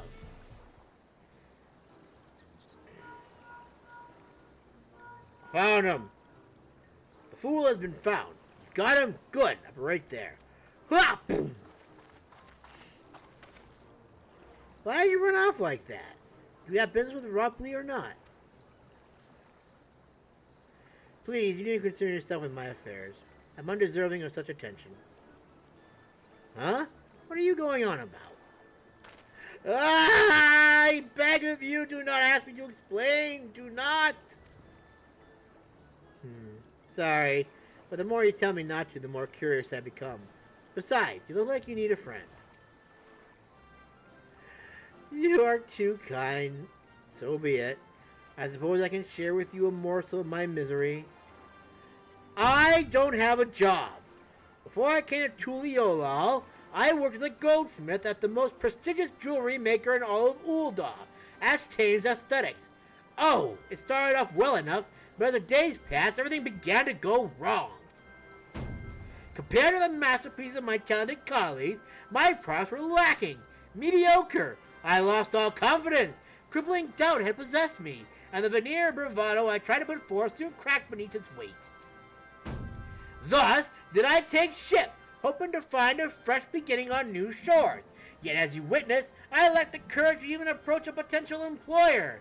You stand before a man wallowing in the wreckage of his ill-spent existence. Alright then. You offered a morsel, then served us the full course. You must have really wanted someone to hear your story. If you like, I could try to give you a few words of advice. Then you have experienced my predicament of feeling terribly inadequate compared to your undeniably superior peers. Well, when you put it that way,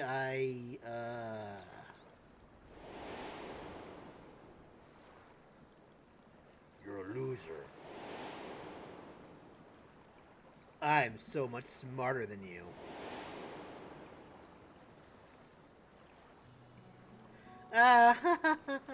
Not me. I'm Wuk Lamat, third promise of Tuliolol, daughter of the Dawn Servant.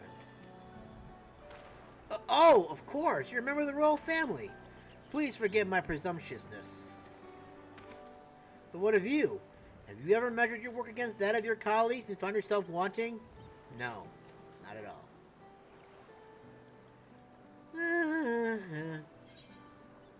You can't measure your worth by the success of others.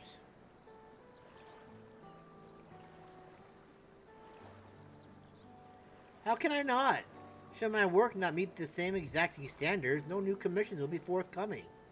What then was the point of my becoming a goldsmith?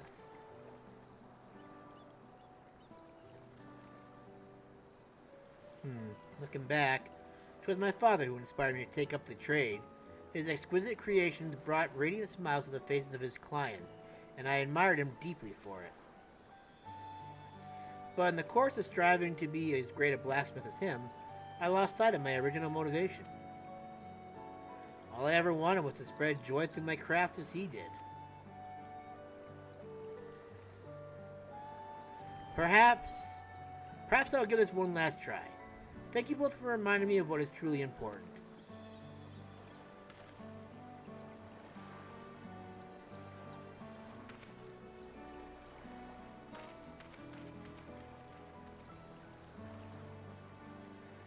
What is truly important?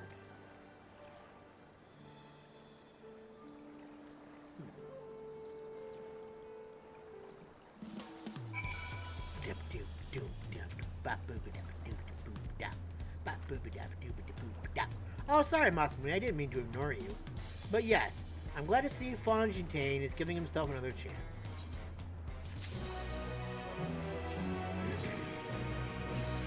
For all Turali. I can't help but wonder if Fontaine will follow through. Let's see if he's actually gone to talk with Ropley. Okay. So much experience. Ba-da, ba-da, ba-da, bum.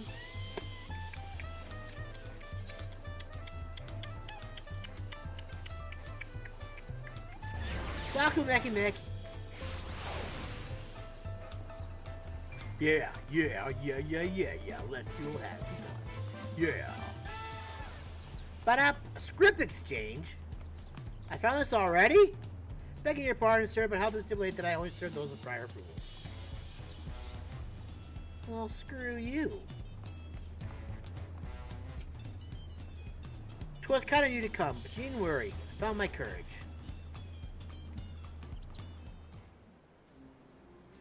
I want to be a goldsmith. Pray accept my apologies for my earlier behavior. My name is Fontaine, and I am a goldsmith from Ul'dah in a faraway Eorzea. I realize this is a bold request, but I should like to continue practicing my trade here in Wakumeki Meki, if you will have me. I ask only for the opportunity to bring happiness to others with my creations. No. So that's what it was about. You were looking for work. Consider yourself hired.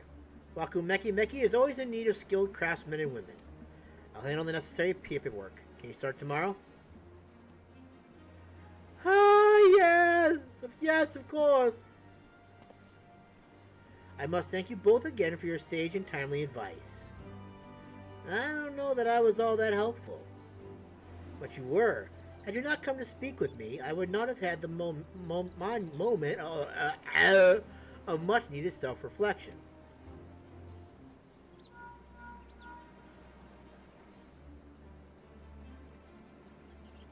The arrangements have been made. Come and meet me at the entrance of High Tide Harbor. Oh,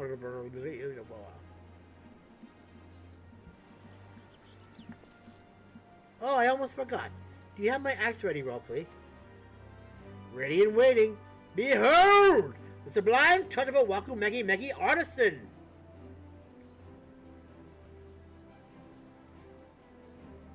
Oh, it's as sharp and deadly as the first day I held it. Thank you. Aha! Well, good luck to you, Fontaine. Let me know if that doubt creeps back in. I'd be happy to talk you out of it. As for us, we should head for the harbor. Wouldn't want to keep Aaronville waiting.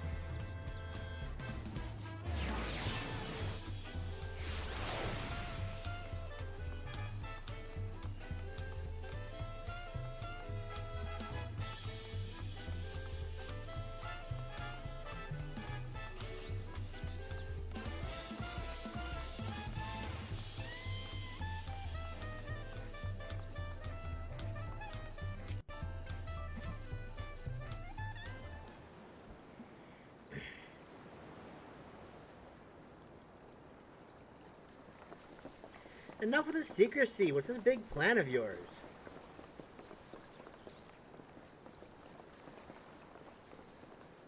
Look there. That is my big plan. Aha! That was pretty cool. What is that?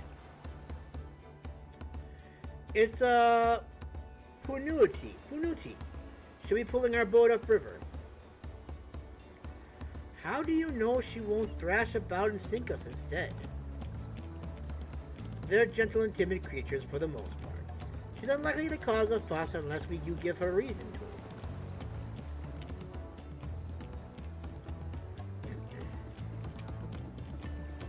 First alpacas, now punutis.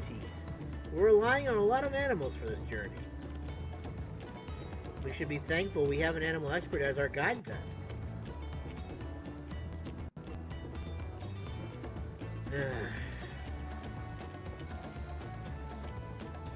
But did it have to be my old nemesis?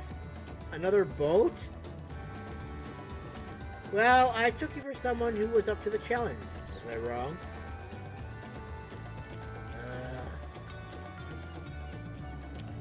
Long ago, when fighting still raged between the clans, the inhabitants of Kozama'uka rowed these river boats to move swiftly through hostile territory. But the vessels see little use with Tural now at peace, so I was able to borrow one of the few that which remained. I did consider a dirigible, but the pilots warned me that the updrafts near the falls would make landing difficult.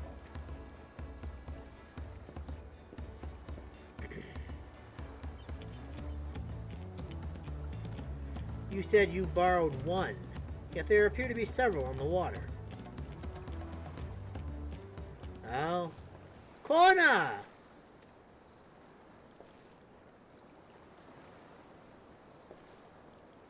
Lamati.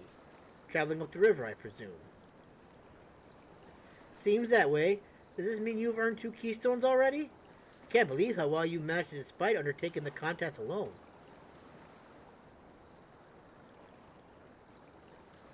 I was never alone. I've had my own entourage with me since the beginning. My friends, it's been, well, not that long. Ah! Thancred, Nahanshe, what are you doing here? Escorting a promise, the same as you. I'd heard much of the incomparable Archons during my time at the studio. As soon as the contest was confirmed, I thought who better to recruit to my cause. I contacted the Scholar, who arranged an introduction to these 2 gentlemen. The second promise had specific requirements. They who would be his assistants must both proven survival skills and master the arcane arts. Thus did Thancred and I receive the summons. My own studies concentrate on technology which our people could readily use, such as inventions born of magic tech or clever engineering. Where magic was concerned, I covered only the foundation.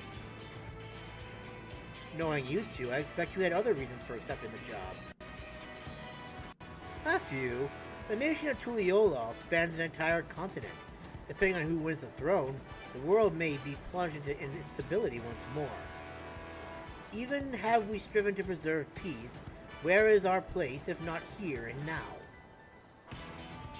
We did our due diligence, of course, and made sure of who we were working with before agreeing to this endeavor. He's even more opaque than Nahanshe at times, but is surprisingly... That's quite enough of that. We must be on our way. Okay, whatever. Wait, I have one question before you leave. Kona and Wuk Lamat are vying for the throne. As Kona's entourage, does that mean you've resolved to defeat all his opponents, including us? Indeed. We've sworn to do all in our power to win this contest for Kona, even if it means competing against our own comrades. We intend to hold nothing back and expect you to do the same. And we won't disappoint you.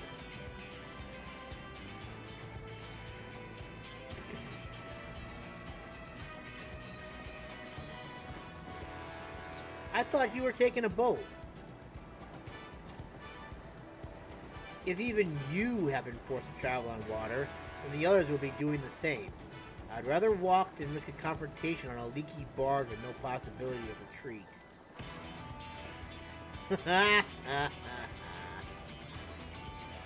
It's true that I can't stand boats. But I trust the route Erenville has chosen for us. Ah, look at that. Made him blush. We'll leave the handling of the Punuti to me. Should other wildlife attack us, however, I may have difficulty keeping her under control. Do your best to draw them away as far from the front of the boat as possible. There's gonna be a duty. Do we have a dungeon to deal with now on a boat? We shall remain on deck and stand guard, although it may be wise to have at least one of us sit up front with Erenville just in case. I like to stay on the deck. I'm eager to put my picture-mancy to the proof. And I'll take any chance to show you that I can hold my own on the battlefield. Then Kryle will stand on guard with Masamune. Right on! Woman, let's do it! Hell yeah. Do we get to use Super Kitty for the first time? I'll keep Erenville company then. With my blade, I can respond more quickly to threats than Alpha Note. Thank you. If a fight breaks out, I'll try to stay out of your way.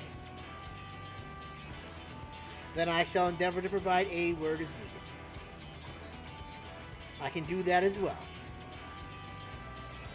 That should cover most eventualities. Secure your gear and board the boat when you're ready.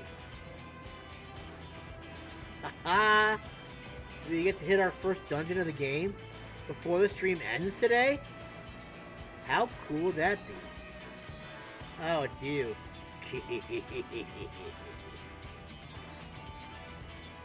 Let the hunt begin. I don't like how the other one was looking just now. Ihuykatumu. Now accessible. Very nice. Yes, sir! What do we have now for characters? Let's see. She's gonna be a DPS hurricane. He's the scholar, sage. Wait, he can also do DPS as well. Okay. And then we got Cryo as a Pictomancer. And then there's me. But I'm not doing that. We're gonna go into Ikumikimaku, Ihuykatumu with other players. Because that is where the fun truly lies. Is with comrades in arms. Well, look at how quickly that popped too. Gotta hope this other DPS guy decides to come in now, or a woman decides to come in. They're not gonna make it in time, are they? You can do it, I believe!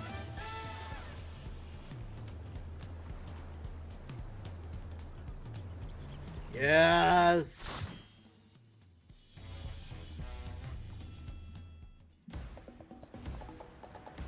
Oh my god, look at how fast it's going!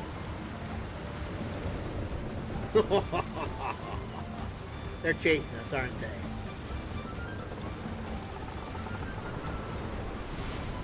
No. Or are we trying to catch them? No, they're more likely trying to impede us, more than likely. That seems like something they would do.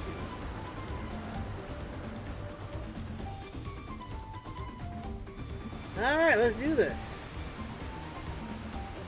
I got my thing on, so we're good.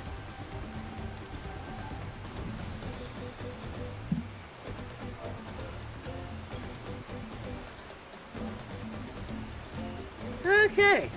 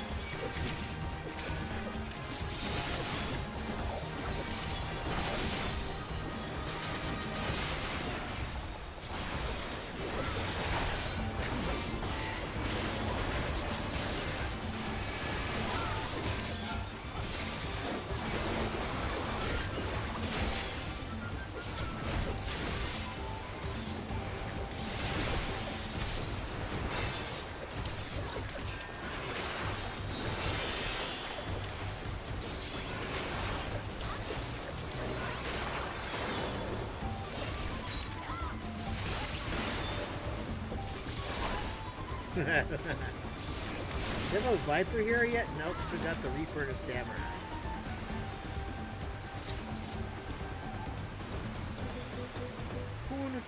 We're in for some rain, it seems. Wow, no way, really? That's his Wuk Lamat ahead of us. Ready for anything.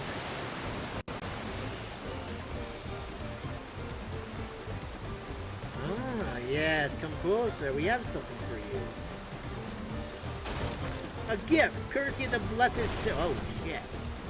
No, thank you. We didn't need this, just so you know. I appreciate your offering, though. We could definitely do without it, thank you.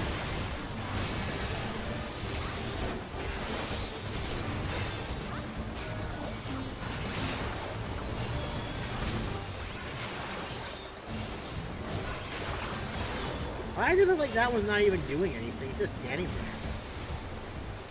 Yeah. Looks like it wasn't even doing much of anything. Darn it.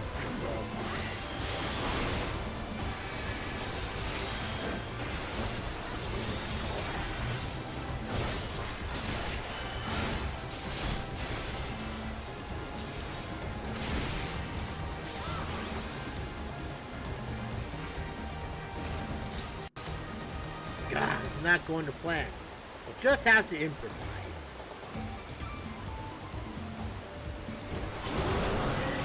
Oh my. Harness!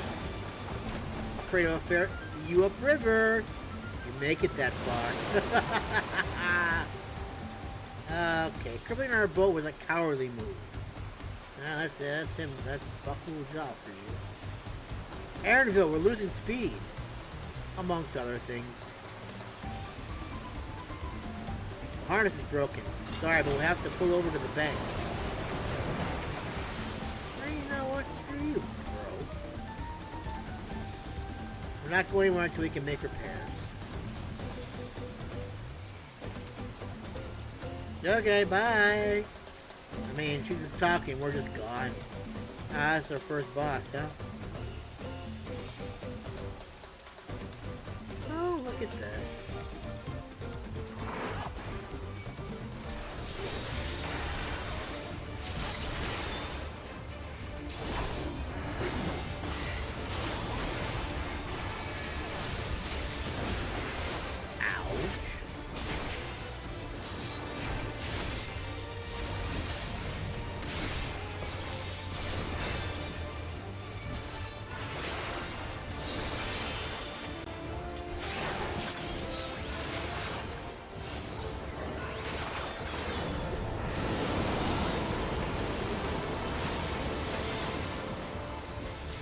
I guess you don't want to be caught.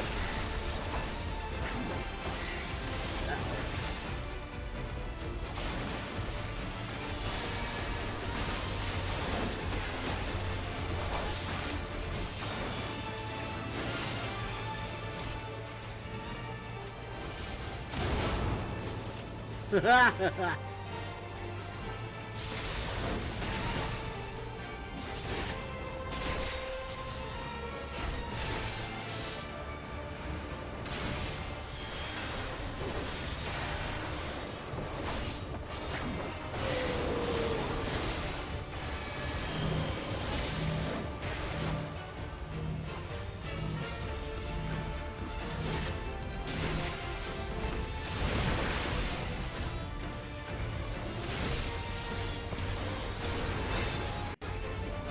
Oh. Okay, good.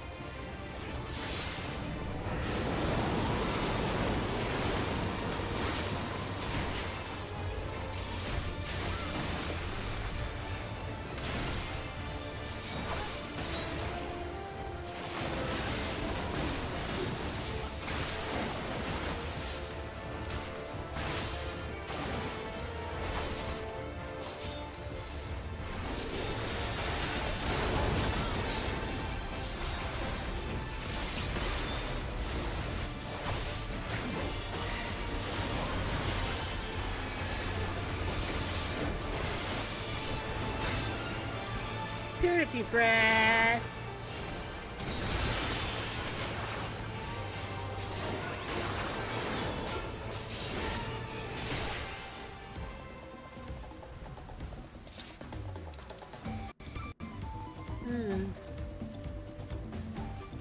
No point in keeping those.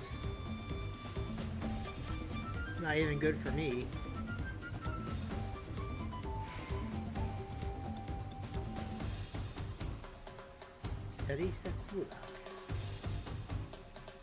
It's so dark in here now.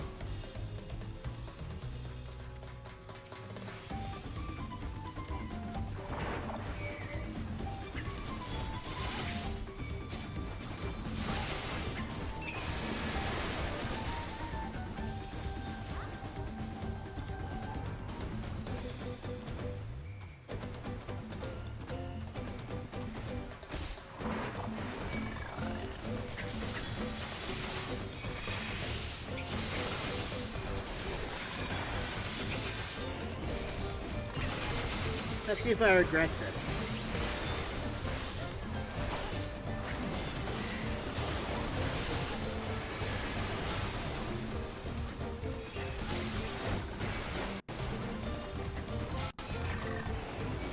Oh god.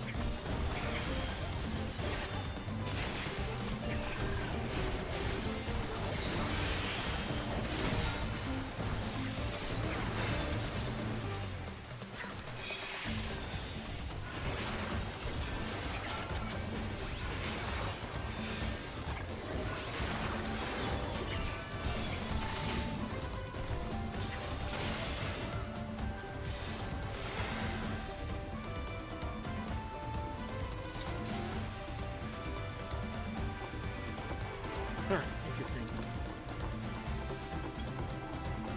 No, no good for me.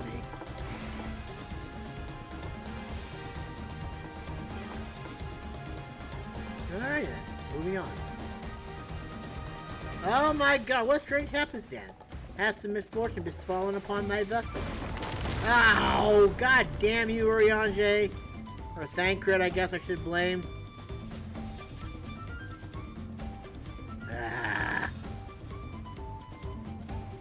I'm gonna smack you all. This is gonna hurt.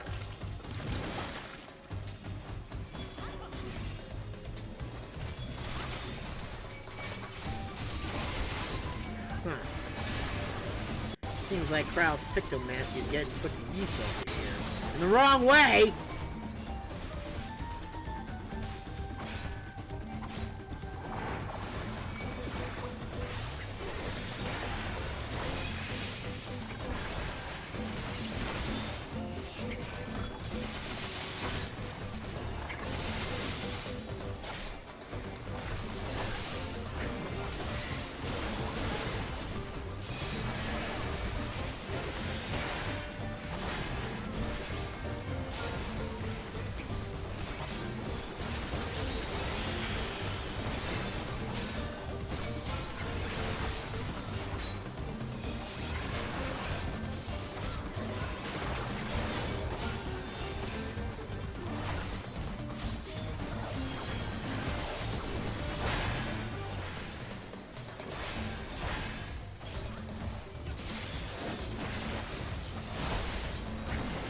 Ew.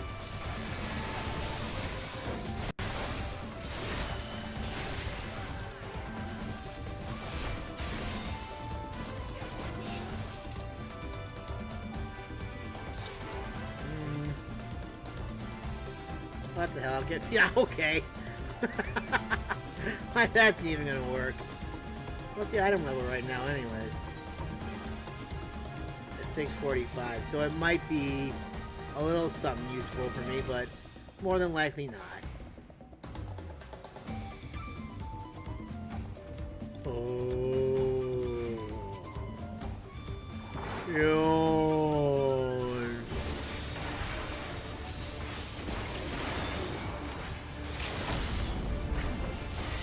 Drowsy.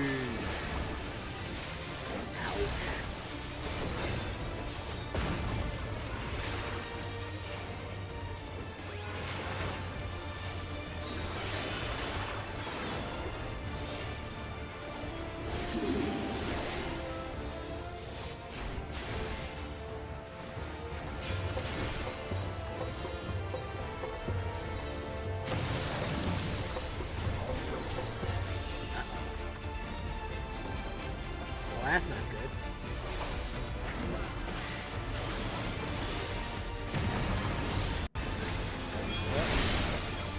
Drowsy dance configuration root. Well, that's not good.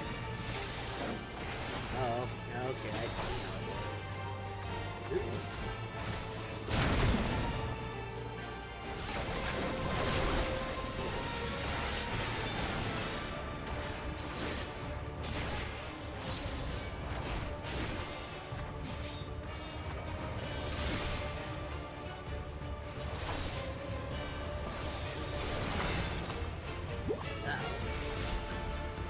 Well, that's not good.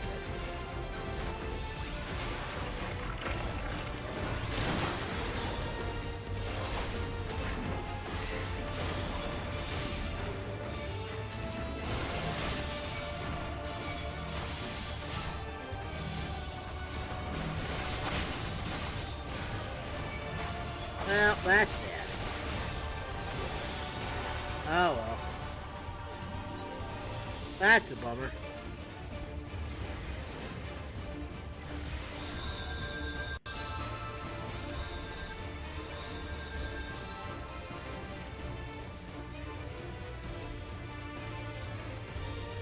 Oh, well that's really helpful.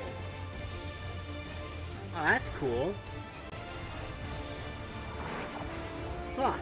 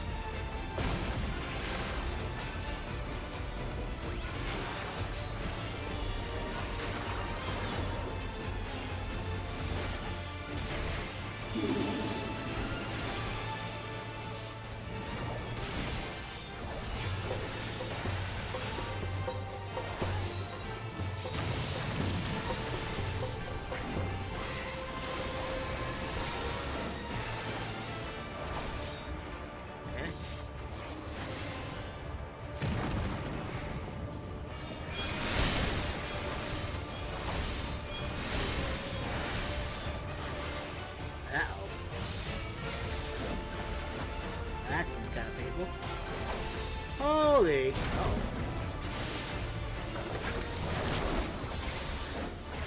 Who leveled up? Oh, is that a roll that I got? Oh, look at that, I got some things.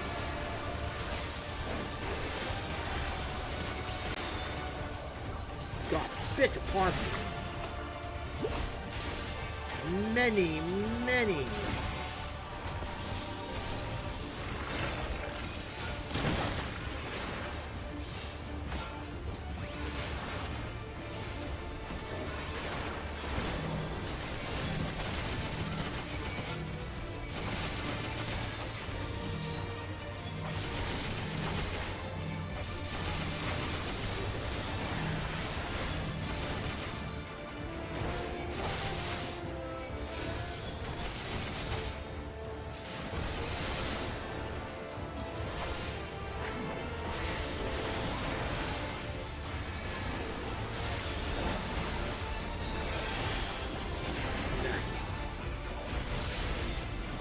Got him this time, it looks like, folks.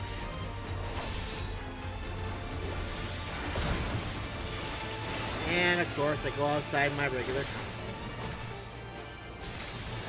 Actually, it's not gonna be too bad, actually.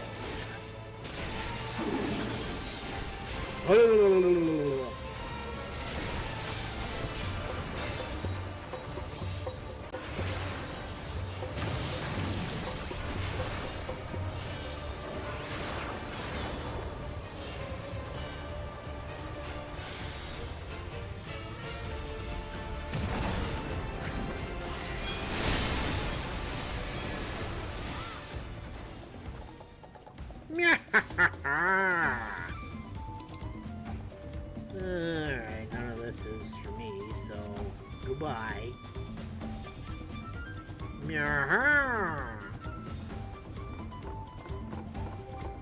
Let's see, you know what, I don't care right now. Can look for it later. Not that important right now. But maybe it could be. But I doubt it.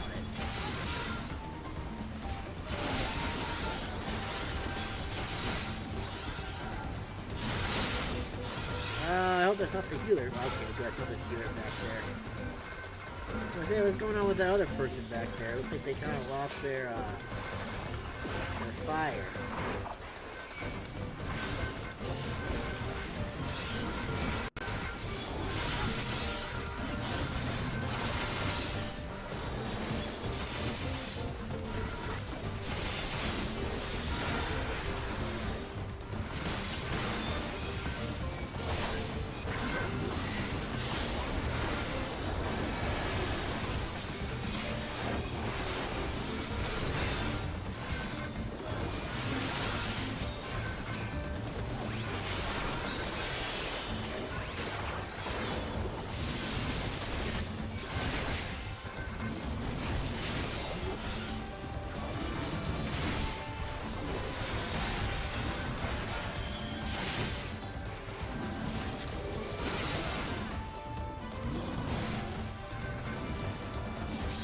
Where the hell are you bastard? There you are.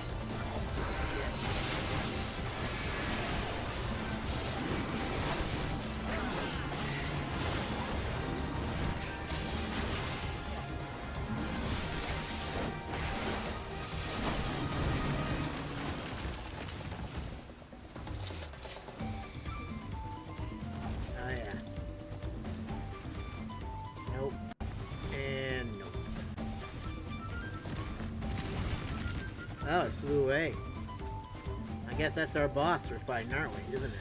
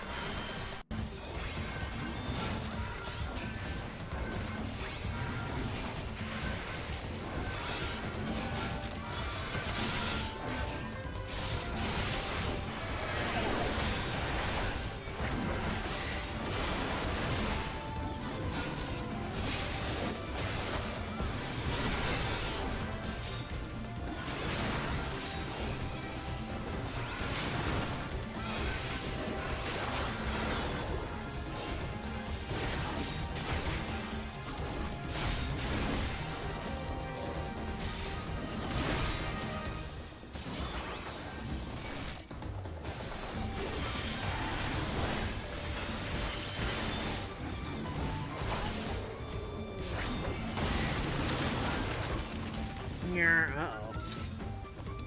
I don't like the look of that.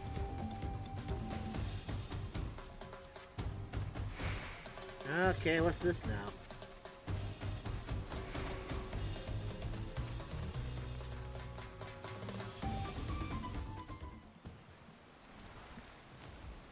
Oh. Ah, this is the one that we saw in the previews, isn't it? The apex predator. I'm gonna get eaten alive. That's gonna be scary. Alright, everything else we need? Nope. Alright, here we go. We're going in.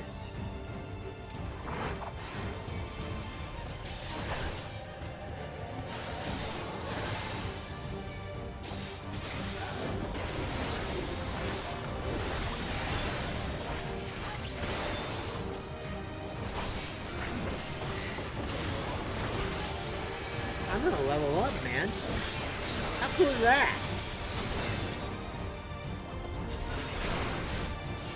Man, I'm gonna actually play this dungeon during the week while I'm not playing.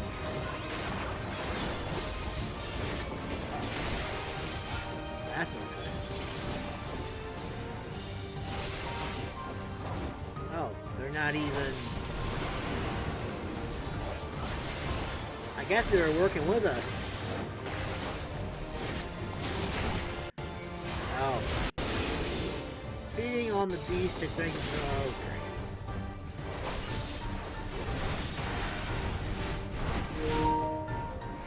Thank you.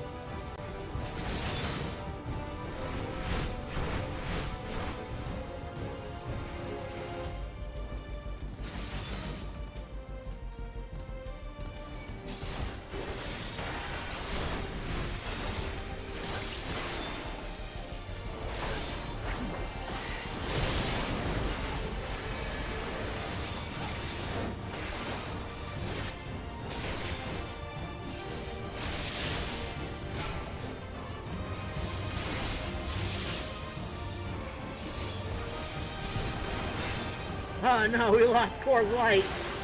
Oh no, the beer is gone.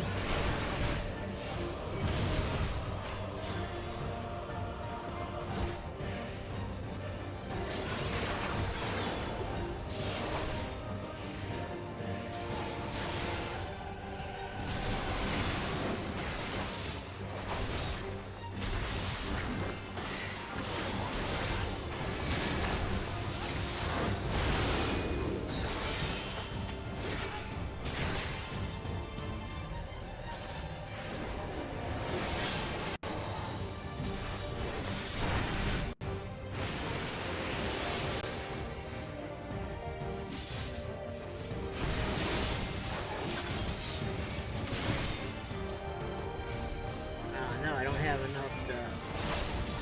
Damn it.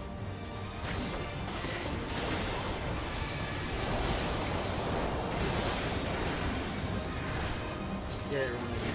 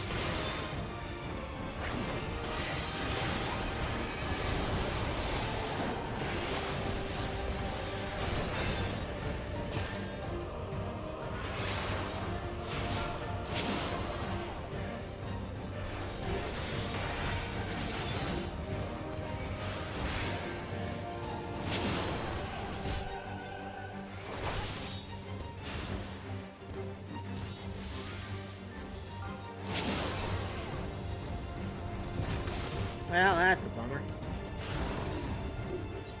No, we were so close.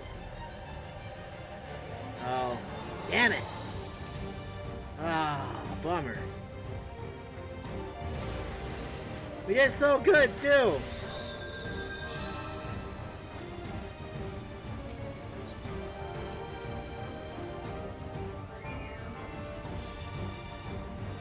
Okay, well this is something I can definitely appreciate. That takes us back here. Rather than us having to walk all the way across like we used to be able to have to do. No! Oh, fuck off!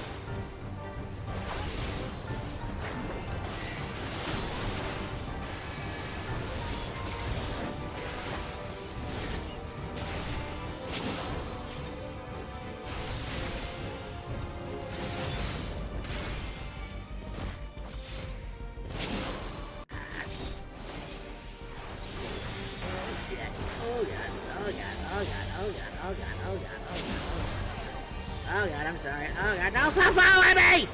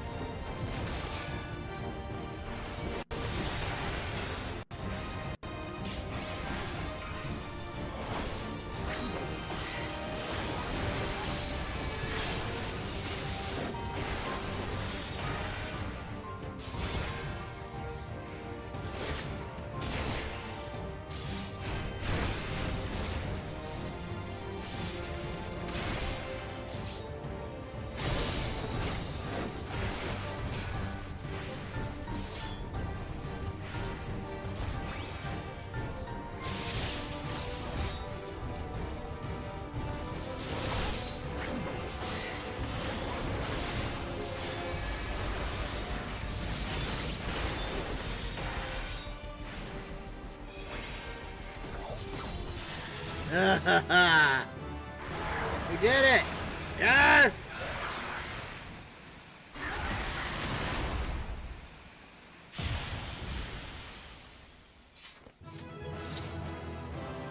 Nice. Look at him laugh.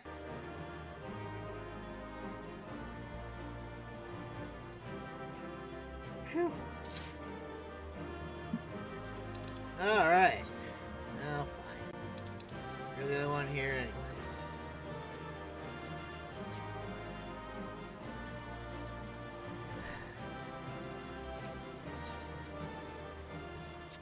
Dude, did I literally get all the commendations out of that one? Dude, that'd be sick if I managed to do that.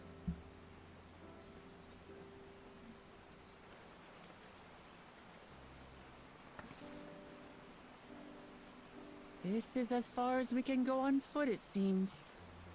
We'll have to head back and see about fixing the boat.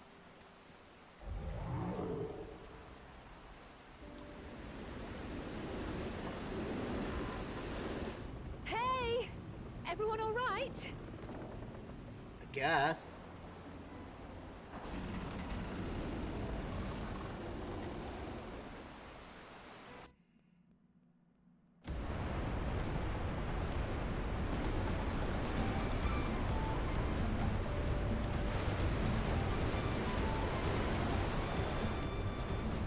I was worried we might not catch up to you. Those caverns you traversed were dug by the Ihuykatumu in their search for gold. Runners of their excavations can be found throughout this region. While I appreciate the lesson, oh wise guide, are we landing this boat anytime soon? Our river journey is almost over. For proof of that, you need only look ahead.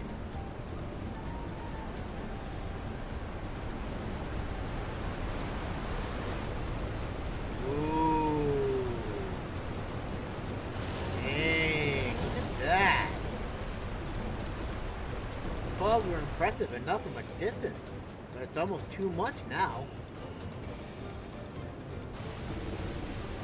Yes, amazing. Now please let me off.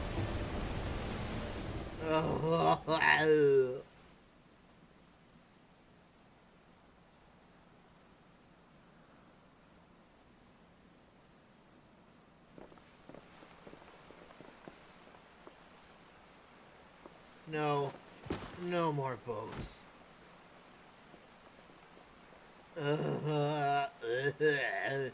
Are you? Oh, you're not alright. I should be surprised if she was. Even without the nausea, we're all spent. There is a mountain shelter nearby, a resting spot for those who've ascended the stairs. I suggest we make use of it. That would be a welcome respite. Have you the strength for a short walk, Wuk Lamat? You can rest along the way, too.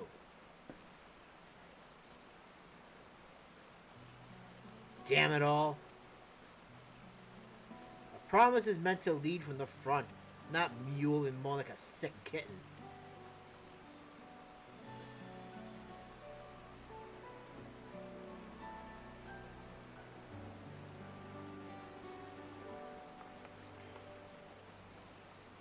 Wuk Lamat.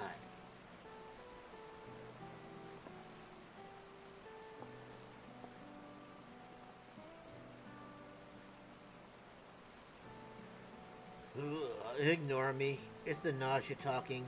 I'm fine, really. Lead on. I'll follow.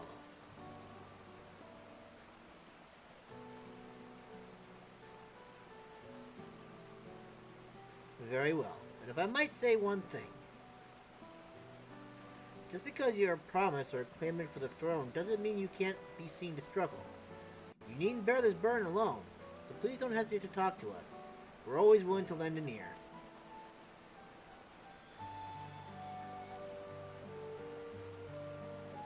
But, Kryl,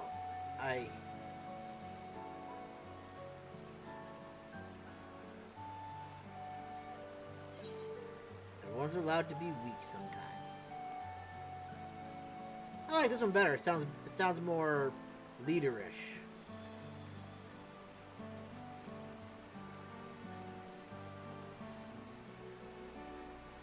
You as well, Masamune? I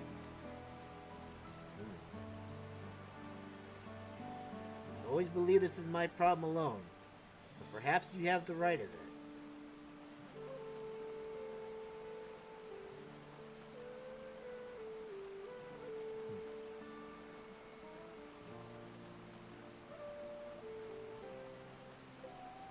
Alright, I'll talk about things. Just give me a moment to collect my thoughts.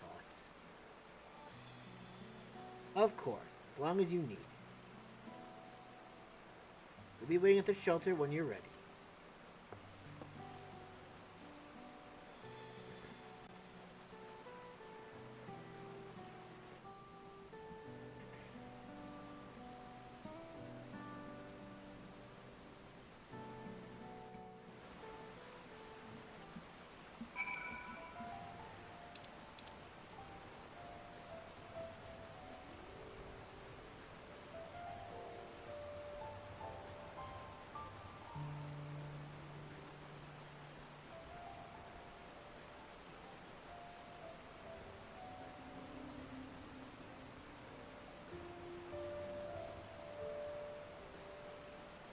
There's something I want to look at real quick.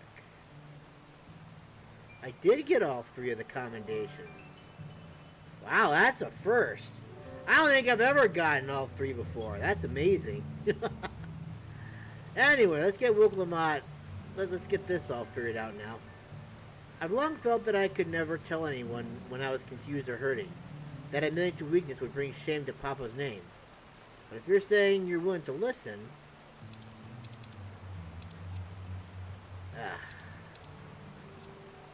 There are things I'd like to talk about. Come on, let's catch up to the others.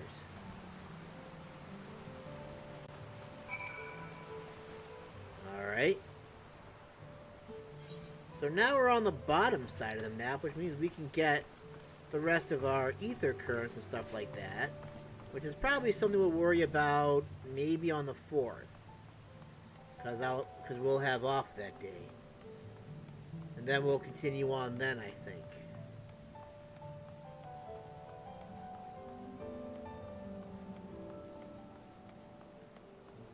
But for now...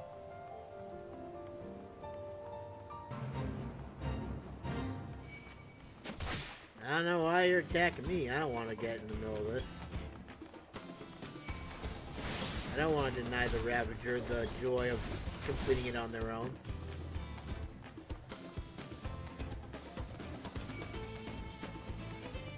Now, what are these? Are these like flying lizards? They look like they're like tadpoles flying around. Ouch.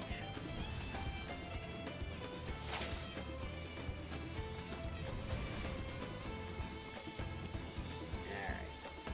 Let's attune to this first.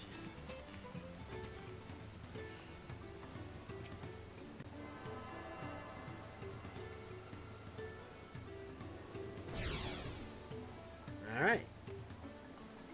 No, I don't want to talk to Alice A. I don't want to talk to Kryle either. We should stop here for the night. I understand the desire to rush ahead. We need to recuperate from our punishing river adventure. Then let's settle in. We'll need a cook fire, and there's meal preparation to be done.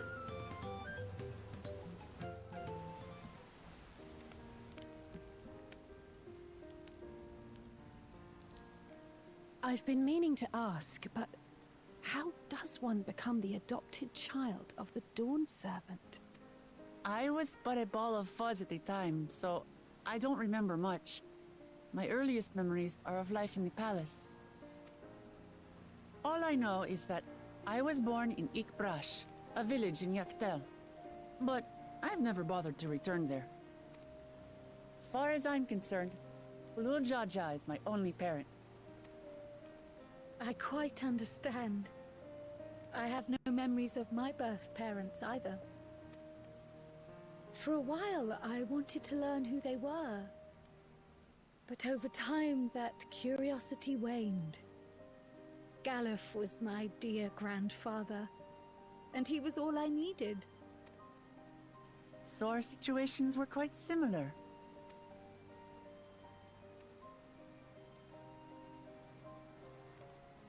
Even though Papa already had a trueborn son, he raised me and Kona with no less love. One time, I'd wandered off alone into the forest and gotten lost.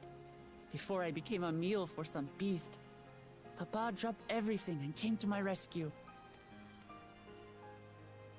I was scared and sobbing and ready for a scolding. But the head of resolve praised me for surviving the ordeal. Wow, okay. I did get my lecture from the head of reason, though. He went on and on about the dangers of the jungle and all the horrible ways I could have died.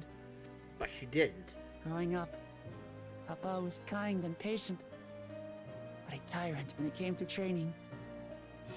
Now, of course, I realize he was preparing me for my duties as a promise. For all the good it did. There's so much I failed to learn about my own country.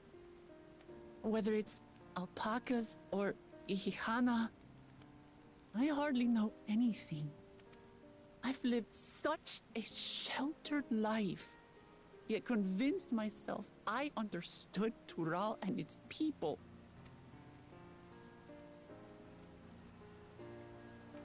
I don't have Kona's education, or Zoralja's strength. I'm all bluff and bravado, not fit to bear my title. Schmack! You can't measure your worth by the successes of others.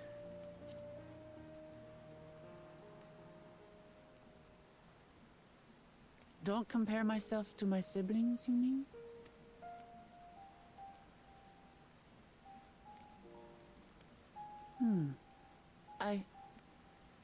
I think I see what you're saying. She's got something that the other guys probably don't have, and that's, well...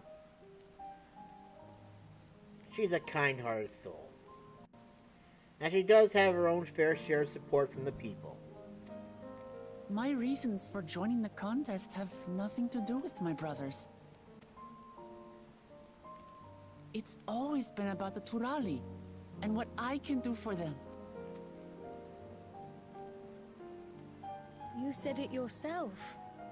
How important it is to properly know something. To hear the voices of others, empathize with how they feel, and think how best to serve. In so doing, you'll come ever closer to being the person you wish to be.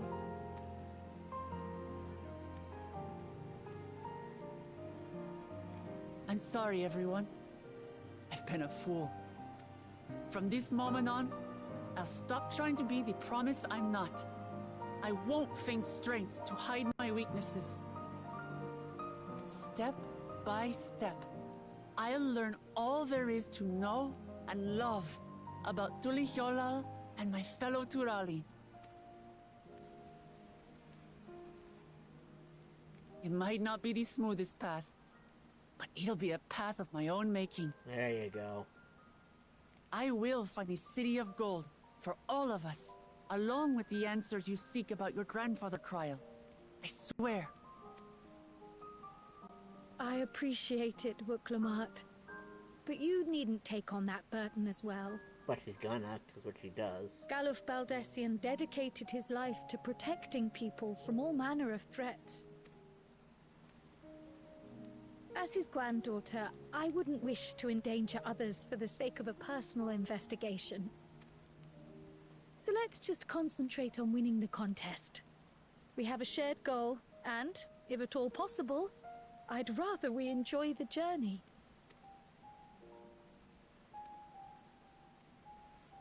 Hear, hear. We are companions on the same road, bound for the same destination. With our combined talents, nothing will stop us from reaching the Golden City. Thank you. Thank you all. I am proud to call you my friends.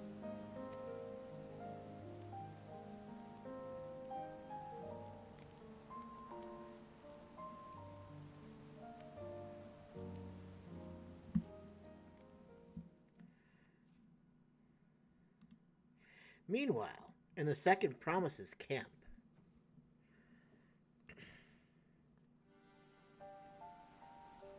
Thank you. Thank you all. I am proud to call you my friends. They seem to be enjoying themselves. Are you sure you don't want to go and say a word to your sister? No. Nay, there is no need for that. But what of you two? Wuk Lamat's allies are your comrades. It must feel strange to be rivals.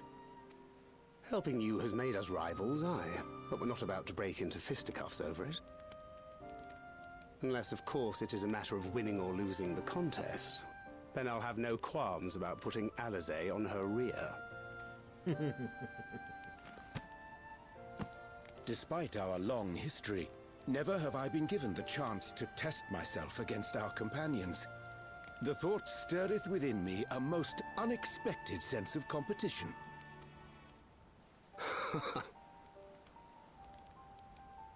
I want to fight Thancred. Lamachi has surrounded herself with distinguished figures indeed. One of the Studium's finest graduates. The head of the students of Baldessian. And the Warrior of Light. And then, there's Eorzea's vaunted champion. If he's half the hero you say, then the odds are stacked against us. Not that I have any intention of bowing out.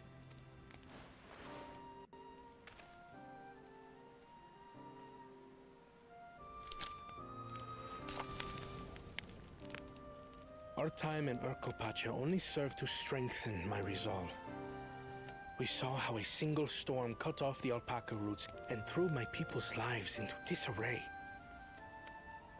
Such uncertainties are why I advocate for the adoption of Sharlayan innovations, that Tulihyolal might know greater stability and prosperity. I mean, they can still do that. Our nation can change for the better. And I will be the man to change it. Well, it's a start. I imagine your experiences on this journey, all the things you'll hear and feel and think, will help you refine that approach. Hear, feel, think.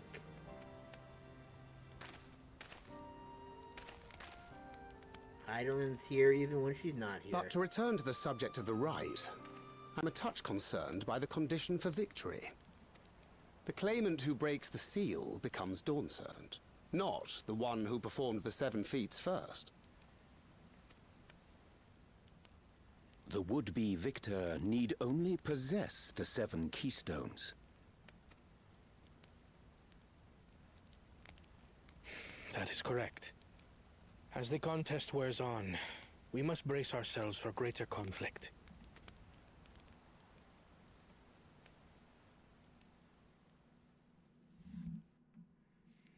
Yeah. Meanwhile, with the first promise, we are going to kill them all!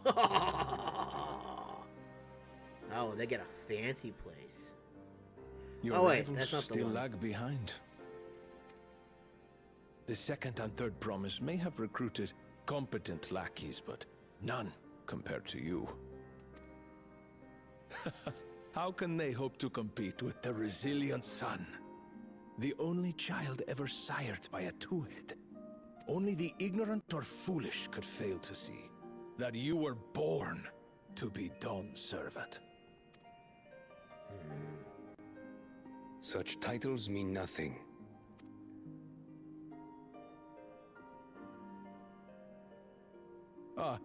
I neglected to mention, when I first heard the rumors that the contest involved the Golden City, I spoke in confidence with Gulul Jaja's inner circle. They all agreed on one thing. Whoever reaches the City of Gold will attain a power so great, it can dictate the course of history. If this power truly exists, then I humbly beg a fair share of it. Time is passing, and I would put my plans in motion without delay. The useless tool is cast aside after all. And just so there is no misunderstanding, you consent to this course, no matter who is made to suffer. In battle, everyone bleeds. The Dawn's promise is no exception. What better lesson to teach our people the folly of war?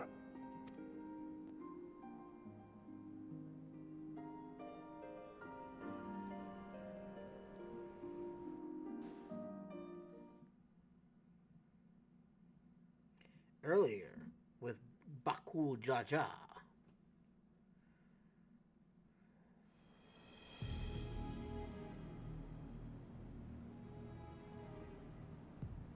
I was hoping for a good scrap, but this bloated sack of bile was no challenge at all. Never usually. I wonder if the house cat is dead yet. No.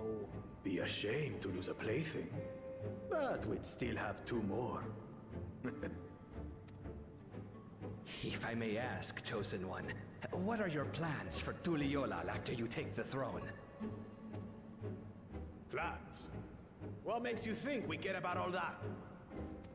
We care only about the contest and proving our superiority. That would surely please Mother and Father. Yes, and when we become Dawn Servant, we'll drive out the weakling masses and invite our kin to live in the city. Fine idea! Our family deserves better than that rotten jungle. But do it then. We must catch up to that one-headed pretender and remind him of the natural order. I made it. I thought we were missing someone. Where have you been? Oh, I feared I was done for when I fell from the boat. Yet somehow I made it. Oh, my arms, I can barely lift them. If I could just rest a moment. You can rest when you're dead. You expect us to wait for you? Those who can't keep up will be left behind. My brother has spoken. March, or be fodder for the beasts. But I followed the teachings. Everything I've done, everything I've sacrificed, all has been for the blessed seedlings. Wait. Don't leave me behind! I'm begging you! Well, you better start speeding up then, I guess.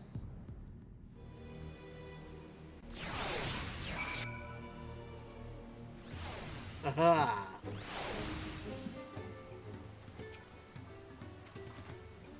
Being able to say those things has brought me such relief. It's like a stone has been lifted off my chest, and I can take a full breath at last. I don't want to encumber myself like that again. I want to be better, will be better, for myself and for my people.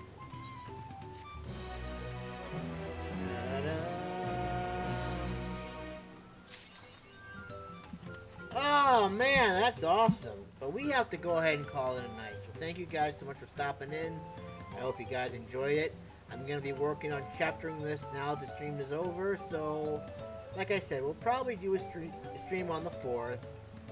Because I really don't have any destination or anything like that, per se. So, I will most likely see you then. So, I will see you guys hopefully on the 4th.